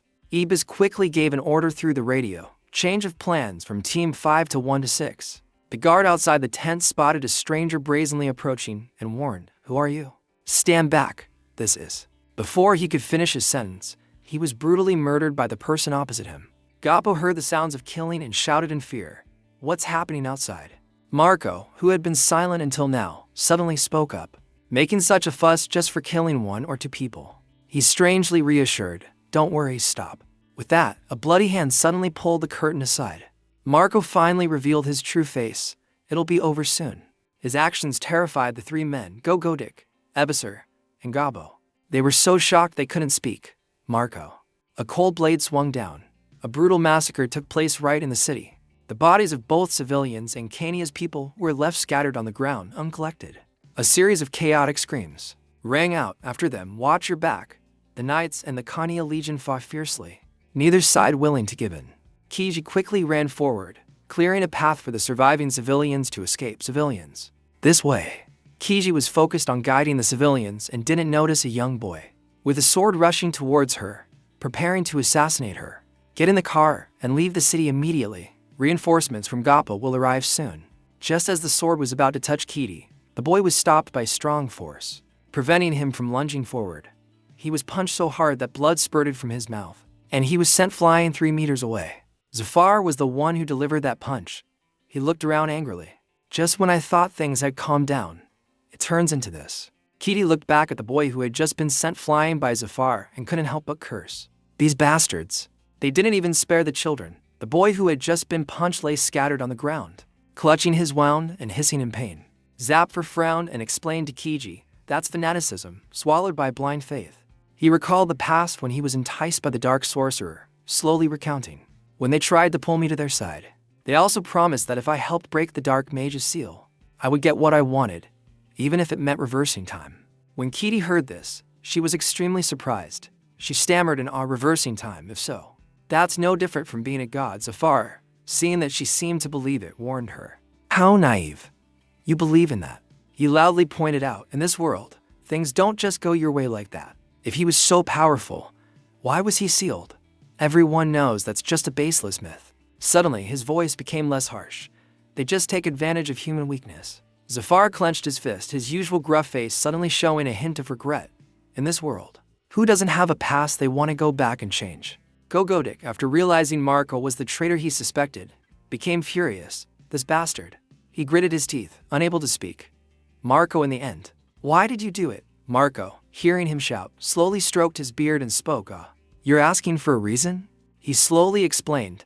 My poor daughter had to leave this world too soon due to a tragic accident. They said they would help me bring her back.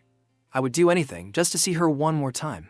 As he finished, he laughed mockingly, pointing straight at the three of them and said, Serving you all this time has been my honor, Lord Gauzik. Woof woof Ebisser quickly stood up to shield Gauzik and Gabor. You two, get behind me. Ebisser decisively shouted, signaling to Gabo and Gozik. Run, Gabo, though his heart was torn, could do nothing but apologize. I'm sorry, Ebisser. Marco watched the two of them flee, and he flew into a rage. He ordered the two Kanya men beside him to pursue them. Why are you still standing there watching? Are you just going to let them go? Hearing his command, the Kanya men hastily chased after Gauzik and Gabor to finish them off. Suddenly, Ebisser from behind reached back to build momentum and shouted a challenge at them. Where do you think you're going? Immediately, he unleashed the Fist of Fury, a series of powerful blows piercing straight through the minions, causing them to collapse in an instant. Marco was stunned and terrified to witness Ebisser's rampage. All the Kanya cultists who had attacked outside the tent were killed in a single move by Ebisser. Gata calmly lit a cigar and said with contempt, It seems you all look down on me. Although he had many wounds on his body, none of them were fatal. Ebisser took a puff of his cigar. It's been a while since I've had a workout. Let's try a little warm-up. The scene shifts back to Elpalm's group. He looked at Akazian's subordinate with a slight smirk. Under a Legion commander, are you? You think those boasts can scare me? Seeing Elpalm still looking arrogant, Maxia finally spoke up.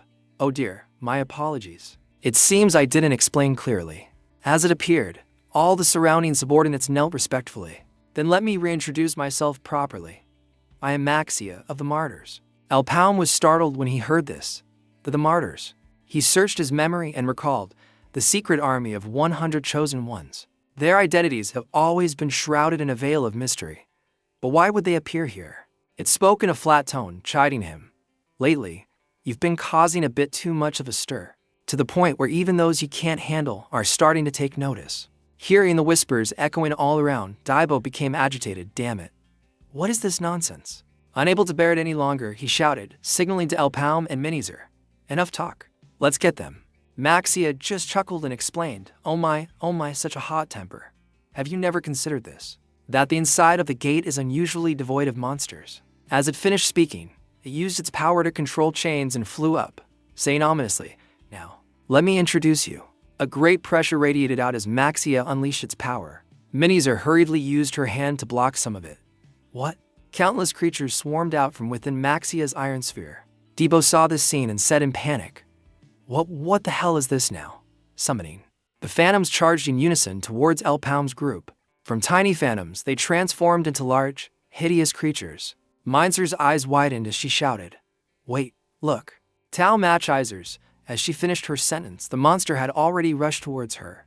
Before they could even assess the situation, they were surrounded by a swarm of Tau Matchizers. What the hell?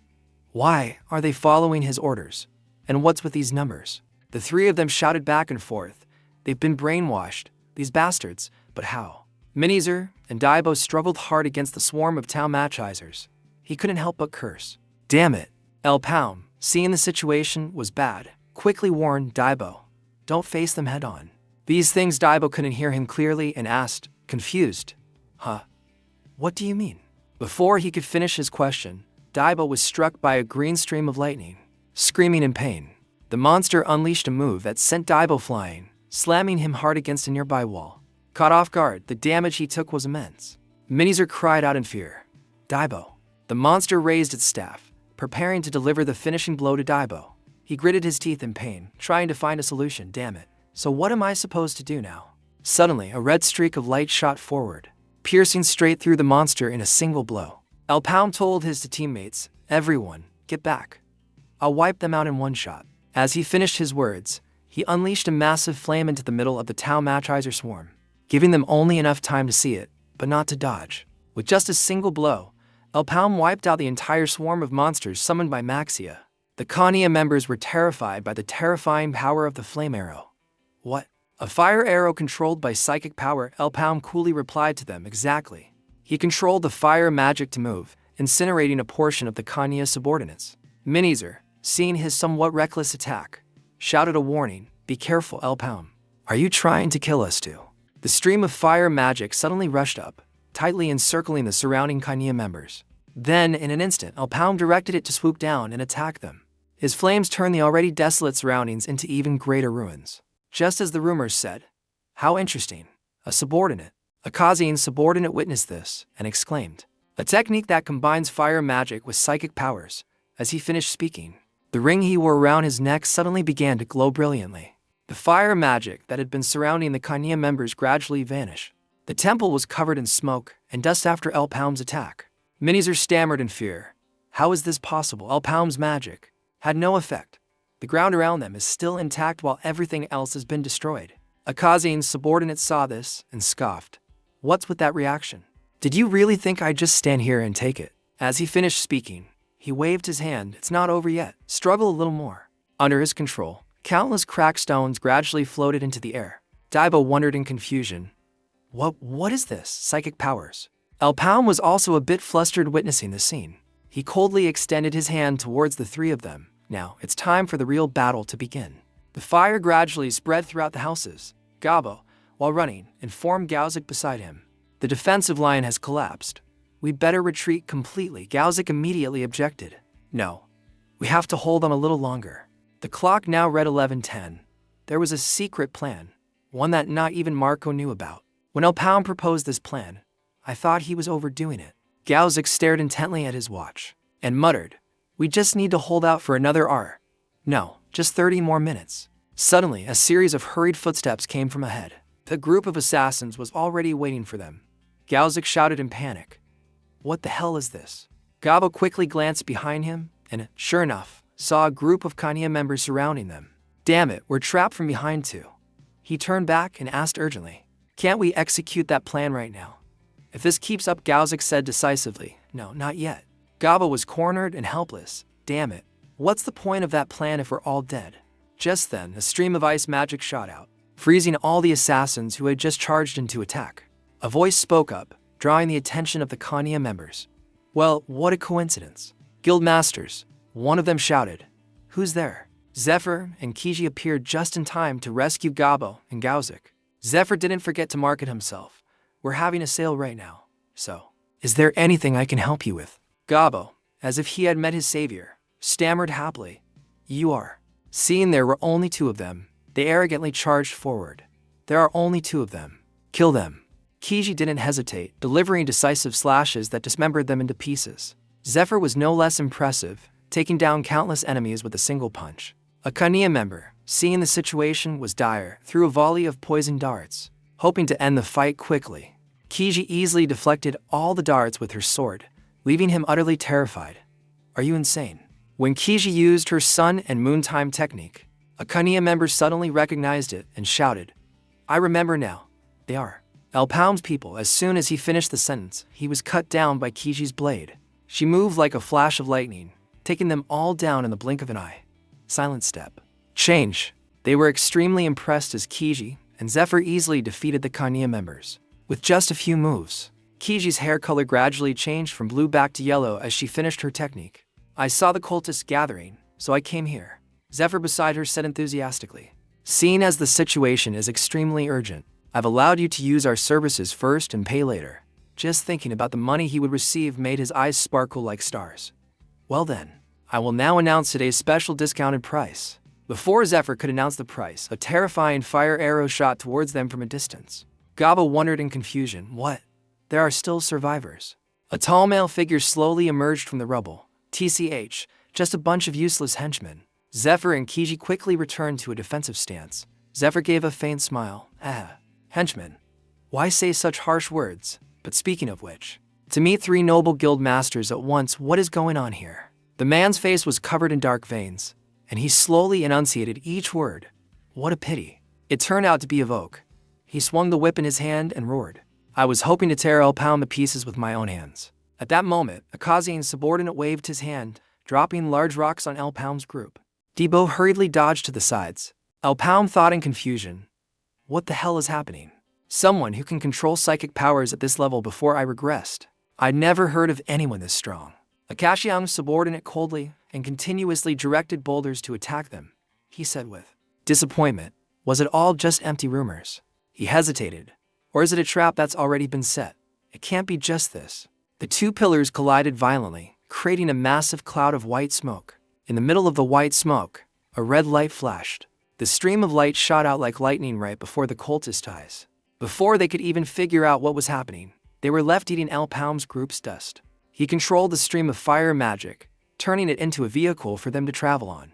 Debo even turned back to taunt them. Goodbye, you idiots. Maxia saw this and quickly ordered, don't let him escape. After him, damn it, hurry up.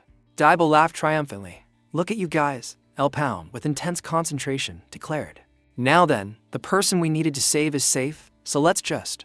Suddenly, the sound of flapping wings echoed, causing Elpound to immediately raise his guard. A monster quickly caught up to their group's flying speed. It immediately spewed a stream of fire, destroying Elpound's group's means of transportation. Daibo was thrown to the ground, not understanding. What was happening? What's going on? As soon as he finished his sentence, he was snatched by the monster's claws. It tightened its claws, causing Daibo to cough up blood. Then it let out a loud roar and threw Daibo forcefully to the ground. Minizer, who was in free fall, saw this and shouted worriedly, Daibo. Elpound, furious, gritted his teeth. He swung his scepter, launching a barrage of fire arrows aimed straight at the monster. However, before the arrows could reach their target, they were destroyed by a purple beam of power. The collision of the 2 streams of power created a huge explosion in the air. From the purple energy stream, a figure slowly emerged. No matter how I think about it, Akazian's subordinate teleported right next to Elpound and said coldly, it seems I've found the answer. He stared at him and muttered, Elpound, are you afraid of me? As he finished speaking, he unleashed a purple beam of power that pierced through Elpound's stomach. The aftershock from his attack was so terrifying that it destroyed all the surrounding structures. Minizer, annoyed by the surrounding smoke and dust, whispered a curse, cough, damn it. Before she could recover, she was shot through the shoulder by the enemy. Minizer was thrown backward, and the pillars she crashed into dented from the immense force. Maxia coldly ordered his subordinates, don't waste time, deal with him. Minizer quickly got up, gripping her weapon tightly. HMPH, these damn cultists. Before her were 3 bloodthirsty cultists charging at her all at once. On another side, the space was still quiet, and the surrounding scenery was intact and undamaged. Suddenly, something grazed a pillar, breaking it in half. It moved as fast as lightning, leaving only a long streak of yellow light. Daibo was pinned to the ground by the monster, taking the full force of the last punch. It roared, raising its hand to punch him straight in the face. Zephyr ran as fast as he could, panting heavily. He ran through the houses, engulfed in a sea of flames. Above him, a shadow appeared, flying towards him. The other guy flew in the air, swung his weapon, and struck the path below, causing it to crack. After attacking, Evoke landed nearby. Zephyr slipped, quickly grabbing onto a chain, his blood boiling with anger. Fool. Before he could recover, another blow came down on him, damn it. Before he could dodge, the chain quickly wrapped around Zapper's hand. Gotcha. Then came a powerful surge of mana, causing Zephyr to scream in pain. Evoke's face was ferocious. Don't mess with me. He grabbed the chain and pulled hard. I'll send you to your rest soon, Zephyr. Zephyr, down below, shouted, you bastard. I'm about to die. As he finished, he saw a sharp point protruding above his head. At that moment, he began to panic. She couldn't take it anymore. Kiji charged forward. Why don't you just leave that idiot alone? She raised her sword. Just kidding, he's our Mitch. Kiji swung her sword, cutting the chain, and Zephyr fell along with it. Evoke was so angry he looked like he would explode, and he screamed, damn it. After the rumbling sound, the ground below shook and collapsed. 3 stone tablets rose around Kiji, trapping her inside. Of the 3 tablets, one shot a stream of mana forward. In an instant, Kiji was struck by the mana fired from the 3 stone tablets. Zephyr, watching from the side, cursed, you bastard. As Kiji knelt down, she coughed weakly and said, I'm still okay. The thing behind Kiji suddenly trembled. Her eyes widened as she watched it shatter right in front of her. Kiji panicked. It's starting. Without letting Evoke get near her, he jumped up, his face grimacing, intending to catch the weakened Kiji. Sensing him, she quickly turned her head to look. An explosion occurred. Gabo saw it and urged, "Damn it, when are we going to execute the plan? We'll all die if this continues." Galzik clenched his fist, gritted his teeth, and coughed a few times. Not yet. They'll definitely be here soon. Just as he finished speaking, a voice suddenly rang out, a plan. When Gabo and Galzik saw who had arrived, they were both shocked. The person spoke again. "I'm also curious to know what it is." Elsewhere, someone in agony vomited a pool of red blood. The blood still stained the corner of Zephyr's mouth. Damn it. He turned to ask Kiji, "Hey, can you still move?" She struggled to her feet, one hand supporting her shoulder. "Thanks." Suddenly, a stream of purple mana gradually gathered. It seems the recovery image is no longer capable. From the formation, Evoke appeared once again. So this is really the end. A huge energy sphere was heading towards Zephyr. It's over. While he was still stunned, Kiji, from behind, had already charged forward with her sword. She swung her sword and shattered the sphere. Evoke couldn't believe his eyes and turned to look behind him. What? A person appeared behind him, smiling and saying, "It's not nice to not greet someone when you first meet." By the time he turned back, it was too late. A stream of light struck, catching Evoke off guard. "Goodbye." An explosion occurred, shaking the entire city. Kiji raised her hand to shield her eyes. What the hell is happening? Her eyes widened, as if she had seen something terrifying. Evoke's body now had a hole in it, as if something big had pierced it. Seeing this, he smirked. "I was going to send you off gently. Sorry about that. This must be fun." Coughing up a mouthful of blood, he spoke again. "A loyal dog of the queen, huh?" Evoke collapsed. He lay there, eyes open, an unwilling death. Then he turned to the two of them. "Oh, look who it is. What are you doing here? Seriously, why do I see you everywhere I go?" Looking at the person in front of her, Kiji was extremely surprised and stammered, Oh, you're here?" The person gradually stepped out of the shadows. "Knight Commander." Approaching them, Kiji exclaimed, sarcasm. He smiled and sheathed his sword. "Go." Galzik was wary, the Knight Commander of Sinasir, while Gabo grinned broadly. "We were almost dead." "Guildmaster Kasim." He chuckled. "I will protect the merchants." Kasim then turned to ask Kiji, "As for you, Kiji, you don't look so good." "You should." Before he could finish, Kiji interrupted. "I'm going to." He was surprised. "What?" She held her shoulder resolutely. "My master once told me that if anything happened, I must join forces with Sir Kasim." She stepped closer to him. "So I'm going with you too." Kasim frowned slightly and spoke, his eyes filled with contempt. "Someone like you." While they were talking, a voice cut in. "Don't worry, all of you here will be joining me soon." Kiji and Kasim were startled and looked towards the source of the voice. Watching Evoke struggle to get up, Kasim spoke as if in disbelief. "How are you still standing after that blow?" He gave a sinister smile. A cloud of dark energy swirled upwards. Evoke's voice echoed as if from hell. "All of you, burn in hell." Evoke stood up. Behind him was the dark energy and a sand timer counting down. Kasim quickly dashed forward. He stabbed him with his sword. Evoke laughed loudly. Too late, his power coalesced into the form of the god of death. Evoke's pupils were filled with veins as he shouted, "Appear, my master. I am Evoke. I offer this broken body to you. Please allow me." A giant spider appeared. Countless threads pierced Evoke's body. His pupils widened, gawk. His body exploded in an instant. Evoke screamed in agony. Arc. Countless spider legs pierced through his body. And Zephyr at the scene that just unfolded. They looked up at the spider above. "What is this?" His face was filled with fear. Oh my god. Evoke's body was now a part of the spider. A giant spider. It was opening its sharp fangs. A purple light appeared. The stream of light struck the ground, shattering everything around it. El Palm knelt in the middle of where he had been hit. He spat out a mouthful of blood. He panted heavily, cursing in his heart, "Damn it, I can't breathe."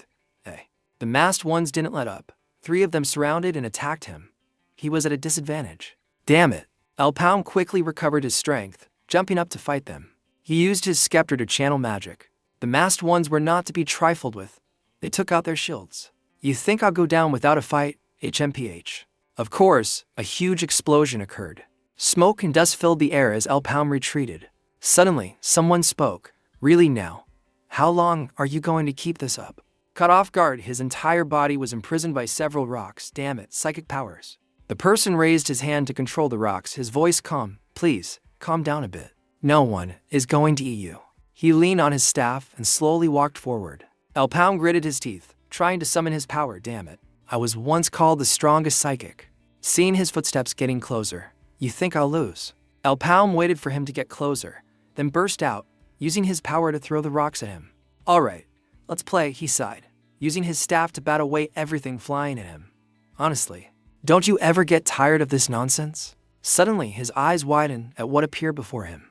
Alpound waved his hand, and a massive surge of power behind him made the other guy freeze. His hand was covered in terrifying power, Alpound's face ferocious. He shouted, "Let's see if this is nonsense." The stream of power shot straight towards him. He just stood there calmly. No panic, no dodging. I can't just stand by and watch anymore. He clenched his fist, and a source of power could be seen between his fingers. Overwhelming power overflowed as he swung his arm, deflecting Alpound's attack, causing him to be stunned. He spoke, his voice even, "I told you, it's useless." Power gathered behind Alpound's back, growing larger and larger. His body trembled slightly. He approached and patted him on the shoulder, his tone dripping with sarcasm. "Oh, I didn't expect you to be this shocked. Could it be?"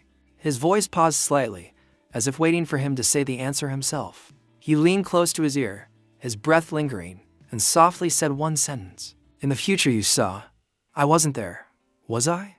Alpound was shocked, his eyes wide, as if wondering how the man in front of him could know that. He looked up at the masked figures, his tone allowing no dissent. "Hey, sorry, but could you please get lost? We're discussing something important here." Hearing this, they widened their eyes in surprise. "Huh?" Suddenly, a drop of water fell onto a blue surface. He sighed. "Don't you know your place?" Except for where he and Alpound were standing, the area around them was filled with a legion of toxins. They screamed, What the hell is this?" In an instant, the legion of toxins rose up and submerged them. "Why is the ground so sticky?" Alpound stared in horror at the terrifying scene before him. "What is this?" It was accompanied by utterly tragic screams. One of them, with a corroding hand, reached out towards them in a last plea. Betrayed why? He stood within the barrier, watching him and pondering, who knows? I wouldn't call that betrayal. As he finished his sentence, his own hand gripped his throat. Veins popped on his face as he thought, "This is unexpected." View's voice spoke. "You're playing a rather interesting game." A spider-shaped mark appeared on the back of his hand, and his voice became strained. "You were watching, Lord View? I know you're angry, but all of this is for the greater good." He tried to justify his actions. Alpound looked on in astonishment at the scene before him. "View, don't tell me. Commander View, controlling the body through a tattoo. Is that it?" At that moment, he finally understood. So that's why the followers can't betray their commanders. Smoke rose from his forehead. "Well then, I trust you'll understand." The tattoo Alpound looked at the power emanating from the tattoo in amazement. He looked at his hand. "I will end this here." He opened his eyes wide, the tattoo is disappearing. A strange tattoo pattern shone in his eyes. "It's time for me to return to my position." The person on the other side was astonished. It was furious. "How dare you? A mere pawn like you dares. Is this a declaration of war?" Commander Ayakazine, an old man, appeared, surrounded by a sinister aura. Behind him was a giant serpent. In his pupil, there was another tattoo. He opened his eyes wide in amazement. "What on earth are you?" He couldn't help but be curious. To tattoos? I've never heard of such a thing before. Not even in my past lives. He flexed his arm muscles. "Well, anyway, we're all under the Black Sorcerer, aren't we, right?" Then he thought again. "How should I put this?" Looking at the bubbling water below, he sneered. "Let's just call it an internal conflict. Sounds reasonable, doesn't it? We all share the same goal of resurrecting the Black Sorcerer, but our methods and perspectives differ. That's basically it. Both allies and enemies. Sounds interesting, right?" Hearing that, Alpound couldn't help but feel it made sense. Internal conflict. The believers had built up their own forces beforehand, which is why they didn't appear until the final day. The loss of control was due to conflicts between commanders, but he spoke with doubt. "So, what do you want to ask me?" The man didn't want to hide his purpose. Actually, I'm looking for something. The seal of the hero Fodio." Alpound was shocked to hear that. He continued his story. Long ago, Fodio, who was praised as a hero, created the seal stone to stop the Black Sorcerer. Meanwhile, Akazine sneered. "It is a stone containing the essence of power from the eternal timeline. It's growing. It was created to seal the Black Sorcerer, but if the flow of time within it is reversed, he will not be sealed. It can resurrect the dead by returning them to their own time, in a rather ironic way. The seal stone is the most certain means to resurrect the black sorcerer. I have spent many years searching for the seal stone, and finally found it. But he continued the story. The stone I found was just an empty shell, which means someone has already used it. With the seal stone used, finding that person became the top priority, and it wasn't too difficult, as they would stand out one way or another. The gate of the beginning, multiple gates, the tomb of the Eye of Misfortune, and even the gate that hides the hero's artifacts. He mocked. I don't know if you're stupid or just have no self-control. You made such a mess that it's hard not to notice you. El Palm's eyes stared at him with a cold sharpness. The man spoke again, like a judge delivering a verdict. It's you, the regressor, El Palm. A purple hemisphere surrounded the two of them, separating them from the outside world. El Palm reached out and grabbed the rope, thinking to himself, I've never heard of him before my regression, my attack just now. A yellow tornado erupted from the crack in the ground, sucking in everything around it. He was still deep in analysis. It might not be about firepower, but controllability.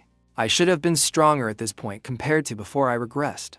Despite the tornado nearly sucking his entire body in, with gray smoke rising from it, he remained lost in thought, as if it had no effect on him. The image of a Kazian subordinate with his 3 teammates from the past came to his mind, and he analyzed it clearly. If that wasn't even his full power, then the strongest psychic right now is that guy. The two of them were still inside the hemisphere. El Palm spoke first. Who are you? The other man replied with a contemptuous tone. As expected, even you who came from the future don't know who I am. Akashang's subordinate spoke hesitantly, sentence by sentence. How sad. Although I had anticipated it. In the near future. He asked fearfully. I'm going to die, right? Huh? Hearing the question, El Palm's eyes widened. In the middle of a river filled with steaming, acid-like green water, the man still chuckled. I'm not saying that to be comforted. Then his voice grew somber. I have a terminal illness. Witnessing it myself doesn't make me feel any better. But then he cut himself off and changed the subject. Enough nonsense. Let's get to the point, shall we? He began. Actually, the reason I'm still alive is thanks to you. El Palm was surprised. What do you mean, you're? Aka's young subordinate elaborated at length. Lord Akazian wants to persuade you. He hesitated slightly. But thanks to the chaos you've caused, the Lord will gather all his forces to eliminate you. The two leaders don't really see eye to eye. He stood under the overlapping black marks, still smiling calmly. Therefore, as a subordinate of Lord View, I will mediate between the two of them. His eyes were full of malice, without a hint of warmth. At that time, my body was weakening rapidly. You probably noticed, but my eyes were already blind. He was like a lost soul whom Akazian extended a hand to save, like grabbing a life-saving straw. For someone like me, the Lord's secret offer seemed sweet. He gave me a new chance. Hearing him recount the story so calmly, El Palm asked in surprise. Don't tell me he cured your illness. He sneered at every word, as El Palm thought his master was so benevolent. Unfortunately, no. It wasn't a cure, more like a temporary fix. He used time magic to temporarily slow down its progression. Thinking about the scene of Akazian using magic to slow time, he was stunned. Time magic. Akazian's subordinate would speak a sentence, then pause before continuing. Lord Akazian promised me that as long as I followed him, he would stop my life's clock. And when the Black Sorcerer is resurrected, he will give me a new, healthy body. El Palm understood the reason why. He was lost in thought. So that's why you betrayed View. A murderous aura surrounded him. Purple power enveloped his entire body, and his eyes, though blind, could still scare a person to death. El Palm also felt a sense of fear in his heart. This guy is very dangerous. He's using the resurrection of the Black Sorcerer as an excuse. But, in reality, he would betray anyone to save his own life. Seeing him deep in thought, he reminded him, you don't have to think too much about it. El Palm pursed his lips. What? The river with its boiling green water gave off plumes of steam. That mixed with the voice of Akazian's subordinate. My role is to save you from Lord View's plan, and to leave this message. He held out his hand in invitation and recounted what he was assigned. El Palm joined my side. His eyes, filled with malice, and his voice continued. What are you fighting for? Don't tell me it's really for justice. It's hard to believe when it comes to the 100-man pass and other incidents. You've killed too many people and let others die without doing anything. Looked at one way, it's quite understandable if they were already dead in your future. Then they don't matter to you, right? Your justice is a selective justice. He continued to ramble on while El Palm, holding his spear, His face darkened.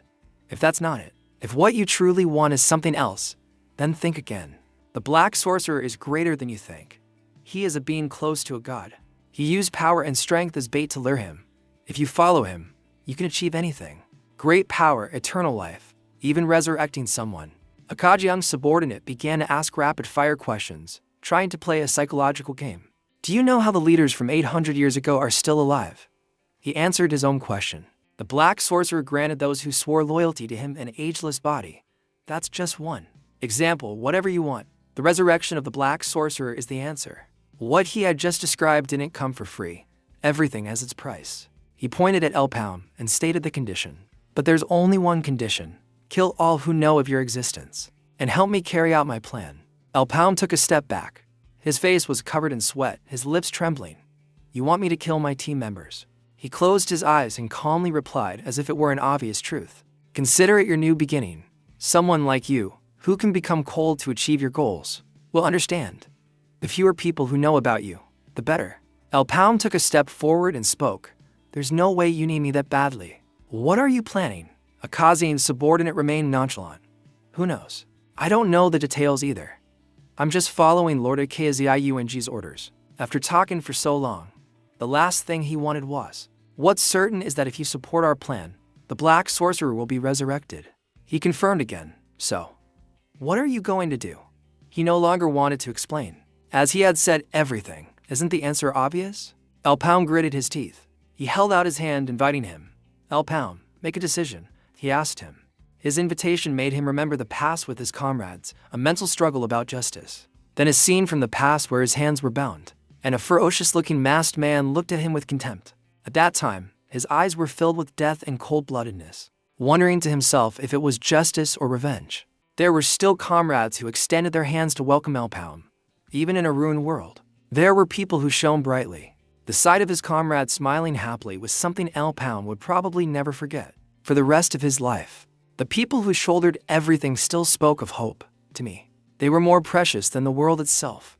But the bloody scene of his comrades appeared, Jaden being pierced by something, blood splattering everywhere. Elpown screamed tragically, Philip. Then Jaden fell. He begged in anguish, damn it. Stay with me, Jaden. Why? Then the scene of Alexis charging into the monster's mouth. Her face at that moment looked full of despair, her eyes filled with tears. Elpown's screams became even more tragic. Nitrogen monoxide. All his comrades sacrificed themselves, leaving Elpown alone, kneeling on the ground. A catastrophic end. I lost everything again. He clenched his spear tightly with determination, but this time, not a single person.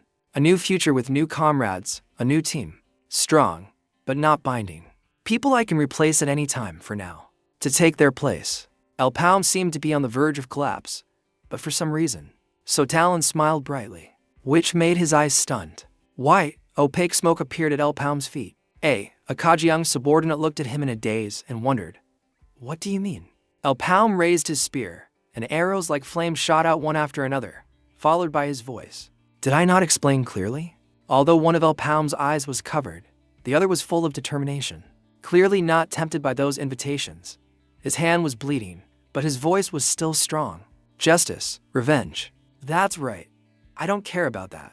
I just want to protect what I want to protect. Seeing his firm resolve, the man sighed. I see. Then there's nothing more to be done.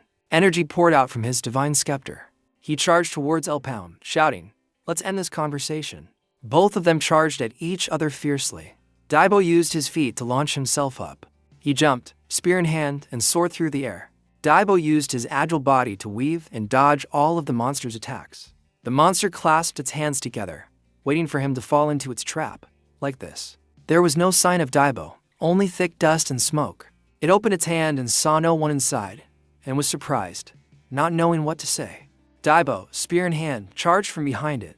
He looked at the monster with contempt. How are you going to catch me moving that slow? Daibo struck it with a blow from behind. He suddenly saw something and was stunned. Again? Someone charged from nowhere with a sword on their back. A mysterious light emanated from that person as they charged forward. While Daibo was stunned by the other person, the monster threw a punch at him.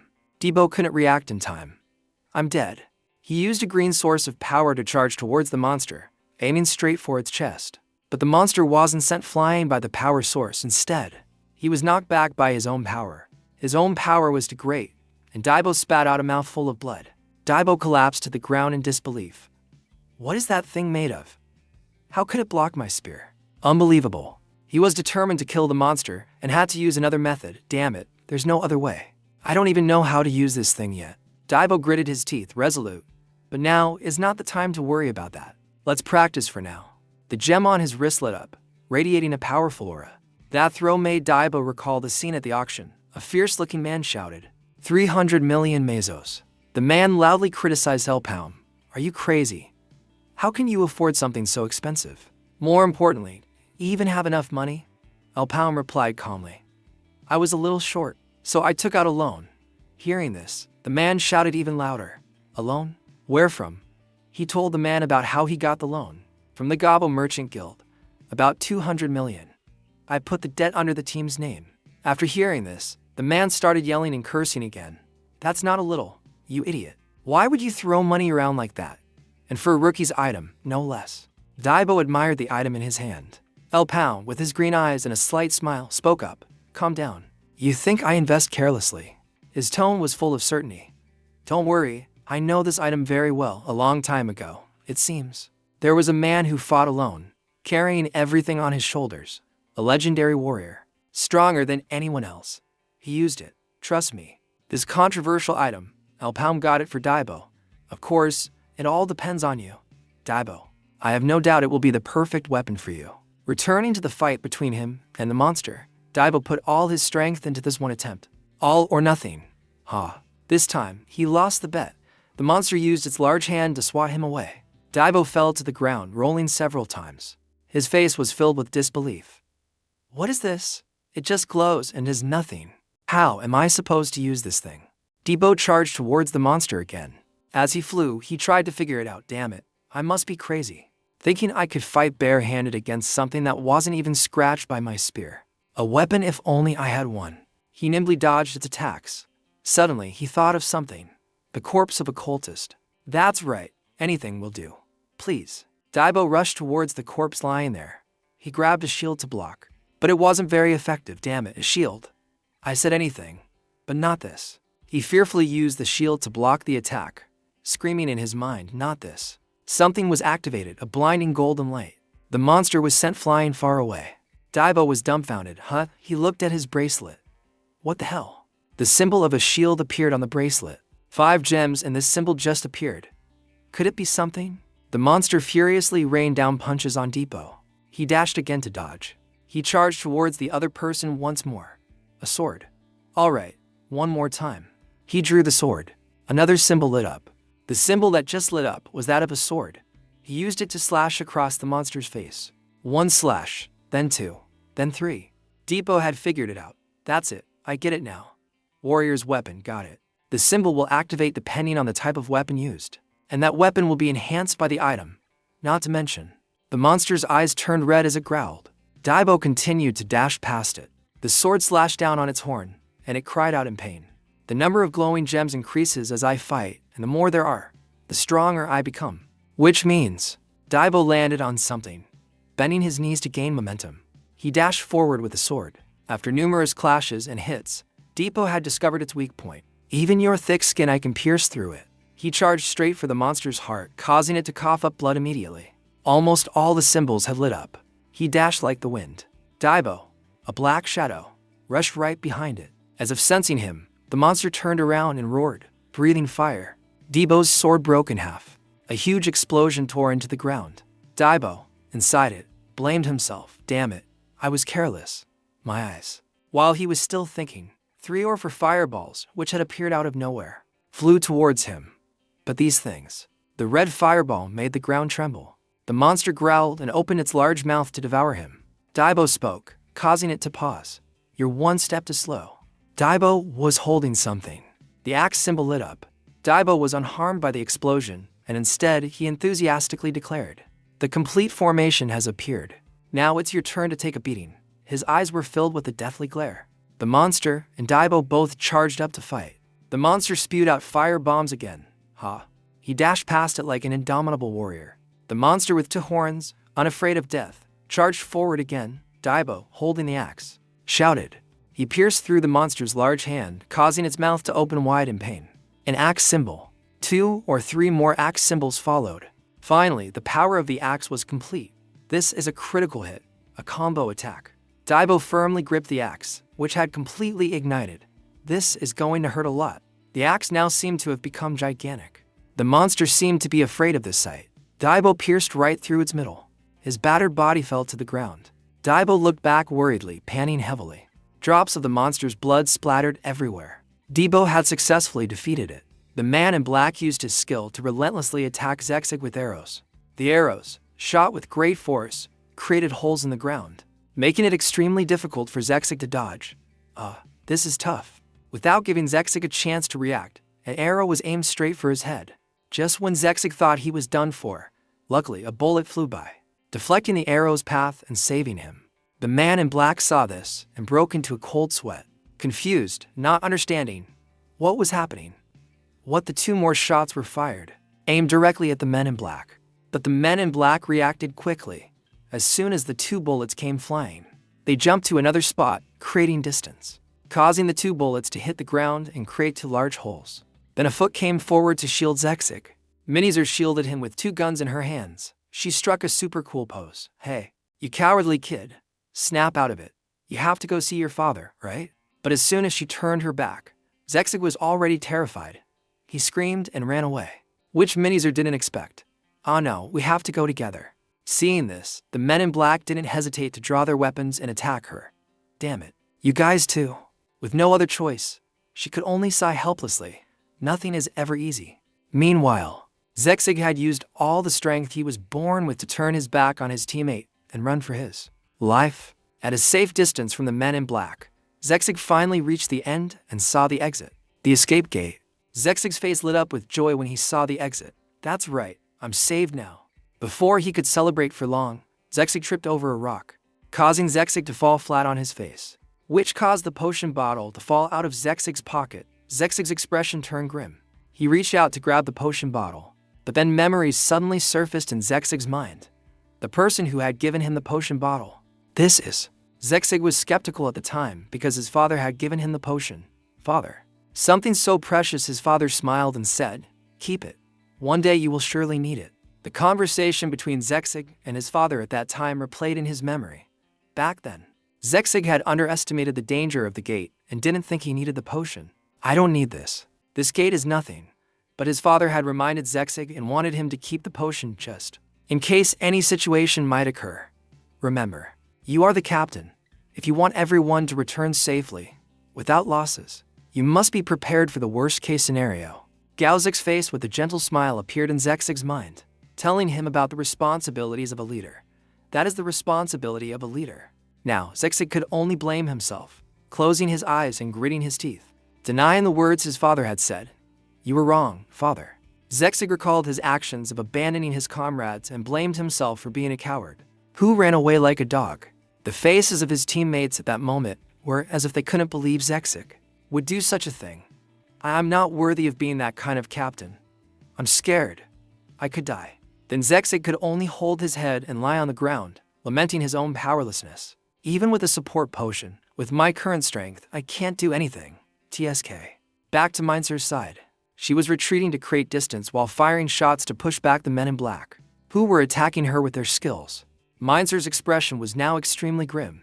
"HMPH. You damn bastards are as persistent as cockroaches. You." She had retreated to a pillar and was leaning against it, but she didn't notice a foot on top of the pillar, waiting to launch a surprise attack on her. The thing shot down from above, attacking her with its leg. But with the lightning-fast reflexes of a marksman, she luckily dodged it, which also terrified her. It spun in the air to gain momentum to attack Minizer. "You idiots. You can't even handle a weak girl." It swung its hook at her, but she was on guard, ducked down, and dodged it. Very quickly, Minzer's gaze sharpened, and she aimed at Maxia and fired back. "What makes you think you're so great to be talking so big?" Her attack was like a giant fireball, so powerful that it sent it flying far away. Just when she thought she had dealt with it, a skill symbol appeared on its body, which made Minzer's eyes widen in realization, but it was too late. The thing had countered her attack, causing her own attack to be fired back at her. Minizer was hit by her own attack, which also left her bewildered. Wounded all over her body, She spat out blood. Minzer's face was now as black as the bottom of a pot. She didn't understand what had happened. What the hell? Seeing her like this, Maxia said mockingly, "Did I scare you?" No. Without thinking much, she struggled to aim her gun at it and fired. Shut up. The bullet flew straight towards Maxia. But once again, its counter skill activated and lit up. Minzer's shot was reflected right back into her leg, causing her immense pain. Gritting her teeth, her face contorted, turning even darker. The wound caused her blood to splatter on the ground along with her pain screams. Seeing her in such pain, Maxia pretended to apologize with a look of embarrassment. "My sincerest apologies. It seems you're quite shocked. I owe you an explanation. How does it feel?" It stood on one leg on its round-weight weapon and then mocked Minizer. "To be hit by your own attack. How does it feel, huh?" Hearing it say that, her face darkened even more, and she gritted her teeth, unwilling to believe what it said. "My move? What are you talking about? Impossible." It can be seen that the current situation between Minizer and Maxia is like a scale tipped heavily to one side. Maxia's. Like many other villains, it patiently explained its skills to her. "That's right, counterattack. This is the ability that my lord has bestowed upon me. No matter how strong your attacks are, all the damage will be returned to you. As long as I have this skill, you can't do anything to me." Hearing its taunts and contempt, she became even angrier. Veins even popped on her hand from the anger, causing her to grip her gun tighter and channel energy into her hand, preparing for an attack. "Don't be so arrogant. Such a ridiculous skill." Then a pain shot through her hand holding the gun, making her squint and look down at her hand. "Damn it, of all times, my mana had to run out now." Taking that opportunity, Maxia swung its weapon and said, "Don't tell me you're out of tricks." How disappointing. It launched a powerful attack towards Minizer, causing her to scream in pain. She was sent flying backward, crashing hard onto the ground, creating a large crater and causing spiderweb-like cracks to form. She lay in the crater, unconscious and unable to move. "This is tough." Seeing this, Maxia ordered the men in black to charge forward and eliminate Minizer. Finish them.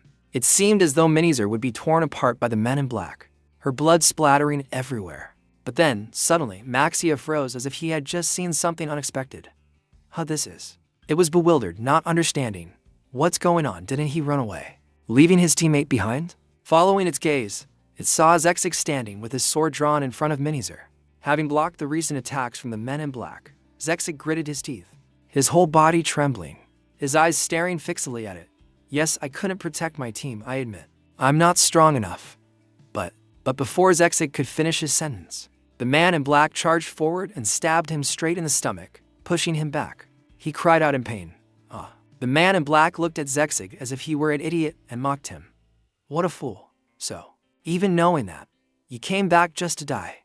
But despite the pain that made him sweat profusely, Zexig still managed a self-deprecating smile. Then, Zexig's hand channeled energy and gripped the sword that the man in black had stabbed into his stomach. "Hey, who knows? I don't even know why I did it myself, but there's one thing I'm sure of." Seeing Zexig like that, Maxia exclaimed in surprise, "That's..." Over here, Zexig powered up like Son Goku, using his hand to break the tip of the man in black's sword and pull it out of his body. "If I run away now, I'll have to live my whole life as a coward." "How could I?" The man in black was shocked. "What?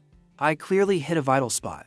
Without hesitation, Zexig used the broken half of the sword to stab one of the man in black's eyes. Blood gushed from the man in black's eye, while Zexig's other eye was wide open and bloodshot. Seeing the man in black being stabbed like that, the men in black opposite him screamed in fear. "What the hell is this? Is he hiding his strength? How is he still standing?" Maxia, seeing the men in black being scared like that, cursed at them. "You fools. That's not it. Everything that happened to Zexig was the effect of the golden potion, Elixir. A legendary potion that provides a massive boost to health and mana for 30 minutes. But the men in black still charged at Zexig without hesitation, attacking him continuously and relentlessly. Impossible, he actually has Elixir. I forgot how rich the Gaozic Merchant Guild is. But even so, being attacked continuously by the men in black to the point of coughing up blood, along with a long wound on his shoulder, Zexig had to grit his teeth in extreme pain. Zexig still didn't hesitate to swing his sword to make the men in black retreat and dodge. The men in black, while attacking and observing, had clearly analyzed Zexig's strength. Wait a minute, looking closely. The men in black continued to analyze Zexig's surprising entrance, while also mocking him. His stamina has really increased, but his skills are still the same, like pearls on a pig's neck. Meanwhile, Zexig just stood there, using his sword to support his battered body, blood flowing from his body to the ground. Zexig's hands still gripped the sword tightly. Yes, you're right. While he was still mocking himself, this item is too good for me. The men in black continued to charge towards Zexig with murderous intent. Then Zexig grinned confidently, so I decided to share it with someone else. As soon as Zexig finished speaking, 3 shots were fired from the skill cannon. The bullets pierced through the bodies of the men in black, sending blood splattering everywhere. While the men in black had yet to react, over here, Minizer stood there with the elixir bottle in her hand, a smirk on her lips. Oh, now that's impressive. She stood behind Zexig with a murderous look on her face and a cool stance, pointing her gun at the men in black. Her energy had been fully restored, making her full of life. Well then, let's turn the tables. Zexig looked at the men in black, panting heavily. Yes, I'm counting on you. If it's you, you might be able to do something. The men in black still couldn't believe what was happening before their eyes, but they didn't stop and charged forward as if seeking a path to hell. She was on the verge of death just a moment ago. Maxia, seeing the men in black charging to their deaths, shouted to stop them. But it was too late. Wait, don't. An empty bottle was thrown straight at the man in black's face and shattered, causing him to scream in pain. The man in black's eyes widened, looking at the golden light shining straight in front of him. And then it was a powerful shot aimed straight at the 3 men in black, creating a huge explosion and sending all 3 men in black flying. At this moment, Minizer was still standing in that cool pose with her gun barrel smoking, preparing for another shot. Oh my, this is the young master's life on the line. You all are underestimating me too much. Then another huge shot was fired. The shot would tear through the bodies of all 3 men in black, making them scream in agony. No. A long trench was carved into the ground from her shot, along with a huge explosion. Rhea stood watching everything and just uttered a single dissatisfied sentence. What a bunch of fools. A surviving man in black trembled, his eyes bloodshot, as he crawled to its feet to beg for his life. Please, Sir Maxia, spare me. But it just coldly lifted its leg high with a cold sentence, get your filthy hands off me. Then it stomped down hard, crushing the man in black's head, sending blood splattering everywhere. It stood there, finding Zexig and Minizer interesting, but nothing has changed. What do you think you can do? It taunted her with its counter skill appearing above its head. You're still in the palm of my hand. She didn't argue back, but just took off her hood and quietly said, yeah. Minizer, with a determined look in her eyes, used her hood to tie up her injured arm. Well then, let's bring this to an end together. I'll give you a real shock. The battle raged fiercely. Maxia swung its weapon furiously, stopped talking nonsense. Its weapon continuously attacked Minizer and Zexig, forcing them to run and dodge with great difficulty. While dodging, Minizer also counterattacked Maxia, firing continuously at it. The bullets flew straight at it, but it seemed calm, not even paying attention to the bullets she fired, and even mocked her. You fool, even now, you still don't get it. But then, one of the 2 bullets changed its trajectory, shot straight at the other one, causing the bullet to hit the pillar next to Maxia, making the pillar break and fall, which surprised it a little and made it pause. The pillar fell to the ground where it had just been standing, but it had quickly dodged to the side. After dodging, it thought, did she just miss? But Minizer didn't give it any more time to think, and once again fired continuously at Maxia. The bullets flew in a seemingly chaotic manner, not aiming directly at it, but at the pillars around it, which confused it about her actions. What is she doing? The rocks from her shots kept falling directly on it, forcing it to use its weapon to destroy them all. It was as if it realized something was wrong, and it didn't want to believe it. Impossible. It can't be. Minizer just retreated further from Maxia and smiled as if her plan had succeeded. She continued to shoot at the rock next to Maxia, shattering it into many pieces, which made it shout in alarm. What? The shattered pieces of rock pierced its body, creating many bloody holes, causing it to cough up blood continuously in pain. Zexig, hiding on one side, observed the battle between the 2.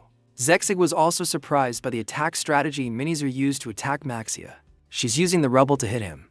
How is that possible? After successfully attacking Maxia, Minizer didn't stop but continued to attack using the large rocks around it, causing them to shatter and hit its body, making it scream in agony. After observing carefully, Zexig's face showed that he had understood Minezer's strategy.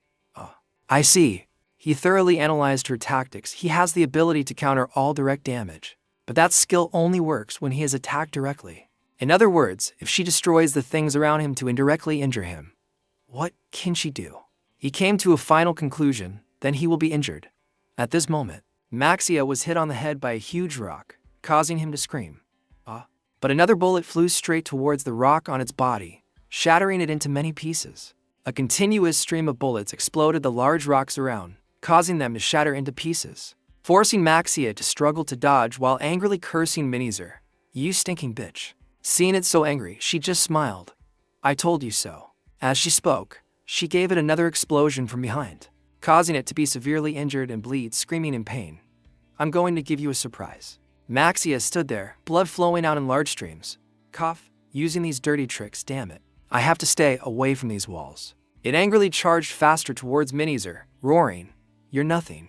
Seeing it charge like that also startled her, and she jumped back to get further away from it.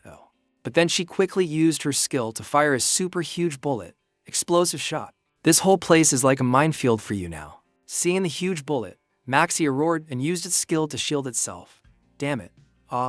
I won't get hit this time." But the supersized bullet just grazed past it, surprising it slightly. The bullet pierced straight into the wall, breaking through the stone and earth. That shot cracked the wall above, causing the giant rock on the ceiling to fall straight onto the head of the stunned Maxia, who couldn't react in time. The rock crushed it, and the entire ceiling above collapsed, leaving no way out. Minizer stood there watching it get crushed. Zexig, who was hiding behind a rock and watching the battle, showed his fear. The ceiling. Looking at the pile of rubble, Zexig just said one thing: "It's over." The surrounding rubble trembled violently. Minizer observed this, and was slightly startled in surprise. She ran quickly to Zexig's side, wanting to pull him away. Her action also startled Zexig, who didn't understand.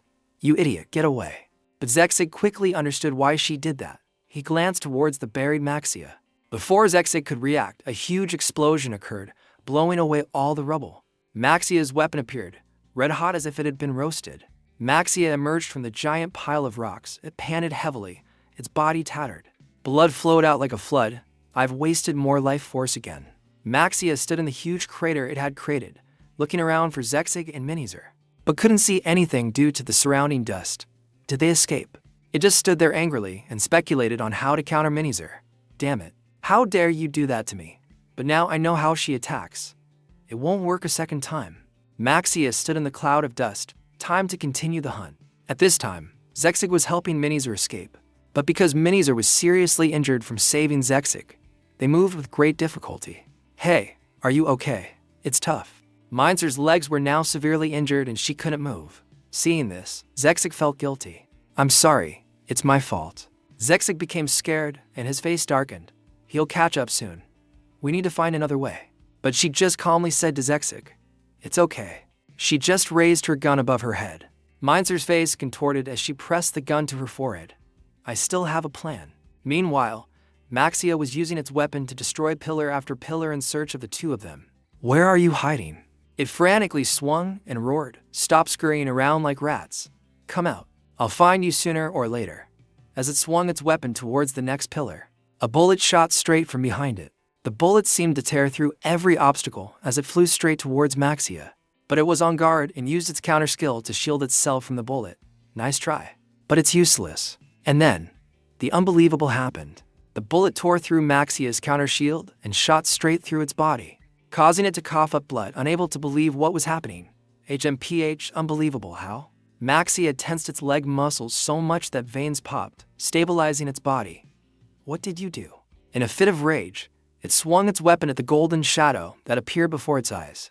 "I was here first." But then its weapon passed straight through the body of the golden figure with ease. Seeing its own weapon pass through the golden figure without destroying it, it was startled and afraid. "What?" And then a continuous stream of bullets was fired straight through its body, causing it to cough up blood in pain. Cough, damn it. It flowed continuously from its body, and it could only be angry and scared, damn it. What the hell is happening? Minzer's voice echoed in the space around it, startling Maxia. "You still don't get it." Thick golden hair appeared.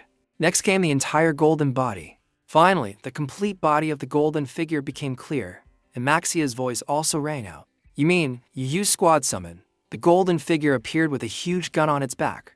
Along with that were explanations about squad summon, a skill that allows summoning teammates. And Maxia's surprise. I thought that was Eagle Ace skill. How did you get it? Then the golden shadow fired its gun at Maxia. While dodging the bullet, it thought, this is dangerous. It looks just like a real person. But it's not a living creature, so I can't counter it. But the bullet still grazed its leg, causing it to scream in pain. I know. But that wasn't all. The bullet that grazed its thigh ricocheted off the ground and flew straight back at it, making Maxia curse in its heart. Damn it. It used its weapon to block the bullet, deflecting it. This is bad. But then a rain of bullets shot straight towards it, giving Maxia a headache. Attacking it is useless. The bullets seemed to have a mind of their own, pursuing it relentlessly. It had to run for its life like a rat. I have to attack the skill user. I must. Maxia continuously swung its weapon, destroying pillars in search of Minizer. Where are you? It kept swinging its weapon, continuously destroying everything around it. Where are you hiding? This skill must consume a lot of mana. You must be nearby. Maxia was confident in his thinking. It must be. Then it turned its leg into an attack stance again. It pulled its weapon and at the same time shouted, I see. Wait, I get it now. Its gaze was fixed on the golden figure, certain the safest place here would be. And then its weapon once again passed through the golden body, heading straight for what was behind it. Maxia was excited and confident in its analysis, a place where the clone can be used as a shield. That's right. Its weapon flew straight towards the pillar, along with Maxia's confident assertion. You're hiding behind the clone. The weapon shattered the pillar and came right in front of Minizer. But Minzer's eyes showed no fear, only extreme calm. Seeing her there, Maxia rejoiced, gotcha. But then its weapon stopped dead just inches from her face. Zexig's voice rang out. If I know where the attack is coming from, it turned out Zexig had used his sword to block Maxia's weapon before it could attack and kill her. Then even I can block it. Zexig's face was filled with excitement, and then a golden gun appeared with the HMPH. It turned out the golden figure had appeared behind Minizer, pointing its gun at Maxia. Meanwhile, Minizer seemed to have calculated it all in advance. Got you now. At this point, Maxia had lost all hope and understood its fate. Damn it. The gun barrel gathered energy for a terrifying shot, and then bullets pierced through Maxia's body one by one. Blood gushed out continuously. Arc. Its gaze towards the two of them, and the golden shadow gradually faded and blurred. His clothes were tattered, and blood flowed continuously. His body. Maxia's body collapsed, face down in a pool of blood. Opposite him, Zexig exclaimed, it really is squad summon. The golden shadow was gradually dissipating. It only creates a clone without consciousness. The golden shadow glanced at Minizer. Hope we meet again, little sister. Minzer's eyes lit up as she looked at the golden shadow. Then she gave a gentle smile and replied, thank you, big sis. The fierce battle shook the earth, sending small pieces of rock flying. Elbem stood his ground, using his sword to block the sharp and ferocious attack from the giant monster. It was Evoke. The clash of their offense and defense shattered the surroundings, sending large and small pieces of rock flying.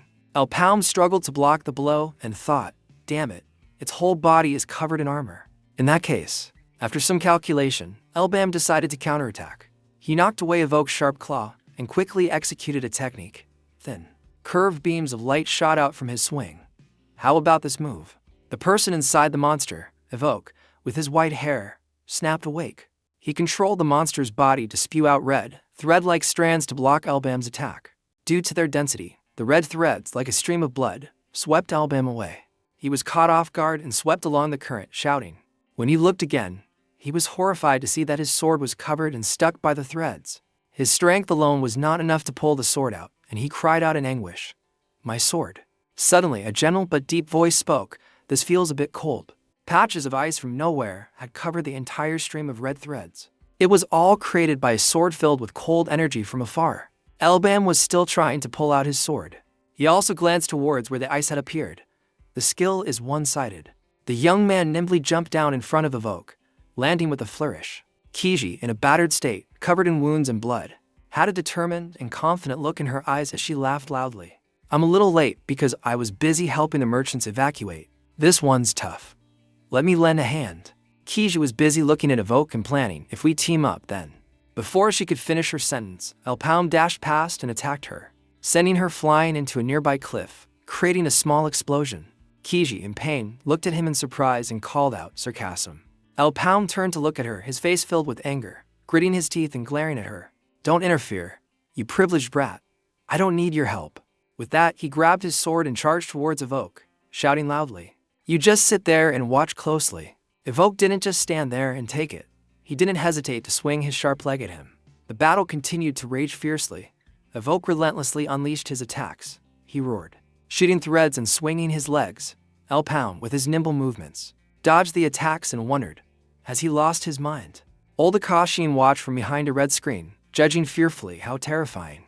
He can't even control himself. The old man frowned and glared with contempt, and he thinks he can take on the knights. The multi-eyed spider spinning its web above spoke up. Don't worry. I've shared a little of my power with him. Even though he was once a Sinister Knight, he was only in the 7th circle.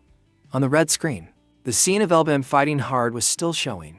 The spider continued to analyze as the image of Evoke shook his hair. Before their mutation, their strengths were comparable, so that should be enough. The spider suddenly remembered something and quickly spoke up. But wait, don't you have other things to worry about? Old Akazium was startled. Ha ha. Indeed. You guessed right. The eye drawn on his forehead lit up. Perhaps everything has long been over. It seems old Akazium was talking about another battle. From the other side, a bearded old man was casting a spell. Michael was lying on the ground, looking up in fear. A series of small explosions went off around them. Michael was thrown far away by those small explosions. He quickly regained his balance and thought, it's as if they anticipated my late arrival. Is this a trap? If so, then the knights are in danger. The other guy was annoyed and frustrated. You're not focusing at all. With that, he charged towards Michael with his sword. A magic spell was cast, creating a red and black light aimed straight at Michael. The spell shot down to the ground, creating a huge explosion. Michael dodged but had to quickly raise his sword to defend against Akazian's subordinate's attack. He mocked him crazily. Are you worried about your students? So predictable. You hypocrite. The clashes were not small, creating many explosions and making the surrounding atmosphere fierce. Michael lowered his head, his eyes cold after hearing the subordinate's question. Have you forgotten Athen? There was no response, only a powerful slash that broke Michael's sword. At the same time, the sword also cut into his body, causing blood to spurt out continuously. He remembered an image from his childhood, being held in the arms of his kind father. The two of them had radiant, happy smiles. Athen, your father, loved you more than anyone in this world. You received unconditional love, trust, and the greatness of a father. However, it was all a lie. The innocent boy's eyes looked up as if he saw something. Family, unconditional love. Ha ha. As if he was just someone who wanted to take you because you carried the blood of the Knight of Light. Blinded by greed, he killed your biological parents and kidnapped you. The image of the beastly man with an inhuman smile appeared. He was just a demon in human form. The subordinate's blood-red sword slash extended for several meters, carving a deep, ugly path of destruction. He stomped his foot and continued. Michael, the sole heir of the Knight of Light, because noble blood flows through your veins, you were destined to live among a swarm of filthy, greedy flies. Did you really expect sincerity from them? Then you are too naive. Michael clutched his blood-stained chest in pain under the subordinate's words. There is no escape from that cycle, from that bloodline. Accept it. It's time for you to open your eyes. Michael's face darkened after hearing everything. The subordinate's crimson eyes looked at him coldly, finishing his advice and telling him to truly become an adult. Michael waited for him to finish, then snorted lightly and said, HMPH, you talk a lot. The subordinate heard this and asked in surprise, what? Michael tried to stand up and complained. I was already dizzy from your attack, and now your nonsensical reasoning is giving me a headache. He put his hands on his thighs and stood up. I get it now. Let's go. This is some kind of mind space, right? Are you trying to cause a disturbance to buy time? Michael asked after a moment of thought. The subordinate was confused. You still don't realize. I am the truth that you have buried deep within your heart.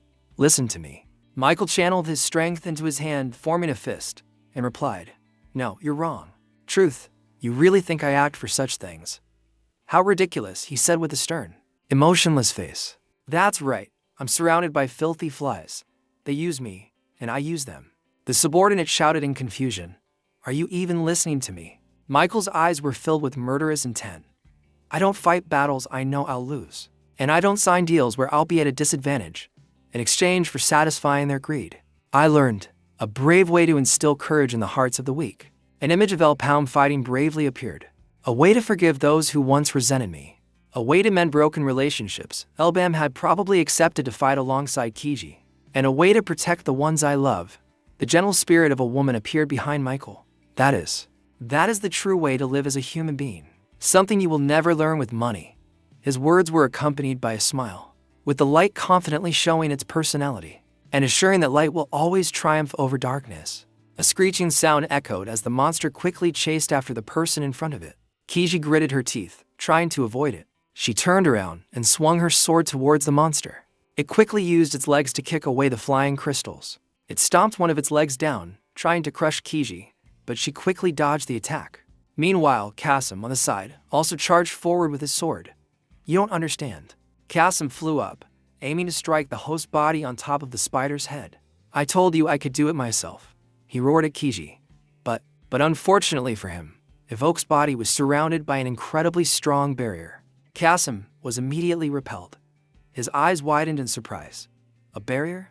Kasim realized he had misjudged his target, so this isn't his weak point. While Kasim was dazed, a large amount of magical power had gathered and formed into a ball. He only realized in a panic this is a trap, but it was too late. Now, the magic it had gathered, which was growing stronger, was all concentrated in the lower body of the spider.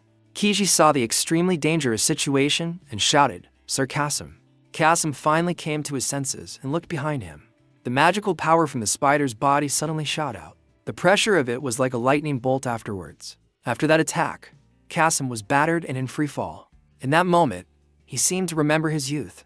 Ever since I became a swordsman, I have devoted myself to training. Even if I fainted, I never gave up. I just wanted to be acknowledged by you, Michael. Kasim watched as Kiji stood timidly beside Michael. When he brought her here, I had a feeling. He panted heavily, looking at the scene before him, feeling as if he had been abandoned. I couldn't stand it. I couldn't accept it. Why? Impossible. Unable to accept it, Kasim always found ways to defeat Kiji, a useless girl with no talent. She struggled on the ground. Kasim just turned and walked away, without a word of comfort, which is what really made me angry. He gritted his teeth, trembling as he looked at his scratched fingers. She was more talented than me. I trembled in fear, knowing I could never compare. Returning to the present, blood was now trickling from the corner of his mouth. It's just. Kasim was now pinned under a pile of rubble from the spider monster's previous attack. He wondered, what am I to you? As if pleading, please hold on a little longer. The rocks were slowly being removed. Kiji trembled as she tried to lift the large rock, encouraging him, I'll get you out of there. Sir Kasim. Kasim seemed to have accepted his fate. He spoke weakly. No, just run. Before it finds you. Seeing the spider monster approaching, he advised again, go to master. Before he could finish his words, Kiji interrupted, her voice full of determination. I don't want to. She stubbornly refused to leave. I won't let you give up. You're my goal. You know how hard I've tried to surpass you. Kasim was stunned to hear Kiji's honest confession. Although the rock was very heavy, she didn't want to give up. I want to be acknowledged by you more than by master. I still haven't shown you my true potential. So please, stand up. She squeezed her eyes shut. Don't you dare. Kiji used all her strength and finally pushed the rock up. Give up. Kasim's eyes widened in shock. He cursed in his heart. This idiot. She's always been like this, ever since the first day master brought her home. This brat has always been like this. Finally the rock was pushed away. Kasim gritted his teeth and sat up, coughing and panting. Kiji, exhausted, sat next to him. I'll buy some time. You get out of here, Kasim said. His voice was stern. It's useless. Kasim launched himself up, sending her back. Towards the spider monster, he didn't forget to mock her. What do you think you can do? Stop talking nonsense. He advanced towards it with his sword. Stand behind me. Kasim's back at this moment looked incredibly sturdy. He didn't look back, his voice as light as the wind. This is an order. Now. Kizi's eyes widened as she looked at the hero she admired. Kasim went ahead, ordering, support me. Kiji also followed behind. All right, let's go. As he finished, he charged forward with Kiji providing support from behind. She jumped up, swinging her sword in a beautiful arc. And Kasim, as fast as lightning, danced a few moves. Seeing the spider's leg about to strike, he shouted, to the right, Kiji. Receiving the command, Dick quickly attacked. Even at this moment, Kasim didn't forget to mock her. Idiot, too slow. Below you. Due to carelessness, she was hit in the stomach by one of the spider's legs. Kasim quickly shouted, right, above, below, left, below. Following Kasim's instructions, Kiji struck upwards. The spider monster roared in pain. It was now trapped by Kasim and Kiji in a continuous barrage of attacks. Suddenly its eyes widened. It swung its leg, sending Kiji flying. Kasim saw this and quickly cursed, "Fool. Thanks for nothing." The spider used the same old trick again, continuing to channel magic on its body towards her as she fell. The attack cut through the wind, flying straight towards Kiji. Her eyes were fixed on the massive magical power approaching her, but Kasim had already jumped in front of her. Kiji screamed loudly, "Sir Kasim. Kasim, you came in first again." Michael presented a stack of survey papers. Kasim smiled, his voice full of humility. "I can still do better to be worthy of being called your student." Hearing this, Michael sighed again. "On the other hand, your teammates' results are terrible." Kasim was shocked. That's Michael cut him off. "CDD. Did you do everything by yourself again?" Michael's face was expressionless. "Kasim, do you still not understand my teachings?" Kasim was furious, gritting his teeth. Damn it. Back to reality, Kasim was swallowed by the attack. He swung his sword in one slash, repelling the spider monster's attack. The spider monster was repelled and roared in frustration. With this one sword strike, he cut the purple beam in half. Kasim took advantage of the situation and rushed forward. He slashed at it. Suddenly, Kasim's sword shattered. His eyes widened. Impossible. But the momentum was still there, and he charged headfirst into its mouth. Kiji shouted, "Sir Kasim." When her light sword reached him, Kasim quickly grabbed it. Kizzy said, "Use this." He smirked, gathering mana in his hand. The sword, filled with energy, pointed straight. The spider couldn't dodge in time. The sword flew forward. Kasim gripped the hilt tightly. "I didn't understand your teachings." The sword, carrying immense power, plunged straight down. Kasim shouted, "Then watch what I've learned." The sword aimed straight down at the spider. The spider growled. With a loud bang, the sword plunged straight down, causing the heavens and earth to tremble. Dust flew everywhere as Kiji raised her hand to shield her eyes. The spider monster was beaten to a pulp and lay there in a heap. Her voice trembled as she exclaimed, "That was amazing. Is this Sir Kasim's true power?" Kiji clenched her fist in determination. "I knew it. I'm still so far from him." Suddenly, the sword flew over and landed behind her. Kasim approached. "Don't tell me you're feeling proud of yourself right now. I still don't think you're worthy of being a knight." Kiji lowered her head. "All right." She opened her eyes wide. "So." He spoke up, "Always walk behind me, just like today." Kasim stood facing the distance. Kiji turned her face away. They stood there together, greeting the dawn. Yes. A large boulder flew over, hitting Ebitzer right in the chest. This powerful impact sent him flying far away.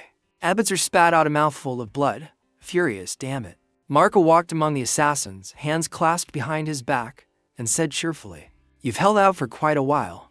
It seems Zakin has a very skilled subordinate." But seconds later, his face darkened. "Well, goodbye then." As soon as he finished speaking, the assassins immediately flew towards Ebitzer. Suddenly, someone raised a fist, smiling and shouting loudly. It was one of the subordinates. The assassins were immediately sent flying back, to Marco's surprise. He cried out, "El Palm." Zephyr stood in front of Ebitzer and said with a smile, "The team's problem solver has arrived." Ebitzer was immediately healed. Zephyr continued, "Don't overdo it anymore. Get up now." Seeing Ebitzer's wound heal before his eyes, Marco's face showed clear disbelief. He healed a fatal wound in such a short time. He's even more formidable than the rumors. Ebitzer stood up, rubbing his fists together and smirking, feeling much better now. "You came at the right time, Zephyr." Zephyr replied, "You should thank Zakin. He really cares about his subordinates." Looking at the assassins before him, Ebitzer said, "There are about 30 of them. Is everyone ready?" He clenched his fist. "All right, let's smash them." Before anyone could react, Zephyr immediately turned and ran away quickly. While running, he shouted, "Well then, run." Seeing this, Ebitzer was stunned, not knowing what to say. "What?" Then he immediately ran after him, shouting as he ran, "You madman!" Seeing this, the assassins also chased after them under Marco's command. After them, the scene shifts to where Gwyn is. It scolds, "Useless. How could he lose again after taking my power?" Akashim just stood there silently. The old man slowly spoke up. "You say, that as if you didn't see this coming." Gwyn was furious. "Are you trying to provoke me? If it weren't for that contract, I would have." Akazium spoke. "I told you, it's not our time to act yet to resurrect the Black Sorcerer. We must preserve our magic." The old man held out his arm, which was imbued with magic. But to end it like this would be a waste. "My brother." "All right, this time I'll help out just a little." Elsewhere, gunshots were still ringing out incessantly. Sodalin turned to ask Pizu, "What's the situation?" Pizu stared at the talisman and replied, "Not much longer now. They're almost here." is the special task force of Guild Master George Hunter. Sodalin looked up at the sky in surprise. A brilliant red seal in the sky, with 3 figures in cloaks. Their faces completely covered by masks. The one with the iron mask complained, "This is too messy." From the ground, a wall broke through the earth and rose up. As the wall continued to rise, Sodalin's teammates panicked. "There's a barrier surrounding us on all sides." Sodalin wondered, was it created by that guy? The iron-masked man and his 2 subordinates looked down from above with satisfaction. The barrier surrounded everyone. Kizzy, inside, saw the strange events before her and asked, "What's going on?" Kazim beside her called her Izzy. Suddenly, something shot down and attacked the 2 of them. Kasim managed to grab Kizzy and jump out of the chaos. He shouted, "Snap out of it." Kasim was angry at Kiji's carelessness. He scolded, "You idiot. You can't even take care of yourself." Within the cloud of energy that attacked the 2 of them, a voice rang out, "What's the rush?" It's clear that. Evoke held his forehead in disappointment. How strange. Why? He revealed his sinister face with one of his eyes glowing. "Why are you all still alive?" Ebisser was running for his life. "What? Out of mana already?" Zephyr, running ahead, replied. "You think I've been slacking off all this time? I just had enough mana to heal you guys." While running, Ebitzer cursed, "Damn it, you're no help at all." Zafar scoffed, "Don't be so harsh. I'm your savior."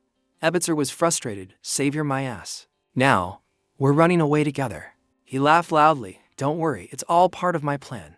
Ebitzer was dissatisfied. What kind of plan is behind them? The men in black cloaks were charging towards them with murderous expressions. This made Ebitzer's face break out in a cold sweat, and he warned, "Hey, up ahead." Hearing this, Jaffer also hurriedly stopped himself in a rush. At this moment, in front of them was a giant red wall, which startled Jaffer immensely. What now? A wall just rose from the ground. At the same time, the assassins had also caught up right behind the group. Difficulties piled on top of difficulties, making everyone's face as black as the bottom of a pot. Great, are we really going to die now? Unlike his worry, Zafir behind him seemed to remain calm and said, "It's a bit early, but I have no other choice." After saying that, he also threw something to the man and continued to explain. "Now that everyone has chased us all the way here, well done. Well then, good luck." At this moment, in Bai Kwang's hand was an item that looked like a miniature mirror. From within it, a faint blue aura emanated, as if it was about to activate. Suddenly, the object Ebitzer was holding in his hand emitted a blinding light. He was startled. Could it be? The stone emitted a brilliant light, with beams of light constantly radiating out in all directions. The light suddenly flared up, so bright that it obscured their vision. Yet the assassins still charged in without slowing down. They simultaneously swung their blades with murderous intent, aiming straight for Ebitzer and his companion. But he suddenly disappeared, causing their blades to only clash violently with the ground. One of them saw this and turned his head in alarm to search. What the hell? They looked around, and now the road was empty, leaving only the confused assassins looking at each other. Where did they go? Golden coins suddenly appeared. Erebisser appeared from nowhere, landing heavily on the ground. Erebisser grimaced in pain. He spoke in confusion. What's going on? Then Erebix's eyes widened in surprise. Before him now were Gauzik and Gabo, who were equally surprised. Ebitzer cried out, "Surzaken." His voice was panicked as he asked, "Where is this? Just a moment ago." Gauzik frowned. Cutting him off. "You did it." The image of the sparkling blue stone appeared, explaining, "You used a teleportation stone. It is a type of stone that allows teleportation to a specific person's location, within a certain range. However, that teleportation stone is very expensive, as each use consumes a certain amount of mesos. So many people carry it, but dare not use it carelessly." While the 3 of them were talking, another person appeared, continuing, "That's why I was trying to buy time." Zephyr appeared with a smug smile on his face, "Because this is an expensive item. I thought it should be used only when absolutely necessary. They won't find this place for a long time." His eyes widened in amazement. He appeared. All around where he stood were gold, silver, and precious jewels. Zephyr spoke in disbelief. "No way, gold, silver, and jewels everywhere. It's dazzling." The place where everyone was standing and talking was in a vault full of gold, silver, and jewels. Zephyr shouted, "A place like this exists." Immediately, he buried himself in the mountain of gold and silver. Ebitzer stood behind, looking at him in confusion. At this time, Gabor looked at Gauzik, frowning and asking, "So what now? Isn't it 20 minutes past the planned time?" Hearing this, Gauzik immediately fell into deep thought. Then he spoke, his face full of contemplation. It seems so, but I'm not sure. A towering red wall stood in the center of a destroyed town. Gaozik's voice continued to echo. It seems the plan has run into a problem. Then he looked at everyone and continued, if possible, you all should run away. Zephyr emerged from under the pile of gold, holding a large crystal in his hand. He was horrified. What? You want me to leave all this gold and silver behind? Leave you behind. Gaozik clenched the teleportation stone in his hand and spoke. I still have a few teleportation stones. It can teleport to the people I've placed outside, so you all should go. He was surrounded by a pile of sparkling gold, silver, and jewels. Gabo's face was full of confusion. Sweat dripped down his face. He asked, what do you mean? If you still have teleportation stones, why don't you go with us? Gaozik frowned, forcing a smile. My time hasn't come yet. The propulsion unit emitted a mystical purple light. Strange creatures with skulls suddenly appeared at the bottom of the ocean. At least one person needs to stay behind and wait for them to return. Sudden explosions came from the cannons. Everyone fired continuously at the red wall, but it had no effect. The wall remained motionless. The people around continued to fire relentlessly, a barrage of bullets raining down, blowing away the surrounding earth and rock. The smoke gradually dissipated, revealing the red wall inside. After the series of previous explosions, the wall still stood firm, completely unscathed. A person holding a cannon turned around and reported, no matter how hard we attack, it won't budge at all. The person continued, what should we do? Sradalai heard this and fell into deep thought.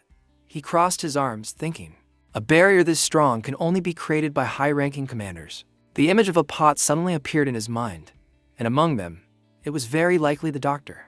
Adalai didn't continue thinking and gave an order. Find another way. We have to enter that area. Hearing this, another person shouted loudly, yes, sir. He frowned. Just wait a little longer. Sodalin, we will definitely save you. Inside the red wall, Sodalin was hiding behind a rock. Her face contorted, and she let out a cry. She looked at the man in the black cloak floating in the air with his two subordinates, thinking in disbelief. Could he be the one who created this strange barrier? Inside, at this moment, explosions echoed continuously. Houses began to collapse, causing many casualties. Someone said, the tide is turning against us. Pizu, carrying a blood-soaked person on his shoulder, announced, if we don't get reinforcements from the main force, we'll all be wiped out. Sodalin gritted her teeth. Damn it, I only have 8 bullets left. What should I do? The man in black floating in the air began to speak. Not a bad city. Will Luther's minions are struggling against these mere mortals? Suddenly, a stream of power flew straight at his face and exploded, startling his two subordinates beside him.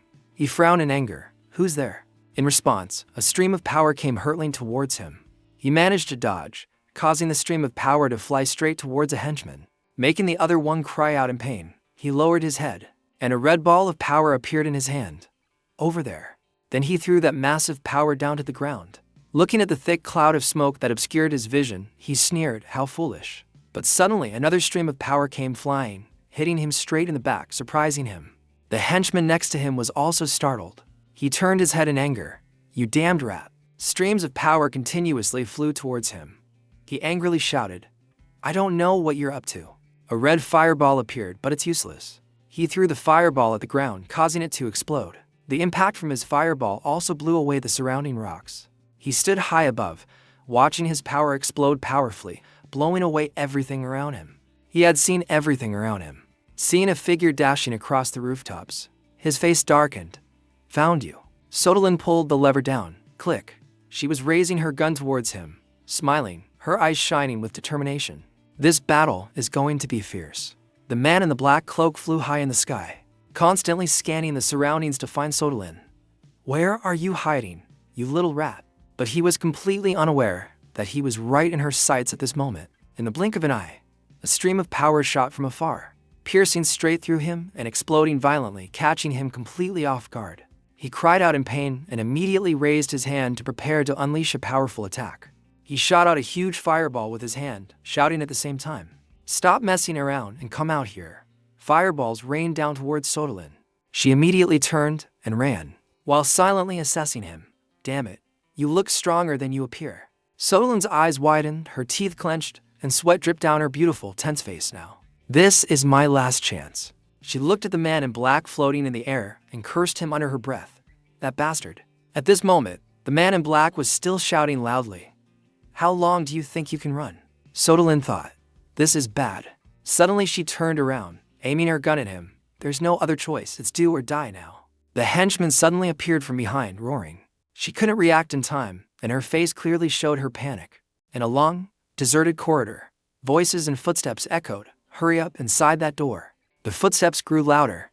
They must be inside. Marco rushed along with the others. His face showed clear panic and haste. Damn it. I didn't expect this. A teleportation stone. Then he and his men broke down the door and went inside. Marco's eyes stared, his face covered in sweat. He shouted, the chase ends now. Seeing Gauzik standing with his back to him on a high platform, he continued, Lord Gauzik. Marco laughed a long laugh. Fortunately, just as I predicted, of all places, you hid in the treasure vault. Gauzik, on the high platform, remained silent with a somber expression. He turned his head, frowned, and replied, disappointed. You don't have the right to say that word so easily. You traitor, Francesco. Marco's breathing became ragged, but he still smiled at Gauzik. All right, I understand. Curse me all you want. Then he continued, by the way, are you alone? It looks like even Gabbo's dogs have abandoned you. Behind him appeared countless assassins wearing strange masks. Marco gave a creepy smile. His eyes filled with malice. I will make good use of the treasure you've left behind. As soon as he finished speaking, under Marco's command, the assassins immediately rushed towards Gauzik. So don't worry and just rest. At this moment, a hand suddenly grabbed the lever, and a voice rang out. Gabru's dogs are not at fault. The golden vault slowly opened. Tens of thousands of golden coins poured down like a waterfall, causing the assassins to shout in surprise. What? The golden coins poured down like a waterfall, rushing towards them. They couldn't react in time, and panicked, shouting, the gold is collapsing. Marco's face was filled with panic, his expression clearly showing his disbelief. No way. Nabo appeared with a triumphant smile. He pulled the lever down forcefully. Dogs? What about them? You're the one who needs to be punished for biting your master. Gauzik clasped his hands behind his back and said, it's a bit embarrassing, but I'll leave the rest to you. Teach him how the Gabbo Merchant Guild deals with hunting dogs. Marco was being submerged in a sea of gold when suddenly the black shadows shot up into the air, startling him. What the? Zephyr and Ebitzer appeared, surfing on a board in the sea of gold. Ebitzer smirked and said, all right, everything's in place. Seeing the two of them appear, Marco's face darkened. He roared in anger. Why are Gabbo's people here? The surrounding assassins were soon crushed by the sea of gold. A few cried out in pain. My body kill me. Zephyr and Abysser grinned broadly, raising their fist forcefully. The two of them landed powerful punches straight into the chest of the assassins, making them cry out in pain. Jaffer and Ebitzer laughed cheerfully. What? You guys don't like money. This is exciting. Suddenly, Gabbo shouted, Zephyr, watch out. Hearing this, Zephyr immediately turned his head, his face a mix of panic and surprise. An assassin had emerged from the pile of gold, holding a sword and aiming at Zephyr. Zephyr immediately stomped hard on the board beneath his feet. He smiled and raised the board to block the assassin's sword strike. Buffer looked straight at him and said with a smile, want to bathe in money before you die. Then he extended his fist towards the assassin, who was so startled he couldn't react in time. Zephyr unleashed a flurry of punches that made the assassins cry out in pain. At this moment, Marco was still struggling in the pile of gold. He muttered with difficulty, I can't get out. Suddenly, a hand grabbed his shirt, startling Marco. Let me help. Ebisser gripped Marco's collar tightly. His malicious eyes stared at the helpless Marco, who was covered in sweat. He gave a savage smile. Oh my, our little puppy. Why are you suddenly whimpering and scared? Then Marco was thrown forcefully to the ground, his entire body bound by a rope. Gabor, Gauzik, and Ebitzer stood before him. Gauzik spoke coldly. Tell me, what is your next plan? He glared at him. He continued, if you cooperate, we will consider reducing your sentence. Hearing this, Marco snorted and gave a contemptuous smile. He struggled to sit up, a big, scornful smile on his face. Sentence, don't make me laugh. Do you think the law will still exist after today? Get real, all of you will die today. Gauzik frowned. Suddenly, a voice echoed in his head. Can you hear me? The voice continued, this is before he could hear the rest. Gabbo turned around in surprise and asked, what was that? Gauzik took out the teleportation stone, and the voice from within it continued to echo steadily. I have arrived at the rendezvous point, requesting permission to use the high-performance advanced teleportation stone. After hearing this, Gauzik spoke up. This is Gauzik. You are authorized to use it immediately. Zephyr, hearing this, was startled and stammered. Huh? What did he say? High performance what? Gauzik. Gauzik explained, it's like a regular teleportation stone, but it can travel across countries. Hearing this, Jaffa's eyes widened and sweat flowed like a stream. He was dumbfounded. They say it can even take you to a place you've never been before, but because it's so rare, it's practically priceless. Gauzik frowned, sweating. He continued to explain. I sent one to our reinforcements through someone I trust. It's set to teleport to my location. So, I have to stay here. Hearing this, Marco sweated, unable to believe it. What? Reinforcements? His hands were tied behind his back. He clenched his fist. No way, it's just... He roared. You think a few reinforcements can turn the tide? Foolish. There's no mercenary group that would. For a little bit of coin before he could finish his sentence, Marco's eyes widened in shock. Gauzik looked at him sternly. Behind him, a series of coins floated up under a blue light. A little bit of coin, Francesco. Have you forgotten who you're standing in front of? He gave a triumphant smile, the wealth of the Gauzik Merchant Guild. At this moment, on the other side, a powerful purple stream of energy shot straight down to the ground, causing the spot it hit to explode violently. A figure with silver hair and a strange lower half spoke up. I will show you what true despair means. Evoke gave a sinister smile. You should be grateful. Kasim from Malo spoke up. Thanks to you, I was able to use this power. Sodalin knelt on the ground, crying out in pain. She said, calm down, you idiot. Evoke said as he prepared to unleash a huge stream of power. Don't try to resist. I'll take care of you quickly. Suddenly, a drop of water fell from the sky onto his shoulder, startling him. He looked over, and raindrops began to fall on him. Evoke said, This is... He looked up at the sky, his eyes wide with surprise.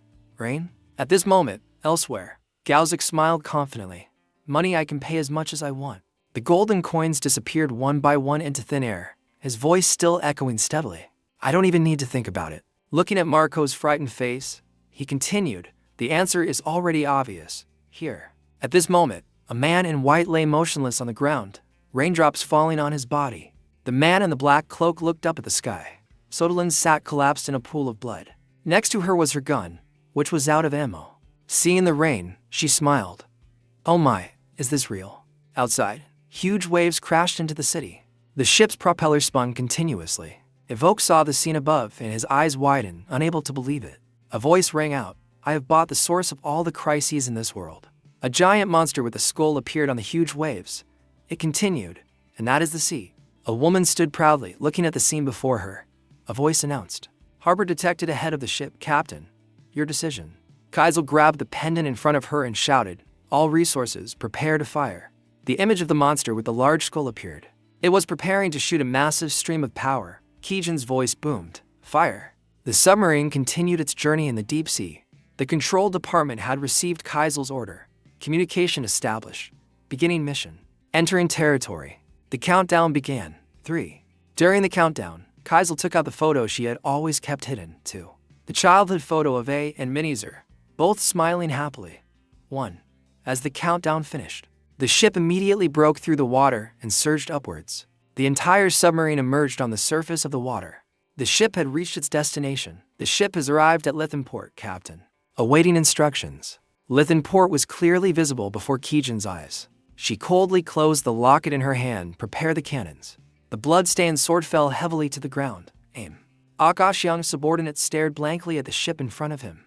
Magic continuously accumulated in the ship's gun barrels. In front of Akazium's subordinates was a ship with 6 supergiant guns. Kijin just coldly watched the cowards fleeing before her. Fire.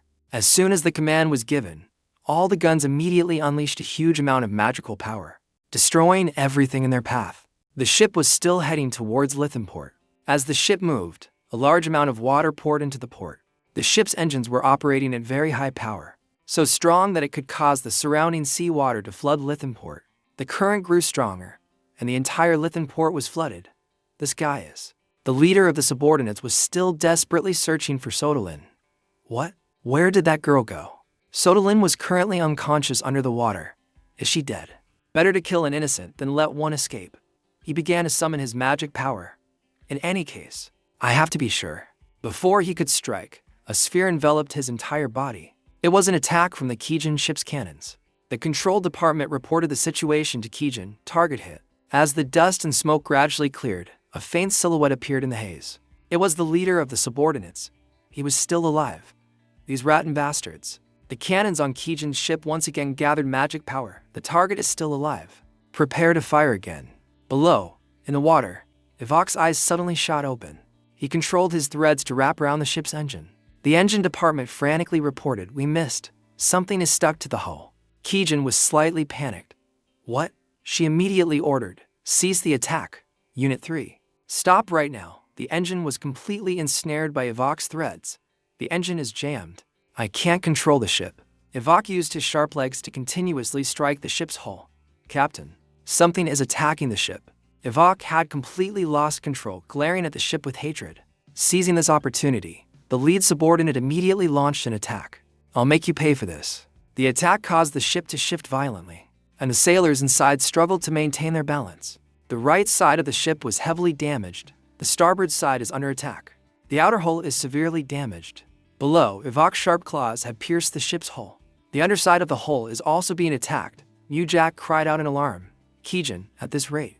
Despite taking such a powerful hit, the ship was still operational. The lead subordinate had to commend the vessel. "This toy is pretty sturdy." He continued to gather magic power into a giant sphere. "Let's see how you handle this." In this critical situation, Kijin decided to act herself. "I have to do this myself." "Mujak, you." An arrogant voice rang out. "Leave it to me." From the water's surface, a brilliant golden light appeared. Even Ivok didn't know where this golden light came from. "What is this? What is this light?" That's why. It was Michael, charging straight towards him. Elsewhere, the skull in Akashim's hand suddenly cracked in two. He stared in astonishment as the skull in his palm slowly disintegrated. Impossible. They survived that attack. As if wounded, the king cried out, "That hurts." Akashim's eyes glinted with even more killing intent. "He has returned." The golden light tore through Ivok's threads. "You're a bit late." His threads were continuously being severed. Ivok furiously summoned a protective barrier. "Who dares?" The owner of the golden magic power appeared before Ivok. It was Michael, holding his sword, ready to strike. Ivok couldn't dodge the attack in time. He could only stare wide-eyed as the blow came for him. "That man is..." The sword in Michael's hand delivered a sharp, clean slash at Ivok. Ivok's spider body was sliced in two. His arms were also severed, and he could only look at Michael in bewilderment. With Ivok's threads no longer obstructing it, the Kijin ship began to stabilize. "Captain, the ship is moving again." Kijin quickly ordered the crew, "Full speed ahead, maintain distance." But it was too late. The leader had gathered enough magic power. "It's too late. I've gathered enough energy." Kijin and the sailors looked at him in terror. The sphere of magic power in the leader's hand grew larger and larger. "Now, I will erase you from this world." He was about to swing his arm to attack, disappear. But before he could strike, something had severed his arm. Only when the leader's hand grew hot did he realize his wrist had been cut off. The sphere in the leader's hand immediately fell, creating a failed attack. The leader furiously cursed. Who? The one who had shot him was Starling. She had woken up. "You disgusting insect." Starling wanted to finish off the leader herself. "I hate being indebted to others." The ship's engine started working again. Flight path calculated. Target locked. Magic power gradually accumulated in the cannon's barrel. The scale of this attack was even more terrifying than the last. Energy limiters released. Kijin looked at the leader with hatred. She swung her arm. "I'll make you pay for what you've done." The magic power was fully charged. The ship immediately fired the magic sphere at the leader. This time, he couldn't defend against the attack. Before dying, he painfully called out his master's name. A-K-S-H-I-U them. Cracks appeared on the barrier created by the leader. More and more cracks appeared. A massive explosion occurred, completely destroying the barrier. The water within the barrier gushed out uncontrollably. The current swept away all the ships. The homes of the residents of Lithian Harbor were submerged in the flood. Under the water, Karser Sim struggled to hold onto the unconscious Kiji. The current was getting stronger, and Karser Sim was about to lose his grip. This is bad. At this rate, Karser Sim's strength gave out, and he helplessly let go. Just then, a strong hand gripped Karser Sim's. That hand pulled Karser Sim and Kiji ashore. The person who pulled Karser Sim and Kiji ashore was Michael. Karser Sim was a bit surprised. "Master." Michael gave a proud smile. "You have changed. I always believed in you." Karser Sim, receiving Michael's acknowledgement. The entire world seemed to brighten in Karser Sim's eyes. Kijin used a magic stone to contact Guguzik. "It's me, Yi-Jin, captain of the Nautilus." She reported the situation to him. The situation has been resolved. Kuguzik offered his thanks. Thank you for your help, Captain Kijin. With things on Kijin's side settled, Guguzik looked at the person in front of him. Now it's your turn, goodbye. In front of Guguzik was Vergen Ko, who had been subdued. He threatened the tied-up man. Tell me everything you know. Countless rocks and debris shot out from the explosion. This explosion had immense destructive power. Elbam detected a figure behind him. He immediately fired a magic arrow at the silhouette. There you are. The figure hit by Elbam's attack gradually burned away. Only then did Elbam realize something was wrong. An afterimage. Before he knew it, Akashium's subordinate was right upon him. He swung his scythe to attack Elbam. Elbam quickly used his bow to block the blow. Akashium's subordinate continuously swung his scythe. Elbam's strength was just as he expected. Oh, just as expected. For a third circle mage, your close combat skills and instincts are unbelievable. No wonder Lord Akashium is so fixated on you. While he spoke casually, Elbam struggled to parry his attacks. A sphere of magic appeared in the subordinate's hand. Still not enough. Show me a little more. F4. Elbam had to use all his strength to dodge this attack. He threw the dagger in his hand towards Akashium's subordinate. Damn it. Akashium's subordinate easily dodged the attack, but while Elbam was unable to react, he landed a fatal blow on him. Elbam's weakened body fell to the ground. Your learning ability is quite poor. Akashium's subordinate rushed towards Elbam without noticing the dagger behind him. I'm curious how you'll manage after losing an arm. Shall we find out right now? The dagger was controlled by Elbam's magic power. He directed the dagger to attack Akashium's subordinate's side, but he easily dodged the attack. Akashium's subordinate casually swatted the dagger away. He looked at Elbam with contempt. A blind man like me can't see clearly. Were you trying to ambush me from behind? Next, he used his magic power to control the large rocks around him. You're also lacking in creativity. Elbam tried to use mana to control the boulders hurtling towards him, and he succeeded. The boulders stopped. Elbam continued to channel mana into the rocks. A huge explosion occurred, sending countless rock fragments flying. Akashium's subordinate easily dodged the falling rock fragments. Impressive. You still have that much mana left. At least you have stamina. Elbam didn't expect this man to be able to see through his mana. At this point, he had to take a gamble. He definitely can't see. So how? How is this possible? Even if I save mana now, there's no other way. I have to take a gamble. Elbam decided to use his mana to activate his clairvoyance goggles. After using the clairvoyance goggles, all of Akashium's subordinate's movements appeared in his mind. There it is. A high-frequency wave is emitting from his body. Elbam discovered an unusual mana source emanating from the ring on Akashium's subordinate's neck. What is that? Thanks to this ring, the subordinate's vision was more comprehensive than ever.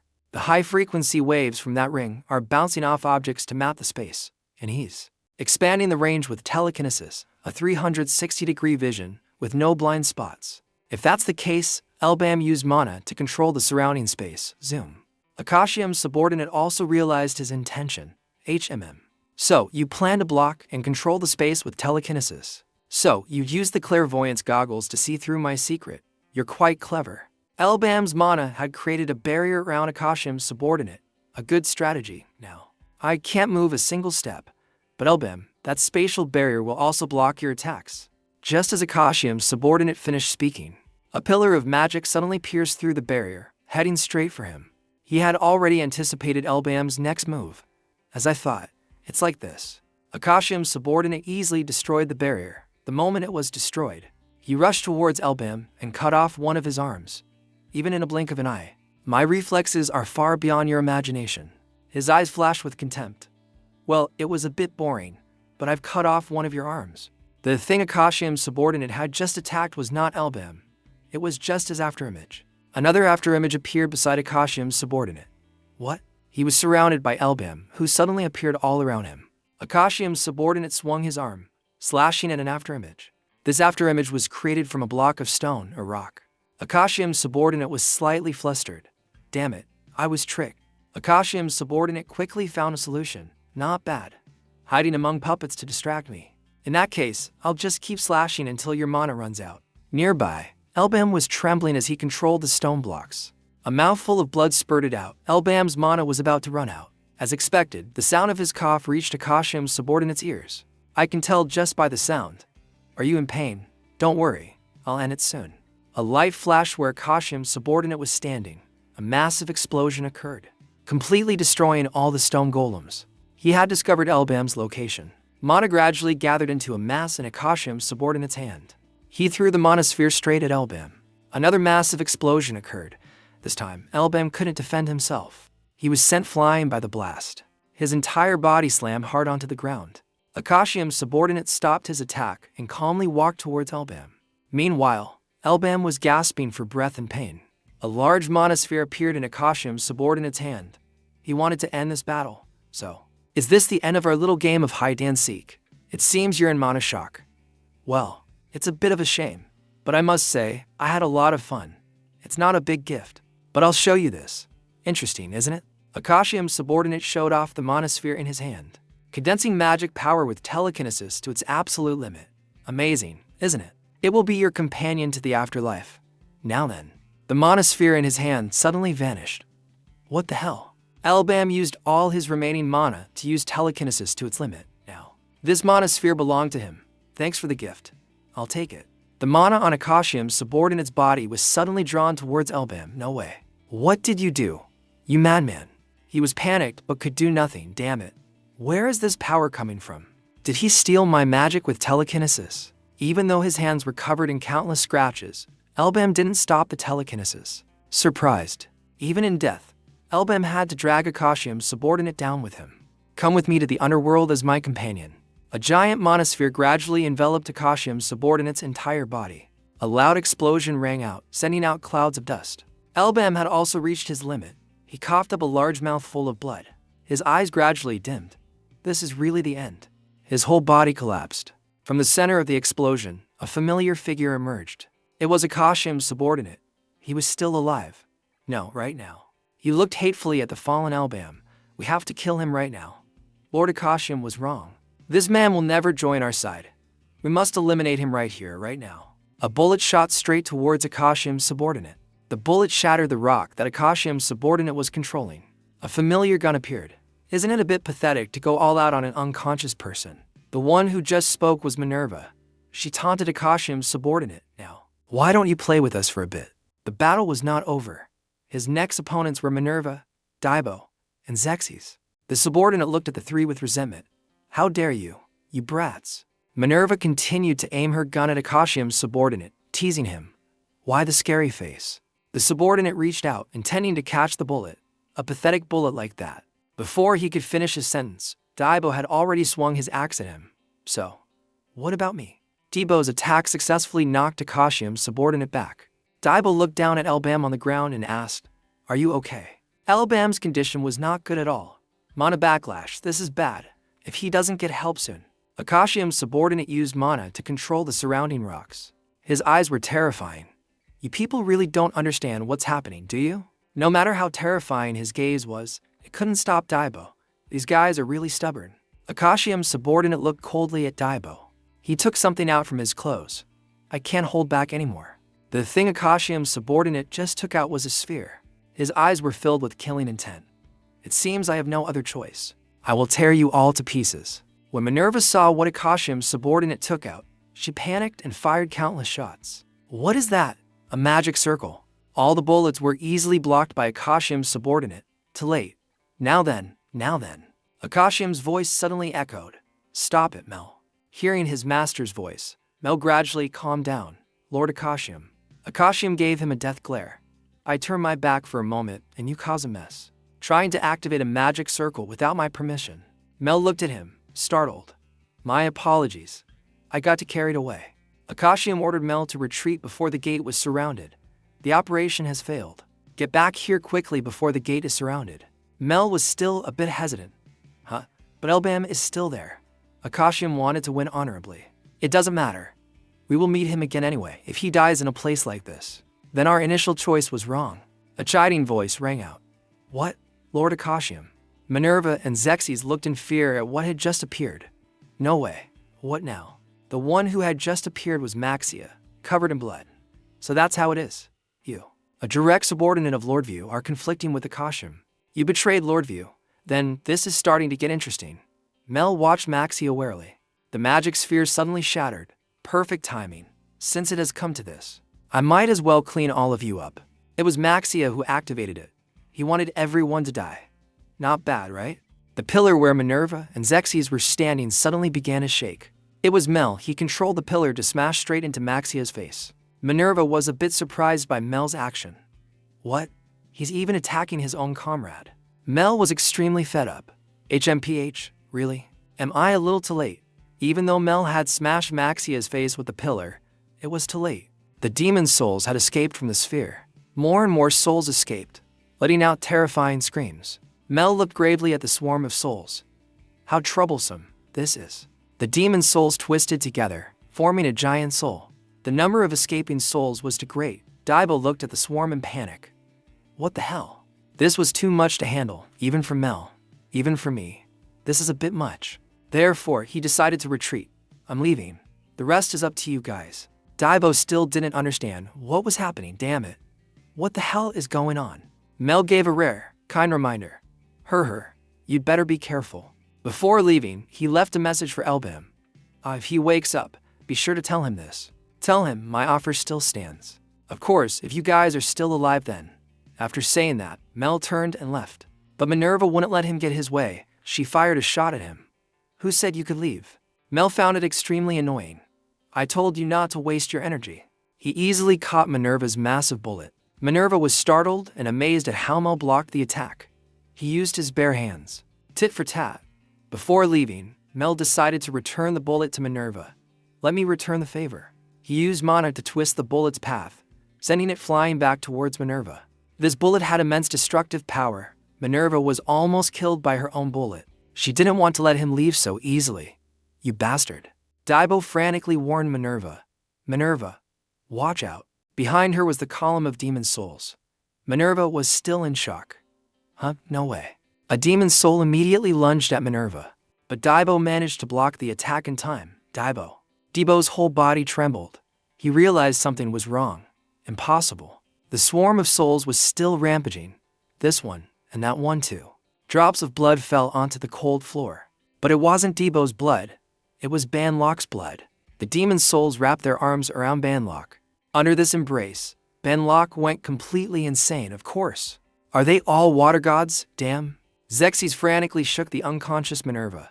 Hey, wake up. It's dangerous. Banlock reached out, trying to grab Xerxes and Minerva. Daibo roared. What are you doing, you idiot? After saying that, he charged forward to fight the monster.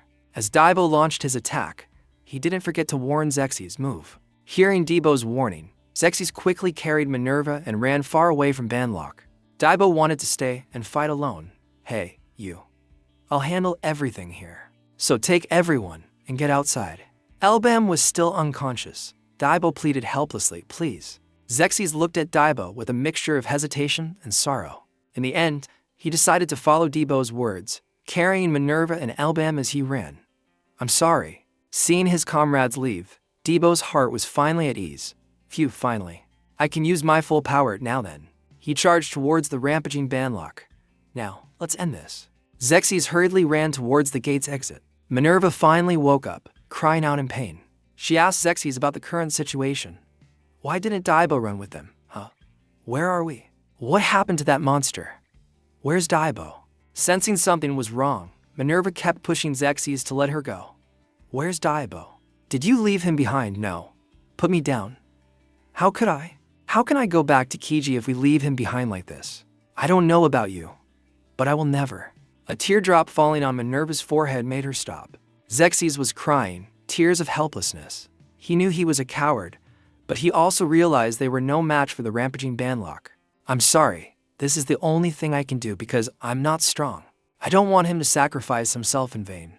I'm sorry, the situation was critical, yet Elbam had not woken up.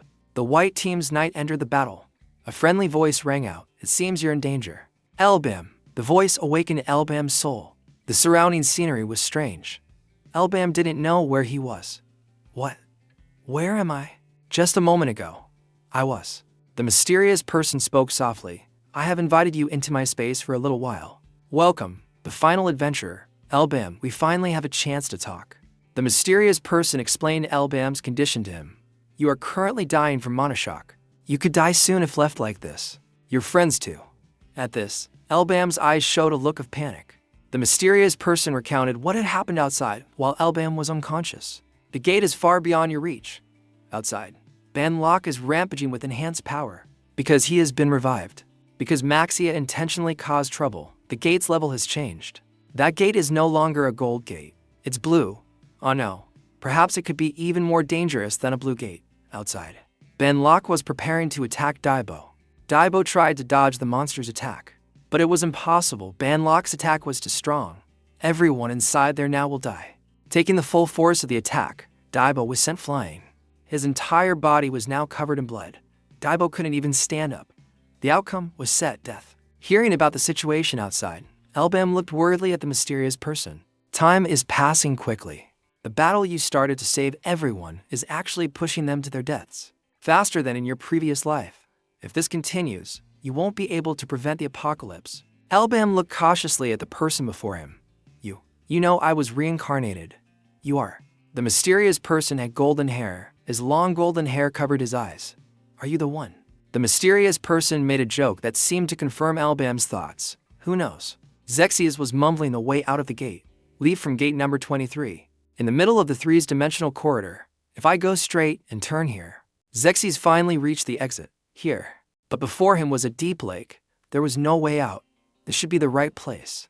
There should be a statue here to get out. But the statue had been destroyed. Wasn't that statue for the exit? When I came here, it was still normal. Thinking of a possibility, Zexius became furious. Could it be? He thought that Mel had destroyed it when he left. Did that bastard destroy it before he left? Minerva spoke up to calm Zexius. Calm down. We don't have time. Even if the exit was destroyed, a new one will form nearby, over here. Suddenly, a huge explosion occurred behind the three of them. Something flew out of the explosion, making Minerva extremely worried. It was Daibo. He was flying out along with the rock fragments. The explosion threw Daibo dozens of meters away. Zexius frantically checked on Daibo. Hey, are you okay? Calm down. But the scene before him made Zexius stare in despair. Daibo's entire body was covered in blood. He was on the verge of death. Elbam was startled by what he had just seen. What was that just now? The god of chess. Who caused you to be reincarnated isn't important, is it? What you just saw is what's happening outside. Elbam was very worried about Daibo. So then, Daibo. The god stated Daibo's current condition. Don't worry, he's still alive, but he's about to die. Elbam made a direct request to the god. Then help me. The god couldn't help Daibo. I cannot interfere directly. Elbam gritted his teeth. If he reincarnated him, he should help him. You are the one who reincarnated me. If you did so to fight against the apocalypse, then help me. He stared at the god without any fear. Outside, Banlok launched another attack. Ha! What an insolent attitude. Another huge mana explosion. When you want to ask someone for help. Blasted by the explosion, Zexius and Minerva couldn't get up. Banlok was determined not to let anyone live. It began to gather mana again. Do you have any good ideas? If I help you, Elbam clenched his fist, interrupting the god. It doesn't matter. The god paused to consider, then decided to give Elbam another chance. This will be your last chance. Banlok's attack was about to kill Elbam's comrades. Elbam had no more time to bargain. He yelled in frustration. I said I don't care. His hand slammed down on the chessboard, sending the pieces flying. The atmosphere between Elbam and the god was now ice cold. The god silently looked at the person he had chosen to be reincarnated. The god snapped his fingers, agreeing to help Elbam. All right. With just a snap of his fingers, Elbam felt a change in his body. The clock was still ticking. Time was still passing. Elbam stared at his hand, as something changed. The god calmly rearranged the chess pieces, lending Elbam a portion of his power. Do not doubt me. Although it is small, I have lent you my power. It was time for Elbam to return to the real world. Now it's time to wake up. The god slammed the chess piece in his hand onto the board. I hope you can withstand my power. A powerful source of mana blocked Banlok's attack. Zexius coughed violently. He couldn't believe he was still alive. I'm still alive. Zexius tried to open his eyes to see who had helped him. The silhouette of the person in front of them was very familiar. That person was their comrade who had been through life and death with them, Elbam. Zexius sat up, panting heavily. He wondered, are we still alive? Zexius's face was weary, sweat running down his cheeks. He looked at Elbam with surprise. Elbam? Elbam stood in front of Zexius, protecting him. Stay back. Elbam rushed forward, not forgetting to reassure the two. I'll finish this quickly and be right back. The blue monster in front opened its large mouth, creating whirlwinds. That monster created many explosions. It also spat out a black slime. Elbam was not afraid. Instead, he charged forward. He quickly rushed in front of the monster. A palm strike was delivered by Elbam, hitting the monster directly under its chin. He opened his palm, and a golden energy radiated from it. Rocks enveloped by that energy shot forward. Those stones were thrown by Elbam directly at the monster. They acted like magnets, sticking to the monster's body. The monster used its hands to try to pull the rocks off its body. Elbam clenched his fist towards the monster. Now the rocks had formed a sphere, trapping the monster inside. Xerxes and Minerva witnessed this scene. They couldn't help but be amazed. Incredible. But a surge of power radiated from the gaps between the rocks. A golden energy shattered the structure of the sphere made from those rocks. When Minerva saw the sphere break, she became worried. The monster had escaped. Now it had become extremely large. Minerva quickly warned Elbam. "It's dangerous, Elbam." The monocle on one of Elbam's eyes flashed. He once again clenched his fist. A man wearing a hat looked at the chessboard in front of him and couldn't help but exclaim, "Unbelievable." Even with just a little bit of power, Elbam just stood still, watching the huge explosion before him. Yet he could control it so perfectly. The man in the hat just smirked. After the explosion, a hazy smoke remained. Elbam emerged with a heroic demeanor. Behind him was the monster, completely blown to bits. As expected of Elbam, when Xerxes saw the scene before him, he was astonished. No way. He defeated that monster in one blow. Minerva's eyes widened as if she remembered something. What about Dibo? The three of them quickly turned their heads to look at Dibo lying unconscious on the ground. After checking Dibo's condition, Xerxes felt relieved. Luckily, he's still breathing. Let's get him back to the village for treatment quickly. He'll be fine. Minerva then turned to ask about Elbam's condition. Are you okay? She remembered his condition when she first saw him. When we arrived, you were in critical condition. How? Minerva looked at Elbam with a suspicious gaze. Suddenly, Elbam collapsed onto Minerva. Minerva's eyes flew open as she shrieked in horror. Elbam, what are you doing? I'm not mentally prepared for this. Elbam had collapsed onto Minerva, but he still whispered in her ear. I'm so glad you guys are safe. Minerva supported Elbam's body, thinking, this time, too. I thought I had lost all my comrades again. Elbam's clenched fist slowly relaxed. I'm so happy you're still alive. His words made Minerva freeze. Thank you. Minerva, regaining her composure, looked up at the sky with confidence. Of course. I have no intention of dying in a place like this. Minerva kept nagging in his ear, but Elbam just smiled happily. Instead of worrying about us. Why don't you worry about? While Minerva was nagging, Elbam slowly slid down her shoulder. Yourself first? Huh? He was now unconscious and immediately fell. Minerva knelt down, taking Elbam's body to call him. Elbam, wake up, Elbam. Xerxes, beside her, was also very worried when he saw him like that. What? Is he not okay? Minerva's face couldn't hide her panic as she continuously shook Elbam's body. What are you doing? Get up, Elbam. But after all the calls, Elbam didn't wake up. It seemed he had fainted. I told you to wake up. Elbam, Elbam. A hand was swiftly writing on paper with a quill pen. The person sighed in frustration. This is driving me crazy. The stacks of paper on the table seemed to have been written by Kazan. His face showed exhaustion. No matter how much I try, there's no end to it. How much longer will it take to finish all of this? Kazan tried to force a smile, but he couldn't hide his gloom. It's already been 3 days. Although the battle with the dark magic cultist had ended, Lithian Harbor remained in chaos for some time. The fact that the Carnia Merchant Guild, ranked second among the 10 strongest guilds, were cultist was enough to shock not only Lithian Harbor, but the entire world. For those who died here, their blood had formed a river. Evoker, the guild master and a key figure in the battle, was reported to have died in action, but his body was never found in Lithian Harbor. Vergen Co., despite being beaten to a pulp, refused to say a word. Instead, they tried to interrogate the traitor Vergen Co. to reveal the mastermind, but he was only involved because he wanted to resurrect his dead daughter and knew nothing about the cultists. Michael and Keegan worked side by side to hunt down the truth. Afterward, Michael of the Silver Knights and Keegan of the Nautilus accelerated the hunt for the remaining dark magic cultist. On a large ship heading out to sea, a large crowd gathered. The personal intervention of the two most trusted figures in the world brought great hope to the people of Lithian Harbor and contributed to restoring peace. Kazan was still diligently writing without a moment's rest. However, the possibility that there are still cultists hiding cannot be ruled out, so strict surveillance continues. A hand pressed firmly on an injured person's back, reminding them, don't move. It's hard to bandage. Kiji was bandaging Debo's wound. It seemed her strength was too much, causing Daibo to cry out continuously, be gentle, do you want to reopen the wound that just healed? Stop whining, be grateful it's only this bad. After finishing the bandaging, she hit him hard on the back, making him cry out in pain. All done. Minerva and Xerxes were very worried about Elbam's condition. It's been 3 days. Are we just going to leave him like this? Many days had passed, but Elbam still hadn't woken up. What can we do? Healing magic doesn't work on him. We could only wait for him to get up on his own. Minerva glanced at Elbam lying unconscious on the bed, very worried. Just then, DNF entered from outside carrying a pot of soup. All right, hot food is here. Small bowls of soup were quickly served. Debo's eyes lit up at the sight of food. Time to eat. I'm always grateful to everyone. Thanks. Xerxes turned to glance at Minerva suggestively. By the way, is it official now? Huh. What? Lonely. What else? I mean you to dating. When Xerxes mentioned it, Minerva was startled and shot him a look.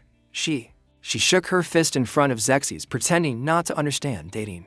What are you talking about? Xerxes took this opportunity. Minerva, you were so intimate I thought you had already confessed. It was just because I was worried as a comrade, just a comrade. Minerva, with a worried face, questioned everyone there. Besides, I don't understand everyone's attitude. Aren't you worried at all, Daibo? Daibo, about to put a spoonful of food in his mouth, immediately retorted, why should we be? He put a spoonful of food in his mouth and slowly explained everything. When a person is tired, they sleep. It's that simple. Does our boss look like someone who would be taken down by a few minor injuries? Just then, on the bed, Elbam's finger moved slightly. After all that's happened, you still don't get it, Daibo declared very heroically. Hearing this, Kiji just bowed her head and smiled. Even if he wanted to die, he couldn't. That's just who he is. Elbam, who had woken up at some point, immediately sat up to correct everything. Let me be clear. I'm not a monster. Minerva glanced at Elbam with a look of astonishment. If someone collapses, shouldn't you worry a little? Xerxes, on the side, also smiled when he saw him. I can get hurt too. DNF was overjoyed and jumped up and down, while Kiji just smiled. It seemed everyone was very happy to see Elbam awake. Daibo, chewing food in his mouth, also teased Elbam. So what? It's not like you're wrong. Just eat. Elbam's body, though covered in wounds, couldn't deny the perfection of a well-built physique. I'm hungry. Is my portion of food still there? The chair was pushed back forcefully. I can't go on. Kazan slumped back in his chair, completely exhausted, blaming himself. No matter how hard I try, it never ends. If I had known things would turn out like this, I wouldn't have started this mess. Suddenly, there was a knock on the door outside. Ebitzer quickly opened the door and stepped out. Excuse me, Kazan. When Kazan saw him, he immediately stood up happily. Just in time. I need your help. But first, wait a moment. Kazan went to greet Ebitzer. Long time no see, Kazan. It seemed Ebitzer had brought some new information for Kazan. I recently heard something quite interesting. Kazan had already guessed that the news he brought was related to Elbam. That name is Elbam. Back to Elbam's side, he looked confused. I don't remember. The song. The others, hearing he didn't remember anything, looked bewildered. Really? You don't remember anything? Huh? What? Don't mess with me. Minerva then recounted the previous events to him. Elbam. You defeated Ban Locke instantly with a mysterious power. Elbam pointed to himself. Puzzled. Mysterious power me. Kiji, beside him, also chimed in, as she had heard it from Xerxes. Xerxes said the same thing. Could it be that you possess a hidden power like? Minerva's face turned red as she stuttered, unable to form words. Wait, seriously? You really don't remember anything? Back then, when you leaned on my shoulder, if it was about that. Elbam, with an innocent face, really didn't remember anything about the fight. Probably not. I don't know. I don't remember anything. What really happened? Then why did you act like you knew everything at that time? After she tried to jog his memory for a while, he still couldn't recall a single memory.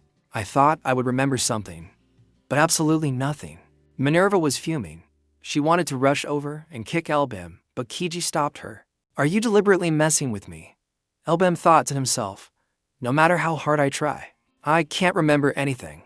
It's just, the image of the man in the hat appeared in Elbam's mind. I think I met someone at that time. Xerxes, standing from a distance, finally spoke up. Elbam, there's one more thing you need to know. That's not all. He held up a finger and said with a smile. It happened in the middle of the night. Xerxes recalled the scene from last night when he was half asleep, and he began to recount everything. You can see this bed. While you were sleeping, we were in this house. We thought it best to stay together to protect you while you were unconscious. This bed isn't comfortable at all. Xerxes looked ahead as if he had noticed something, and then I saw something. Minerva leaned in and whispered something in Elbam's ear, but unfortunately, Xerxes overheard it. Now, Xerxes was about to bring it up, Minerva, but she punched him in the face. A pirate is targeting you. Minerva managed to stop Xerxes from saying everything. She turned back with a smile and made up a story to cover it up. All right. That's enough, everyone. Elbam just woke up. Shouldn't he eat something first? A hot emotion was brought over. Elbam used a spoon to scoop up some soup. Huh? Where did you say we're going? Elbam slowly enjoyed the delicious bowl of soup. He also informed everyone about his upcoming plans. We are going to Ocean. Daibo, with his mouth full of food, couldn't help but laugh and tease. That's my boss for you. Even while passed out, you're still making plans. His smile instantly vanished, his face turning grim. Wait, hold on. Daibo, as if not believing his ears, wanted Elbam to confirm it once more. You said, Aswan, the kingdom in the Nihan Desert.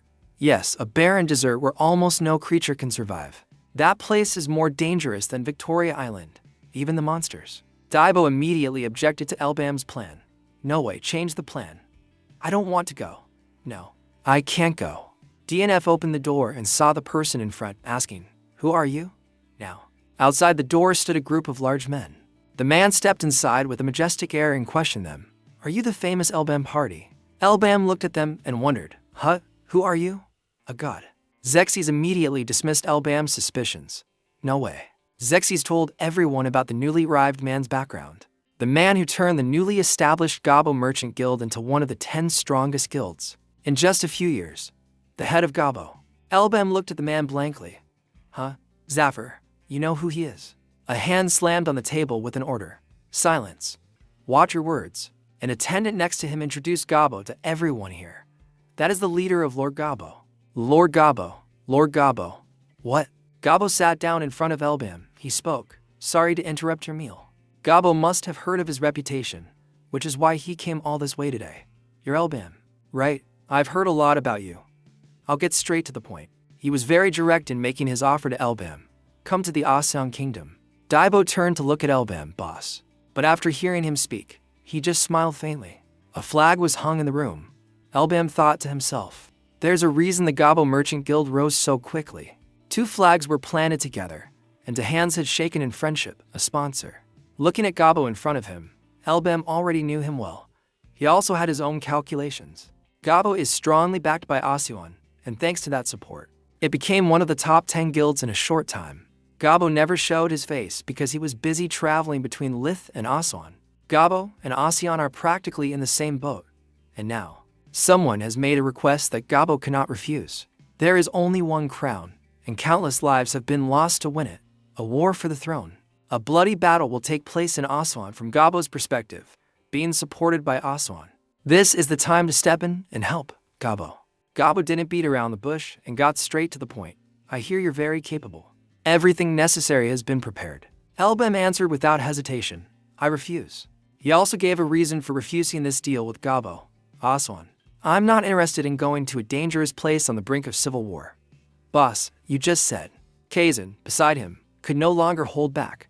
He immediately showed his fierce face and snapped. Refusal is not an option. This is a direct order from Lord Gabo, as a team under the guild. Consider it an honor and prepare immediately. Elbam maintained his attitude and sarcastically replied, an honor? Then shouldn't you provide full support for this honorable mission? I'm saying the risk is too great to be soothed by just a few words about honor. Kazan clenched his fist and threatened Elbam without any hesitation. It seems I've been too lenient with you, daring to speak to Lord Gabo like that. So the rumors are true. You're really good at bargaining, huh? Gabo then began to negotiate with him, holding up 5 fingers. All right, 5 times. Gabo wanted to give Elbam a challenge. I will give you a chance to prove that overflowing confidence. If you can conquer the 5 gates I designate. He spared no expense and set a condition for him. Then as a reward for this trip, I will grant you anything within my power. How about it? Are you interested now? With a majestic gaze, Gabo made an oath. I, Gabo, swear on my name, that I will keep my promise. It seems Elbam has accepted his offer. As expected, you are on a different level. Gabo finally smiled with satisfaction after achieving his goal. I'll take that as a compliment. Zexus's eyes were only filled with money. He seems to be enjoying himself. Boss, that's great. Still a bit to showy, huh? Elbam calmly asked. What is your desired schedule? Seeing his spirit, Gabo was also very excited. Glad you're getting to work so quickly. The great waves churned on the blue sea. We shouldn't delay any longer. Elbam's group was now on the ship, preparing to go to Aswan. Let's go now. The large ship was continuously rocked by the waves on the sea. Daibo couldn't handle the seasickness and went to the side of the ship to vomit repeatedly. Minerva saw this and teased him. Is he always like this? Is he always seasick? If I remember correctly, he was fine on the Nautilus. Daibo was exhausted from vomiting, but he still tried to smile and act normal. I don't know. Did I drink too much yesterday? Are you guys okay? The four people on the ship all stared at him, making him feel embarrassed. Damn it, forget it. Just leave me alone. Minerva took this opportunity to mock and tease Daibo again, whining like a child over a few drops of alcohol or a little baby. Was it that hard? Daibo vomited again like a waterfall. Hey, stop it. He knelt down, his face pale and tired. Hey, your new nice clothes are about to get dirty. Debo's body trembled uncontrollably. Zexus, taking advantage of the situation, continued to tease him. This isn't good. As your father, I will gently and lovingly pat my beloved son's back. What awaited him was Debo's vomit. He threw up right on Zexus. Zexus immediately punched Daibo in the face. You ungrateful, disrespectful thing. Now, no one dared to get near him. Zexus tried to smile and explain the situation, but he couldn't help but stutter. Don't misunderstand. This isn't domestic violence. It's just that my son looks a bit tired, so I lulled him to sleep for a bit, sir. He placed his hand on Daibo to heal him, then turned to Minerva with a proposal. I'll need to clean him up. Can you give me a hand? Minerva immediately rejected the offer and pushed it onto someone else. I don't know. Do what you want and stay away from me. Looking at Daibo exhausted on the ground, Elbam thought to himself, luckily, it seems we'll get to Ocean faster than I thought. That idiot needs some rest too. The items Elbam brought with him seemed very useful, thanks to Gugu Zeke's trade route. We have equipment far superior to what the suppliers provide. However, he crossed his arms over his chest, feeling a strange sensation in his heart. Why do I feel like something is strange? Something is definitely up. Minerva turned to look at him, puzzled. Elbam, what are you thinking about so intensely? Nothing. Joycer quickly realized Elbam's problem and burst out laughing. It's so obvious. Your stomach must be churning from the alcohol. Don't act so tough. Sit down and rest. Watch what you say. Elbam looked ahead as if he had discovered something. Have we arrived? In front of them was a beautiful town with large ships. This beautiful land is the editor. This was not the final destination for Elbam's group. There are countless ports in the Nihan Desert, because crossing the vast desert by land is like seeking death. People choose to travel by sea instead of on foot, and all transportation is done by ship. A guy wearing a red hat with a fish slung over his back. Because of this, the ports of the Nihan Desert naturally prospered. Elbam's group had disembarked from the ship and started to move down, and the editor is the best port among them. A person's nose inhaled the air with all its might. Zexus, with his money-loving eyes, was excited to set foot here. The whole place smells of gold, as much as the entire desert. Is this a port? Isn't it almost a kingdom? Lith Harbor can't compare to this place. Kiji turned to check on Debo's condition. Daibo, are you feeling any better? Did something happen? We're not here to play, so focus on the mission. A person appeared right in front of Elbam's group. You must be Elbam. A young man wearing a blue hat ran up, panting. He introduced himself. Thank goodness. I'm not late. I'm a dispatcher from the ASEAN branch of the Gabor merchants. His face was covered in sweat, but a smile remained on his lips. You can call me Caesia. It's a pleasure to meet you. Daibo came forward to shake hands with Caesia and even complimented him. Nice to meet you. Caesia, you look great, cool, and handsome too. You're making me blush. It's our first time meeting. Daibo, with sparkling eyes, wondered, by the way, did you come here alone? Caesia seemed embarrassed and explained to him. The ASEAN branch doesn't have many people right now. I'll take you to the branch right now. Follow me. After explaining everything to everyone, Zia turned around and led them to the branch. He led Elbam's group to a rundown-looking house. We're here. This is the ASEAN branch of the Gabor merchants. Daibo looked around the place, disbelieving his eyes. Zexus could only sigh helplessly. This. Looks a bit disappointing. Hearing their recent complaints, Seiya curled up in a corner, looking gloomy. Sorry, the branch is a bit small. No, it's not because of that. To ease the awkwardness, Daibo stepped forward to the front of the house's curtain. It's just that it's too hot. Come on, let's go in quickly. This is the entrance, right? After lifting the curtain, a large man appeared right in front of him. Daibo stared. Looking at the large man, he couldn't hide his surprise. Huh? The man with a stern face questioned Elbam's group. Who are you kids? I am the ASEAN branch chief of Gabo, Salomon. Elbam immediately stepped forward to greet him, not forgetting to introduce himself.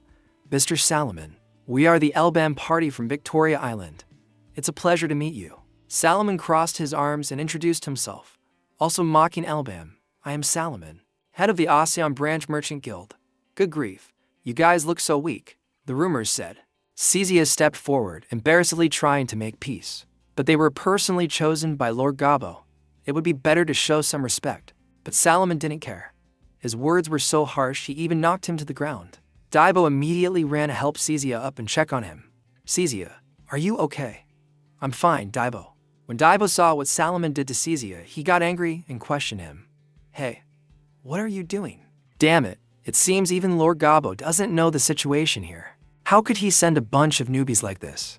He arrogantly declared to Elbam's group, even if you were recommended by Lord Gabo. I won't believe you until I see your strength with my own eyes. What do you think you can do in ASEAN with just experience from Victoria Island? You rookies. Daibo couldn't stand Salomon any longer. He stood up and challenged him. You damn bastard.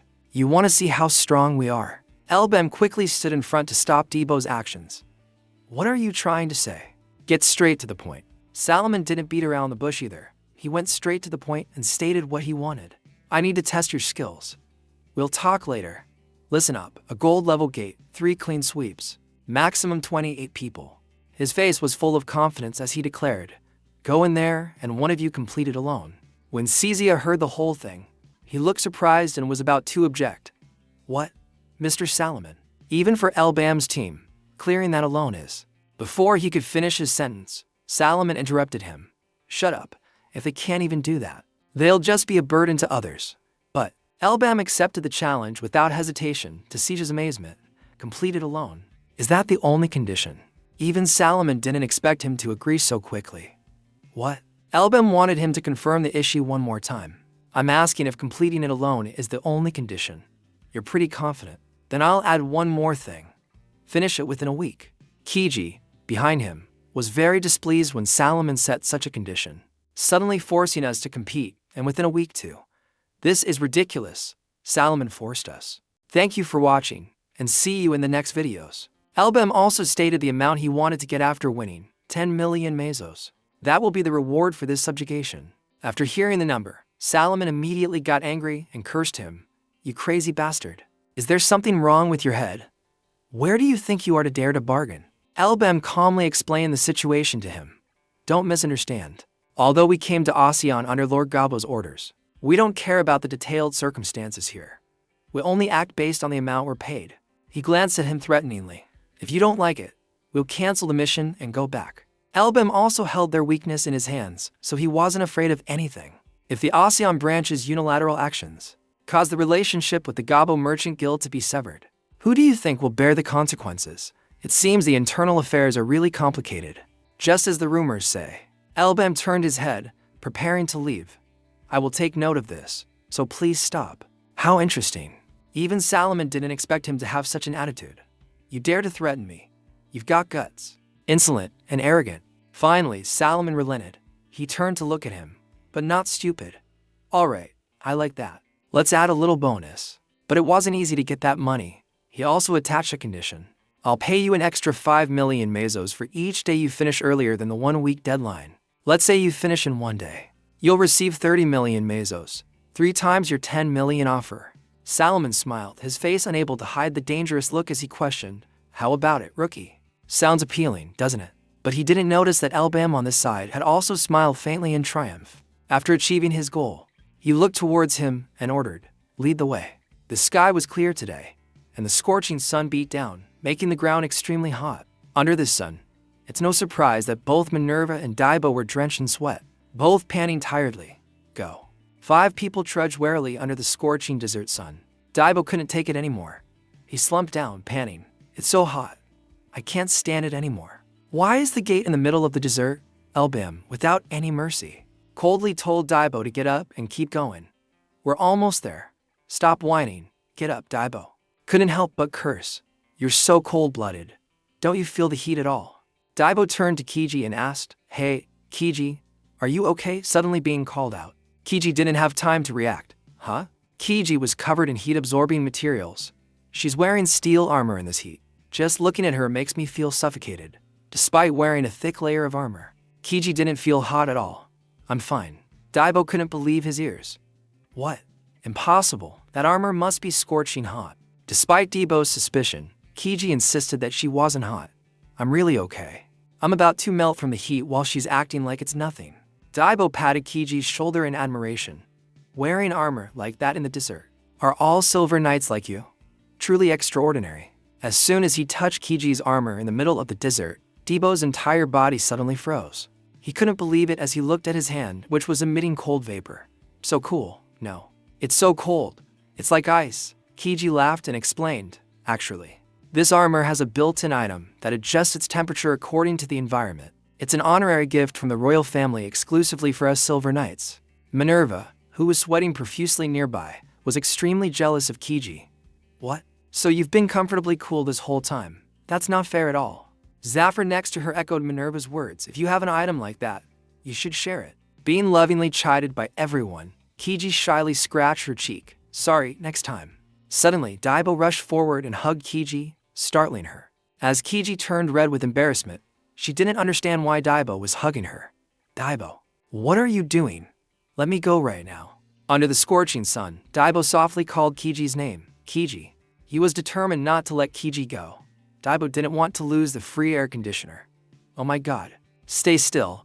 Let me enjoy it for a bit. How can you hog that cool thing all to yourself? Kiji's face was now as red as a boiled shrimp. She angrily shouted, You crazy bastard, shut up. Daibo was still determined not to loosen his grip. The two continued to argue back and forth. Let me hold on for a little longer. Don't get so close to me. Let go. Don't be like that. I thought we were closer than this. What the hell are you talking about? Minerva and Zafir, watching from behind, looked at each other and chuckled silently. Oh my goodness. Out of the blue, Zafir made a joke that instantly turned Minerva into a demon. Are you jealous? You want to hug Elbam too, right? Before he could finish his sentence, Minerva punched him so hard his soul left his body. She blushed with embarrassment and quickly changed the subject. That's enough. Remember, there's a time limit. We should find the gate quickly. After saying that, Minerva noticed that there was a gate not far from where they were standing. There's the gate. This was the gate they were looking for, standing tall in the middle of the hot desert. Minerva still couldn't believe that the gate was right in front of her all this time. And she hadn't seen it. It's been here the whole time. Elbam was not surprised by the gate's appearance. I told you we were close. Still not over her earlier embarrassment, Minerva hurriedly ran towards the gate. Let's go. Everyone. We're in a hurry. As Minerva was running, something unusual suddenly appeared in the sand under her feet. The sand under her feet suddenly exploded. The explosion was so unexpected that Minerva was caught off guard. From within the sand, a monster emerged. It lunged towards Minerva. What? A surge of magic power suddenly attacked the monster, saving Minerva from danger. The monster was easily destroyed by the magic power. The one who had just attacked was Elbam. He had anticipated the situation. I knew it. Nothing is ever easy. The remaining monsters hiding under the desert also jumped out one by one. The number of monsters that appeared was countless. It seems they don't plan on letting us in. The monsters bared their fangs as if they wanted to devour Elbam's group. These lizard-like monsters are called F-Guild. The L309 team, all serious, looked at the F-Guilds in front of them. Get ready. We're going hunting. In a mysterious palace, the person hidden behind the curtain called Salamon's name.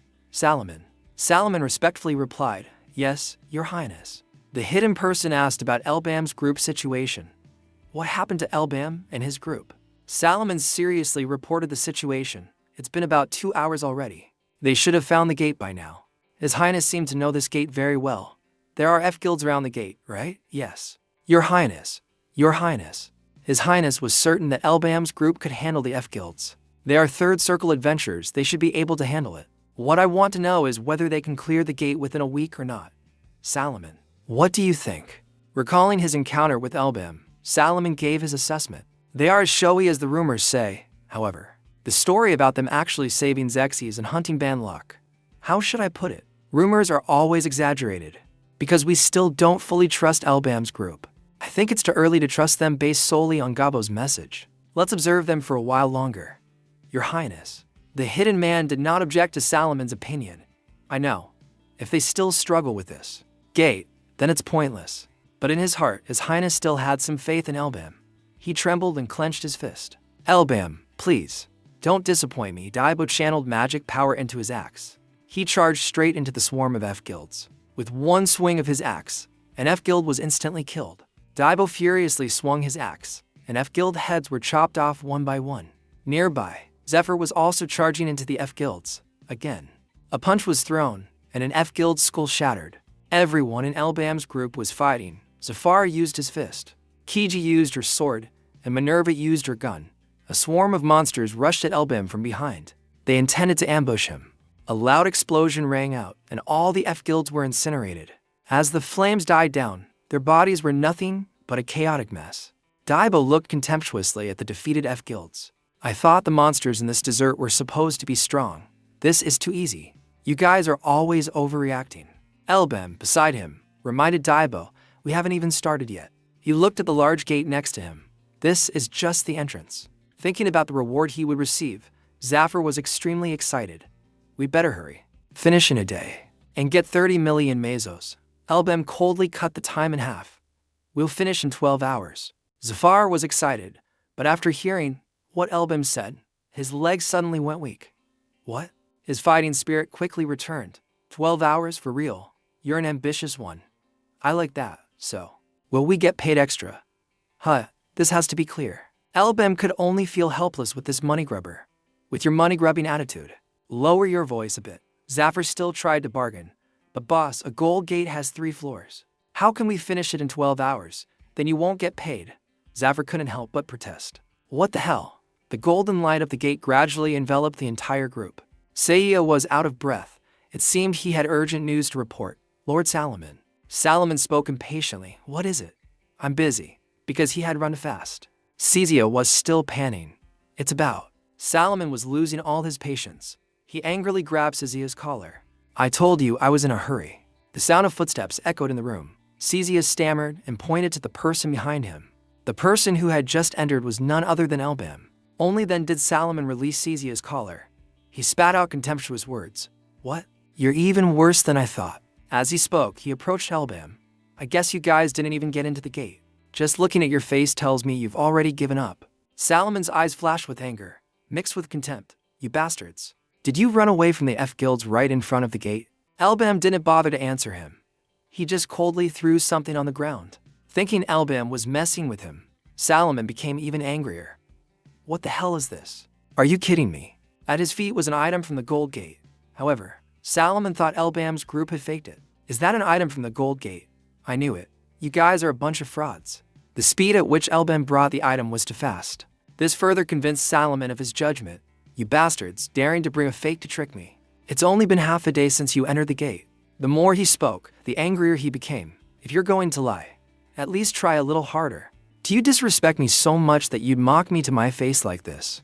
Elbam offered no explanation. Instead, he proposed a bet. 100 million mesos. I'll give you that amount if it's fake.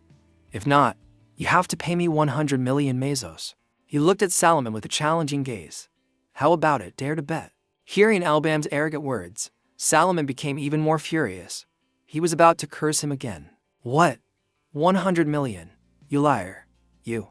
However, Seiya cut him off. Wait, Lord Salomon. In Seiya's hand was something even more precious than the gate item. This is not a gate item. The falcon symbol here, this is clearly. It's the medal of honor given to the royal knights. This item was something no one could fake. I remember now.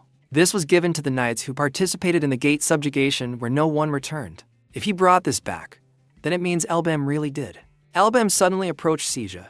I see you recognize this item, Seiya. He coldly looked at the young man sitting on the ground. Or should I call you? And without any hesitation, he directly exposed Seiya's true identity.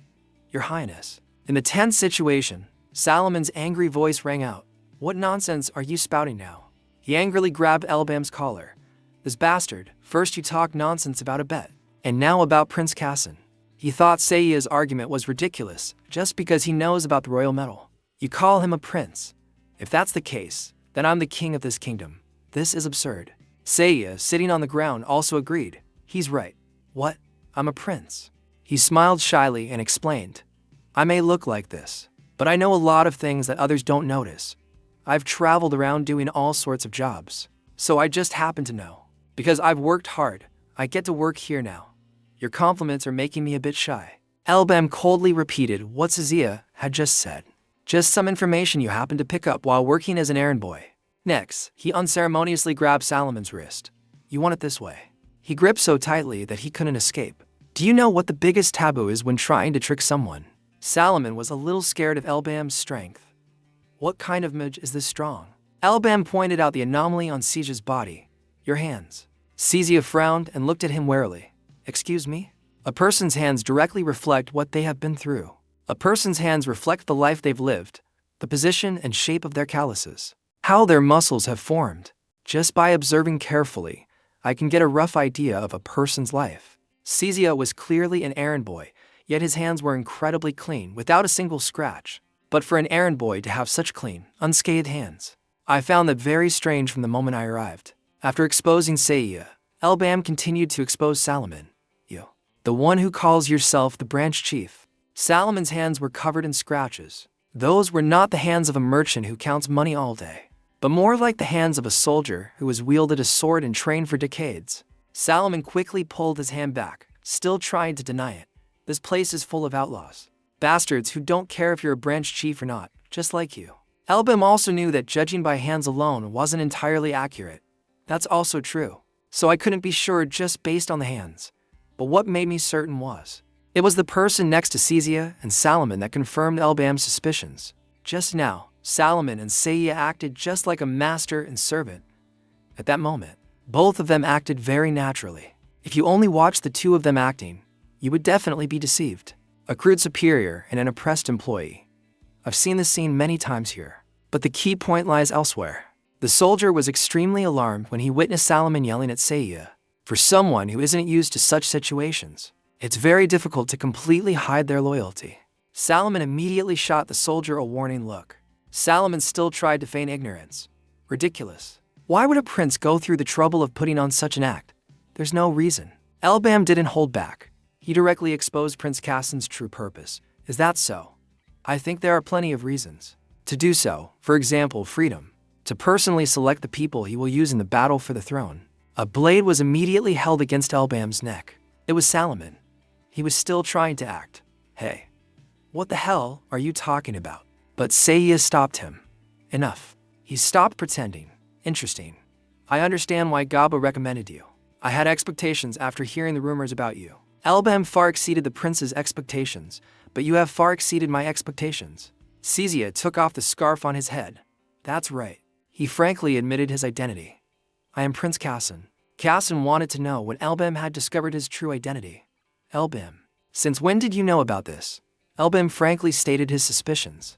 I was suspicious ever since I was sent to Aswan, because it was Lord Gabo himself who sent us. I guessed he must have a sponsor in Aswan. After meeting your highness, I suspected that Gabo's patron was the Prince of Aswan, the one famous for being handsome, Prince Cassin. Cassin was very pleased with Elbam's abilities. Not only do you have outstanding abilities, but your grasp of the situation is also excellent. Yes, I need adventurers like you. He frankly stated his desire. Gold level, maximum of 99 people.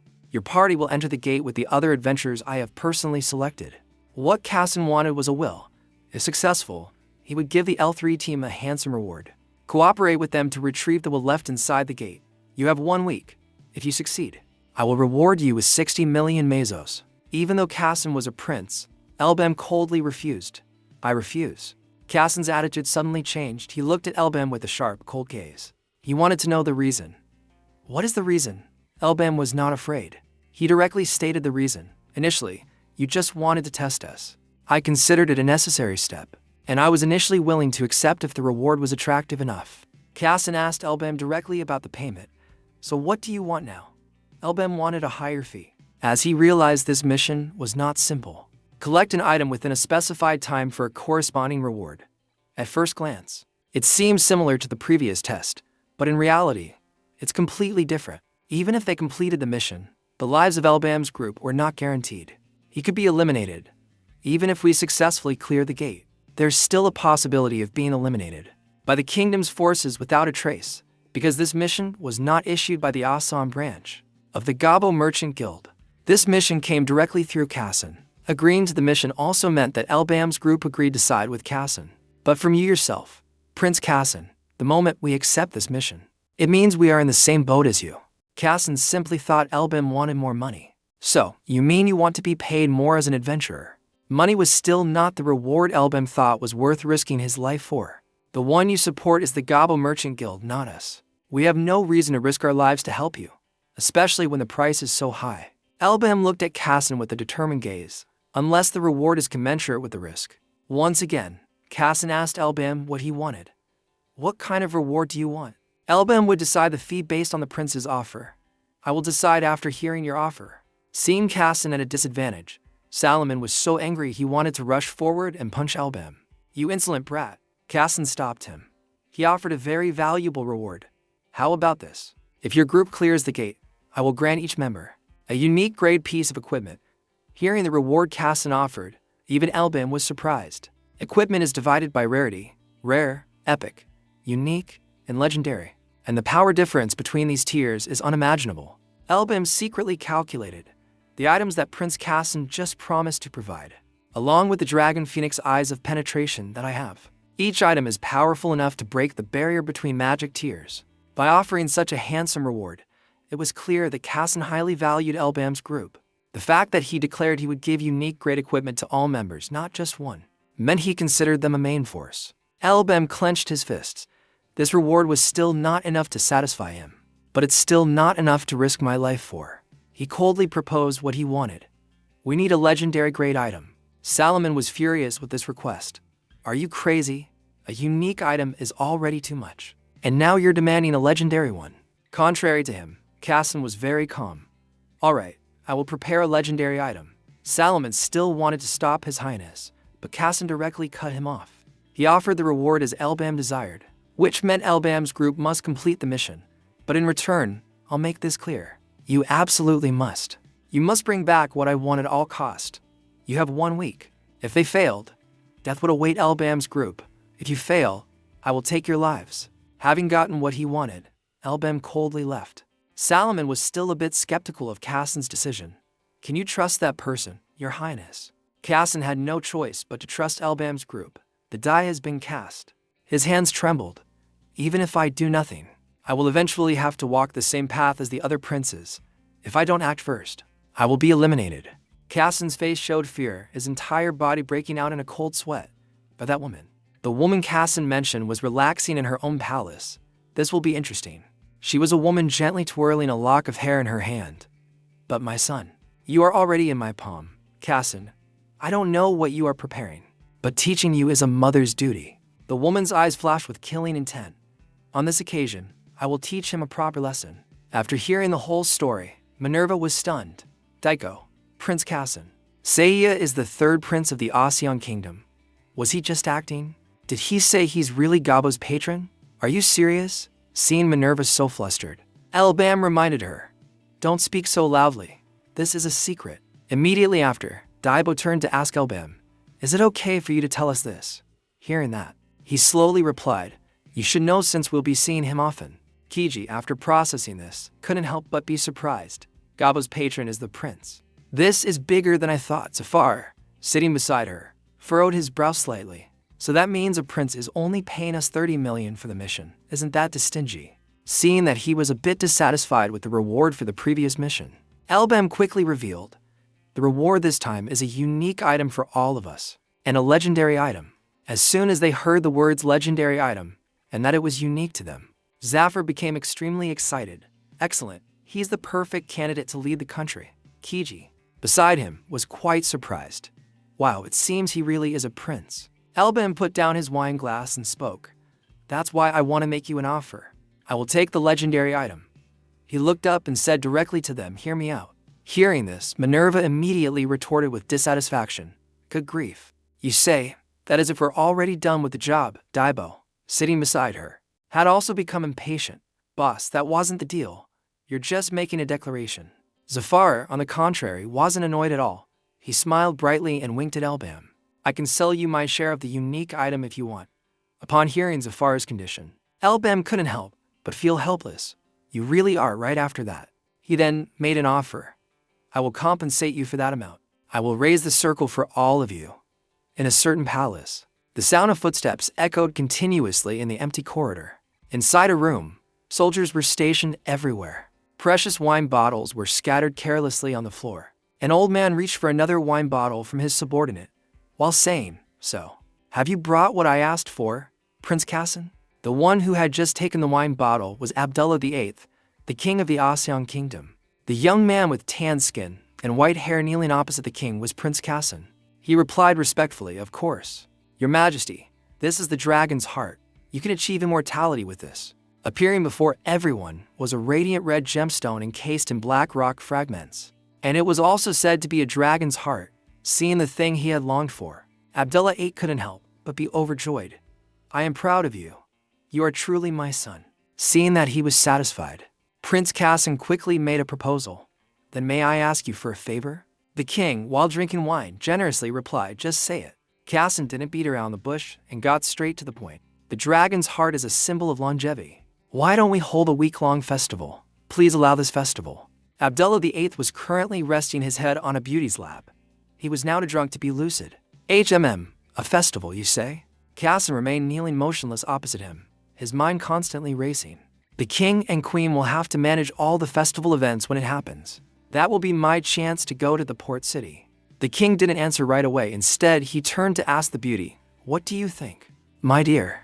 As soon as Kassan saw Abdullah VIII ask for that woman's opinion, he couldn't believe his ears. He stared wide-eyed in astonishment, a smile gradually appearing on the beauty's face. Then she replied to the king, "I don't know, my king. The item you ordered was merely a duty. I feel that responding with a festival is a bit excessive." As she spoke, she gently stroked Abdullah VIII's head. "Is it really necessary to spoil him like this?" The beauty the king was resting his head on was Azeda, the queen of the Asean kingdom. Hearing Azeda's words, it seemed Abdullah VIII was gradually convinced. "You have a point." Kassan, being hindered by her, was resentful and gritted his teeth, cursing silently. "Azeda, father has changed since Azeda came. He relies on her for everything. He doesn't need his advisors anymore. Just a shadow of his former self. To overthrow Azeda from her position, I need to conquer that gate." Thinking this, Kassan stood up and objected. "But your Majesty, ASEAN has always held festivals to celebrate major events. Moreover, this festival will be to celebrate the king's longevity. Do you truly believe that is not worth celebrating?" Confronting the king, his expression was terrible, but the one who answered was Azeda. She spoke slowly, "Kassan, I'm just giving my opinion. You're being too emotional. Besides, you could become king in the future. Look at you, whining over a festival." As she finished, the corners of Azeda's lips curled up slightly. The more he heard her mocking words, "You think the people will respect you if you act like this?" The anger inside Kassan became difficult to contain, his hands clenching so tightly they trembled. Azeda looked at Kassan with amusement as he was being pressured by her. Finally, she agreed to Kassan's wish. "All right, I will allow it." Azeda's decision made him momentarily stunned. Afterwards, Azeda continued speaking while attentively stroking the king's head. "Even though you're acting like a child, I know you are loyal to the king. I don't deny that. I don't deny it. I will hold a grand festival for a week as you wish." At this point, she revealed a very sinister expression as she looked at Kassan. He, on the other hand, still couldn't believe Azeda had actually agreed. Kassan questioned in his mind. She changed her mind. What is she planning? Neither of them said anything more, and it was unknown what Azeda was thinking as she laughed with satisfaction. Looking at Kassan, Azeda felt a little expectant. "How interesting, Kassan. This time I'll play along. Try your best, okay? I forgot. In the end, you'll still be in the palm of my hand." At this moment, in another place, a monster was baring its teeth and roaring. But right after, it was sliced into by Kiji. Its upper body lost its support and fell to the ground.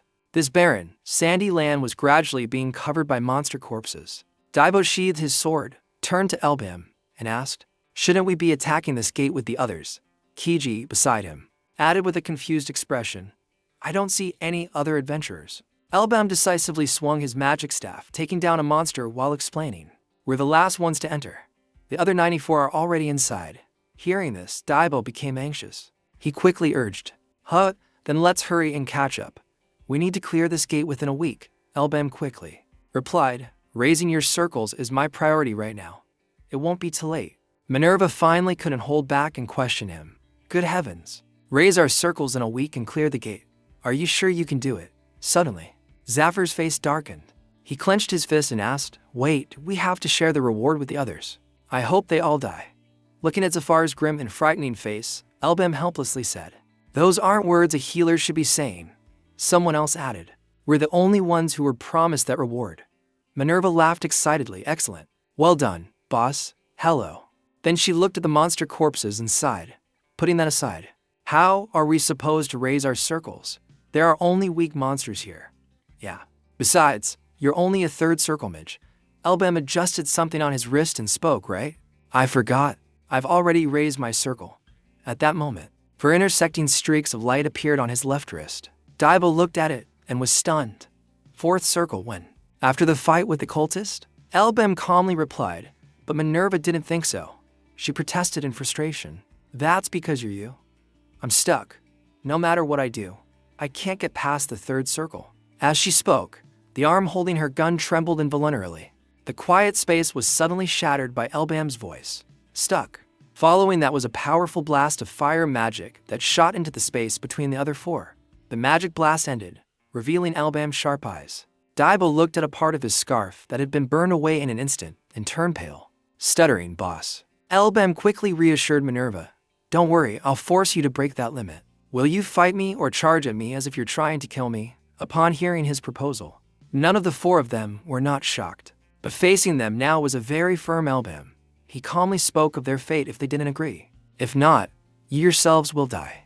After hearing all of Elbam's methods for raising their circle, one person couldn't help but turn and run. It was none other than Zafar. He used all his strength to flee from there. Everyone was startled and called his name in confusion. Zafar. Zafar's cold sweat poured down.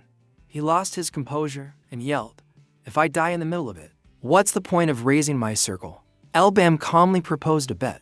I will give you 100 million mesos if you can last 10 minutes against me. As soon as he heard the word money, Zafar quickly slammed on the brakes. He did a complete 180 and prepared his fighting stance. Kiji and Minerva could only look on in weary resignation. As if re-energized, Zafar forced a smile and said to Elbam, Bring it on. Kiji didn't want to die either. Her sword now blazed with the fire of power. I have to break my limits to become stronger. I'll do my best. Ine was no less determined. After careful consideration, she decided to aim her gun at Elbam. I agree. I can't return to the Nautilus in this state. Daibo, from beginning to end, couldn't grasp the situation. He angrily shouted, You guys. Whatever. If I don't advance my circle, I'll charge interest on that 100 million mesos. Now all four of them were ready to fight Elbam. Seeing this, he couldn't help but curl his lips. Rest assured, I will take responsibility. As soon as Elbam finished speaking, all four of them charged forward at once. Elbam didn't back down either. His fire arrow was quickly shot out. Attacks rained down on the ground, creating countless huge explosions. Suddenly, that strike veered around to the back, and where it was heading was right at Kiji's position. After taking the hit, Yeezy was immediately sent flying, and she cried out in pain. At the same time, on the sand, the silhouettes of two people wanting to launch a sneak attack appeared. Seeing this, Elbam immediately turned his head to observe, and with that, he successfully dodged the attack of the two. Daibo, while fighting, yelled in confusion, What kind of mage is so fast? Was he a sprinter in his past life? Zapfer, there, also shouted orders. Even that monster only has one body, everyone. Attack him together. Instantly, all three of them followed the command and charged straight at Elbam's position. He wasn't afraid at all. Instead, he calmly challenged them. You think that's enough? Immediately, an immense power erupted from around Elbam. Although they were gradually being incinerated, they stubbornly charged forward. But the heat from the flames still subdued the two. Zafar, surrounded by it, screamed in pain. It's so hot. Daibo, beside him, kept shouting, Water, food. Suddenly, a loud voice rang out. Everyone, get out of the way. I'll use my full power to take him down with a big move. At the same time, a powerful technique was unleashed straight towards Elbam. Just let me. A huge explosion echoed throughout the space. Rocks and debris were sent flying from the impact. That person was Manesu. She stared and panted, saying, "How about that? Even you can't take it." But things didn't go as Manessa expected. Only his calm voice was heard. "Is that all?" Hearing that, she couldn't help but stare in utter astonishment. "I don't know." Elbam, with the protective shield surrounding him, calmly mocked, "This is the full power of your team. How disappointing." At the same time, he turned around and looked straight at Minerva. Seeing this, she pointed her finger and angrily shouted, "It's been for days of the same stupid words. What are we supposed to do when nothing works? If we get close, we get burned by hellfire, and long-range skills can't penetrate his shield. How are we supposed to fight against this ridiculous power?" As for Kiji, she was already unconscious on the hot sand. Next, Elbam spoke coldly. "The reason you can't find a way is because you're wasting your strength. If your team has only known how to divide roles until now, it's time to gather your scattered strength into one." Manesia paid no mind and loudly questioned, "Then explain it to us clearly. We have to clear this eternal gate." At the same time, Zapfel was surprised and thought to himself, "That is." At the same time, Elbam, while controlling the giant fireball in the air, coldly declared, "If you still don't understand, then there's nothing I can do to help. You can only continue to be beaten until you understand." Daibo. Daibo, seeing this, pulled Kizzy and ran, shouting in panic, "Damn it, it's hopeless. Break formation, run first." He was in front, sweating, hastily waving his hand to signal, "This way, everyone. The exit is right ahead." When Kiji heard that, she asked loudly in confusion, "The third gate?" Daibo was still carrying her while screaming in terror, "Hurry up and get in." Manesia also aimed her gun behind her and growled angrily, "This is our last effort." Elbam, after that, she didn't hesitate and immediately fired a shot. His armor. Buffer, running beside her, screamed in fear. And then, as expected, another explosion caused the entire space to shake violently. By the time the attack ended, they had already escaped. Seeing this, Elbam thought to himself, "They finally realized, while I've kindly brought them all here from the start, but that's enough reason for me to be late." Before him was a large crater left by the earlier impact. Next, Elbam glanced back and spoke, "All right, time to start cleaning up." With those words, he began to move. At the same time, a blinding light continuously emanated from the gate. Daibo. After escaping, Daibo was sweating and panting to himself. "We're saved."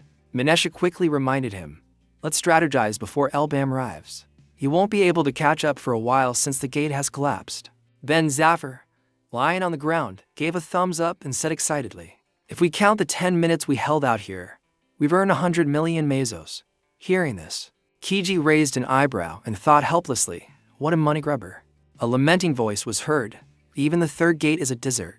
I'm going crazy from this heat." Suddenly, she turned around and asked herself in confusion, "What's that sound?" At the same time, at that moment, the image of something rising from beneath the sand appeared.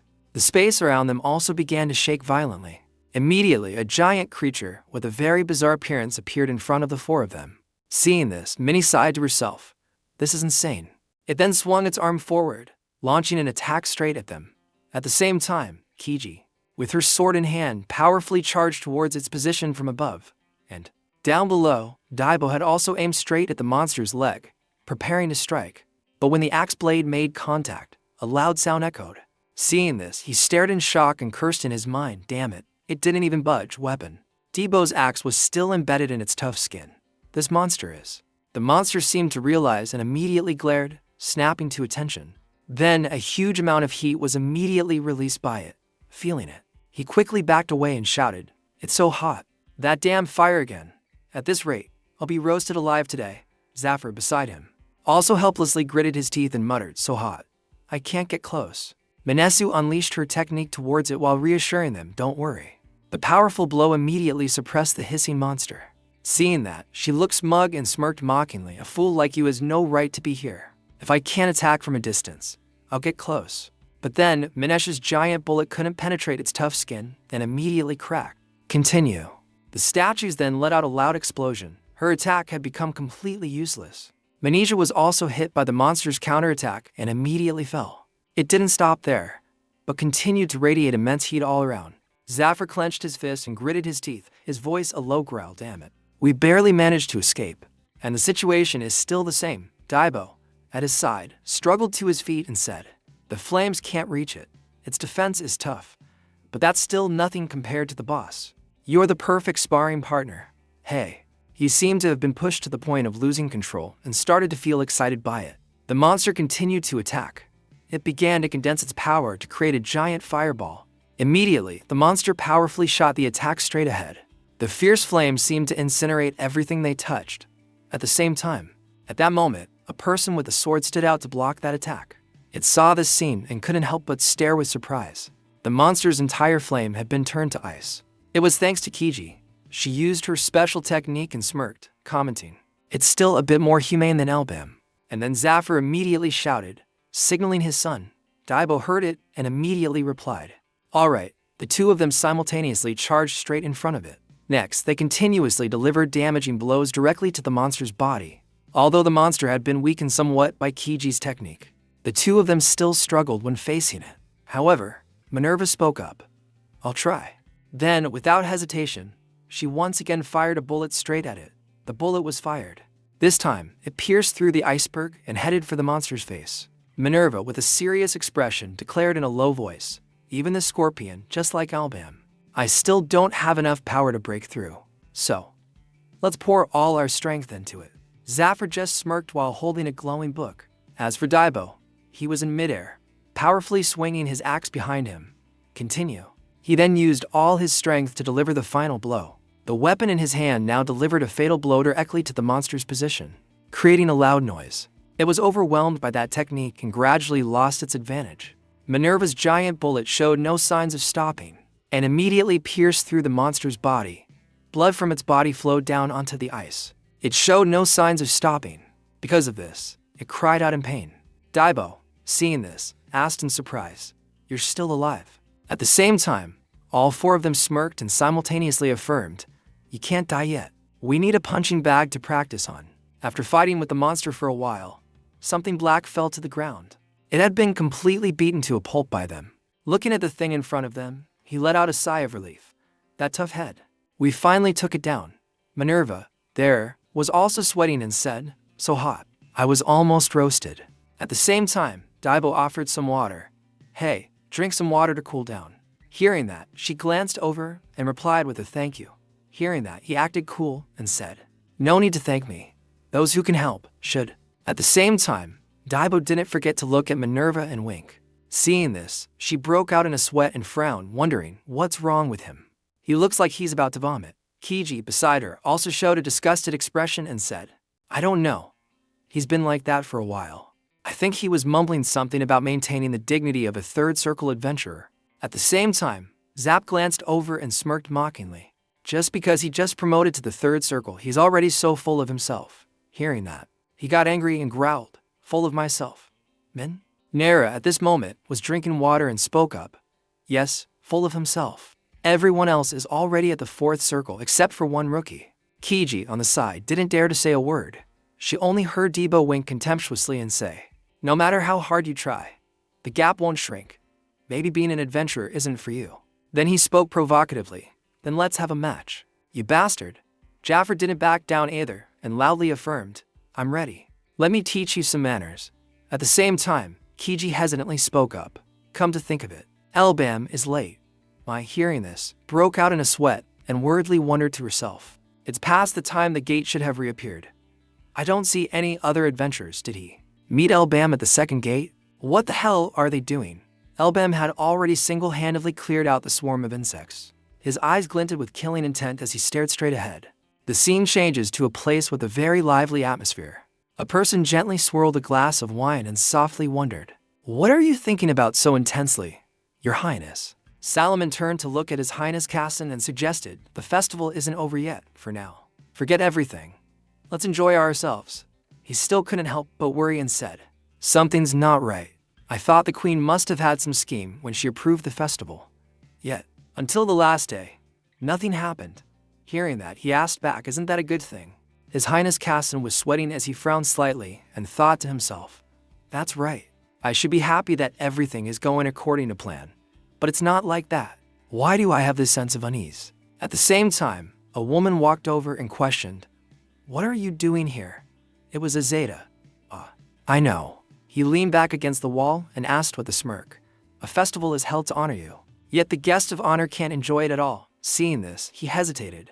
"Your Majesty." "What?" "Your Majesty," Azeda said as she approached the two. "Does a mother need a reason to visit her son?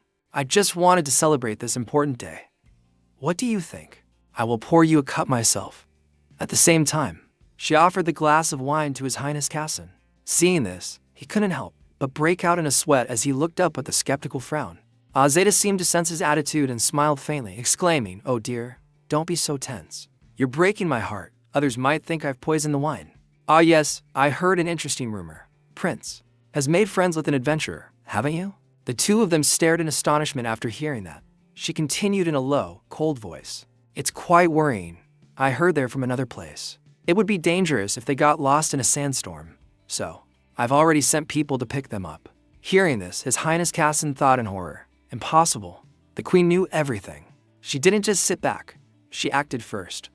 Where did the news leak from? She doesn't know. "I sent people to pick them up." Could it be the Dark Squad?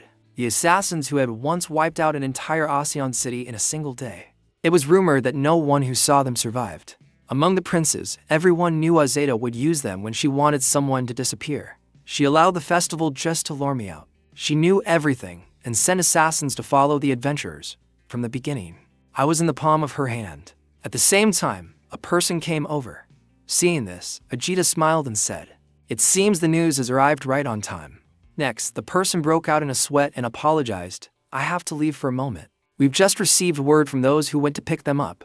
She smirked with a triumphant look after hearing that. At the same time, at Elbam's location, he was seen bending down and thinking to himself, "Strange, these corpses show no signs of resistance, which means they were killed before they even realized they were being attacked. Who could do this? But the real problem is, I am the only survivor from the second gate." Looking at the bodies, it was clear that someone wanted to ruin the prince's plan. What? Could it be demons? At the same time, the dark energy sources appeared behind Elbam. He instinctively leaned back and successfully dodged this fatal blow. But it seemed the opponent didn't want to stop and attacked even more fiercely. Elbam, while parrying, gritted his teeth and thought, "I can't see it, but there's definitely something right in front of me. Impossible." Behind him, something else appeared, causing him to stare in shock. And then Elbam immediately ducked to avoid it, whispering to himself, "There's more than one. If so, how?" He then immediately touched the ground. A ring of fire gradually spread around him. Instantly, from Elbam's hand, a fierce flame erupted and quickly spread around. A blurry figure loomed behind the smoke. Seeing this, he thought smugly, "All right, I've found you. Time to burn you to a crisp." But Elbam once again showed an expression of horror. Just once more. That power pierced straight through the flames and charged towards him. Next, it immediately and forcefully struck Elbam, sending him flying backward. While trying to keep his body steady, he reached out his hand to block the technique. Elbam kept looking straight at the attack and wondered to himself, "It has no effect, is it them?" Even before turning back time, I had only heard rumors. A skill called Dark Sight, which conceals the body and instantly eliminates the target. The strongest assassination squad in Ocean, the Hasen. At the same time, one of them, hidden in the smoke, thought smugly, "It's useless to struggle. We've prepared thoroughly. Everyone is equipped with fire-resistant gear to counter your fire magic. Without fire, your abilities can't deal any damage. We have no reason to lose. Just struggle and die in despair, right?" Suddenly, Elbam's cold voice rang out, "You must be pleased enough now." The man heard this and couldn't help but stare in confusion. All of them were already inside the shield, and he immediately declared, "The game of hide and seek ends here. It's quite bad. Fire resistance, you say? Dark shadow concealment skill. In the past, I was indeed difficult to deal with. But you should have come before I reached the fourth circle." A ring was now on Elbam's finger. The powerful energy simultaneously radiated around him. The blinding light continued to radiate and fall. Then the green smoke gradually dissipated. Elbam calmly stepped forward from inside. A member of the Ocean assassination squad saw this and stared, stuttering, "How is that possible?" Thank you." Before he could finish his sentence, he immediately fell to the ground, and the ring carrying immense power continued to glow on Elbam's finger. The scene changes to the party, where a wine glass falls to the ground and shatters. Along with it, a shock scream is heard. "What?" Afterwards, Azeda looked at the person before her and whispered in order, "Speak up. Speak clearly for me to hear." The person, drenched in sweat, bowed his head and reported, "My apologies. 5 people made it out of the gate. All of them are adventurers on the prince's side." Hearing this, she angrily gritted her teeth and growled, "What an arrogant bunch." At this moment, a person walked over and casually spoke, "What's wrong, Your Majesty? It seems my friend is progressing well." Ajita's eyes looked at the person in front of her with extreme displeasure. Meanwhile, the other person, holding a glass of wine, cheerfully provoked, "I didn't expect you to be so thoughtful as to worry about my friend. It truly makes me feel grateful, Your Majesty." The one who just spoke was none other than His Highness Kassan. With a triumphant expression, he kept smirking mockingly. "As a gesture of gratitude, allow me to offer you a cup of wine." Night had fallen, and the moon was high. In a ruined room amidst the desolate desert mountains, a light was still lit. Suddenly, a sound was heard. "So, have you brought the item?" Elbam knelt on one knee on the ground, reporting the situation to His Highness Kassan. "Yes. I found a letter inside the gate." He was very pleased with his quick work. "You have truly performed a great service. Heaven must have sent you to help me." But he decided not to hand it over to him. "But I can't just hand it over." Hearing this, His Highness Kassan looked down at him with a sharp gaze. "What?" Elbam immediately explained. "Assassins appeared during the ambush, and they even had weapons targeting me. It seems I've been drawn into your affairs sooner than I thought." He himself felt that he had gotten too deep into his affairs, so he couldn't avoid putting himself in danger. He held up the letter for His Highness Kassan to see. "If you want to deal with this, you first need to understand everything. For example, what is this letter all about?" He was really curious about what this letter contained. To ensure that the plan would proceed smoothly, he thoughtfully stared at the letter he was holding up. His Highness Kassan let out a sigh. Then he honestly answered about the origin of the letter in his hand. "The letter you are holding is a will created by me and the other princes." After Queen Ajita seized absolute power, she began to eliminate Abdullah V's children one by one. Therefore, the brothers who opposed Ajita united under the same cause.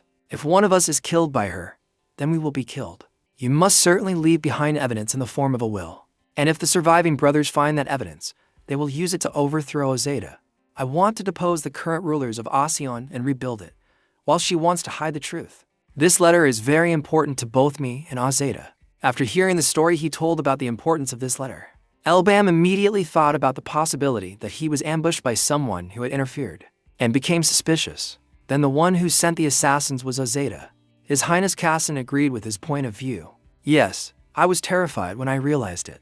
I'm just glad you returned alive." Suddenly, he prepared to stand up and tell him something important. His eyes became sharp as he held the letter tightly in his hand, and at the same time, he took something out of his breast pocket and said decisively, "This letter is completely useless." His Highness Kassan was startled and horrified. "What?" Elbam threw the object from his person hard onto the ground for him to see. "I found something interesting on the assassins who came to kill me." It was the arm of a man he had cut off. It still had blood on it and a red symbol on the wrist.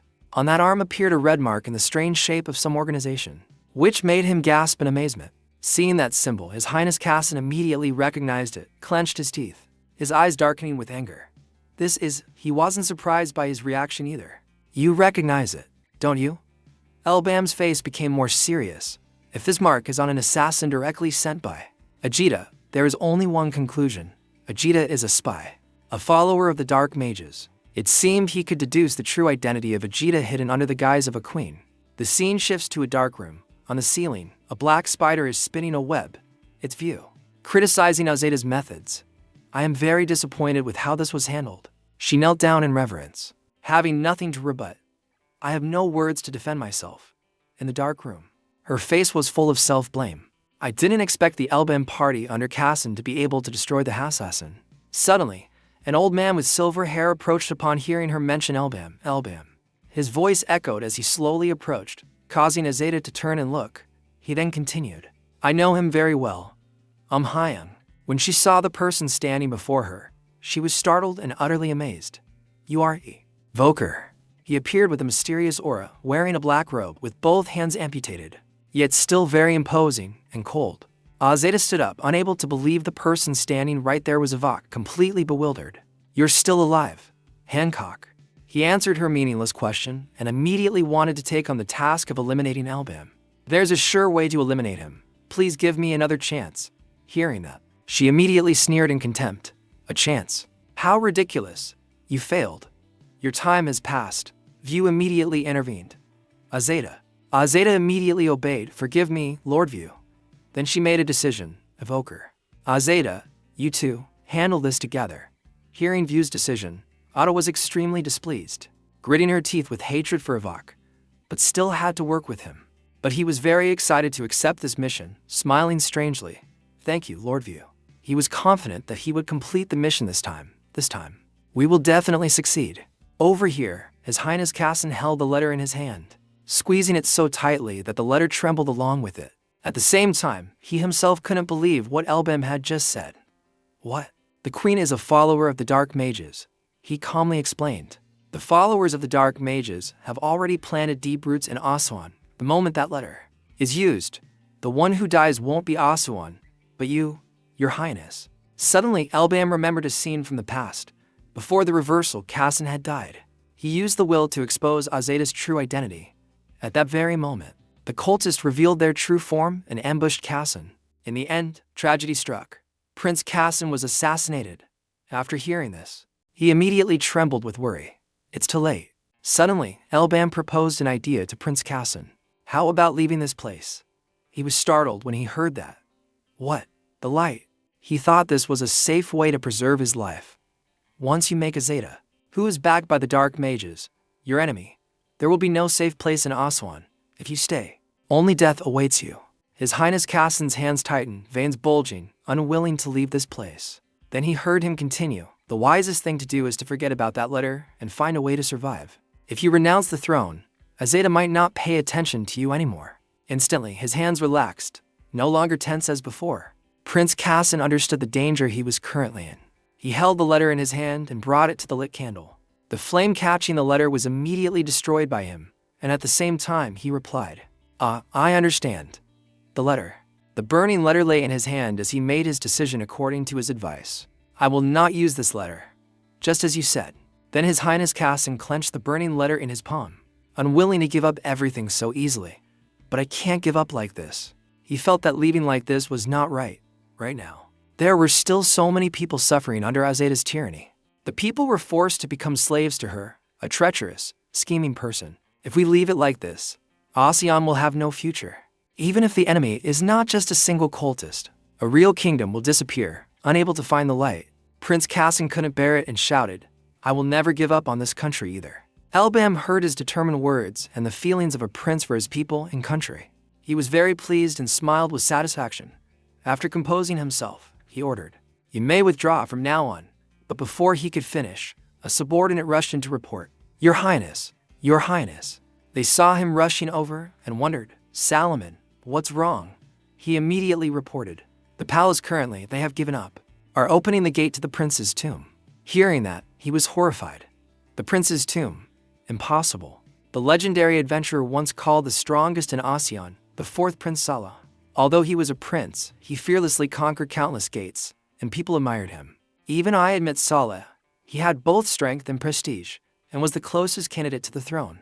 But one day, Salah entered a gate and never returned. His disappearance shocked the entire kingdom. From then on, that gate was called the prince's tomb. His Highness Kassan was confused. So why is it being opened now after being sealed for so long? What are they planning? Even Salomon didn't know the answer. Yes, do you know, sir? He honestly reported the situation. His Majesty has personally declared that whoever conquers this gate will become the next heir to the throne. As soon as he finished speaking, Elbem warned, This is Azeda's trap. This made both Prince Kassan and Salomon turn to look at him in surprise. He closed his eyes and calmly explained, She will disguise it as an accident and eliminate all participating princes. It's too obvious. Hearing this, he agreed with that point of view. The rookie is right, Your Highness, for now. Let's temporarily retreat, Salomon. Clay wanted to see His Highness Kassan consider temporarily retreating to assess the situation. But he didn't think so. He had to participate himself. Sir, I must participate, otherwise it would be like falling right into her trap. He hesitated. But Your Highness. Unexpectedly, Elbem offered to help him. I will assist you, Your Highness. This greatly surprised both of them. Even he himself couldn't believe he was getting help from him. You, Elbam, he didn't hesitate to cooperate with him. I'm afraid we've already become Ajeda's target because of this. I believe we are now in the same Bold as you, Your Highness. Prince Cassin was extremely grateful. Thank you, truly. You will be a great help. But he didn't know what was on his mind. He just wanted to save him and silently swore, I will not let Cassin die again like before the reversal. Before the reversal, the cultists had used all of Ocean to spread monsters from the gate throughout the region. Ocean at that time was their main headquarters. Anyway, I'm glad I rushed to Ocean. I even witnessed the unexpected nature of Prince Cassin. He clenched his fist with determination. Now, I will make him my top priority and uproot the cultist. Elbam's eyes were filled with enthusiasm. I promise you this, Your Highness. Prince Cassin was very surprised to see his confident look and his determined desire to help him become king. I will make you king. Abdullah VIII, the king, was still in a drunken stupor, lounging on his chair and speaking. All right, you are all here. He continued to propose an idea to select a crown prince worthy of sitting on this noble throne. As you know, the court has decided to choose the crown prince through the prince's tomb. Each candidate must enter the gate on their own, conquer it, and bring back Salah's remains. But Mukhtar did not agree with his decision. But Your Majesty, from ancient times, the crown prince has always been chosen through martial arts, literature, and then a vote from the people. There has never been a precedent of choosing the crown prince by conquering a gate. The one who spoke was the second prince, Mukhtar. The first Prince Gonson also completely agreed with the second prince's opinion and spoke up. That's right. Such a sudden change will cause a strong protest from the people. It seemed King Abdullah VIII didn't care about the prince's objections. He took a swig of wine and answered perfunctorily, maybe so. But Azeda said the palace also needs reform. Your Majesty is truly infatuated. Following Queen Azeda's words, Prince Cassin immediately retorted, can a single word from the queen overturn tradition? He spoke up as the third prince. Cassin, he wanted to advise His Majesty once more. Your Majesty, please reconsider. If we change it now, it's still not too late. The person bowing behind him was the fifth prince, Sanjay. But contrary to the other princes, the sixth prince, Acid, being young, found this very new and excitingly accepted. If His Majesty has decided, then that is the tradition. The king's will is the will of Ocean and becomes the new tradition. Hearing this, Sanjay turned and looked very displeased with him. King Abdullah VIII, still in his drunken stupor, sat up straight, fully agreeing with Assad. That's right. My word is tradition. The contest for the crown prince will proceed as planned. No changes. The date is set for 1 week from now. Anyone who gives up will permanently lose their chance to compete for the throne. Whether you form a team or not, that's up to you. I've said what needs to be said. His Majesty had no intention of changing his mind. No matter how the princes tried to persuade him, it was useless. The decision was made. Anyone who disagreed would permanently lose their chance. Then he staggered out, no longer caring about court affairs. I'm leaving. My queen is waiting. The sixth Prince Assad, seeing him leave, intended to be obsequious. Wait, Your Majesty, I will accompany you. After His Majesty left, the first Prince Gonson, with an angry face, said, What is this? And the second Prince Mukhtar gritted his teeth. Both were resentful, not knowing what trick she was up to. Azeda, what are you planning this time? Suddenly, Prince Cassin spoke up. The princes will all die fighting in the gate, he warned, wanting the princes to be very wary of the danger. That is Azeda's goal. We must not fight among ourselves. He truly needed everyone's cooperation. My goal is to overthrow Azeda's rule. There is no reason to become enemies. We must unite to bring down Azeda and reclaim Aswan. This was the greatest desire that Prince Cassin wanted to achieve most. Suddenly, the fifth Prince Sanjay spoke up. I refuse. I cannot be on the same side as you. Hearing this, Cassin turned to look at him with a surprised expression. Sanjay. He suspected he was pretending to want the throne. Don't pretend you want unity. In your heart, you only think you are worthy of being king, right? How disgusting. I believe I can rule Ocean better than anyone else. What did he say? He immediately turned and left, wanting to get it himself without help from the other princes. Just you wait. I will become the crown prince and overthrow Ajita myself. Cassin, seeing him misunderstand, called after him with advice. Oh, Sanjay, if we kill each other, won't we fall right into Ajita's trap? But Sanjay still refused to listen to his advice. Cassin gritted his teeth in anger. Suddenly, a hand rested on his shoulder comfortingly.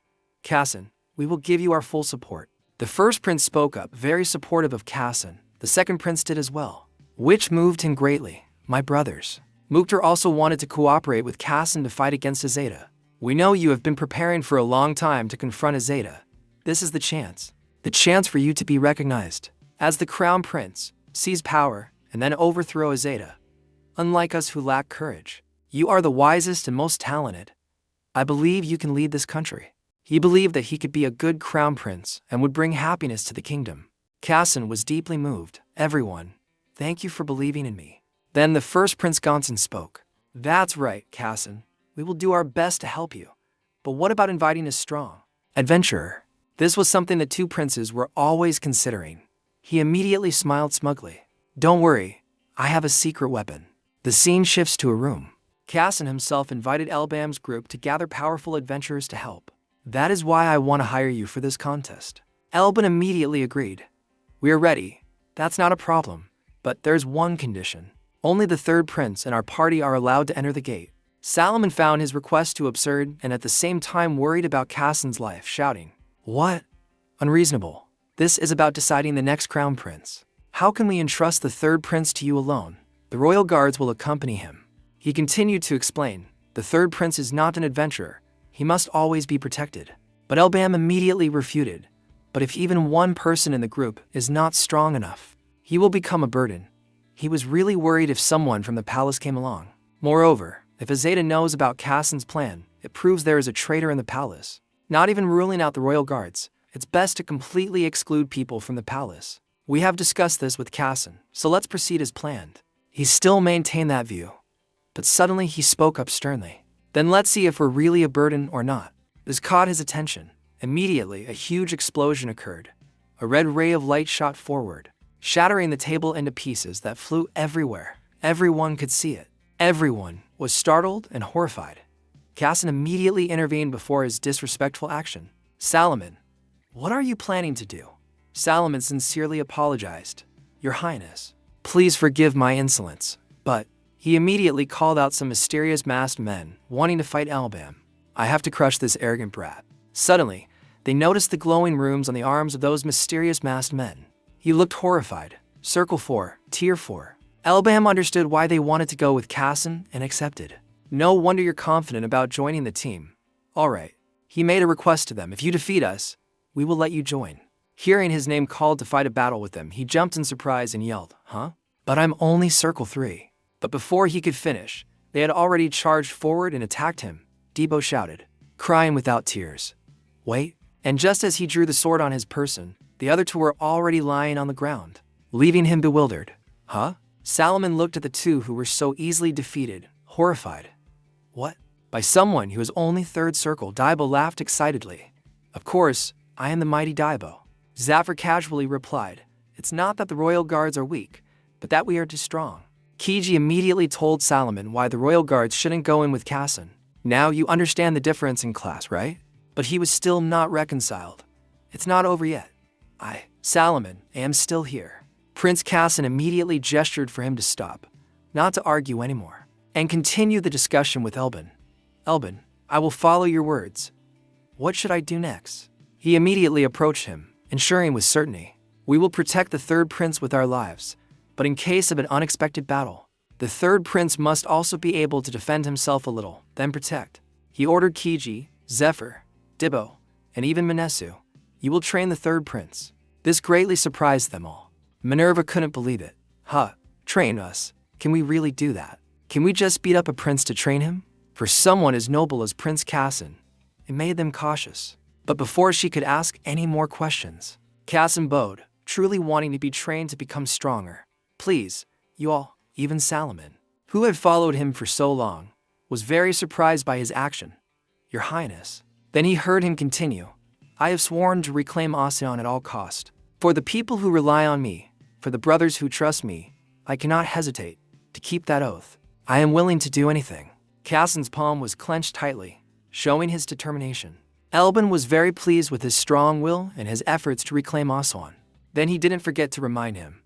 All right then, but remember, this will be even harsher than a real battle. Prince Casson was very happy and excited. Good. That's exactly what I want. Let's start right away. Oh, the sky is blue. Prince Casson is being trained by Kiji. The sword in his hand was sent flying into the air. The sword immediately stuck into the ground far from the prince. His hand was still trembling. He cried out in pain as she knocked his sword away. Kiji remained cold and serious, training him and ordering him to shout, pick up the sword again. The day is not over yet. Prince Cassin endured the pain in his waist, panting heavily, trying to continue the training. Yes, please, continue. He then continued to fight directly with Daibo. He continuously swung his sword at Prince Cassin. He was caught. I gritted my teeth and tried to block the sword stroke swung by him. Prince Cassin continued to dodge those attacks and at the same time jumped off the ground to dodge the bullets fired by Minus. But he still got hit by a blow from Zafir. He punched him straight in the stomach, causing him to vomit blood in pain. Cassin still tried to maintain his balance with the sword in his hand. Blood dripped onto the ground. His body was covered in wounds. But he still wanted to continue training again. Please. Minerva, seeing his condition was not good, wanted to advise him to stop.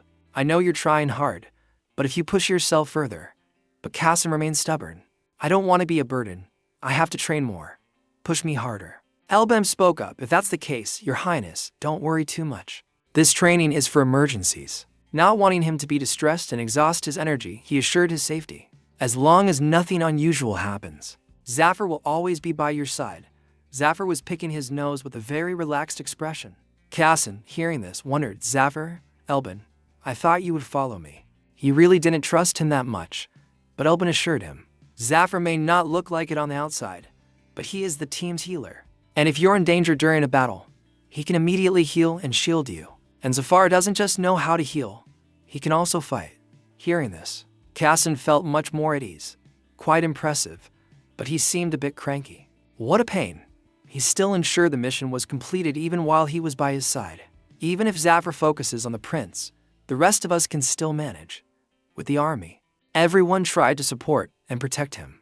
Karzim was very grateful and bowed respectfully before Zafir, which surprised him greatly. Such incredible people are following me, and I have nothing to give in return. If possible, then there is nothing to give in return. Please accept this. At least, when all this is over, I promise to reward you handsomely, even more than what was agreed upon. He took out a large bag of gold, wanting to express his gratitude for their help. Zafir immediately changed his attitude, kneeling on one knee and pledging allegiance. I pledge my loyalty to serve you, Your Highness. Can you see? I will quickly carry out my duty. So let's start by healing you first. Minnidu and Daibo stood watching, completely stunned. He's really stubborn, isn't he? After healing Prince Cassin, he excitedly continued, Alright, when you're healed, let's have another round. Over here in a dark room, a mysterious organization is secretly operating. So that's how it is. The War of Succession. The palace has finally made its move. In that case, we, the Shadow Gathering, must also act, this time. We must give them a clear warning, then a warning. A voice rang out with a warning. Let's assassinate Abdullah, as a fitting warning. Another person spoke up in disagreement. Sir, if we do that, how are we any different from Azeta? Suddenly, the leader spoke. Everyone be quiet. He calmly explained, screaming at each other won't do any good. No matter what, we only have one mission. That is to overthrow the Cassin dynasty, and to cleanse ASEAN once and for all. The next morning, everyone had gathered at the gate. First Prince Gonson spoke, so the battle has begun. The battle for the throne. Second Prince Mukhtar sent his well wishes to Cassin. I know I have to withdraw this time, but I believe you will do well for us. Cassin replied enthusiastically. He assured the two princes with certainty, we will definitely succeed. Suddenly, a sarcastic voice was heard. How ridiculous. What can a bunch of wanderers from Victoria Island do? This made everyone glance over in attention. The one who just spoke was the sixth prince, Assad. He crossed his arms arrogantly. Don't waste your efforts. Victory will be mine because I have hired the strongest adventurers in Aswan, the Red Scorpions. He smiled smugly. Looking at this situation, Cassin is as good as done. The only worthy opponent left. He glanced over at the fifth prince's group, judging them to be worthy opponents. Fifth Prince Sanjay. Mukhtar noticed Sanjay and warned Cassin. It seems Sanjay has invited the strongest warriors in the kingdom, the Khalsa tribe. He also acknowledged, it seems my brother has also put in quite a bit of effort. The first Prince Gonson knew this battle would be extremely fierce, and didn't forget to send his best wishes and absolute trust that Cassin could win. I know this battle will be difficult, but I believe in you. He truly placed his faith in him to make things happen. You are the only one who can end Queen Azeta's tyranny and restore ASEAN to its former glory. Suddenly, Sanjay, who had been listening, became even angrier, gritting his teeth. Suddenly, King Abdullah VIII, standing on a high platform, spoke. You have waited long enough. Who will be the future king? Who dares to enter the prince's tomb and lead Ocean in this battle for the throne? His Majesty still looked drunk, always holding a jar of something and giving orders right now. Abdullah VIII declares war. Zafar looked at the person in front of him in disbelief. Is that Abdullah? He was also confused. What a chaotic person. Then King Abdullah VIII threw down maps to the people below. The maps scattered freely in the air, and then he continued, that map will show the way. Daibo and Minerva picked them up and studied them carefully as he continued. Show your strength and wisdom on the path to the throne. Looking at it, the map in his hand, Daibo really doubted this was a map. Kiji looked at it intently but still didn't understand and asked, what does it mean? Does anyone know? Jafar looked at it, also confused. Even someone as well-informed as me can't understand it. The sixth prince Azad also carefully studied the map. He paid attention to the details. A person bleeding profusely and a flower. He suddenly thought, is that a crimson flower? A flower as red as blood. That flower only blooms in a few rare places in Asan. The prince's tomb is in the crimson wasteland, where crimson flowers bloom. He was excited to have found the answer and immediately set off. This riddle is too easy, not worthy of challenging a king's intellect. Let's go.